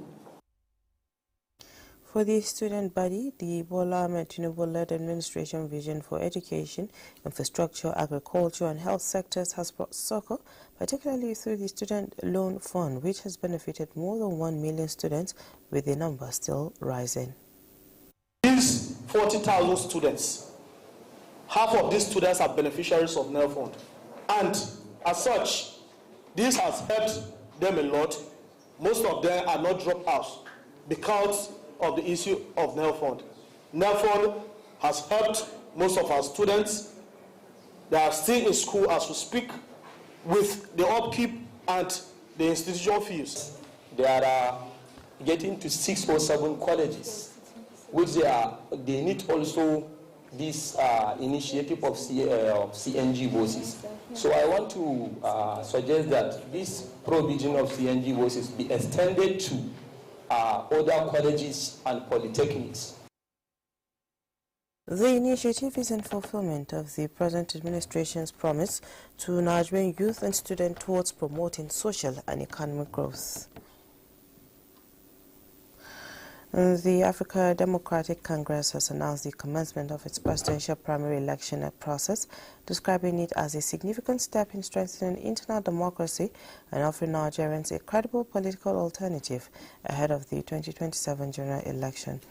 This was at the Coalition and Announcement Center of the primary election in Abuja. Timothy Yusuf reports. Democratic Congress. Chairman of the ADC Presidential Primary Election Committee, Ikechukwu Emenike, and ADC National Spokesperson, Bolaji Abdullahi, briefing the media on how far the presidential primary election has progressed. They emphasized that the exercise marks a new phase for the party, as the selection of its presidential candidate would be guided by transparency, fairness, and due process. Millions of our party members are trooping out to cast their votes and be counted. We strictly informed and advised, even warned our members to only count genuine figures. None of the 3 aspirants can tell you confidently that they will fly the ticket of the African Democratic Congress. We are very proud of that we are giving Nigerians a very competitive internal democratic process. ADC had presented 3 aspirants for its presidential ticket: former Vice President Atiku Abubakar, former Governor of Rivers State Rotimi Amechi, and former Chairman of the Nigeria Economic Summit Group Hayatuddin Mohammed, maintaining that the party remains committed to providing members with opportunities to choose their preferred candidate through a competitive process. Timothy Yusuf, NTA News. Meanwhile, the African Democratic Congress Youth Wing has launched a strategic movement in Abuja tagged the Rise Up Nigeria Run campaign, a youth-driven civic initiative aimed at mobilizing young Nigerians ahead of the 2027 general elections. Speaking at the launch, the coordinator of the movement said the campaign themed leadership that works for Nigeria, that works for all, is designed to inspire citizens, especially youth, to move from being passive observers to active participants in the democratic process. According to the organizers, the initiative will focus on issue-based politics, youth inclusion, leadership development, voter education and grassroots mobilization across the country.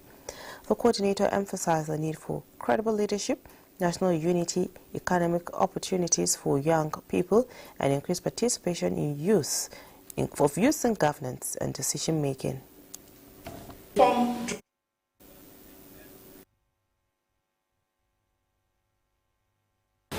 ADC-PPN is a reform-driven movement committed to mobilize Nigerians towards democratic participation, youth inclusion, women empowerment, national unity, sustainable development. The event attracted key political figures, youth advocates, civil society representatives, students and party supporters who described the initiative as a timely movement capable of reshaping Nigeria's political landscape ahead of the 2027 elections. Participants also called on young Nigerians to take ownership of the nation's future by actively engaging in the electoral process and supporting leaders with clear vision and integrity. The People's Democratic Party, PDP, in Nasarawa State has affirmed David Emmanuel Umbogadu as its governorship candidate ahead of the 2027 general elections. The chairman of the Governorship Election Committee in Nasarawa State, Abdulmalik Danga, made the declaration at the party secretariat in Lafia. Bilkisu Umugurko reports. According to the chairman of the election committee, Abdulmalik Danga, the affirmation followed consultations and endorsement by party stakeholders and supporters across the state, who expressed confidence in Umbogadu's leadership and political strength following his performances in the 2019 and 2023 governorship elections. You, that Right Honorable Dr. David Emmanuel Umbogadou has been confirmed by the PDP stalwarts of Nasarawa State. David Umbogadu, a former member of the House of Representatives who represented Akwanga, Nasrai Gongwamba Federal Constituency, appreciated party loyalists for their continued support and assured them of his commitment to providing purposeful leadership for the people of Nasarawa State. Working committee that are all here, we want to sincerely thank you for your hard work, for making this day a reality. He said the 2027 governorship project will focus on unity, development, and improving the welfare of citizens across the state, while calling on PDP members to remain united and committed for victory come 2027. Party leaders at the gathering described Umbogadu as a credible and experienced politician capable of leading the PDP to victory in the next governorship election. In Lafia, Bilkisu Umar Gurku, NTA News. Ahead of the 2027 general election, an election observer group, Impact Development Initiative, has unveiled a new civic technology platform aimed at documenting human rights violations, tracking civil space abuses, and promoting accountability across the country. The platform, known as the Niger Civic Space Platform, was unveiled in Abuja at a national dialogue developed under the Building Resilient Spaces project organized by KDI. Timothy Yusuf reports. In the morning, This national dialogue brought together policymakers, civil society organizations, media practitioners, judicial stakeholders, and development partners to discuss concerns over civic freedoms, democratic accountability, and citizen participation in Nigeria. Executive Director of KDI, Bukola Idowu, said the platform was created to strengthen accountability and ensure that cases of civic space violations are properly documented and followed through. Let this be our collective call to action. We must rise not to oppose a single party, but to defend our shared humanity. The initiative is expected to provide citizens journalists, human rights defenders and civil society organizations with a credible channel to report and monitor abuses before, during and after elections. The technology-driven platform will support real-time reporting, trend monitoring and coordinated responses to cases involving intimidation, violence and abuse of rights. Timothy Yusuf, NTA News. Now, with 8 months to the 2027 general elections, political activists, some presidential aspirants and women advocates have converged in Abuja at the instance of the Movement for Credible Elections to deliberate on issues they say remain critical to the credibility of the polls. Ekene Ndulue reports. They are familiar faces within the opposition space, with their focus on the activities leading to the 2027 general elections. Top on the agenda are what they described as legal uncertainties that could threaten the participation of several opposition parties, and the need to strengthen citizens' participation in the democratic process. Convener of the Movement for Credible Elections, Dr. Obi Ezekwesili, called for stronger solidarity among citizens and political actors in the collective demand for free, fair, and credible elections. Democracy belongs to us, and that there is no place for negotiating the credibility of the 2027 election. Political parties represented at the forum identified some key issues to be resolved in the electoral process, while women groups remained resolute in their demand for the implementation of the 35% affirmative action policy. Key to the electoral reform is credible elections. Credible election depicts that the right voters register is being put in place. It's also important on our side to find a way to bring together a stronger coalition to fight for this moment. Again, women leadership is also critical to democratic integrity. So if we do not involve women in our political space, what are we saying? Is it that Nigerian women are not competent? At the end of the meeting, the organizers said resolutions reached would be transmitted to relevant authorities for necessary action. In Abuja, Ekene Ndulue, NTA News. Let's take our last break on the news. Please stay with us. From dusk to dawn, 24 hours a day, NTA International is with you in your living room, office, everywhere and anywhere. We provide the company you desire in terms of balanced and up-to-date news, programs and the best of entertainment. Tune in to DSTV channel 251, GoTV channel.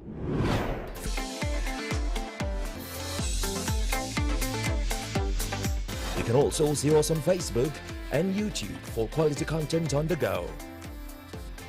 NTA International, Africa's window to the world.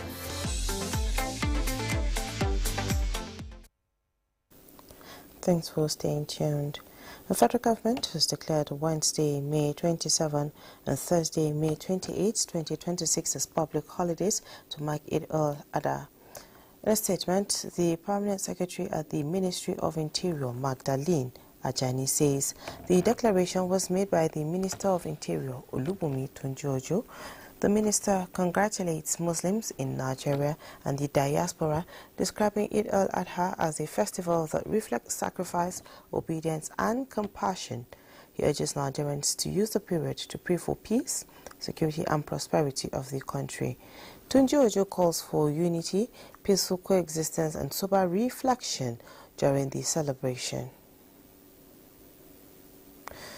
Some days to Salah celebration, the Federal Road Safety Corps has called on motorists to keep their vehicles in sound condition before setting out on journeys across the roads. Now, at this year's special Salah Mega Rally in Kefi, Nasarawa State, the Corps Marshal Shehu Mohammed urged travelers to embrace caution and responsibility so that every journey can end in peace. Oyemi Ajayi reports. Many may see it as a mere rally or another public campaign. Its true essence is deep: the protection of lives and property on the nation's highways. Road traffic crashes across the country are largely preventable when due diligence is observed. Yet, negligence continues, accounting for major road crashes in the country.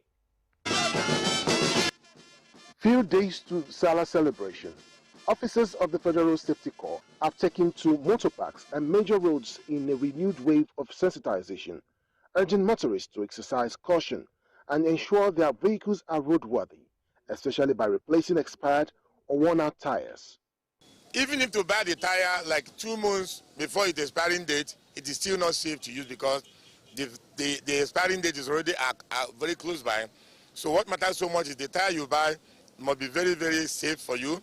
It must be roadworthy, and then you as the owner of the vehicle, you maintain your tire so they can last you as accordingly. We want them, anybody that we catch in that is taking drugs or alcohol before driving, they will just face the consequences with us. That is what we are telling them. From motor parks across Nasarawa State to roadside awareness drives and pamphlet distribution, extending even to Nasarawa State University, the quest is that the nationwide campaign will inspire greater responsibility among road users and yield safer journeys before, during, and after the Salah festivities. From Kefi, Nasarawa State, Oyeyemi Ajayi, NTA News. The Nigerian Customs Service Ogun 1 Area Command has intercepted a luxury bus along Shagamu-Bini Expressway, fully laden with military camouflage uniforms and suspected cannabis indica valued at over 259.6 million naira. The acting controller, Nigerian Customs Service Ogun 1 Area Deputy Command, Deputy Controller Oladapo Olukayode Afeni, briefed journalists on the significant seizure. Hakim Jimo reports. While addressing journalists on the significant seizure, the acting controller, Nigeria Customs Service, Ogun 1 Area Command, Idiroko, Ogun State, Deputy Controller Olukayode Oladapo Afeni disclosed that the luxury bus, suspected to be owned by a commercial transport company, was heading from Lagos to the eastern part of Nigeria before it was intercepted at about 1:30 in the morning after being trailed by operatives of the command. The following items were discovered: 197 camouflage trousers and shorts concealed within unmarked cartons, 5 camouflage two-piece up and down, 32 mixed camouflage innerwear, 32 camouflage tops, 154 synthesized strain of cannabis indica, Canadian loud, coconut size, 7 parcels of synthesized strain of cannabis indica, Colorado. The estimated street value of the Canadian loud, Colorado, and camouflage is put at 259 million naira, 680,000. The acting controller explained that 2 suspects were arrested in connection with the seizure, adding that the command has intensified surveillance and intelligence gathering to curb smuggling. Senior military uniform is particularly concerning, given the current security climate. Unauthorized possession of such apparel is often linked to impersonation, where criminals disguise themselves as security personnel to commit atrocities or facilitate the movement of contraband. Preliminary investigation suggests that uniforms were intended for distribution to unauthorized individuals, potentially for use in impersonation or criminal activities. He handed over the seized illicit drugs to the National Drug Law Enforcement Agency for further investigation and prosecution. It's not just about the border patrol now. It's about an intelligence-driven operation, because this thing was intercepted along the road. That means they must have gotten a very good intelligence, process, and trace it before they were able to. While warning criminally minded people to desist from illegal trade, the customs boss urged the general public to remain vigilant and divulge useful information about suspicious movements to the law enforcement agencies for prompt actions. From Idiroko in Ogun State, Hakim Jimo, NTA News. And this is where we end the news. Thank you for being a part of it. My name is Rama Pani, and bye for now.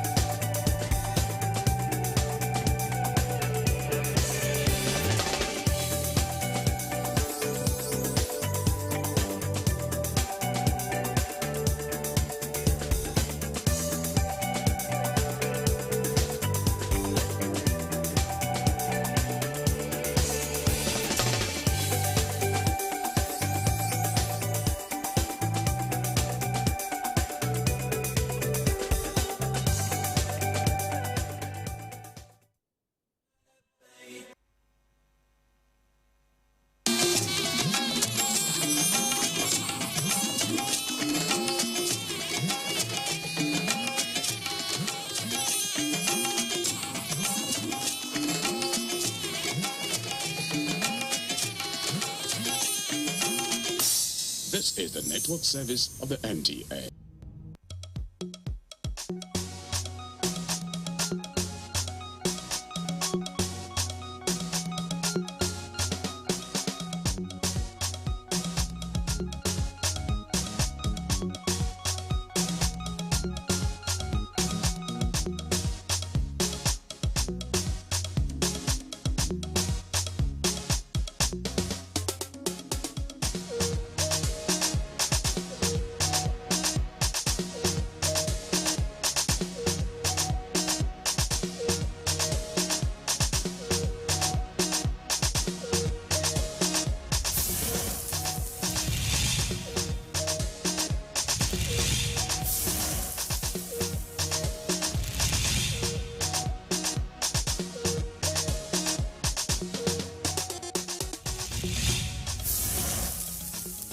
It's a pleasure once again having you on People and Events. It's reaching you on the network service of the Nigerian Television Authority, NTA.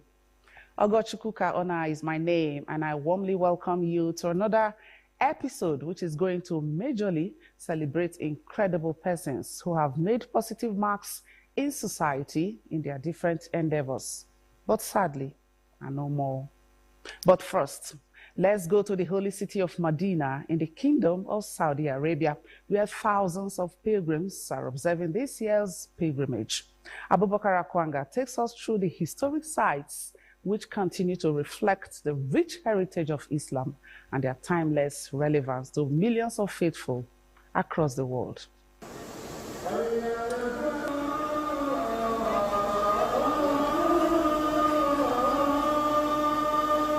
More than 1,400 years ago, Medina, the adopted city of Prophet Muhammad, peace be upon him, continues to shine as a living reflection of the past, resonating with unique symbols from the early days of Islam during the prophetic sojourn of the Messenger of Allah. A divine migration marked a turning point in the global spread of Islam, the Hijrah, from Mecca to Medina. The historic journey laid the foundation for major events that continue to define today's realities as believers look back with reverence and embrace its timeless lessons. Among the towering relics is Mount Uhud, where more than 70 companions, including Hamza, were martyred after disobeying the Prophet's instruction to remain at their assigned position during the Battle of Uhud. Today, pilgrims visit the site to pay tribute and pray for the martyrs.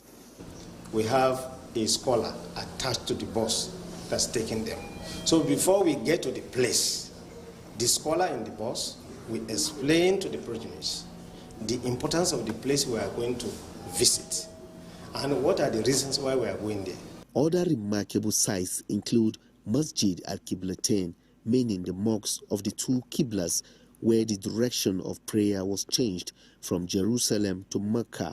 The mosque remains well preserved and continues to attract pilgrims from around the world. I feel so happy, I feel so overwhelmed. These are things we've read in the Quran that our Arabic teacher has taught us, but being here myself, witnessing its life, I feel very overwhelmed. We are already good here. Okay, we are already good. Kuba and Qiblatain, we are already good here. Even as you are seeing, we are coming from Medina Central Mosque. Another key landmark is Masjid Quba, the first mosque built in Islam. It is frequently visited by pilgrims, including Nigerians, who come to deepen their historical and spiritual knowledge. The Rauda, a sacred area located between the Prophet's house and his pulpit in Masjid al-Nabawi, is one of the most revered places in Islam. Nearby lies the graves of the Prophet Muhammad, peace be upon him, and his two companions, Abu Bakr as-Siddiq and Umar ibn al-Khattab. Pilgrims visit to offer salutations to the Prophet, perform 2-unit prayers, and make supplication. In Quba Masjid, when you perform 2 rakahs and Allah accepted it, it's just as if the person that performed an acceptable or accepted Umrah. At the same time, we have Rauda. where Prophet Lama do stay and recite the khutbah for the Ummah. He said between that place and his house is a place in paradise. Jannatul Baqi, the final resting place of many companions, members of the Prophet's family, and early Islamic leaders who contributed to the spread of Islam, also receives thousands of visitors. Pilgrims gathered there to offer prayers for the continued mercy and forgiveness upon those buried within it. These sites may not represent the totality of Medina's historical landmarks, but they remain among the most well-known and frequently visited locations.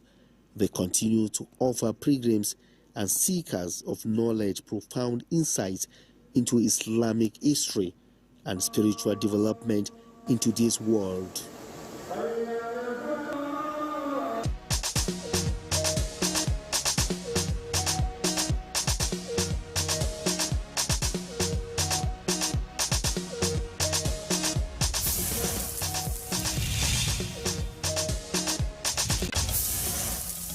A unique ambience there. Thank you, Akwanga. And we wish you all a fruitful holy exercise. Now, it was Homecoming of Heritage at the Lagos Fanti Carnival 2026, a premier Afro-Brazilian cultural celebration held at the Tafawa Balewa Square on Lagos Island. Amaka Owo packaged the parade by community groups, masquerades, and live performances with over 40,000 participants, including tourists who were there to celebrate community, music, and dance.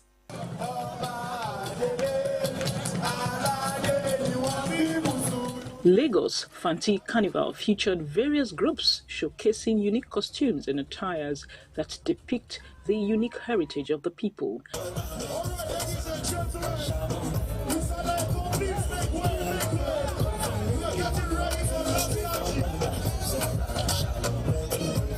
It's a continuation of the Lagos Fanti heritage, which has shown carnival being played on the streets of Lagos since 1895. It's a heritage that came back with the Afro-Brazilians who had been previously enslaved and were now free and made their way back from Brazil to settle in Lagos from the 1830s onwards. As a Brazilian descendant, it's amazing to see everybody coming to celebrate our culture, seeing the fusion between the Afro-Brazilian and the Yoruba culture. Some of the carnival groups include Isaleko, Ekbetedu, Lafiaji, Okufaji, Brazilian Campus Carreta, Oluwubowo. The carnival on display had music, dance, traditional attires, foods and drinks, among other several activities that best capture Africa's historic perspective.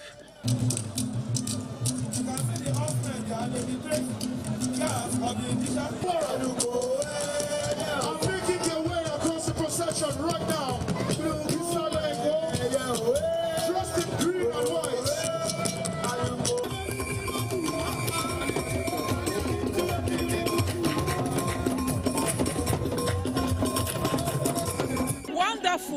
Wonderful, the organization, because to put together so many people, you need an organization, because everything is well done. The carnival stakeholders say is indeed a huge tourism export. I come from France and I'm here for holidays for 2 weeks. I love everything. I love the music, the food, the people, the sun.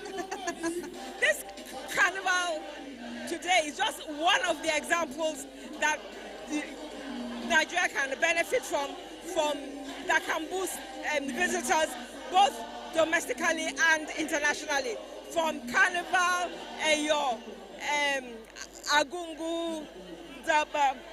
We are really lucky in this country to have a lot of festivals which can be leveraged for better economic reasons and tourism purposes.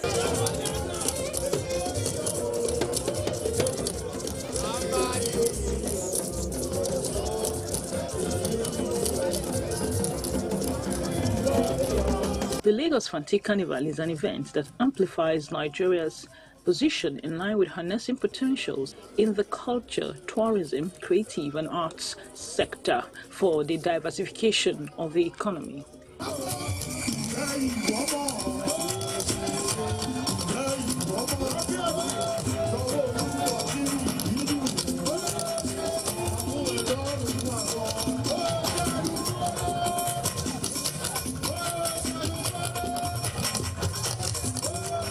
Is doing well, make some noise.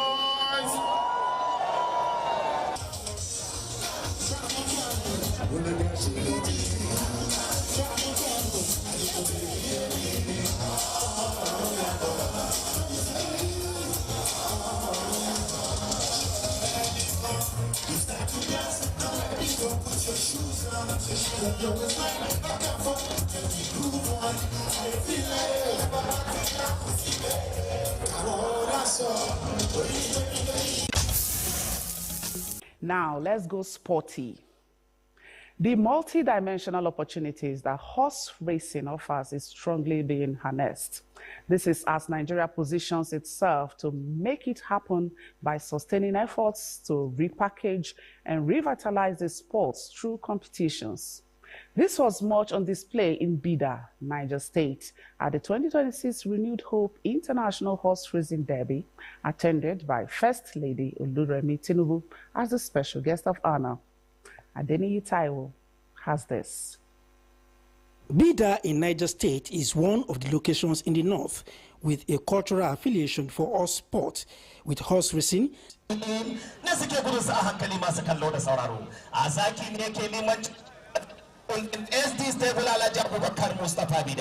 Their hoofs beat metronome of discipline and fair competition, drawing dignitaries led by Nigeria's First Lady Oluremi Tinubu to the Sultan Abubakar III International Racecourse Bida, where a 4-day 2026 Renewed Hope International Horse Racing Derby, organized by the Horse Racing Federation of Nigeria, was rounded off with fanfare. Race number 18, featuring horses bred solely in Nigeria, was dedicated to Nigeria's First Lady, with winners emerging from Sarakin Dawakin Stable in Niger State.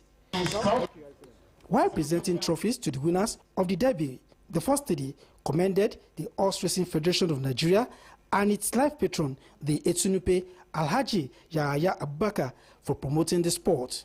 Her support for the Renewed Hope agenda of the president paid off as the federation presented her with a 7-month-old horse named after her. The First Lady had earlier paid a royal homage to the Etunupe in his palace, where she was welcomed into Nupe family with the traditional title of Son Yako of Nupe Kingdom, meaning a distinctive leader of Nupe women. We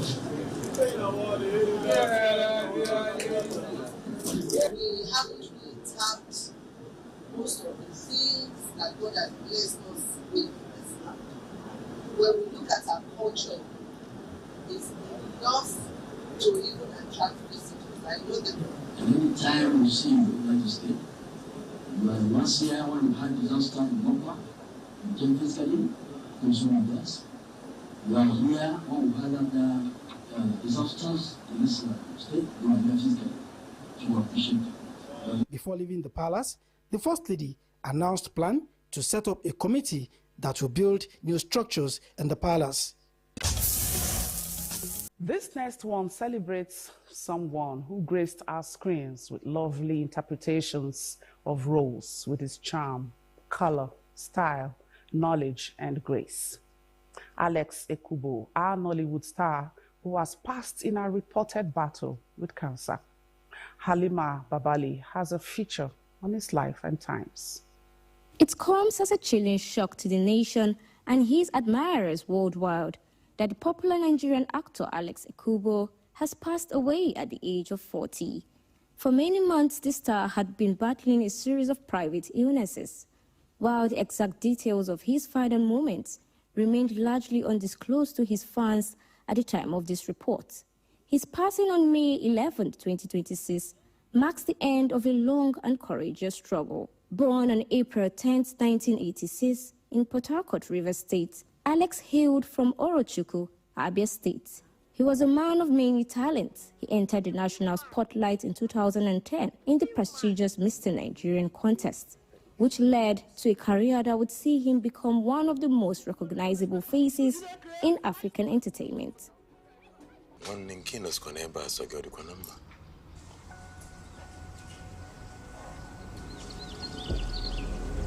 More than Amma. I'm a fuller. And I jump more than Amma. Chat no name of Jay Wang. Hey, I want to go. Here, but now we're here now. I'm going to. Kate was what I'm going to. In a Puguno me room. It's no I'm going to. When you can swim on quite giving, but the chick on. Me chick on. In a chick on a man organic dupugunota. Polo. I see us. Is it Bunasik?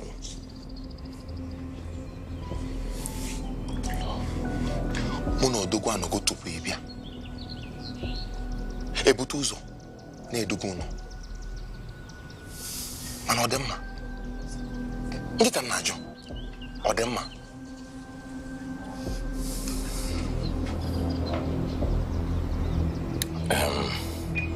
Polo. Okagina desi wana Okechiku kama.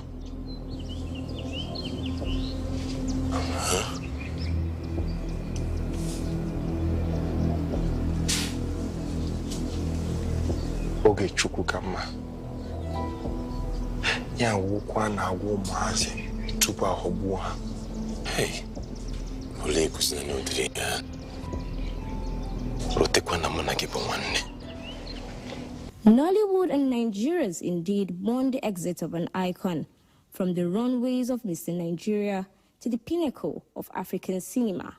Alex Ekubo's journey was a testament to growth, elegance, and dedication. Your life can change any minute, like literally any minute. You can wake up, get hit by a bus. You can wake up, win $1 million. You can wake up, win $1 million, and then get hit by a bus.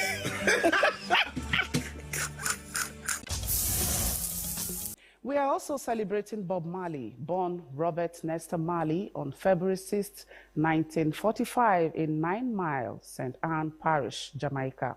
He remains one of the most significant musicians in global history, known for bringing reggae music to an international audience and using his voice to preach peace, unity, and social justice. He rose from humble beginnings to become an international icon whose music still resonates decades after his death on 11th May 1981, also in a battle with a rare and aggressive form of skin cancer, which originated under his toenail. Victory Akinyele put this together for us. Bob Marley began his music career in the early 1960s with a band called The Wailers and gained recognition through songs that mixed reggae with powerful messages about love, oppression, and freedom. His hits such as One Love, No Woman, No Cry, and Redemption Song turned him into a global symbol of hope and resistance. He also had a deep connection to the Rastafarian faith, and this greatly shaped his music and image. Beyond entertainment, Marley was also known for advocating peace during a politically tense period in Jamaica. Despite being diagnosed with cancer in 1977, he continued performing and recording music until his health declined badly. He died on May 11, 1981, at the age of 36. Today, Bob Marley is not only remembered as a reggae artist, but also a voice for the oppressed and a symbol of cultural pride and resilience. His legacy remains strong through generations of his fans worldwide. May their souls rest in peace, and may we learn to choose and show empathy, kindness, and understanding over judgment and cruelty. Show love, and it must be unconditional. Thank you for watching, and bye for now.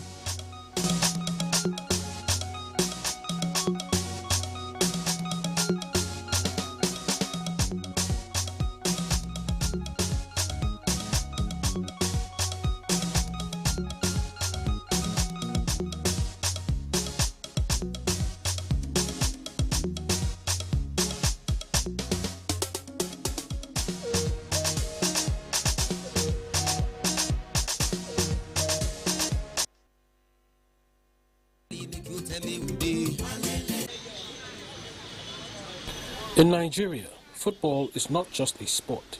It is heartfelt, a passion that binds 200 million people as one. A game that has given us triumphs, tears, and timeless memories. Super Eagles, waiting they happen, waiting they share, we want no. Shana Winch, I've been landing, no matter their plan. From the pioneers who gave us our first taste of continental glory, Segun Odegbami's brilliance, Christian Chukwu's leadership, Stephen Keshi's command, football became our symbol of excellence.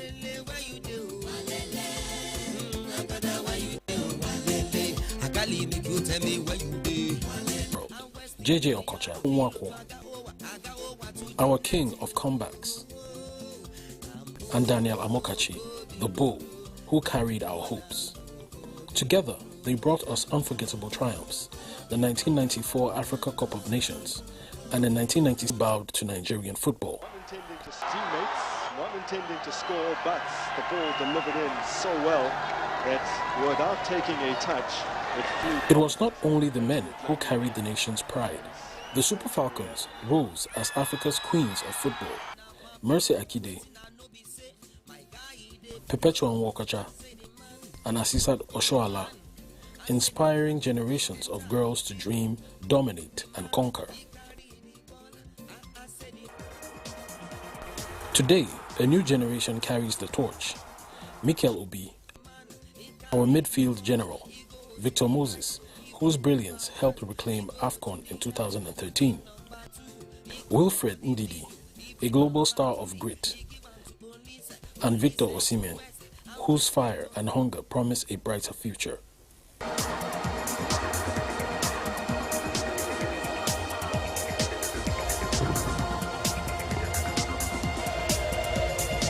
It's going well, but here comes Okabari and Jet Okabari. Takes it, tucks it, buries it! From the football prowess of Kanu Nwakwo to the track dominance of Blessing Okabari, Nigerian athletes continue to excel. Chioma Ajunwa, the first Nigerian woman to win an Olympic gold medal.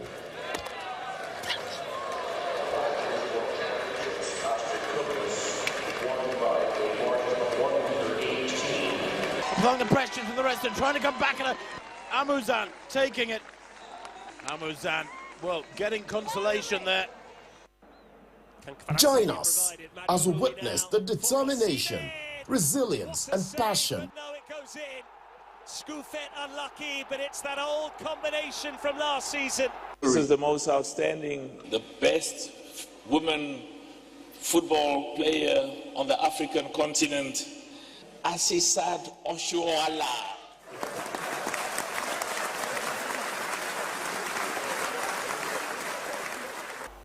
Friendships are the threads that weaves our lives together.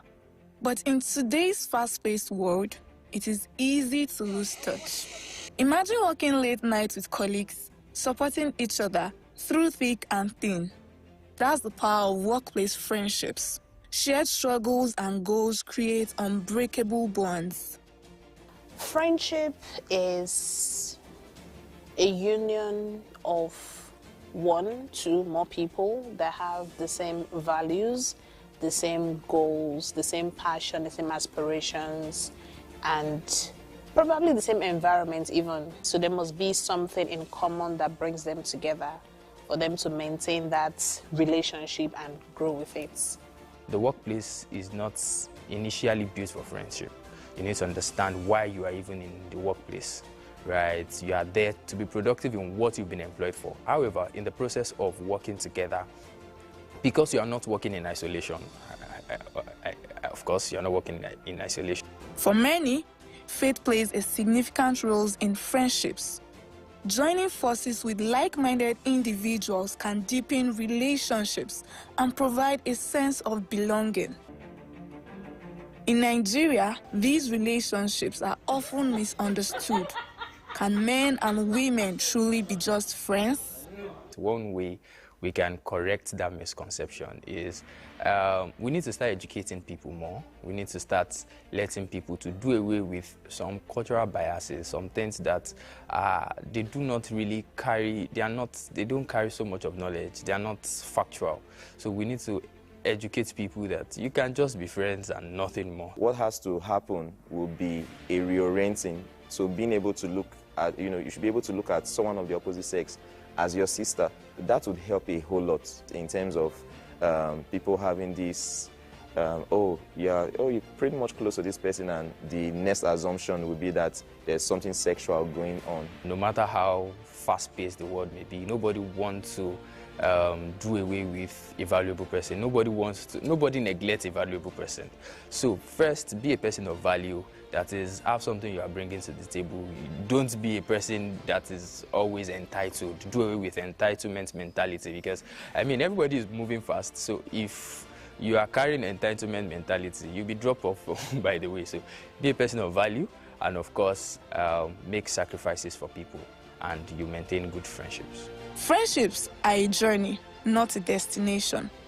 By embracing shared experiences, faith, and understanding, we can build lasting bonds. So, nurture your friendships and let them flourish.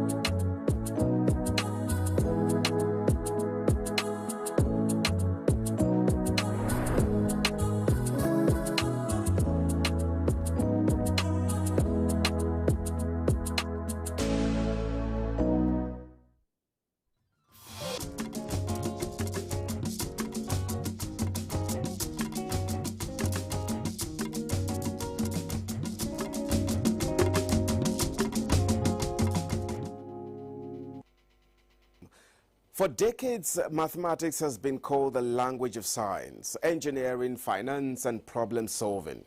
Yet across schools and universities, we are seeing fewer students choosing to study it, and even fewer mastering it with confidence. Classrooms that once buzzed with numbers and logic now struggle with poor foundations, underqualified teachers, and a growing fear of the subject among learners. The result? A shrinking pool of talent for fields that drive national development. This isn't just an education problem. When students shy away from mathematics, we weaken our capacity in engineering, data science, finance, research, and even everyday decision-making. A nation that neglects mathematics risks falling behind in a world increasingly driven by numbers, algorithms, and data. On this week's edition of Issues of the Moment, we'll examine why interest is declining, what this means for our future workforce, and the strategies we can adopt to restore interest in the teaching and study of mathematics. In a moment, you will meet my guest. My name is Justin Bemunyana. I welcome you to the program.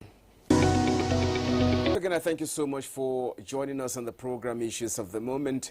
Today, our focus is on tackling decline in the teaching and study of mathematics.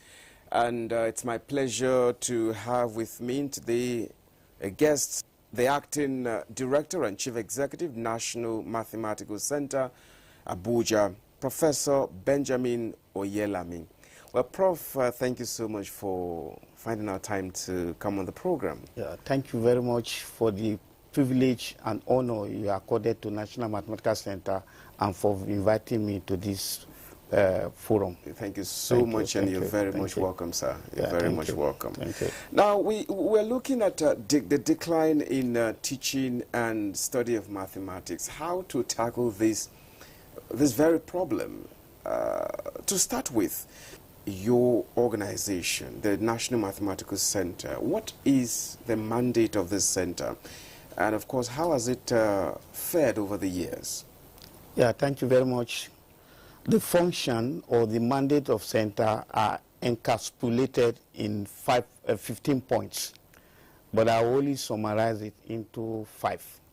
First, we are in charge of advanced research in mathematical sciences, and also to undertake talent hunts, and also to develop capacity, that is training and capacity for mathematics at all levels, both at lower level, at higher level, and all that. Then at the same time, we are involved in outreach programs. Later, I'm going to buttress what each one of them entails. And also, we are to develop instructional materials in the area of mathematical sciences that will help the nation. So when I talk about mathematical sciences, we are talking about mathematics, statistics, theoretical physics, mathematical science education, and then computer science. Okay. So we are in charge to develop, to train manpower and also students, to provide resource materials for the students at all levels, both basic education, and then secondary school, and also university, and also at research level. Now, let's have a closer look at the education system, looking at data as it is right now. Students now, whereas we have witnessed many more students taking interest in medicine, engineering, science and tech courses, studying mathematics seems to be on a decline. How is the center handling this issue, to make students take interest in mathematics as a profession? Yeah, thank you very much. National Mathematical Center has always been conducting research over the years to investigate what are the reasons why we are having declined, and then why people are performing poorly at the public exams. We discovered that, for example, at a particular time, that's 2021, about 20,000 mathematics students are in the whole of Nigerian University. But when you compare it to computer science have over 400,000 students. So you can see that people don't like to choose mathematics.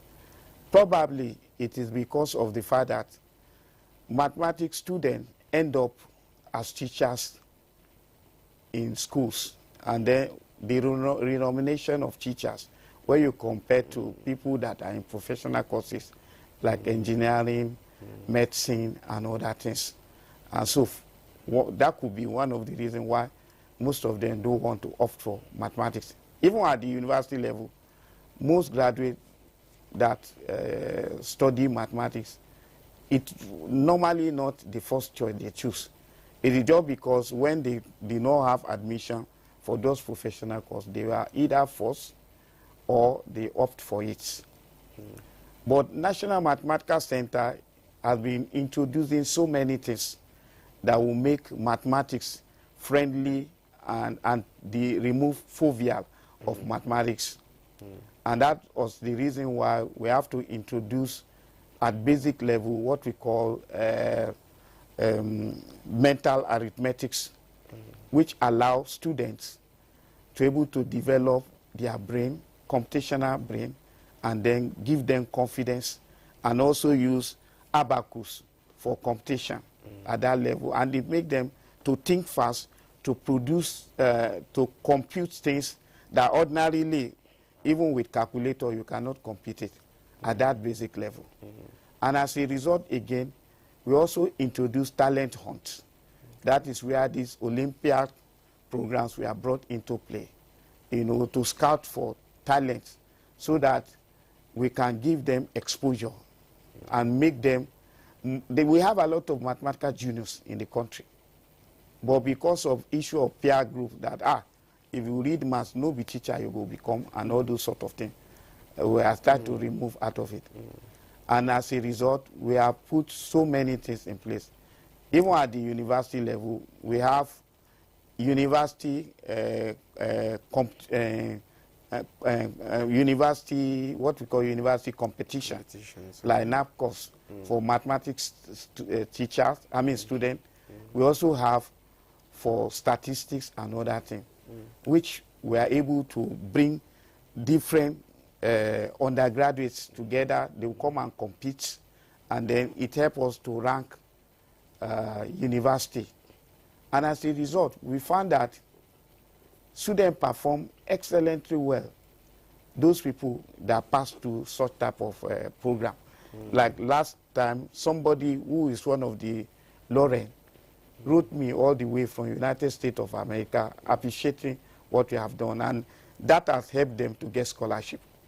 And in fact, those Nigerian students that represent under Olympiad have got scholarship to the best university.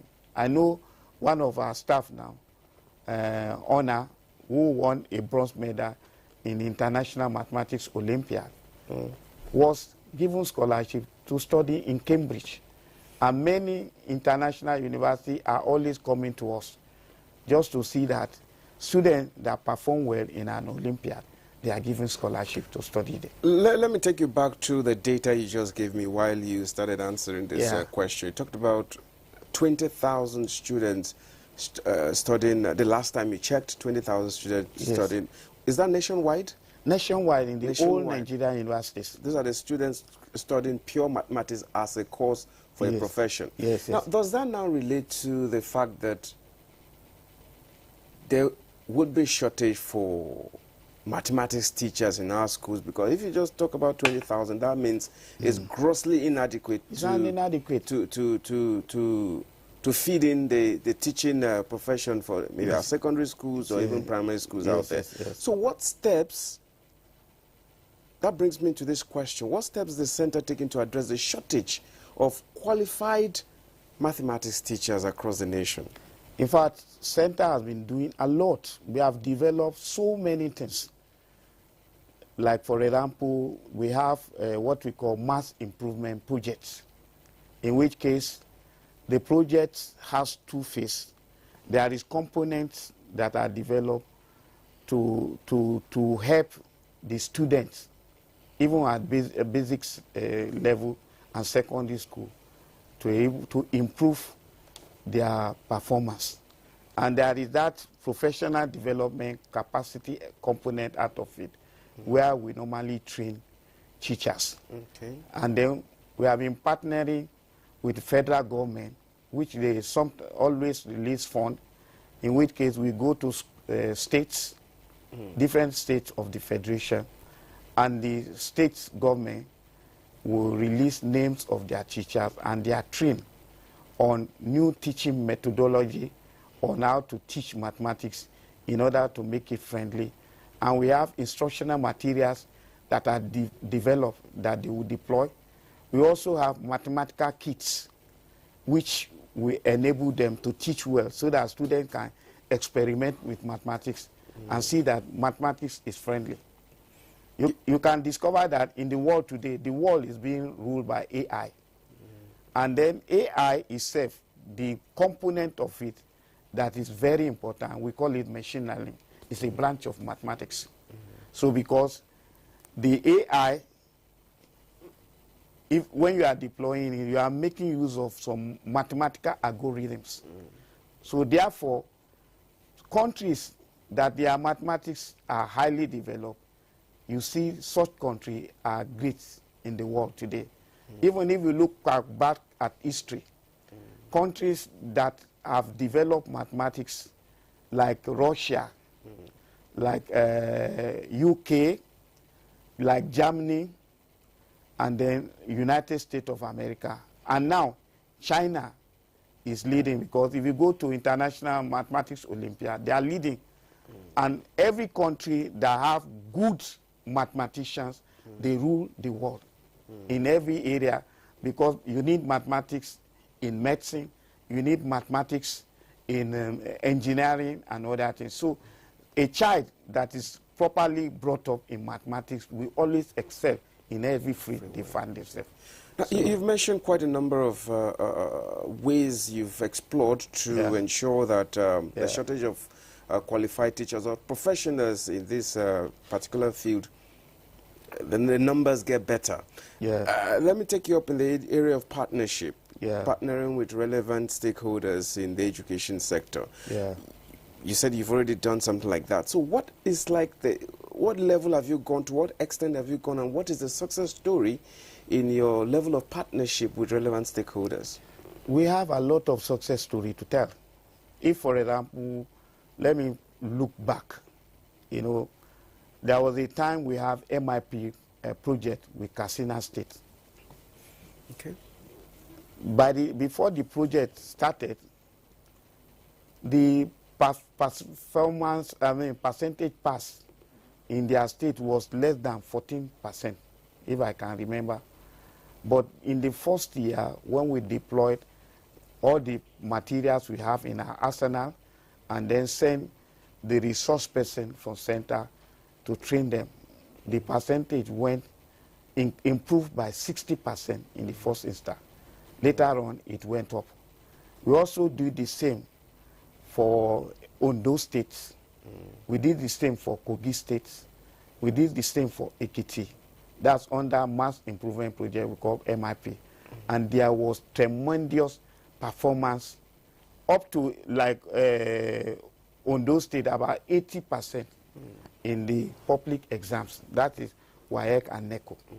So deploying some of those facilities.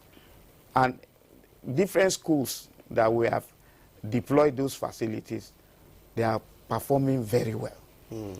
The other aspect at research level, at this stage, we partner with University of Abuja. We run a course on financial mathematics, which was first of its kind in the whole country.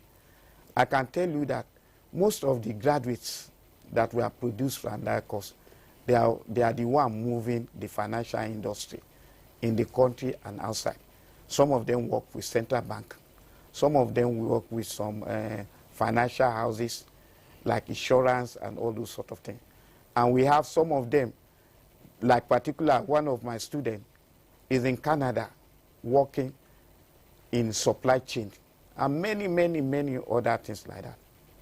So center normally have the ability to bring resource person across the world. Some of them even that are of Nobel Prize status to come and train lecturers and even some professionals, teachers in the center, and some of the outreach program we conduct across the country.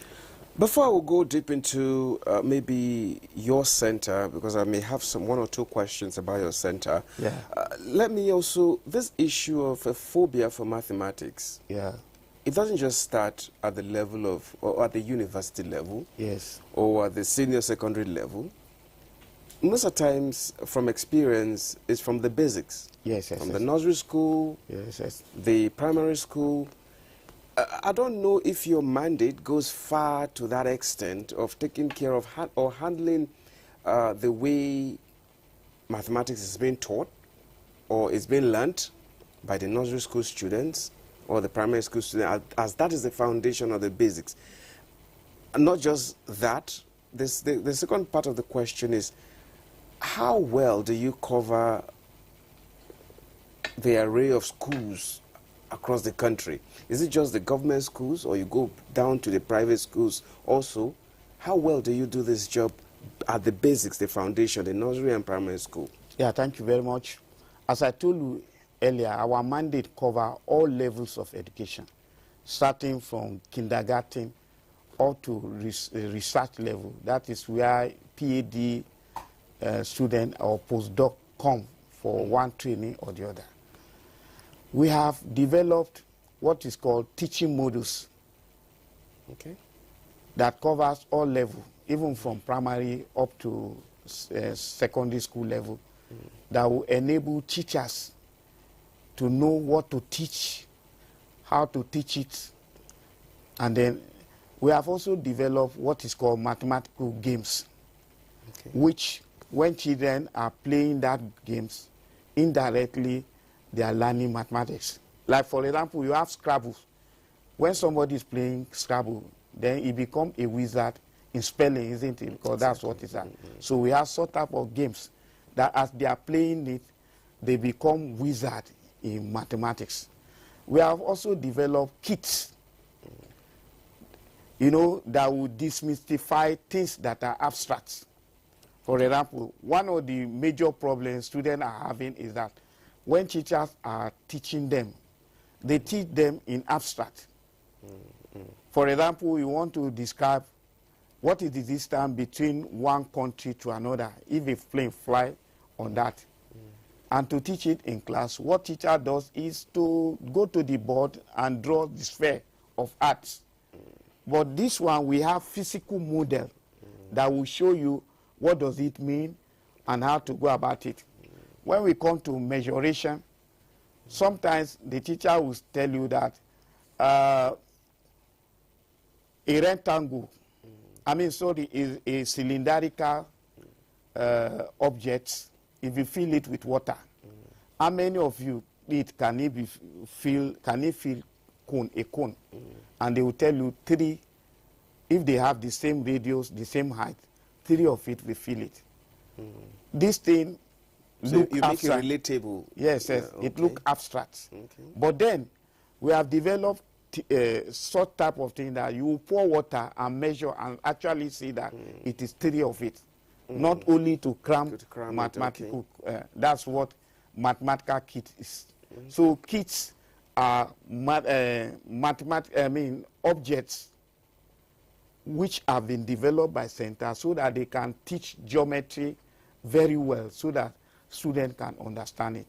We also have kits that will enable students to understand concept of fraction.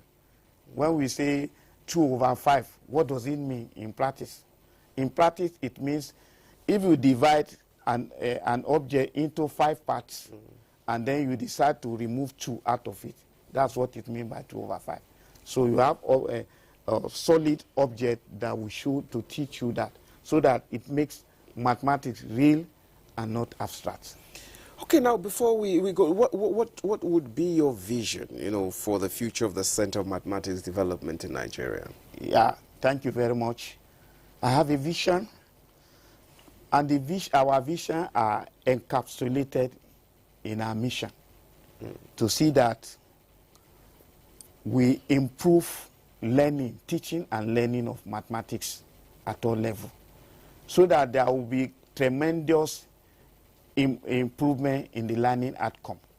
Is that okay? So that we can produce children that are gifted. We can produce best scientists. I've said it earlier that if you go into history, let's say in the 21st century, 19th century, every theory, everything that you see is named after Germans, Russians, and other people. Because at that level, they developed their mathematics very well.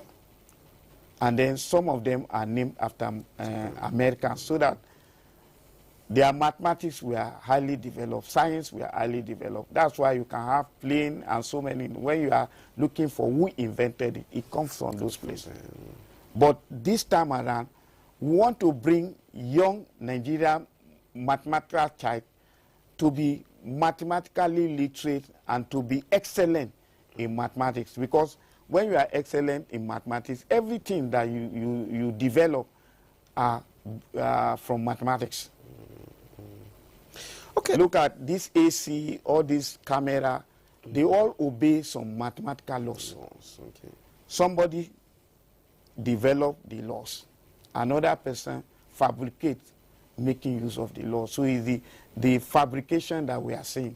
When we talk of technology, you just see the application, but the science under it, some probably don't know. But mathematicians are the one that develop those things. Because for your information, engineers are also mathematicians, because everything they do is mathematics. So one thing I will never forget in my school days is the Pythagoras theorem. Yes, Pythagoras. Thank you. As you rightly said. Now, before anything else, what major reforms, and innovations have you introduced to improve efficiency, accountability, and service delivery at the center? Yeah, thank you very much. In order to improve the efficiency of the staff, you need staff have to be trained with the modern techniques to enhance their study, their work, and also provide an environment with the necessary minimum comfort for them to work with. Like, for example, they need to have a laptop and all other things, We thank federal government, that's government of President Ahmed Tinubu, under the Renew Hope agenda. And we also appreciate the Honorable Minister of Education, Dr.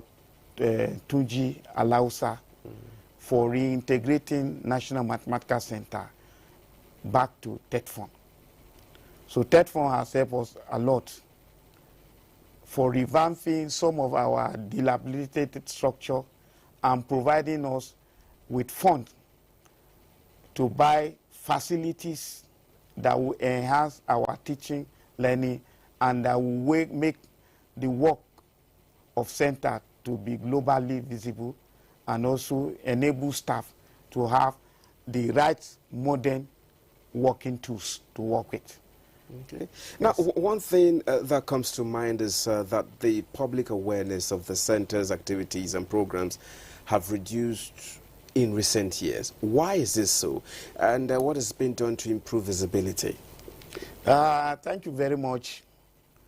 You see, information needs a lot of resources. And of course, government is trying all what they can do within their reach. You understand? By releasing our capital grant and overhead and all those sort of things. But the world we are in, the resources are limited. But we are always trying our best also to go out. And at the same time, we always partner with other organizations to see that some of the work we have are visible.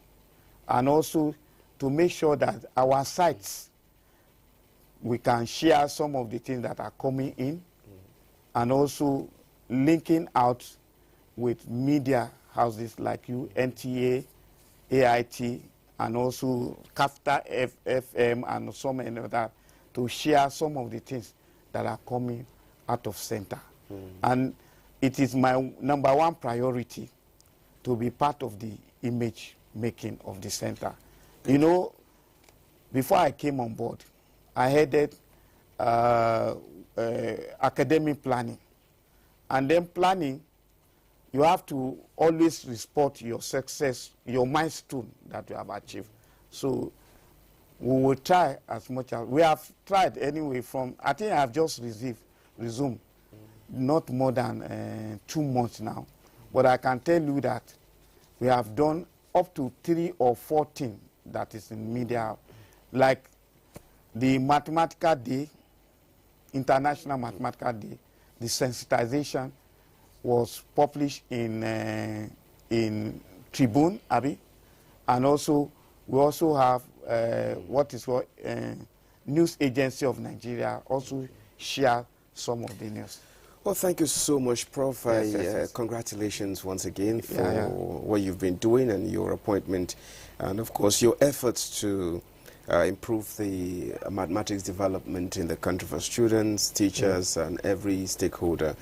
I want to really appreciate you for your efforts. Thank you once again for coming on the program and sharing your insights with us. Thank you. You're very much welcome. Well, this is Issues of the Moment, and tackling decline in the teaching and study of mathematics has been our focus today. And my guest has been Professor Benjamin Oyelami, the Acting Director and Chief Executive at National Mathematical Center, Abuja. This is where we end the program. I thank you so much for your time with us. My name is Justin Bemunya, and I say bye for now.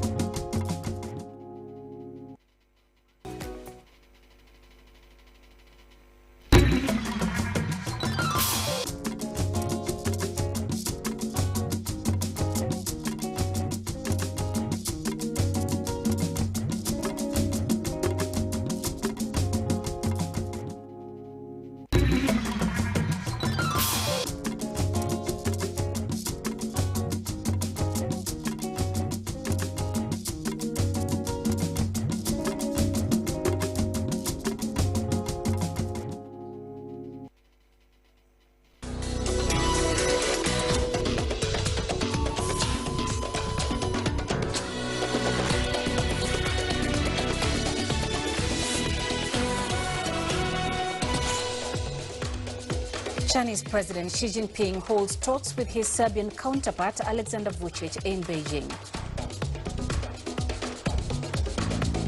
We'll have the latest on the Ebola outbreak in Eastern Africa as WHO confirms nearly 1,000 suspected cases and 220 deaths. And Iran says a framework has been reached but plays down the prospect of a peace deal in the near future. This is Africa Live. A warm welcome to the show. I am Penina Karibe. Joining me in studio with a look at what's coming up in Business News tonight is Uche. Thank you, Penina. And here is a look at what's coming up on Africa Live News. The Africa Development Bank holds its annual meetings in Republic of Congo as the continent battles aid cuts. And Uganda wraps up its biggest annual tourism event. Of course, all of that coming up within the program, but for now it is back to you. Thank you, Uche. Chinese President Xi Jinping has held talks with Serbian President Alexander Vučić in Beijing, and the two leaders attended a signing ceremony for cooperation documents. This comes after a welcome ceremony was held for the visiting Serbian leader. Huna has more. Chinese President Xi Jinping welcomed Serbian President Alexander Vučić at the Great Hall of the People in Beijing on Monday, as Vučić began a state visit to China at Xi's invitation.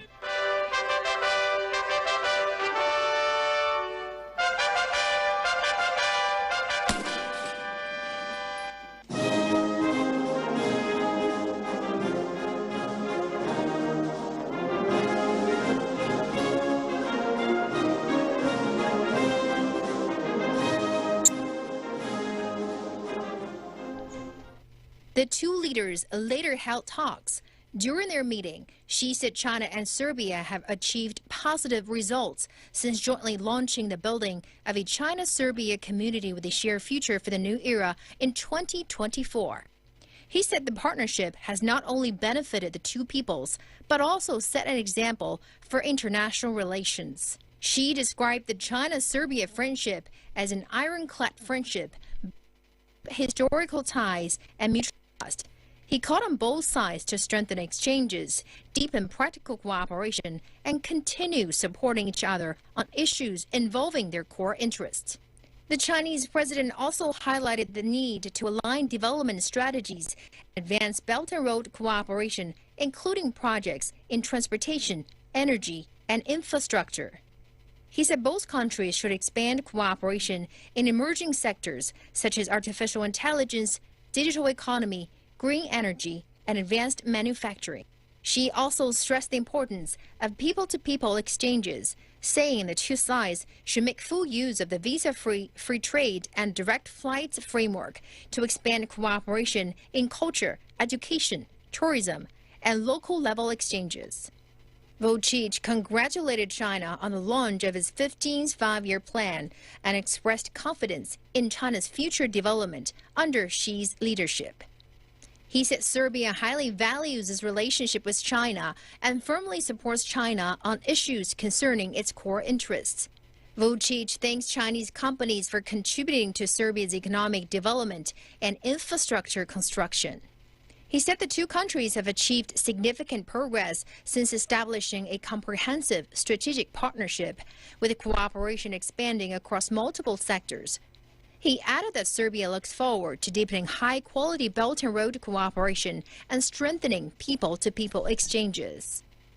Vučić also praised China's role in international affairs, saying China has constantly treated smaller countries with equality and respect while upholding international law.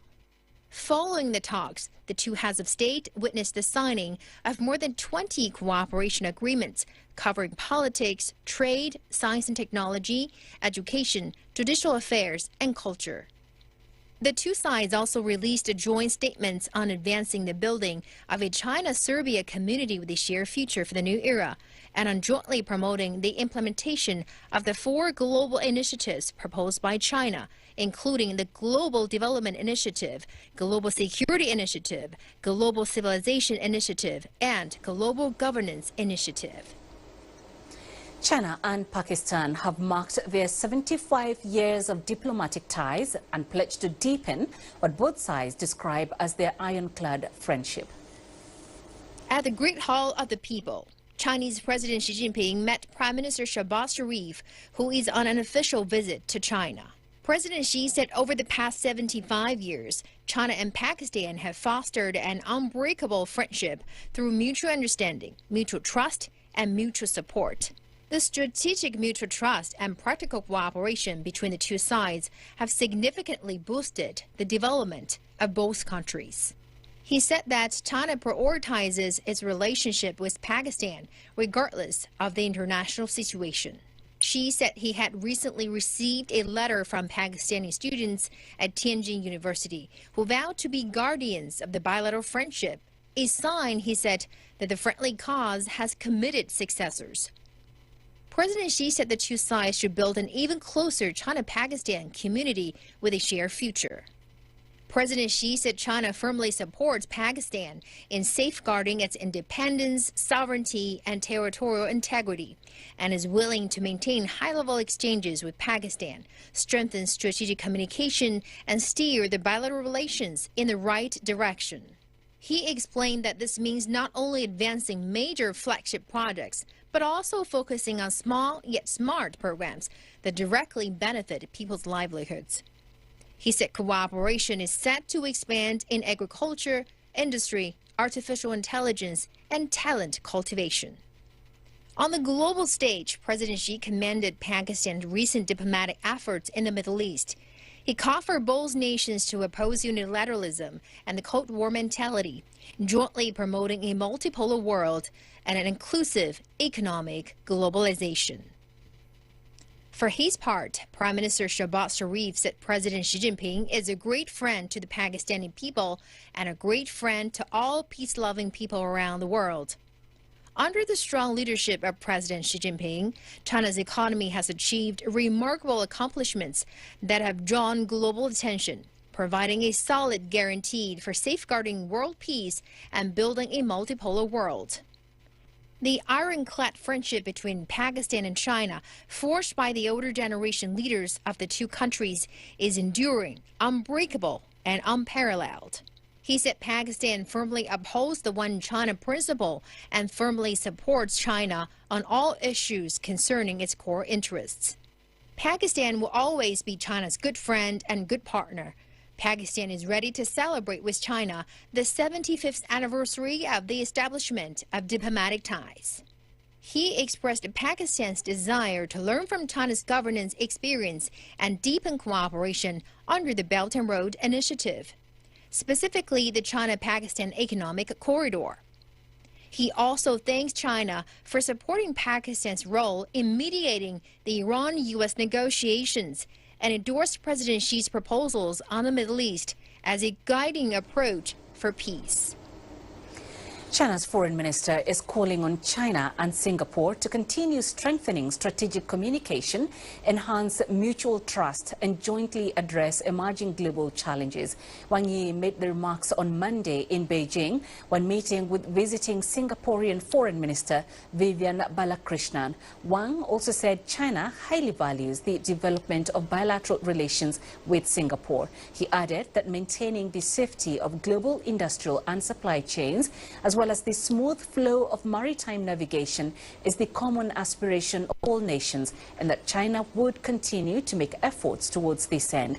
Balakrishnan noted that his country firmly adheres to the One China principle and supports the Global Development Initiative put forward by Chinese President Xi Jinping. In addition, he emphasized that the continued openness of the Strait of Malacca serves the interests of all parties, and Singapore supports the free passage through the strait and other international waterways. Iran says a framework for a possible agreement with the U.S. has been reached, but a deal is not imminent.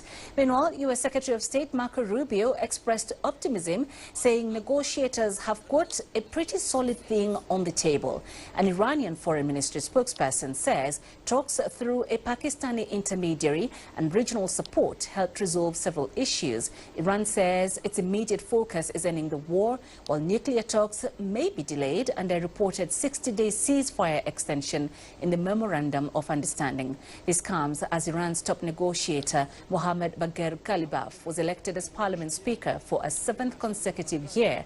For more, here's our correspondent Aksan Kivani, who's reporting from Yazd in central Tehran. Well, Iran's foreign ministry spokesperson Ismail Baghai held his weekly press conference on Monday, and he had some sharp words for Israel. He described Israel's role as inherently destructive, saying nothing is expected from Israel except undermining any process or negotiations. Baghai also claims there's an unwritten coalition between warmongering parties and the Israeli lobby in the United States, and that Israel manipulates the media to create hesitation within America's already confused decision-making system.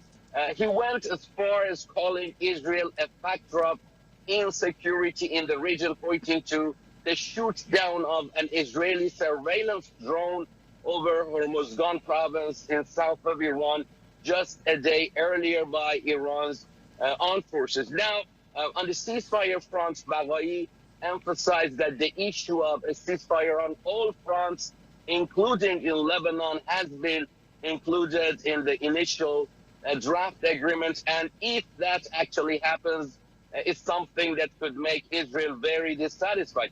These accusations are not something new. Tehran has always warned that Washington shouldn't let Tel Aviv use political and media hype to influence the framework of negotiations. Back to you.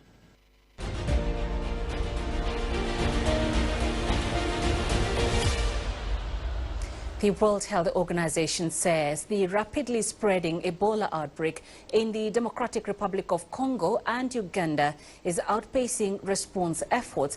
According to the World Health Organization chief, delays in detecting cases, insecurity in the eastern DRC, and no approved vaccines for the Bundibujo strain are compromising containment efforts. Tedros Ghebreyesus added that the epidemic will likely intensify. More than 900 suspected cases and 220 suspected deaths have been reported so far. The WHO has declared the outbreak a public health emergency of international concern. Previous epidemics of this strain occurred only twice, in Uganda in 2007 and DRC in 2012. Meanwhile, the Ugandan Health Ministry has reported 2 more confirmed cases of Ebola, bringing the total number in the country to 7. These new cases are health workers in a private health facility in the capital, Kampala, and both are Ugandan nationals. The ministry says both patients have been admitted to a designated treatment unit, adding that response teams are tracing all those who had been in contact with them. Global efforts are ongoing to fight the outbreak and specifically to find a vaccine against the new strain. Among the African countries involved in the push is South Africa. CGTN's Julie Sher reports. Bundibujo, a lesser-known strain of Ebola, is genetically different from the Zaire strain, responsible for some of the deadliest outbreaks over the past 50 years. That means existing vaccines and treatments may not work as effectively. And without treatment, it can be just as devastating, as it spreads across the Democratic Republic of Congo and Uganda, leaving hundreds infected. It's been more difficult to detect, and it doesn't have the vaccines and the treatment. And what we're seeing on the ground is, unfortunately, we're already on the back foot. It was detected late. It has been active for several weeks already in these communities, and there is really a feeling on the ground of really a lot of fear. The Bundibujo strain has until now kept researchers busy. But South African scientists working as part of a global response network are now scrambling to find answers to an outbreak declared by the World Health Organization as a public health emergency. We are kind of in unknown territory now with this new strain, where we really need to rush to try to mobilize resources for research and development. A strong African-led collaboration is really essential to accelerate development of those treatment and vaccine and also for outbreak response to be able to respond quickly. The scientific networks, surveillance system, and vaccine capabilities built during the COVID-19 and Mpox outbreaks are now being activated again, positioning South Africa as a key hub in the fight against infectious disease. We're going to look at all the possible options, including a new technology in using mRNA technology for the vaccine. For the treatment, we're going to see what is out there that have some potential in terms of candidates that can be evaluated quickly, fast track all the regulatory processes. So I think this may be just a matter of 1 or 2, 3 years, and no longer 10 years. South Africa has also pledged $5 million towards strengthening surveillance, laboratory system, rapid response and prevention efforts, as fears of cross-border transmission continue to grow. So we are very concerned at the rate that it's spreading and also the ability and the challenges that we're having in responding, because it is already massively impacted by humanitarian challenges, by high insecurity and conflict, by high levels of poverty, which is really a perfect storm for this kind of spread. For Africa, the Bondibojo outbreak is another warning that infectious diseases remain a constant threat. But unlike past crises, the continent is now racing to build its own scientific defenses and is far better prepared to respond to outbreaks than it was before the COVID-19 pandemic. Julie Shara, CGTN, Cape Town. 17 minutes past the hour. This is Africa Live. Let's take a short break. When we come back, as Africa celebrates Liberation Day, we take a deeper look at the progress the continent has made since 1963.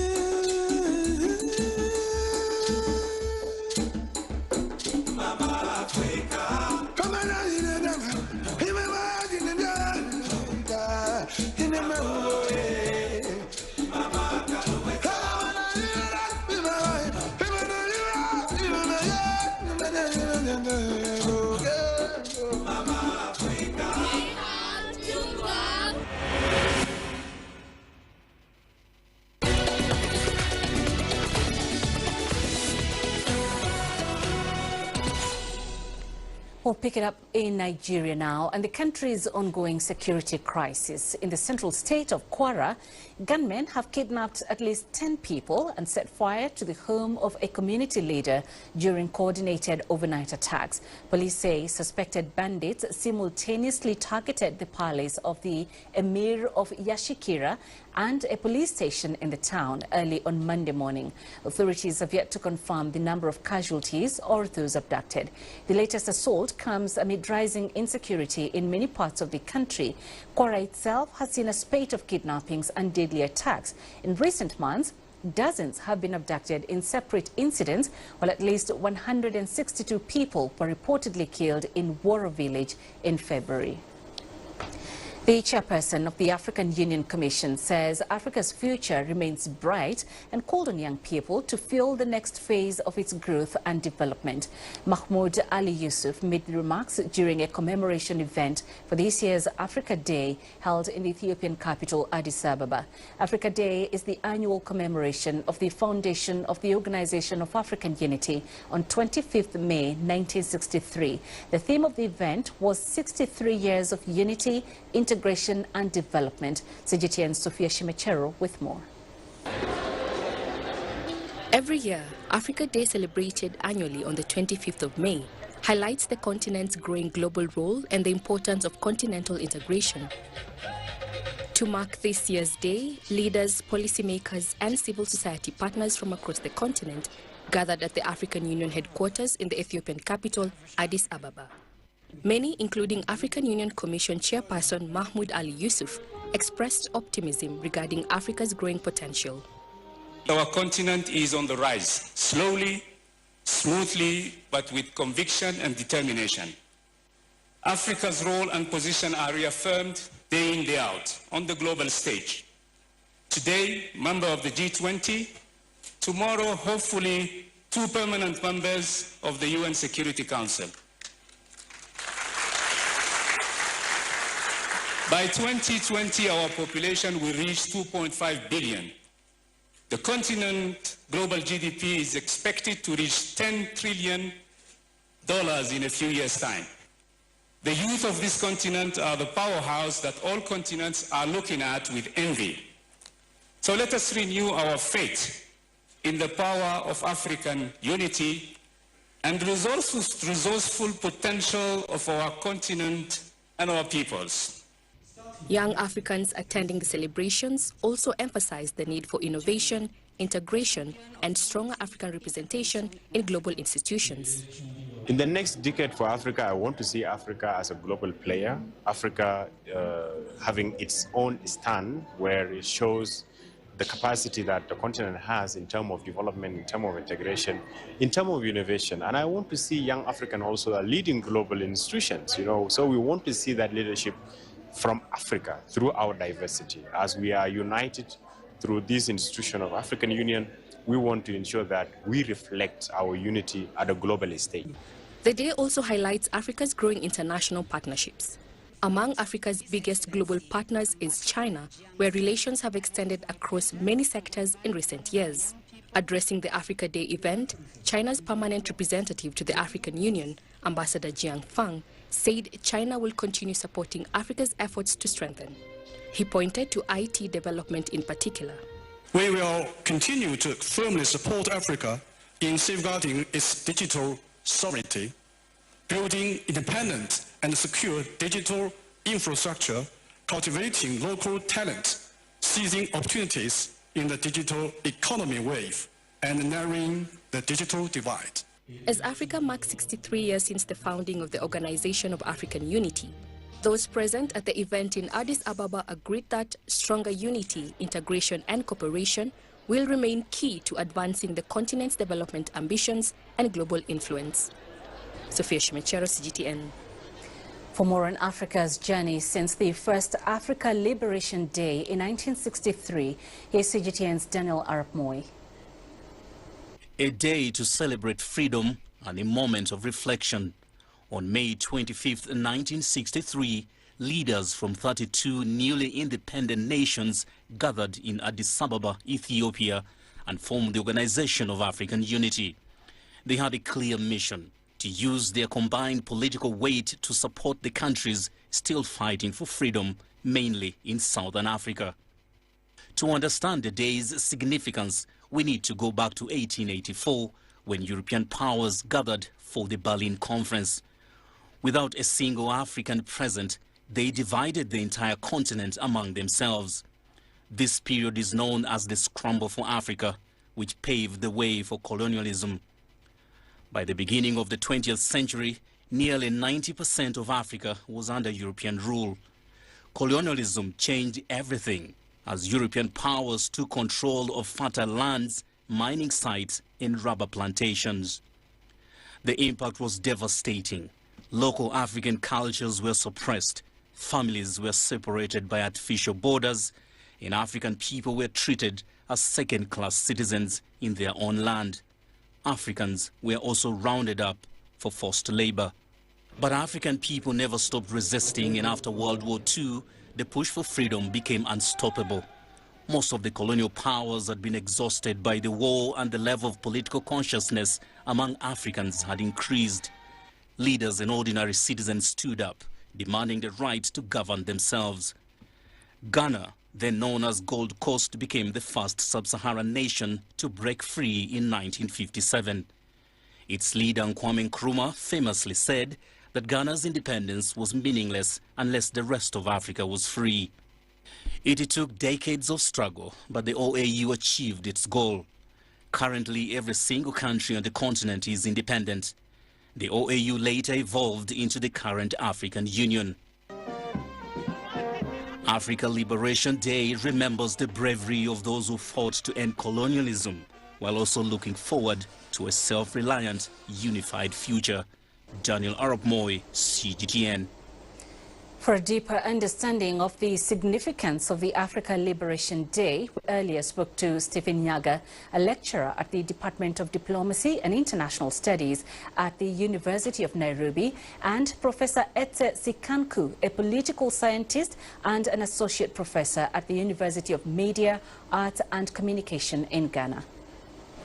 Africa suffers the paradox of plenty, meaning that Africa is endowed with a lot of resources. We have all strategic minerals and natural resources, but still the continent continues to experience huge populations that are deprived, high rates of unemployment, corruption, and just challenges that have been really magnified by things that are really happening today.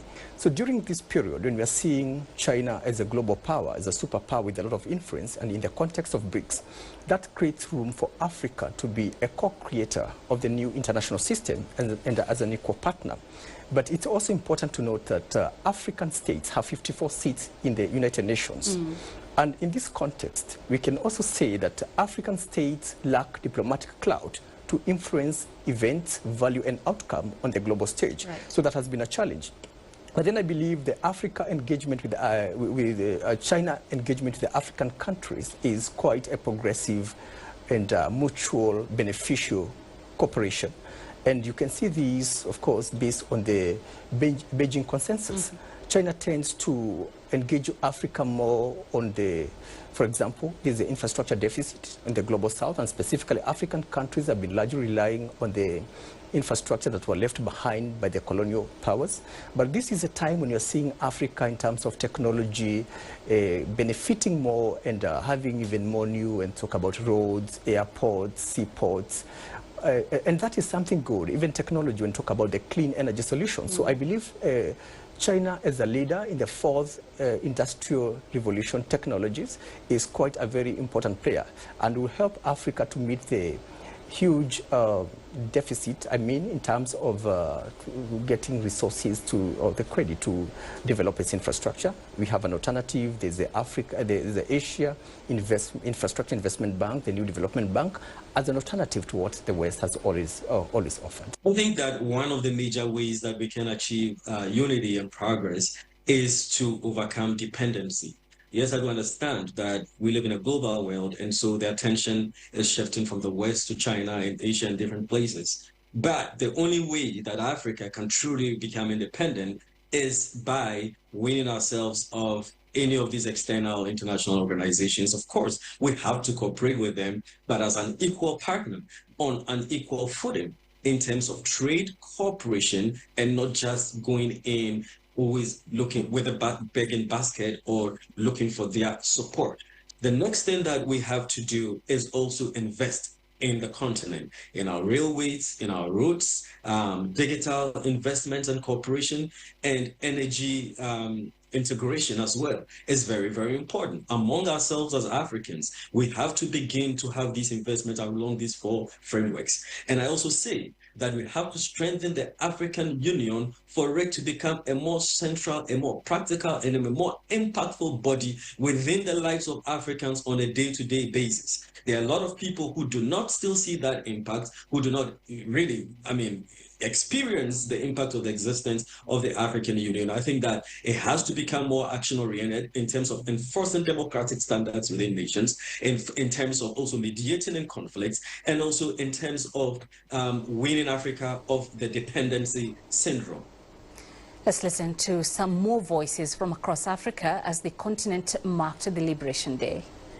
We can't just be celebrating African Day with flags and concerts. I think the real celebration here is when we start holding our leaders accountable for their stewardships, and when they also start building a Africa that everybody hopes to see for the next generation to come. I think that's when we should start celebrating Africa. But for now, I think our leaders have to be very accountable for what their stewardship is. We're in a continent where we have everything, but what we lack is the political will for our leaders to put those resources together in order to enhance or promote Africa. All what they do is grabbing power for their own selfish interests. They grab power for their own children. You find out that a man who is vying for power, once he gets the power, all what he did is for his own family, for his own friends, and for his own selfish consumption. Increasingly, Africans are leading Africa. For the past something years, there have been seen some level of political independence. In as much as it's not as independent as it should have been. And economically, we've not really achieved much as Africa. I think Africa Day is a very important day to us, all Africans, because I think about 52 countries are celebrating this day today. So as we fought together through the liberation, I think it is important for us to celebrate together, like show our cultures. Even especially here in South Africa, we should celebrate it more because we've seen xenophobic attacks to other Africans. So I think this day is meant for us to unite us and be one Africa. Africa Day should be about unity, love, and celebrating each other as Africans. It's said that xenophobia still exists while we are supposed to stand together, but we treat each other as strangers. For me, it's a day of reflection during which we must ask ourselves about the gains made since independence and about our true independence. For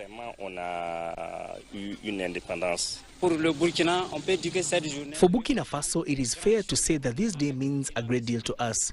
Given the momentum we currently have under the leadership of President Captain Ibrahim Traore, who is reigniting the flame of African unity, even though some countries seem unable to grasp this momentum, perhaps because they are not free, but are bound to some other power. This day serves as a stark reminder to Africans that Africa has experienced difficult and ambiguous times which have played a significant part in shaping its history, and that beyond this painful history can rise from the ashes and finally build a society that will be at par with other societies that have managed to make their mark on the world and indeed are currently living out the dynamic, progressive and popular vision that we are implementing across the three nations of the Alliance of Sahel States. You're watching Africa Live. Let's go to Uche now for the latest business news. Thank you, Penina. And coming up on Africa Live Biz. The Africa Development Bank holds its annual meetings in Republic of Congo as the continent battles aid cuts. And Uganda wraps up its biggest annual tourism event.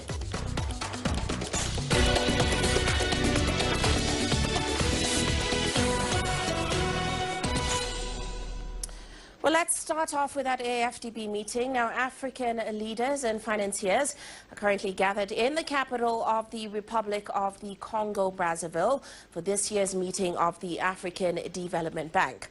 Now, this all comes as overseas development aid from the world's richest nations to poorer nations dropped by nearly a quarter last year to $174.3 billion. Now, the U.S., of course, led those cuts, including reduced funding to the concessional lending arm of the African Development Bank, which is Africa's largest development lender. Now, against that backdrop, the AFDB is now pushing for a fundamental shift of tapping Africa's own financial resources to plug what it estimates at around $400 billion of annual development financing gaps. Meanwhile, Indian refiners have turned to crude oil imports from Africa and Latin America, and that's after supplies from the Middle East were disrupted by restrictions on the Strait of Hormuz, of course owing to the U.S.-Israeli war on Iran. Now, these refiners have since turned to Angola, Nigeria, Venezuela and Brazil to make up the shortfall, as well as continuing to buy Russian oil. That's according to trade data. Now, refiners in the world's third largest oil importer and consumer bought more most of their crude from the nearby Middle East until the war broke out at the end of February. Well, last month, India skipped purchases from Iraq as exports were halted, while it also received Iranian oil after a gap of about 7 years. And that's following a temporary waiver granted by Washington to help stabilize global oil prices. And heading to Morocco now, the country is spending about $160 million a month to soften the impact of rising fuel prices on households and businesses. Now, officials there say global energy volatility, the war on Iran, drought and recent floods are all adding a pressure to transport, food and agricultural costs. But of course, while short-term supply, or rather support, continues, the government is also looking at a longer-term strategy around renewable energy and energy sovereignty. Here's Adnan Shaushi with more on that from Rabat. For many Moroccans, higher fuel prices are no longer just an issue at the pump. They are feeding into daily transport costs and public mobility choices. Despite the support provided by the state to professionals, diesel prices remain high. This increase has pushed many citizens to reduce their use of private cars and rely more on public transport because the cost of commuting has clearly become more expensive. The government says it has provided support for transport professionals and essential products, but consumers say the pressure on household budgets remains visible. These increases directly affect citizens' purchasing power because higher fuel prices also raise transport and supply chain costs, leading to higher prices for basic goods, agricultural products and meat. But authorities say Morocco's long-term response is not to turn to oil refining, but to accelerate the shift toward cleaner power. The Energy Transition Ministry says new renewable projects are being licensed to expand capacity, attract investment and reduce exposure to imported fossil fuels. In terms of licensing, approvals were granted for a number of projects with a combined capacity of around 3,000 megawatts or 3 gigawatts.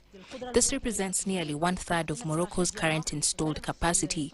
These licenses were granted in the first quarter of 2022 alone, with investments estimated at around 22 billion dirhams. Analysts say the transition is now about more than climate commitments. It is also about protecting the economy from future fuel shocks and reducing dependence on volatile global markets. Morocco is seeking to achieve higher level of energy sovereignty through renewable energy. It has already made significant progress in this direction, with renewables now accounting for between 24 to 28% of the country's electric mix. However, a more ambitious target remains for 2030, raising the share of renewables in electricity mix to more than 52%.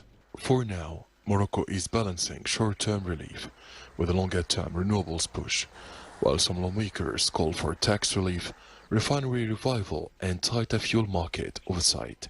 The government says cleaner energy remains the most sustainable path to reduce future shocks. Adnan Shawishi, CGTN. Meanwhile, Egypt and Eritrea have now signed an agreement to launch a new shipping line which will connect their Red Sea ports. Now, this will mark a significant step towards strengthening regional trade between the two, as well as logistics and economic cooperation across the Horn of Africa.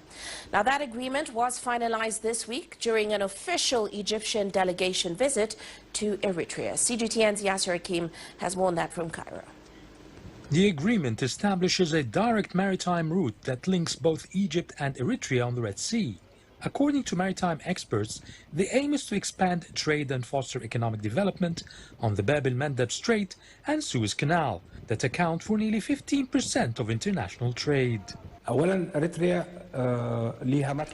links you to Djibouti and Djibouti to Ethiopia with over 130 million consumers market in that region. Eritrea and Djibouti will benefit from COMESA membership members like Egypt, which will boost trade for the three countries.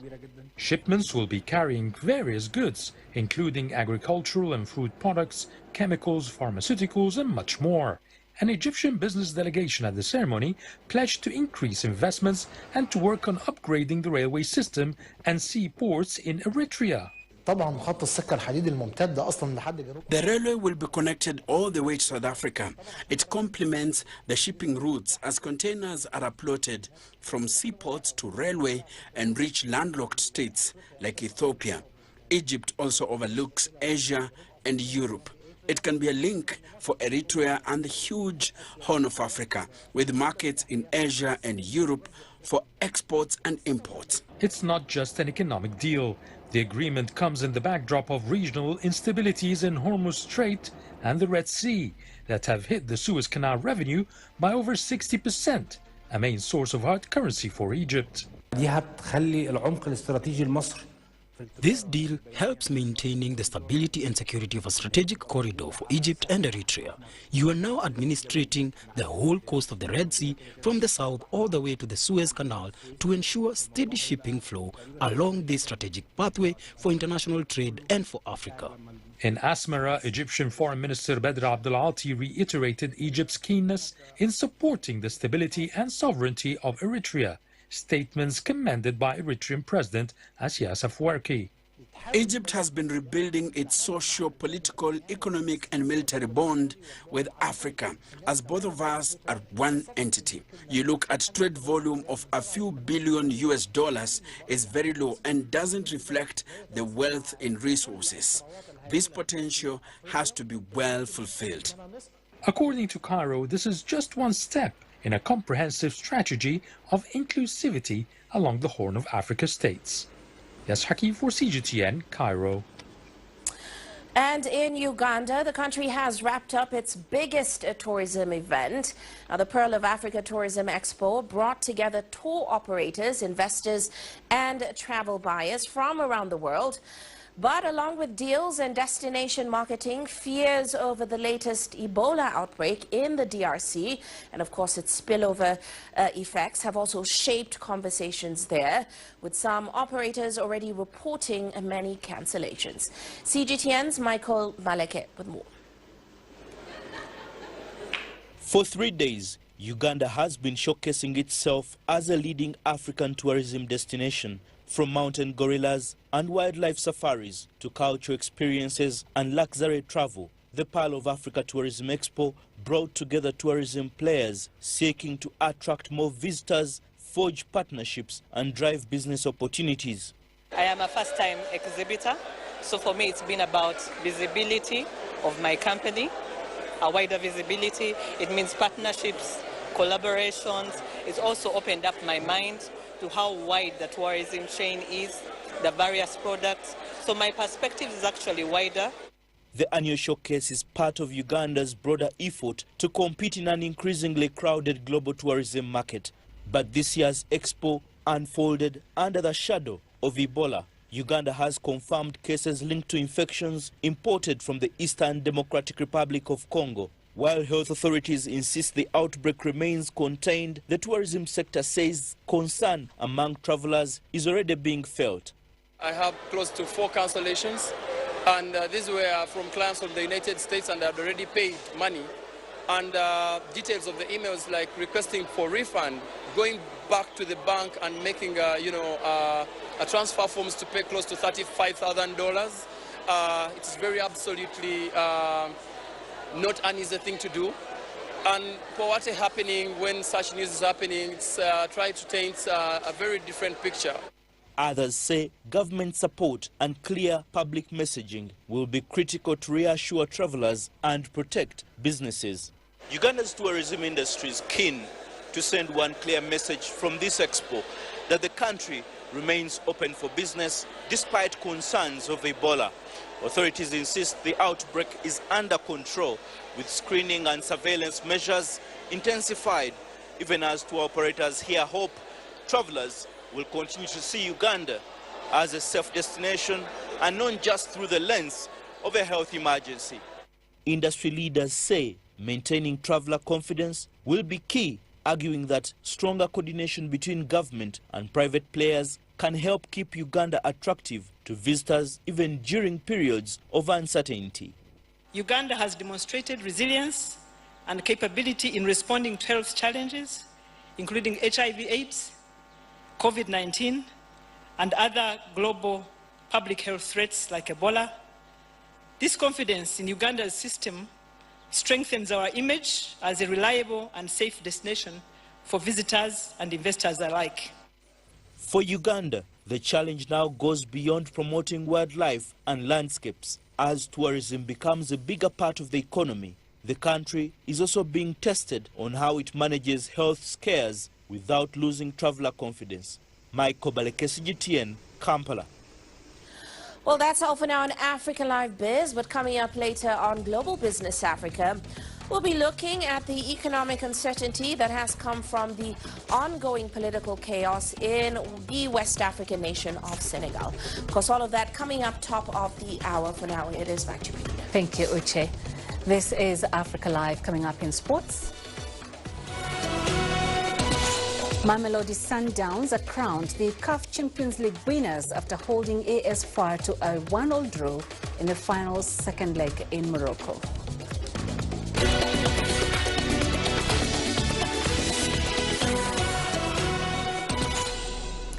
We start the sports segment with continental football. Mamelodi Sundowns were crowned the CAF Champions League winners for the second time in their history after holding Morocco's AS FAR to a 1-1 draw in Rabat last night. The South Africans claimed a 2-1 win on aggregate over 2 legs, having come into the second leg a goal to the good following the first fixture in Pretoria. Mohamed Himat gave FAR Rabat hope from the penalty spot in the 40th minute after a lengthy VAR review. But Teboho Mokwena's superb strike in first half stoppage time restored Sundowns' aggregate lead and proved decisive. Goalkeeper Ronwen Williams then produced one of the biggest moments of the final when he saved Himat's second half penalty to deny the Moroccans a way back. A second continental star and Masanda won $6 million in prize money, and they will now represent Africa at the next FIFA Club World Cup. Let's now hear from both coaches. It's time also to remember everybody that didn't believe that we did it. Now the shirt has a second star. It's not my star. It's the star of Mamelodi Sundowns, the belief of the club, the commitment of the club towards the direction. The job has been done in the recent years. It's a work of many people. It's time also to remember people that work in the club, but it's mostly time to remember the ones that are here. We push our opponents against all the possibility against the goal. We did a very big pressure, high pressure. We did a very strong performance without ball, with ball. We didn't concede the spaces that Sundowns love. We try all our best to score. We score after that, and became the first very bad moment for us, because when we suffer one goal, when we conceded one goal in our home. Let's now recap the final day of this season's English Premier League. Mohamed Salah was given a heroic send-off as he bid farewell to Liverpool after 9 years at the club. The Egyptian superstar signed off with a vital assist during a 1-1 draw at home to Brentford on Sunday, with the Reds finishing 5th. The Egypt captain created the opener for Curtis Jones to tap home before the visitors equalized minutes later, courtesy of a Kevin Shadder header.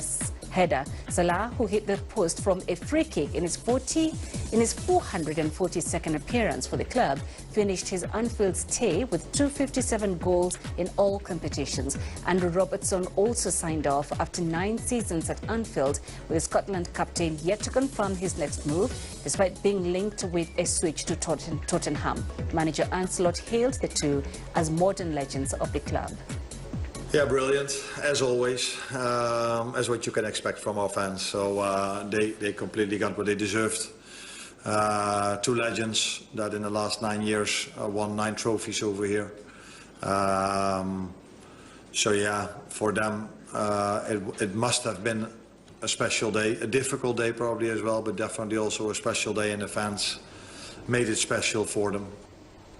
Also saying his farewell was Pep Guardiola, who stepped down as Manchester City manager after a decade in charge at the Etihad. The Spaniard announced his decision to leave early in the week and saw his final match end in a 2-1 defeat at home to Aston Villa. He leaves having won 20 trophies, including 6 Premier League titles, but he insisted it would be the memories not connections, not the silverware, that will define his decade in charge at the club. I feel so beloved, and what can I say more? But it's the right time. I feel right now that there's the last time I'm here, the last time I sit in my dugout, the last time when I leave this stadium. So I feel that is the right decision, it's the best, absolutely, for the club, the best. Elsewhere, Tottenham avoided what would have been a shocking Premier League relegation after a 1-0 win over Everton at home on the final day. West Ham became the third side to drop to the Championship despite beating Leeds. Head coach Roberto De Zerbi wants his Spurs to learn from this season and has vowed to kickstart an immediate rebuild. We deserve this day, we deserve this game, we deserve this win, we deserve everything of today. I think we deserve to stay up because we made 11 points in 7 games. From tonight we have to start to organize and to build the new team. And in South London, Arsenal celebrated their coronation as Premier League champions for the first time in 22 years with a 2-1 win over Crystal Palace at a sun-drenched Selhurst Park. Victory on the final day capped a remarkable season in which Mikel Arteta's side finished with 85 points, 7 clear of second-placed Manchester City. After the final whistle, Arsenal fans remained in their seats for the trophy presentation ceremony. The gleaming silver trophy was brought out by the club's American co-chairman Stan Kroenke and his son Josh. The players swapped their match kit for special red and white shirts as they collected the winners' medals. Captain Martin Odegaard then lifted the trophy to jubilant scenes with confetti and champagne raining down on the players. The biggest cheer was reserved for Arteta as he carried the trophy towards the travelling fans, a moment he later described as magical. Very difficult to put it into words, but yeah, what a moment. A lot of emotions, a lot of joy, pride. I think the manner that we've done it, I think, represent what these guys are feeling and the reason why this magic happened. The controversial 2026 Enhanced Games concluded in Las Vegas on Sunday at the specially built Christian Stadium. Greek swimmer Christian Gokolomev was the only athlete to beat a world record, winning the men's 50-meter freestyle final at the divisive event where competitors were free to take performance enhancing substances. He closed the night by clocking 20.81 seconds to pocket the $1 million bonus for going faster than the world record, but it will not stand. The official 50-meter freestyle world record of 20.88 seconds was set 2 months ago by Cameron McEvoy in a sanctioned event. On the track, former world champion American Fred Curley won the 100-meter final in a pedestrian 9.97 seconds. The sprinters had to be placed in the starting blocks 4 times because of false starts and untied shoes. Curley had predicted Usain Bolt's world record of 9.58 seconds would get destroyed, but he ran a time that would have placed him last at the Paris Olympics 2 years ago, where he ran 9.81 for bronze. First place is that's the easy job. I came here for one thing, and that's the world record. I mean, I got to go back home and work a little bit more. Look, enhancements are one piece of the puzzle. We still train all year. We still get up out of bed every morning when we don't want to get up. It's just one element, right? Nutrition is big, sleep is big, coaching is big, showing up is big.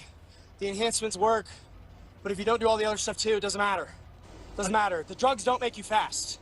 Showing up every day makes you fast.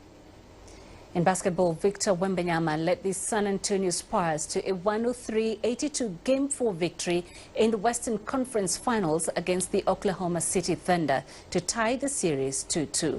The Spurs looked determined from the start and led 50-48 at halftime. In the remaining 2 quarters, they extended the lead for a 21-point victory. Wembanyama had 33 points, 8 rebounds, 5 assists and 3 blocks. League MVP Shai Gilgeous-Alexander led OKC with 19 points on a poor 6 for 15 shooting. And like Friday's lopsided loss, the Spurs never relinquished their lead, and Wembanyama says they responded well.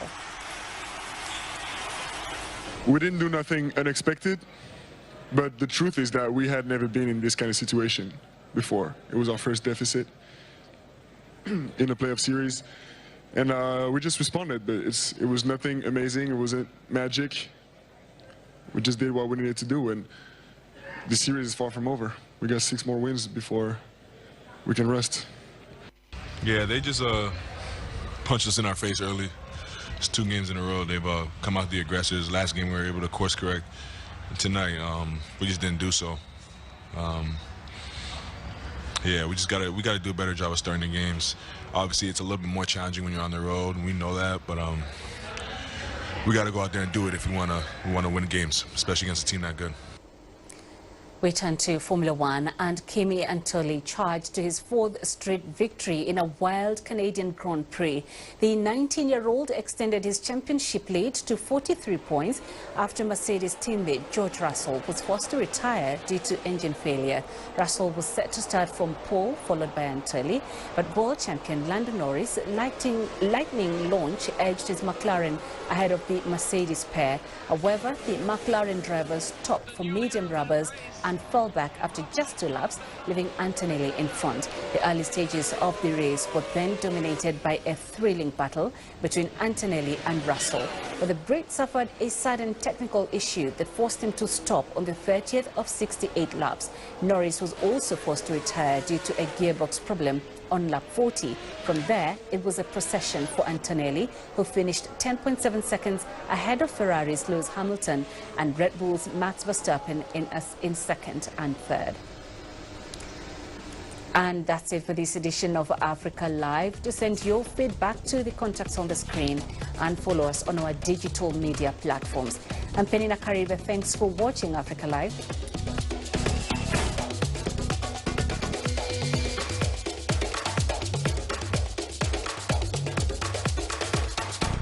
The federal government of Nigeria warns vandals of national assets, electricity transmission towers, cables and other facilities to desist from this act of sabotage. Vandalism is a serious crime punishable under the law. Vandalizing electrical equipment will affect millions of Nigerians, including your loved ones. Remember that national assets belong to all of us, hence the need to protect them. Report all cases of suspicious movement around electrical facilities to security agencies. When you see something, say something. This message is from the Federal Ministry of Information and National Orientation in collaboration with the National Counter-Terrorism Center, NCTC, Office of the National Security Advisor.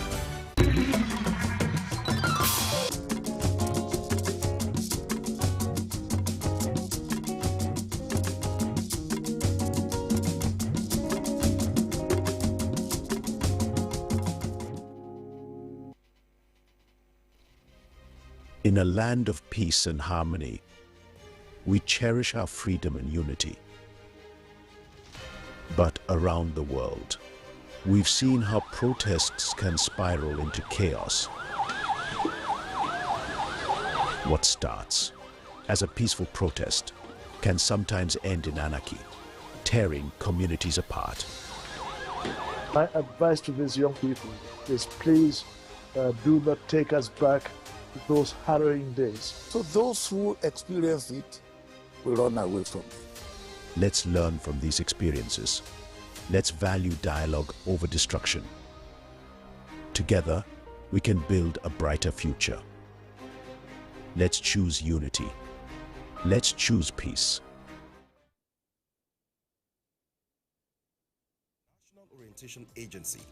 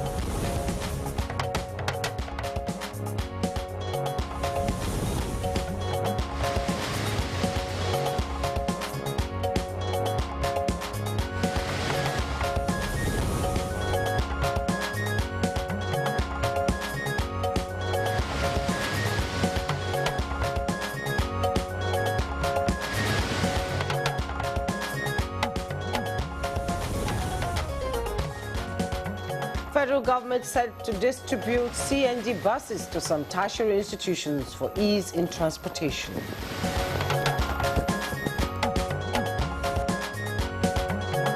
So I want to suggest that this provision of CNG buses be extended to other colleges and polytechnics.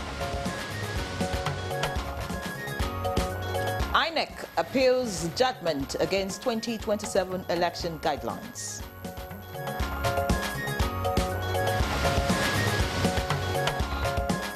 Nigeria Police Academy and Nigeria Police Trust Fund gets new governing council.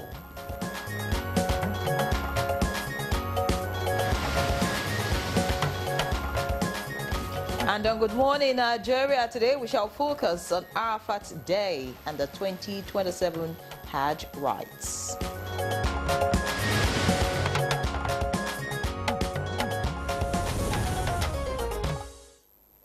Nairi, at this moment in time, millions of pilgrims are standing on the Mount of Arafat, from Mina to Arafat, today to witness the Hajj rites, to be part of it. And it's a part of the 5 pillars of Islam required for Muslims to perform once in their lifetime, if they can afford it, if they are physically and financially able to do so. And I can boldly say that you're just physically present here. Yeah, my heart is there. Now, considered one of the world's largest religious gatherings, Hajj takes place in Mecca and Medina during the month of Dhul Hijjah, the 12th month in the Islamic calendar.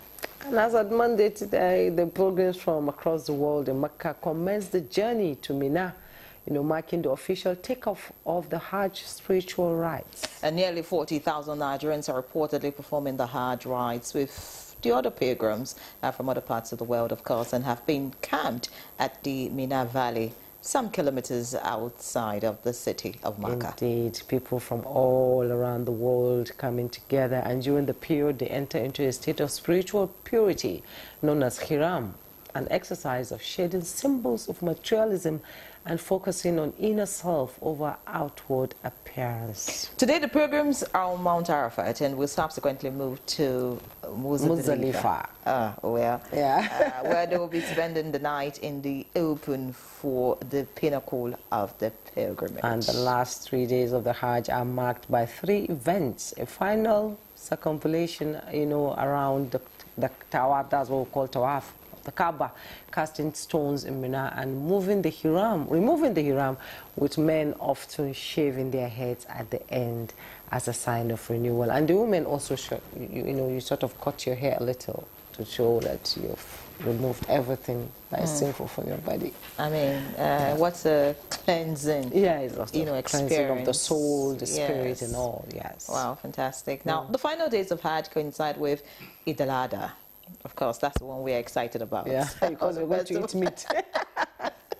The festival of sacrifice, celebrated by Muslims around the world to commemorate Ibrahim's test of faith. And this year, the National Hajj Commission of Nigeria, NACON, concluded the outbound airlift of about 40,000 Nigerian pilgrims for the 2026 Hajj exercise to the Kingdom of Saudi Arabia within 18 days by designated carriers. This is actually the first time that they finished it on time. There were no complaints, and they were not asking for, for some time now, extension of the time so that they can finish airlifting Nigerian pilgrims to Mecca. We need to commend them on this. They really did a good job. All right, and of course, looking forward to the safe return of all the pilgrims, of course, in good health. Now, the operation began on May 3 and officially ended on May 21 with a total of 98 outbound flights operating during the exercise. And the Joint Committee of the National Assembly had earlier confirmed the exercise recorded improved coordination and service delivery compared to previous years, just like I explained it. Yeah, and sharing news for NACON, especially as they had licensed clinics in Saudi Arabia with strengthened health protocols, pilgrims' welfare and spiritual well-being until priority. And from what Abubakar Akwanga also told us, some Nigerian delicacies are in the offing right there in Saudi Arabia. So those who want to feel a touch of home, have I mean, it's just a fantastic experience. Exactly. I feel for you. Don't worry, I'll be there next year, inshallah. All right, welcome. This is Good Morning Nigeria, as we focus on Arafat Day and the 2026 Hajj rites with our array of guests who will be giving us more perspective. Ami and Rejan. And one other thing that we need to tell our viewers is those of us who are not there will be fasting.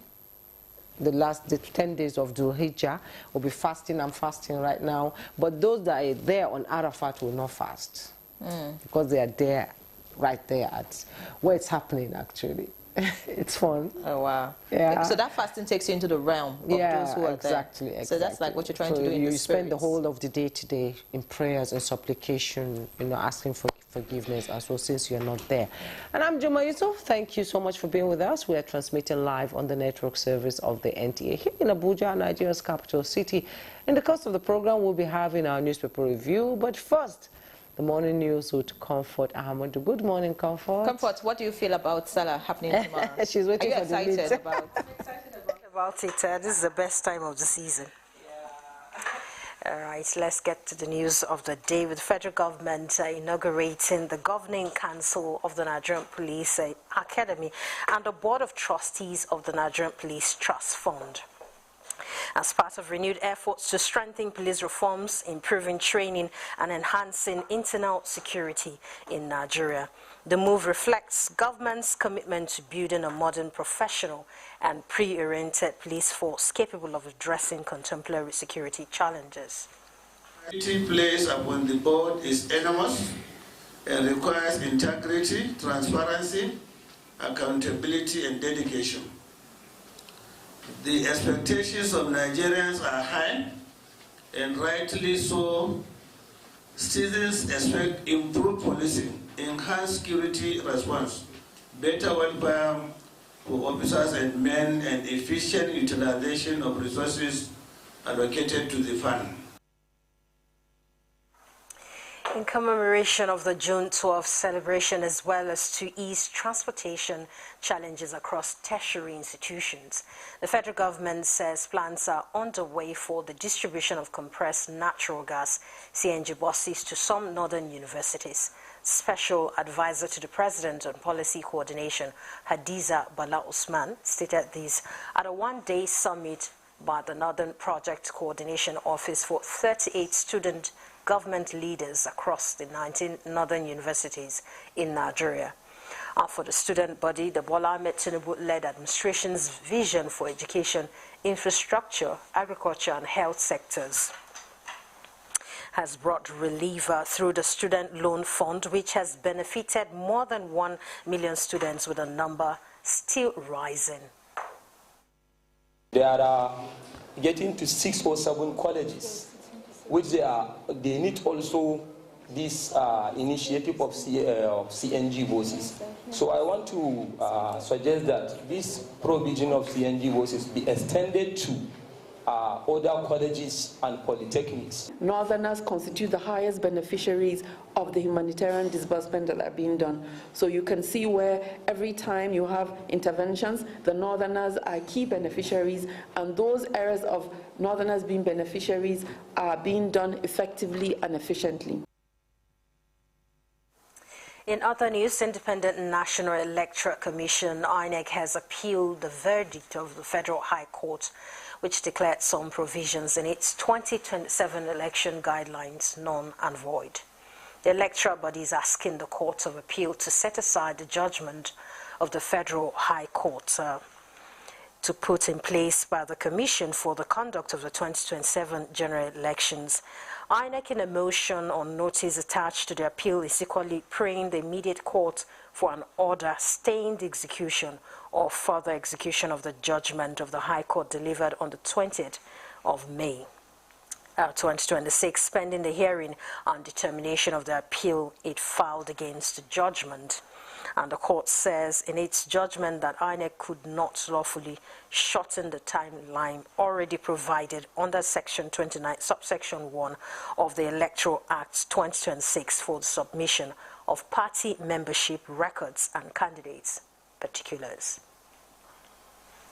In the education sector, the Joint Admissions and Matriculation Board, JAMB, has fixed Saturday, 13th June 2026 for the conduct of the 2026 UTME mop-up examination for candidates who were biometrically verified.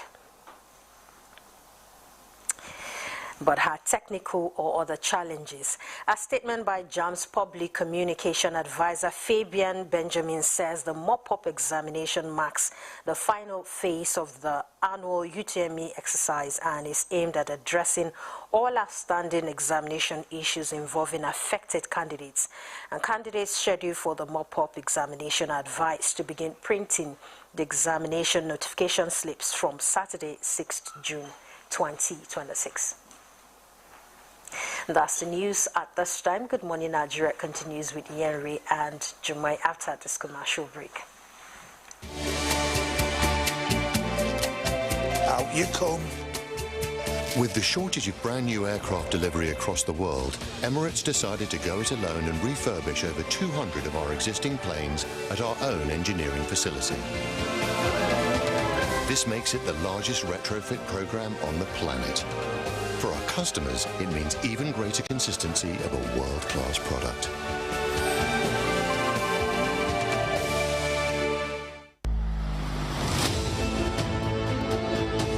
A new edition of TV Guide is out, featuring an interesting personality with vast experience in the digital ecosystem.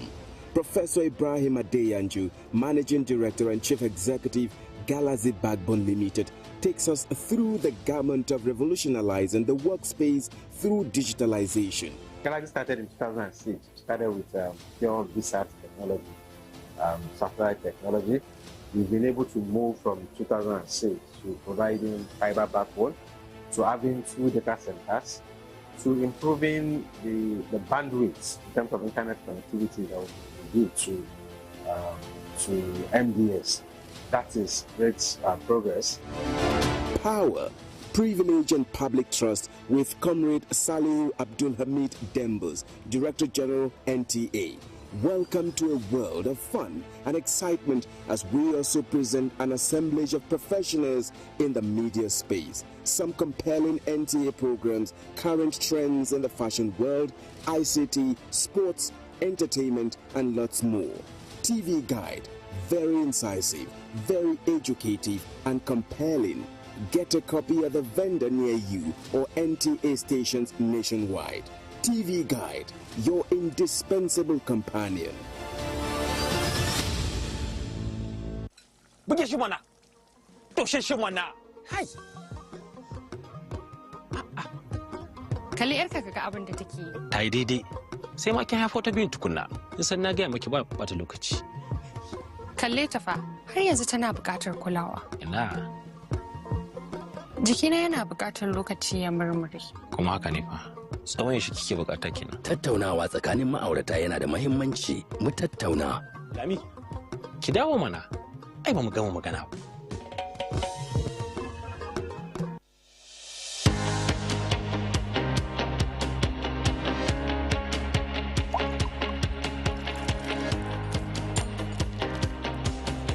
Cadbury 3-in-1 hot chocolate, the treat you deserve. Introducing the new Jig Sachet. Whitening your whites has never been more affordable. Now you can keep whites shining brighter and disinfect by killing 99.9% of germs on your floors and other surfaces. Just jig it with Jig Sachet. When malaria knocks you down, you can be sure parasites are having a party in your system. Welcome to our new kingdom, guys! Comel, an effective weapon against malaria.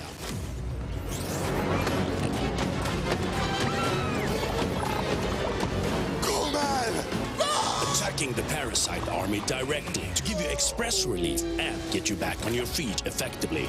Comel on. Malaria gone.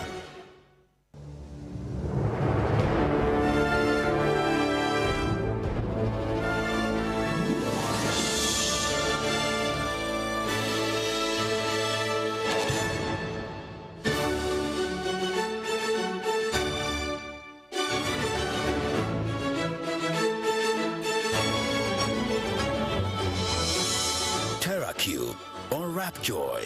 Unleash taste.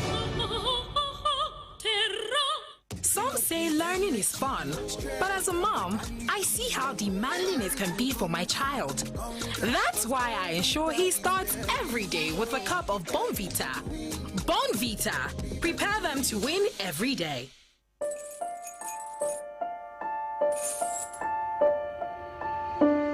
Super Malt Multivitamin Active Teens.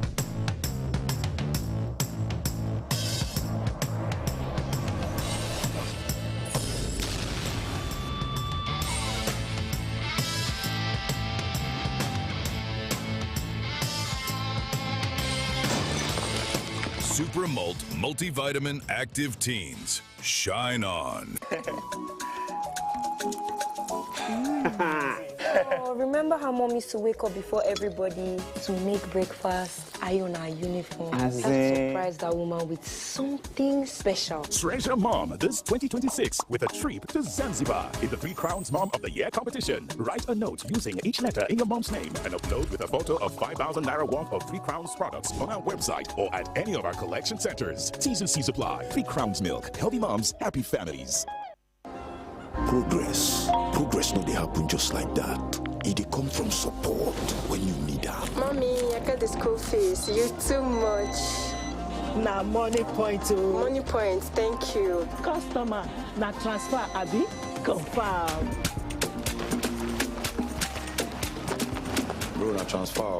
Na money point oga. Oh, na confirm.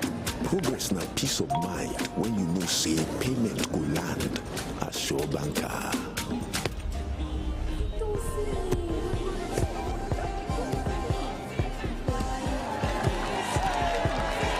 Progress na small win where they carry person go far. No worry, yourself go make am. Mo go Bible. Victor, even you they use money point? Of course now, they use money point. Confirm. Money point, made for your progress. Imagine lovely meals you can cook with these ingredients. You spend heavily, but no guarantee of a tasty meal. Not making a right choice of seasoning cube can ruin your meal, money, and confidence. For a tasty meal, do not compromise. Choose Gold. Use Terra Gold for the rich, consistent taste your loved ones crave for. Good for soups, stews, and jollof. Terra Gold. 1 cube, endless possibilities. The prestigious NTA Television College, widely recognized for its professionalism and excellence in media training, has achieved another significant milestone. In addition to its existing affiliation with Ahmadu Bello University Zaria for the award of a degree in mass communication, the college has now received official approval from the National Board for Technical Education, NBTE, to commence National Diploma, ND programs in mass communication and multimedia. Additional programs are also in progress. Admission requirements: a minimum of 5 O-level credit passes in relevant subjects. For National Diploma ND programs, minimum JAMB admissible score of 100. For degree programs, recommended JAMB score of 180 and above. This is a great opportunity to become part of the college's growing legacy in media and broadcast education. For more information, Visit our website at www.ntatvc.edu.ng or call these following numbers: 0803-838-4343, 0806-980-9897. Announcer Management. Welcome back. It's still Good Morning Nigeria on the network service of the NTA, and up next is the papers.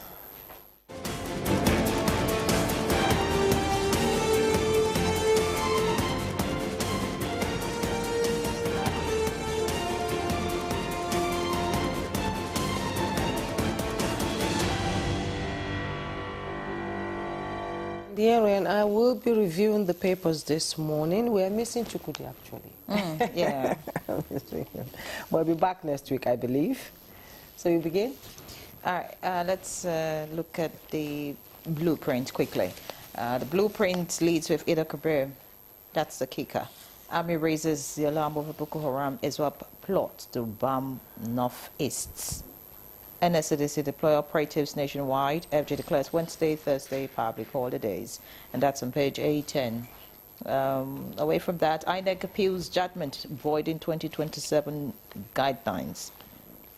Below the picture story, Kachiku adopted ADC candidate, promises issue-based campaign. Atiku Amechi await mark-led faction primaries results. Okay, all right. Away from that, Nigeria's economy grows 3.89% in first quarter of 2026. That's on page 20. Kaduna residents lament as prices of RAM hit 1 million naira. Wow, that's on page 18. And the Green Strip, we have Kwara, that's the kicker. Police confirm abduction of 10 persons by terrorists in Kashikira. That's on page 6, not a good one. Above the masthead, Bai Fubara stepped down from Rivers APC governorship contest, according to Wike. That's on page 10. That's about it on the front page of the blueprint this morning. Let's see what the leadership has. Leadership just has a few headlines, and that's because you can see a picture of the president here, displaying his certificate of return as the candidate of the All Progressives Congress in the 2027 general election. All right, interesting. Above the masthead, INEC appeals ruling voiding primaries, candidate nomination deadlines, and that's on page 4. Hayatuddin alleges malpractices in ADC primaries as aspirants await results. That's on page 4. And finally, on the front page of the leadership this morning, we have bandits attack Kwara community, burn Emia's palace, abduct 10. That's on page 22. All right, that's it. That's what you have? Okay, let me quickly go to the Daily Trust newspaper this morning. And below the masthead of the Daily Trust newspaper, 2027, Jonathan knows fate on eligibility today. You find the details on page 8. And ADC to announce presidential candidate as 3.4 million members vote. Details on page 7.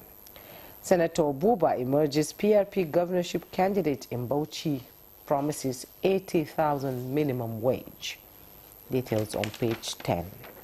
And sad story that Yuri has read, bandits attack Emir's palace, wives, children, others kidnapped.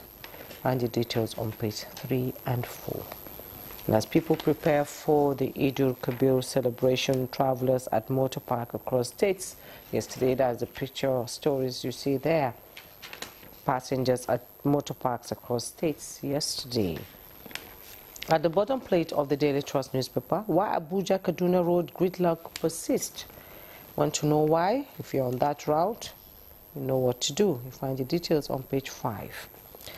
Cleaner bags 20 years for killing boyfriend. Details on page 21. And INEC appeals judgment nullifying guidelines for party primaries. Others, you find the details on page 8. Supply shortage, high depot prices shoot up gas price. Again, you find the details on page 9. Yuri, gas price shoots up. Yesterday I bought gas at 21,000 naira. Really? For 12 kg, yes. Oh, wow. Yes. 21,000 naira for 12 kg yesterday. Question is, where are we headed? I don't know.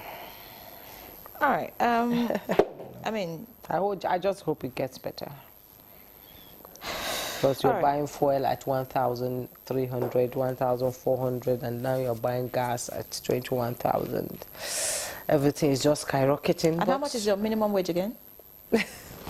I'm just trying to check something in my head. You know, I mean, this is really sick. Don't go there. But I just feel that there should be something to sort of cushion the effect of this. What's going on around the world? I know it's not just peculiar to Nigeria, because the Israel-US-Iran war is causing a lot of trouble across the world, but still, I don't know what to say. All right. Also, the security situation is also putting a lot of people in that same situation. I'm not knowing. I'm surprised people are traveling this much. You know, look at a lot of people at the parks. Some people just have to be with their families. Yeah. Do you understand? You know, I was talking with someone, you know, some days ago, and she was really feeling sad that she's not been able to see her dad for over 7 years now. Yeah, because she can't go by road, and then she can't afford the air ticket. Right? So, I mean, some people just would have no choice, but they just have to, you know, spend time with your families, and it could be a bad way. So, for some people, you just need to be home. You know, some people work in different places, their families, you know, their wives, their children, you know, and all of that. So, anyways, but, you know, as we talk about celebrating, we should also be cautious. You know, like you have also said, where you go to pray, where you even within the city itself. Exactly, because the army is raising alarm over Boko Haram, you know, and Israel's plan to bomb. And here it's specific. It says the northeast. And you know, I'm just hoping that we do not hear any negative news. You know, as we celebrate this season. Because now honestly, in Kwara State, I wonder why Kwara is being targeted. It was quite peaceful. You know, bandits attack Emir's palace, wives, children, others kidnapped. That's another very worrying development. You know the saying, you know, when all of this started and it wasn't enough, some people said, oh, well, it doesn't concern us. It's in one part of the country. But you see, what affects one has a way of coming back to you. Yes. Right? So whether or not it's your community, whether or not it's your local government or your state, we should all be concerned and we should do the needful, because you never can tell. You know, where the stone is going to hit next. And I just hope that every state government, right, not just in the north, every governor, after all they get more now, should come together and see how they can protect their people. It is their primary assignment. It is. They are the chief security officers of their states. All right, so they should do the needful. They know what to do. Work with the security agencies. Make funds available. If you have to empower, you know, local vigilante or whatever, just make sure that people are safe. That's why the president is pushing for the state police. And you know, every time this happens, they run to Abuja to President. You know, President Tinubu cannot do everything. The center cannot do everything. The state governments need to, you know, take action on what is happening. And what's even so sad now is the fact that people get kidnapped or people get killed.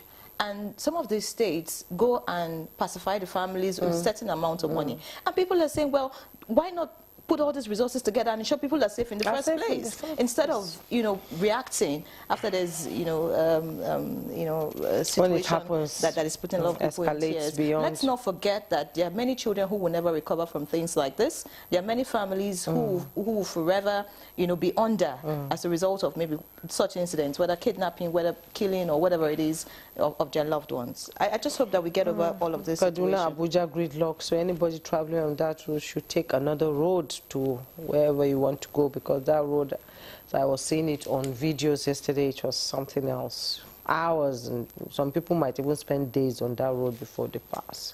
All right, of course, 2027, so many headlines about that. INEC, political parties, I mean. Oh, well, let's move away from that. Let's talk about Ida Kabir. You know, I'm excited about Ida Kabir. Arafat Day and all that. So we'll be right back after this break. I'll go.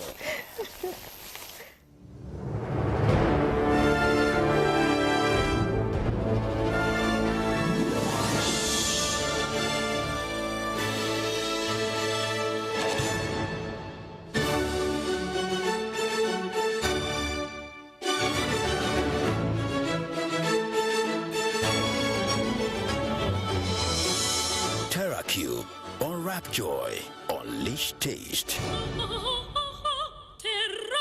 Imagine lovely meals you can cook with these ingredients. You spend heavily, but no guarantee of a tasty meal. Not making a right choice of seasoning cube can ruin your meal, money, and confidence. For a tasty meal, do not compromise. Choose Gold. Use Terra Gold for the rich, consistent taste your loved ones crave for. Good for soups, stews, and jollof. Terra Gold. 1 cube, endless possibilities. Once upon a time, there was a land plagued by blandness. Food had lost its flavor and there was nothing left to savor. Just then, the tastemaker arrives to restore taste to this land of blandness. All she did was sprinkle, stir, and serve. And from that day on, they knew one truth. All they need is sprinkle, stir, serve. Tastemaker. Shield your families from germs. When Dettol is a part of every household bucket, then you and your family can stay protected from up to 100 illness-causing germs. Everyday use of Dettol keeps my loved ones protected.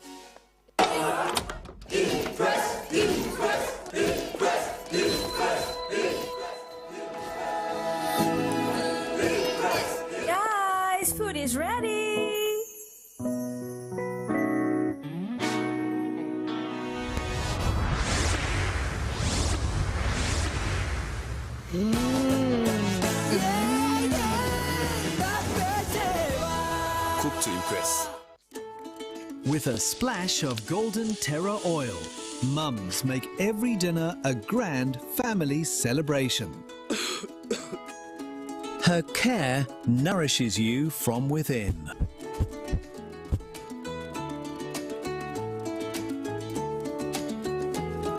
And motivates the mind. Mums pour pure love to make tasty, healthy, nourishing family meals. Golden Terra Oil. Pour pure love. Are you ready? Join us on Reshaping Democracy, a groundbreaking program on the network service of the NTA, where citizens get the chance to ask ministers, heads of ministerial departments, agencies, and other top government officials questions on their performance and delivery of mandates. With no sector of limits, conversations build around bridging communication gaps for feedback and effect as our guests engage with the people they serve. How does ND foster partnerships with organizations, government agencies, NGOs, among others? As our leaders give account to citizens' inquiries on good governance, tune in to Reshaping Democracy, a creative concept coming up every Tuesday evening at 10:05 p.m. This is Reshaping Democracy.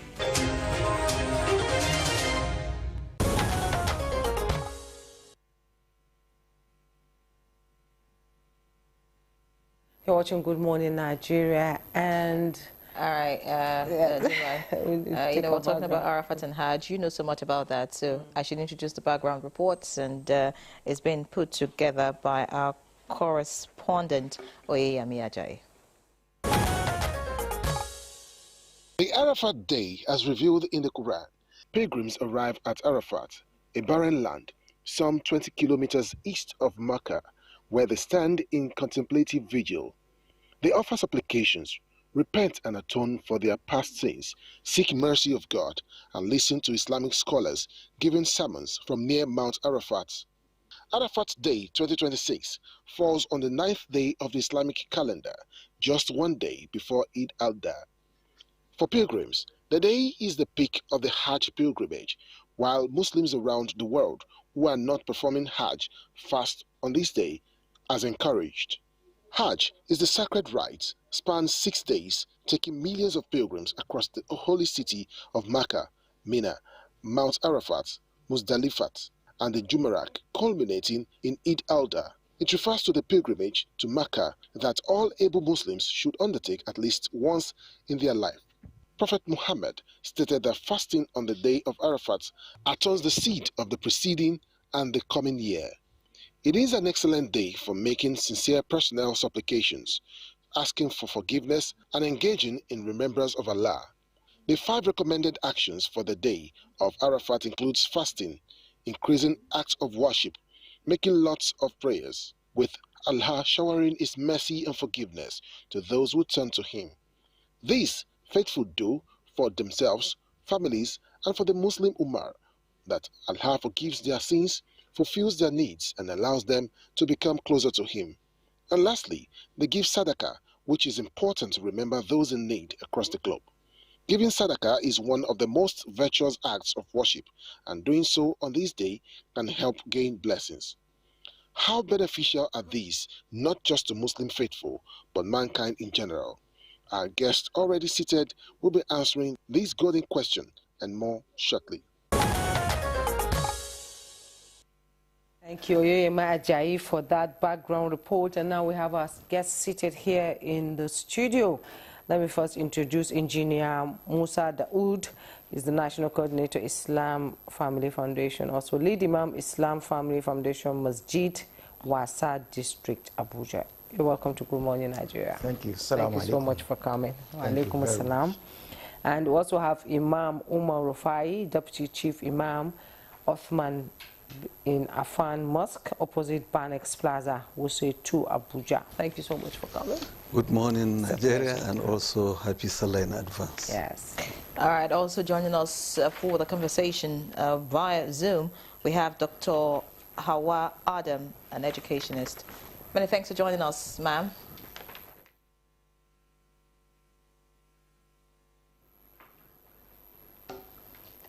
Okay. Okay, let's begin this conversation now on a very important day for Muslims around the world now. Imam Umar Rufai, tell us about the process of Zulhijjah itself, the Hajj process. Now that millions of Muslims are proceeding to Arafat, some are already there, those who got there first. Tell us the significance of Arafat Day and how important it is to the spiritual well-being of Muslims around the world. Alhamdulillah, wassalatu wassalamu ala Rasulillah. I'm congratulating each and every one of us for reaching this period of time, and especially reaching the best of all days that is being said by Prophet Muhammad sallallahu alaihi wasallam. Hajj, as one of the pillars of Islam, is significant, is something that cannot be overemphasized. The Muslims all over the world are moving down to Mecca in order to observe the Hajj rite, which always started from the month of Shawwal, that is last 2 months, then proceed down to Dhul Qa'dah, that is last month, then to be concluded this month, that is Dhul Hijjah. Now, the day of Arafat is the most significant day and also the most significant rite in the act of Hajj. That is why it is being reported by Prophet Muhammad sallallahu alaihi wasallam saying that Al-Hajj Arafat, the main and major thing as far as Hajj is concerned is Arafat. Why this statement is made?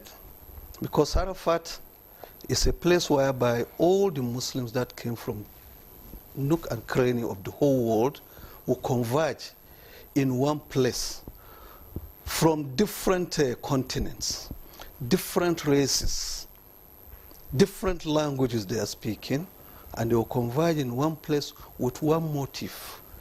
And the motive is to worship the Almighty Allah who commanded them.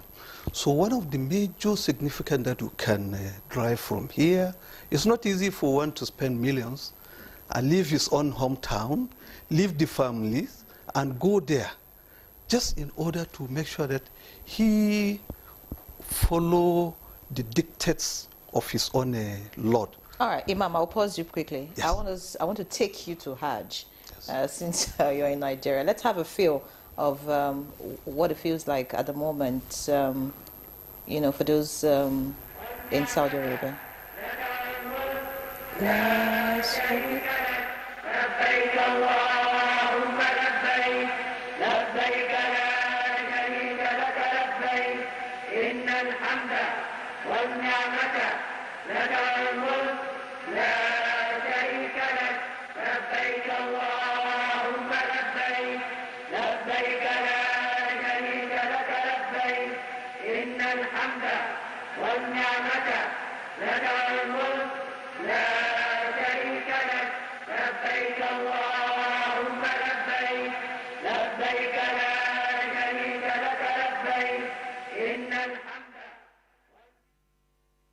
Yeah, we can see the movement. Those that have arrived at Arafat already, they are beginning to proceed to Arafat ground. Maybe some of them want to get to the top of the mountain before any other person comes. But yes, what the question is, Imam, is it a must for people to get up to the mountain to see it? When I went there, I didn't go up actually. I was just down. So before you answer the question, how did you feel, you know, watching that? Just you wish. I feel like flying. I just, well, if not because I'm also serving Allah here, I wish I'm there. when I met my companion, as I said, as I just prayed next year, we are the ones that will be there. Some of them will be here talking. You want to be there. You are never tired of being there. You know, when you look at the story behind it, you will see the universality of humanity, that we are all born of the same parents, Adam and Eve. That is Adam and Hawa, alayhi salatu wasalam. And when you look at the message that Hajj is sending is telling us, because sometimes people look at the rites. Now we are not talking of ritual again, because in Islam there's no ritual. We are looking at rites. But look at the core message. The core message is, in science, we were taught that we emanate from ape. But when they want to abuse Africa, they say we are monkeys. Then they are not ape. But now, Islam told us that we are born of Adam and Eve. It's a very strong message. Because since then, there is no monkey that has turned to human being. But they push it. That is number one. Number two, you look at the language, the races, the gender, you will not see the difference between a male and a female. And by the time you are even sleeping on bare floor, you will not know whether a woman is sleeping beside you or a male. You will not know whether it's an African or a Caucasian. All of you will just be humble, and that's your natural state. And when my companion said, as Prophet said, that Hajj is Arafat, you now look, you transform yourself. Suppose, because everybody will be in white, it's like you are resurrected after death. And you are now seeing the reality of how accountable are you going to be on Resurrection Day. Have you done enough? Are you really satisfied that you have done enough? So those inspirations want you to be there. And you are now seeing that as many as they are, in millions, there is no conflict, no struggle, no fighting. And you are not speaking the same language. And you are doing the same thing. It's an inspiring situation you want to be at all time. And when you now look at the glorious Quran, when Allah was telling Prophet Abraham alayhi salam, to call us, Prophet Ibrahim alayhi salam said, there was no loudspeaker. Shebi, you are now having mic. How will they hear? Allah said, calling is yours. Hearing, leave that one for us. And science have proved that even the fetus in pregnancy, yes, when the father of the baby talked to the baby inside the womb, he said, leave the hearing for us. All of us that answered that time, depending on the number of times you answered, you will be there. You will attend that Hajj. Now there is one thing that Allah now says. Allah says, when you are in Hajj, one person calling no, but Allah is talking to the multitude. Wala rafasa, wala fusuko, wala jidala fil Hajj. No thuggery, no arrogance, no push me, I push you. All of you must behave. There was nobody in existence, so, and this is what is in operation. If only one meaning that population, that we are many is not a problem. That we are all of these different languages is not a problem. That we are male or female. That we are male or female is not a problem. What is in so much as all of us obey the commandments? You know, because just listening to you, I'm just thinking, if only we would imbibe all of this in our daily lives, the world would be a better place. Yes, but when Allah Azza wa Jal created Adam and Eve, and they fall into the error they may fall into as human beings, because they are not angels. Humankind, we have need, we have desire, we have taste. So Allah says, when we saw the heart of Adam, and we saw that that mistake he did was not intentional. It's like asking a child, when Allah says do not touch, why did he know you are going to, if you tell your child, don't take that ice cream in my fridge, you know that child loves ice cream now. If you did not know, why are you warning the child? So Allah says, when we saw that he did not do it intentionally, we gave him word of forgiveness, to seek forgiveness from us. And we forgive him. But we now tell him, go back to the earth. You and your generation to come, we will keep sending messengers to you. Whoever follows the guidance, they will be guided. Now, Shaitan told Allah, when Allah caused him, he said, okay, Shebi, you have caused me. I will enter fire. You created this one of mud. Me, that was of fire. I will lay waiting for them. Let them go to the earth. I will be in their front. I will be in their back. I will be on the left, on the right. I will confuse them. Allah says, no problem. Whoever follows you, all of you will enter hellfire together. So for you to follow Shaitan, you must have submitted to Shaitan. For you to now follow Allah, you must have discipline. It's a self-discipline. And that is why, knowing the weaknesses of humankind, that's why Allah gave us the Sharia. Don't do this, don't do this, don't do this. If you do this, this is the consequence. And that is why, because we are vicegerent of Allah on earth, you cannot have a disciplined life without rules and regulations. Whoever violates it, let the law take its course. And that is why we have Sharia. When you go to Hajj, you will see that the traffic, look at the millions of vehicles on the road, but nobody will overspeed. If you kill a person, you are going to pay. You are going to pay for it. It's not that God, Shebi come to serve God. No, there is the law, and the law will be implemented. There has to be discipline. Once you know, you see, it is discipline that makes us to fast. It is discipline that makes us to even do salat on time. It is discipline that makes us to go to that center. So if you are not disciplined, a home that's not disciplined, there is anything goes. So again, that's another thing Allah wants us to learn in Hajj. Because when Allah says, Atiullah, obey Allah, you have gone to Hajj. Wa'atiu Rasul, obey the messenger that was sent to you. Wa'ulul amri minkum, and obey the constituted authority. Constituted authority. Yes. Meaning that there are governors in Saudi. Yeah. Those governors, they say, don't come with cocaine, don't come with this, don't come with... if you violate it, they will not say you are an judge.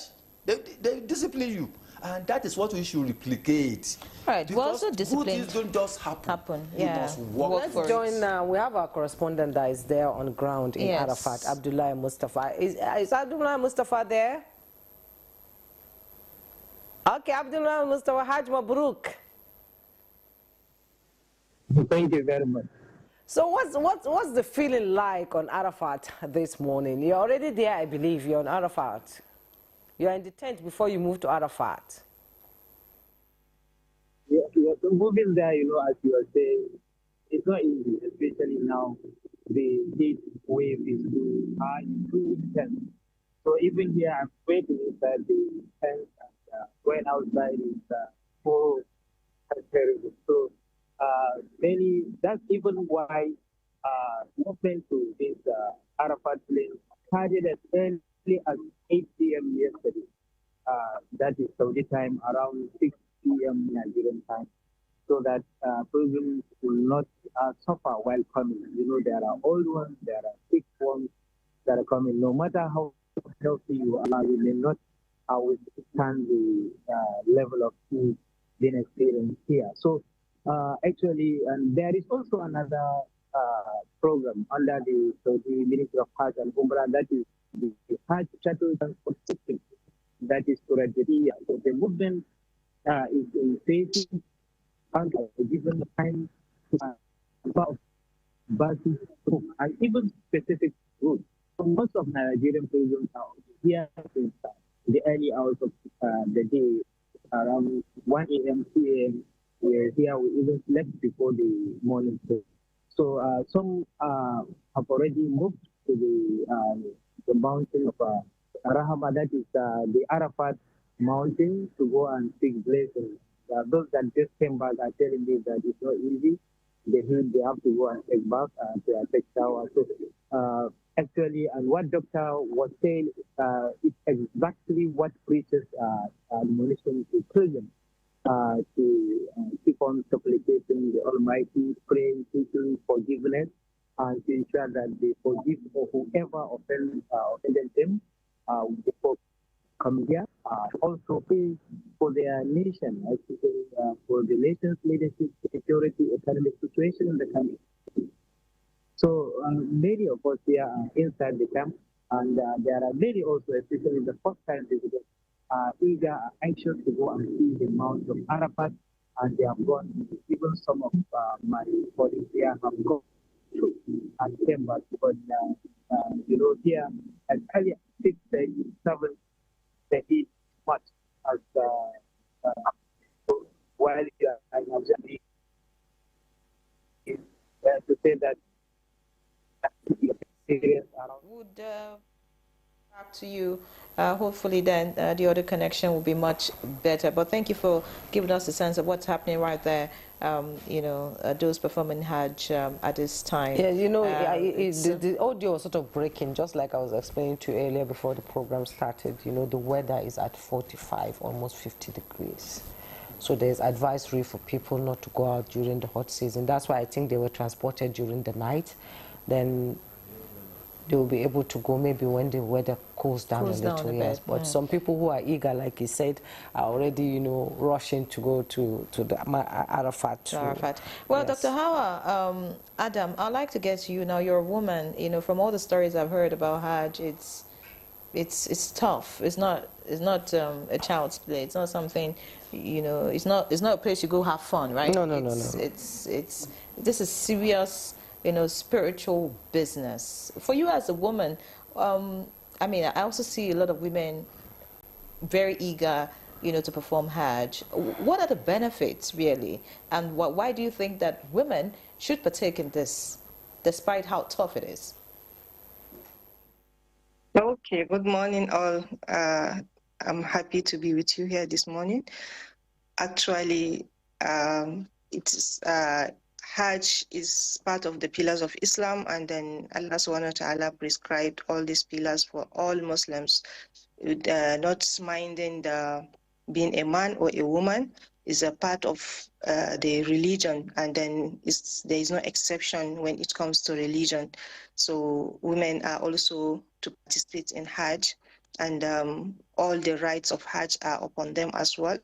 In few cases where there are some biological natures, and actually the women participating in Hajj, when the intention matters, when you know that you are having that intention to worship Allah subhanahu wa ta'ala, you go there with your strength, and then you perform the Hajj expected.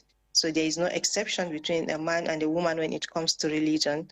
All of us have to worship Allah as prescribed. So there is the weather or the hardship there is not a barrier for women not to participate in Hajj activities, because it's a pillar of Islam and is upon all those that have the capacity, those that have the ability to perform Hajj must perform Hajj despite being a woman.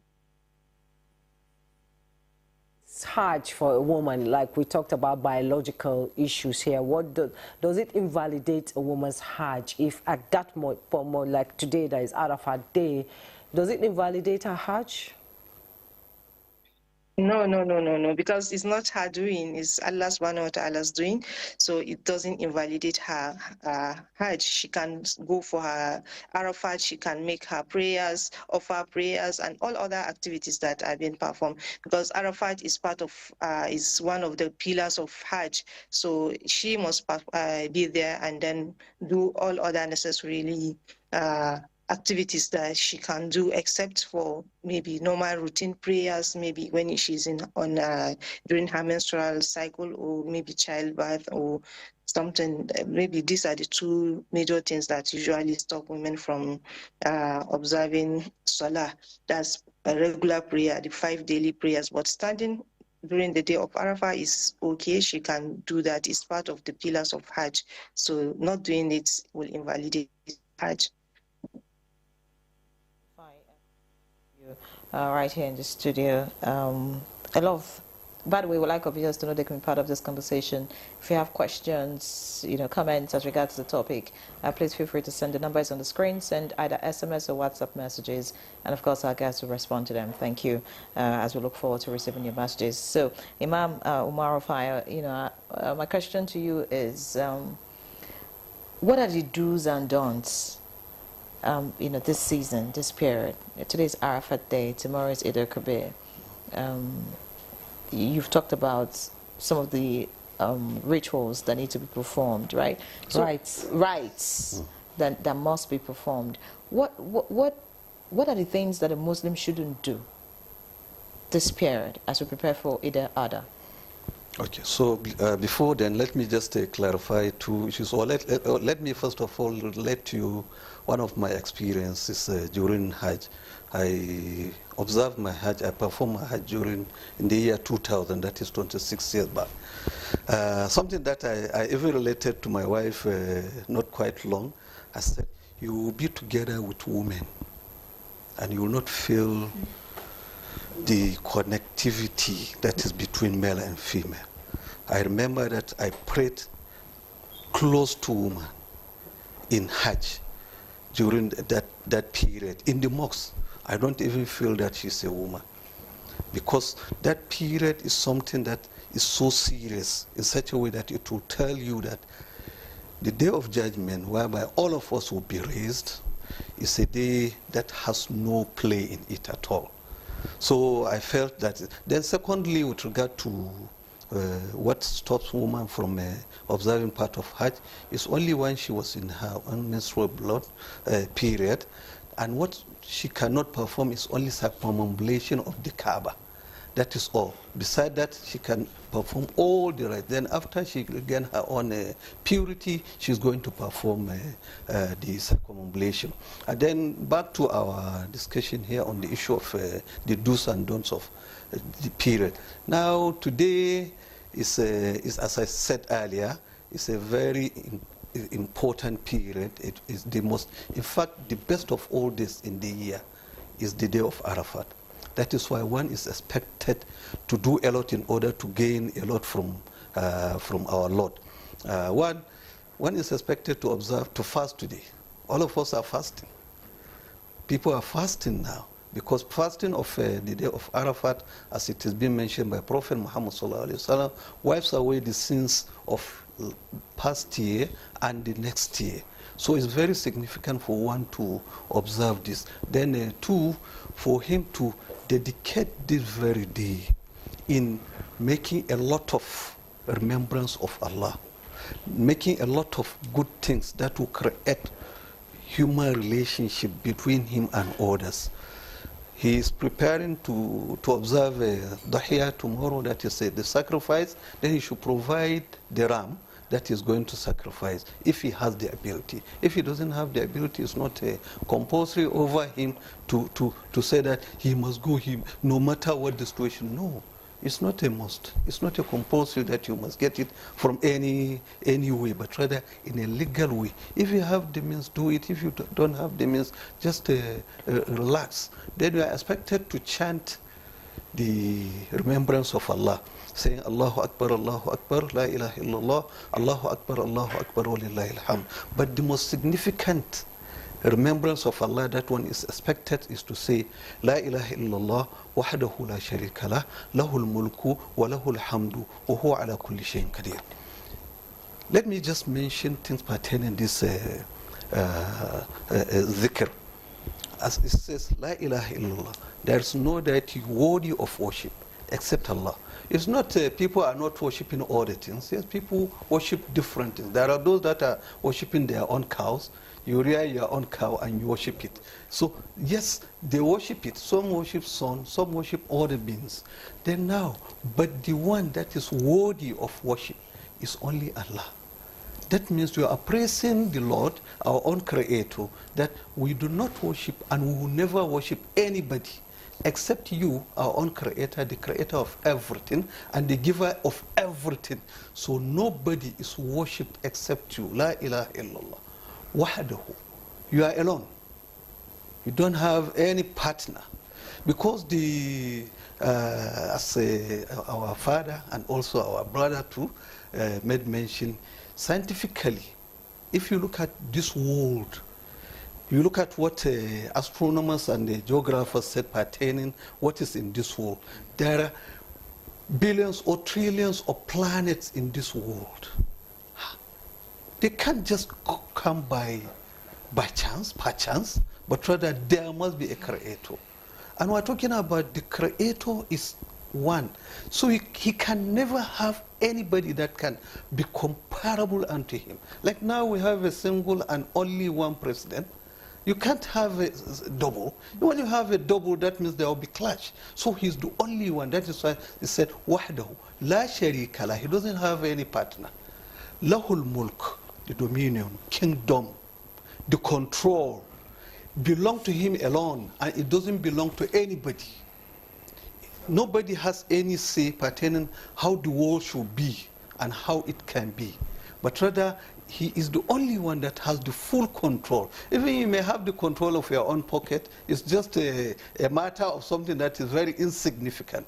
But for you to even control your hand in having the pocket itself, it must have been done and likewise been destined by the only one, and that is God. That is why I say, وَحْدَهُ لَا شَرِيكَ لَهُ الْمُلْكُ, he has the dominion.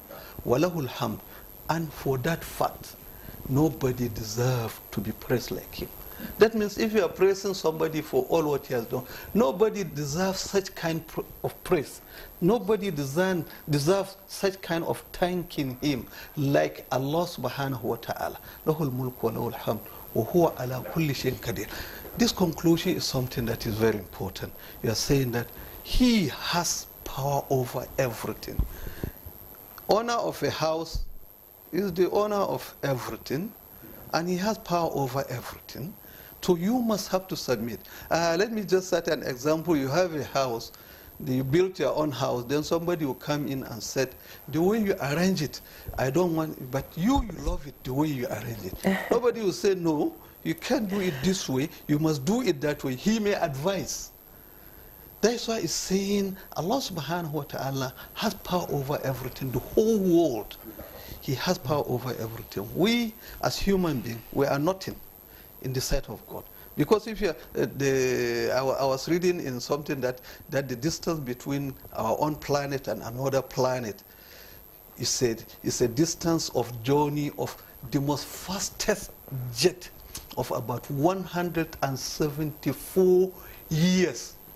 If I'm going to Lagos in just less than an hour, I landed there.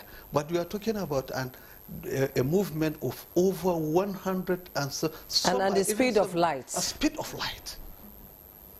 That means by looking at it, how no matter how you use a microscope and whatever gadget you can use, you may not even see us. That means human being is nothing.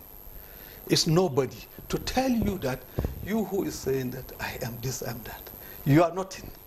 Okay. And you have nothing. Okay, let me pause you there. Engineer Musa Dawood, I want you to talk about the Prophet's last sermon. That was his last Hajj before he died, and his last sermon on Mount Arafat, which is regarded as one of the most important, speeches in Islamic history, because it sort of itemized and summarized key principles of justice, equality, human rights, morality, faith, and also the rights of women. Yeah. Because there's this perception that women in Islam are not free. Did you believe so? I don't. I'm a Muslim, I know. Yes, there's this perception that, but 1,400 years ago, the rights of women were identified by the Prophet, and it's there in Surah Al-Baqarah in the Quran. So can you please explain it to us? Number one, when you talk of perception perception, is it from the one that has faith, belongs to that faith, or the one that is not in that faith? So people can perceive whatever they choose to perceive, because it's not today fake news starts. It's not today. So if women are really in bondage, you will not see women going to Hajj. To see how simple, how appreciative Allah is appreciative of women. The Prophet ﷺ, he said, when a woman goes on Hajj, jihad is a serious venture. He said, when a woman goes to Hajj, it is considered to her as having done jihad. When you go on Hajj, because it's the stress, the activity, it's not like my sister said, it's not a picnic. Now, when you look at the last sermon of the Prophet ﷺ, That was the beginning of the establishment of United Nations. In Hajj, all nations minus one is in Hajj, and they are united. The basis of all United Nations policy is taken from that principle. Surah Al-Baqarah. In Surah Al-Baqarah. Where in war, let's say there is war, you are prohibited from killing women, you are prohibited from cutting down trees, you are prohibited from killing animals, you are prohibited from bombing churches, mosques, and synagogues. That is that is the law of Islam, and that is why, meaning that when you are annoyed, when you are angry, just make your statement. Don't go beyond bounds. You are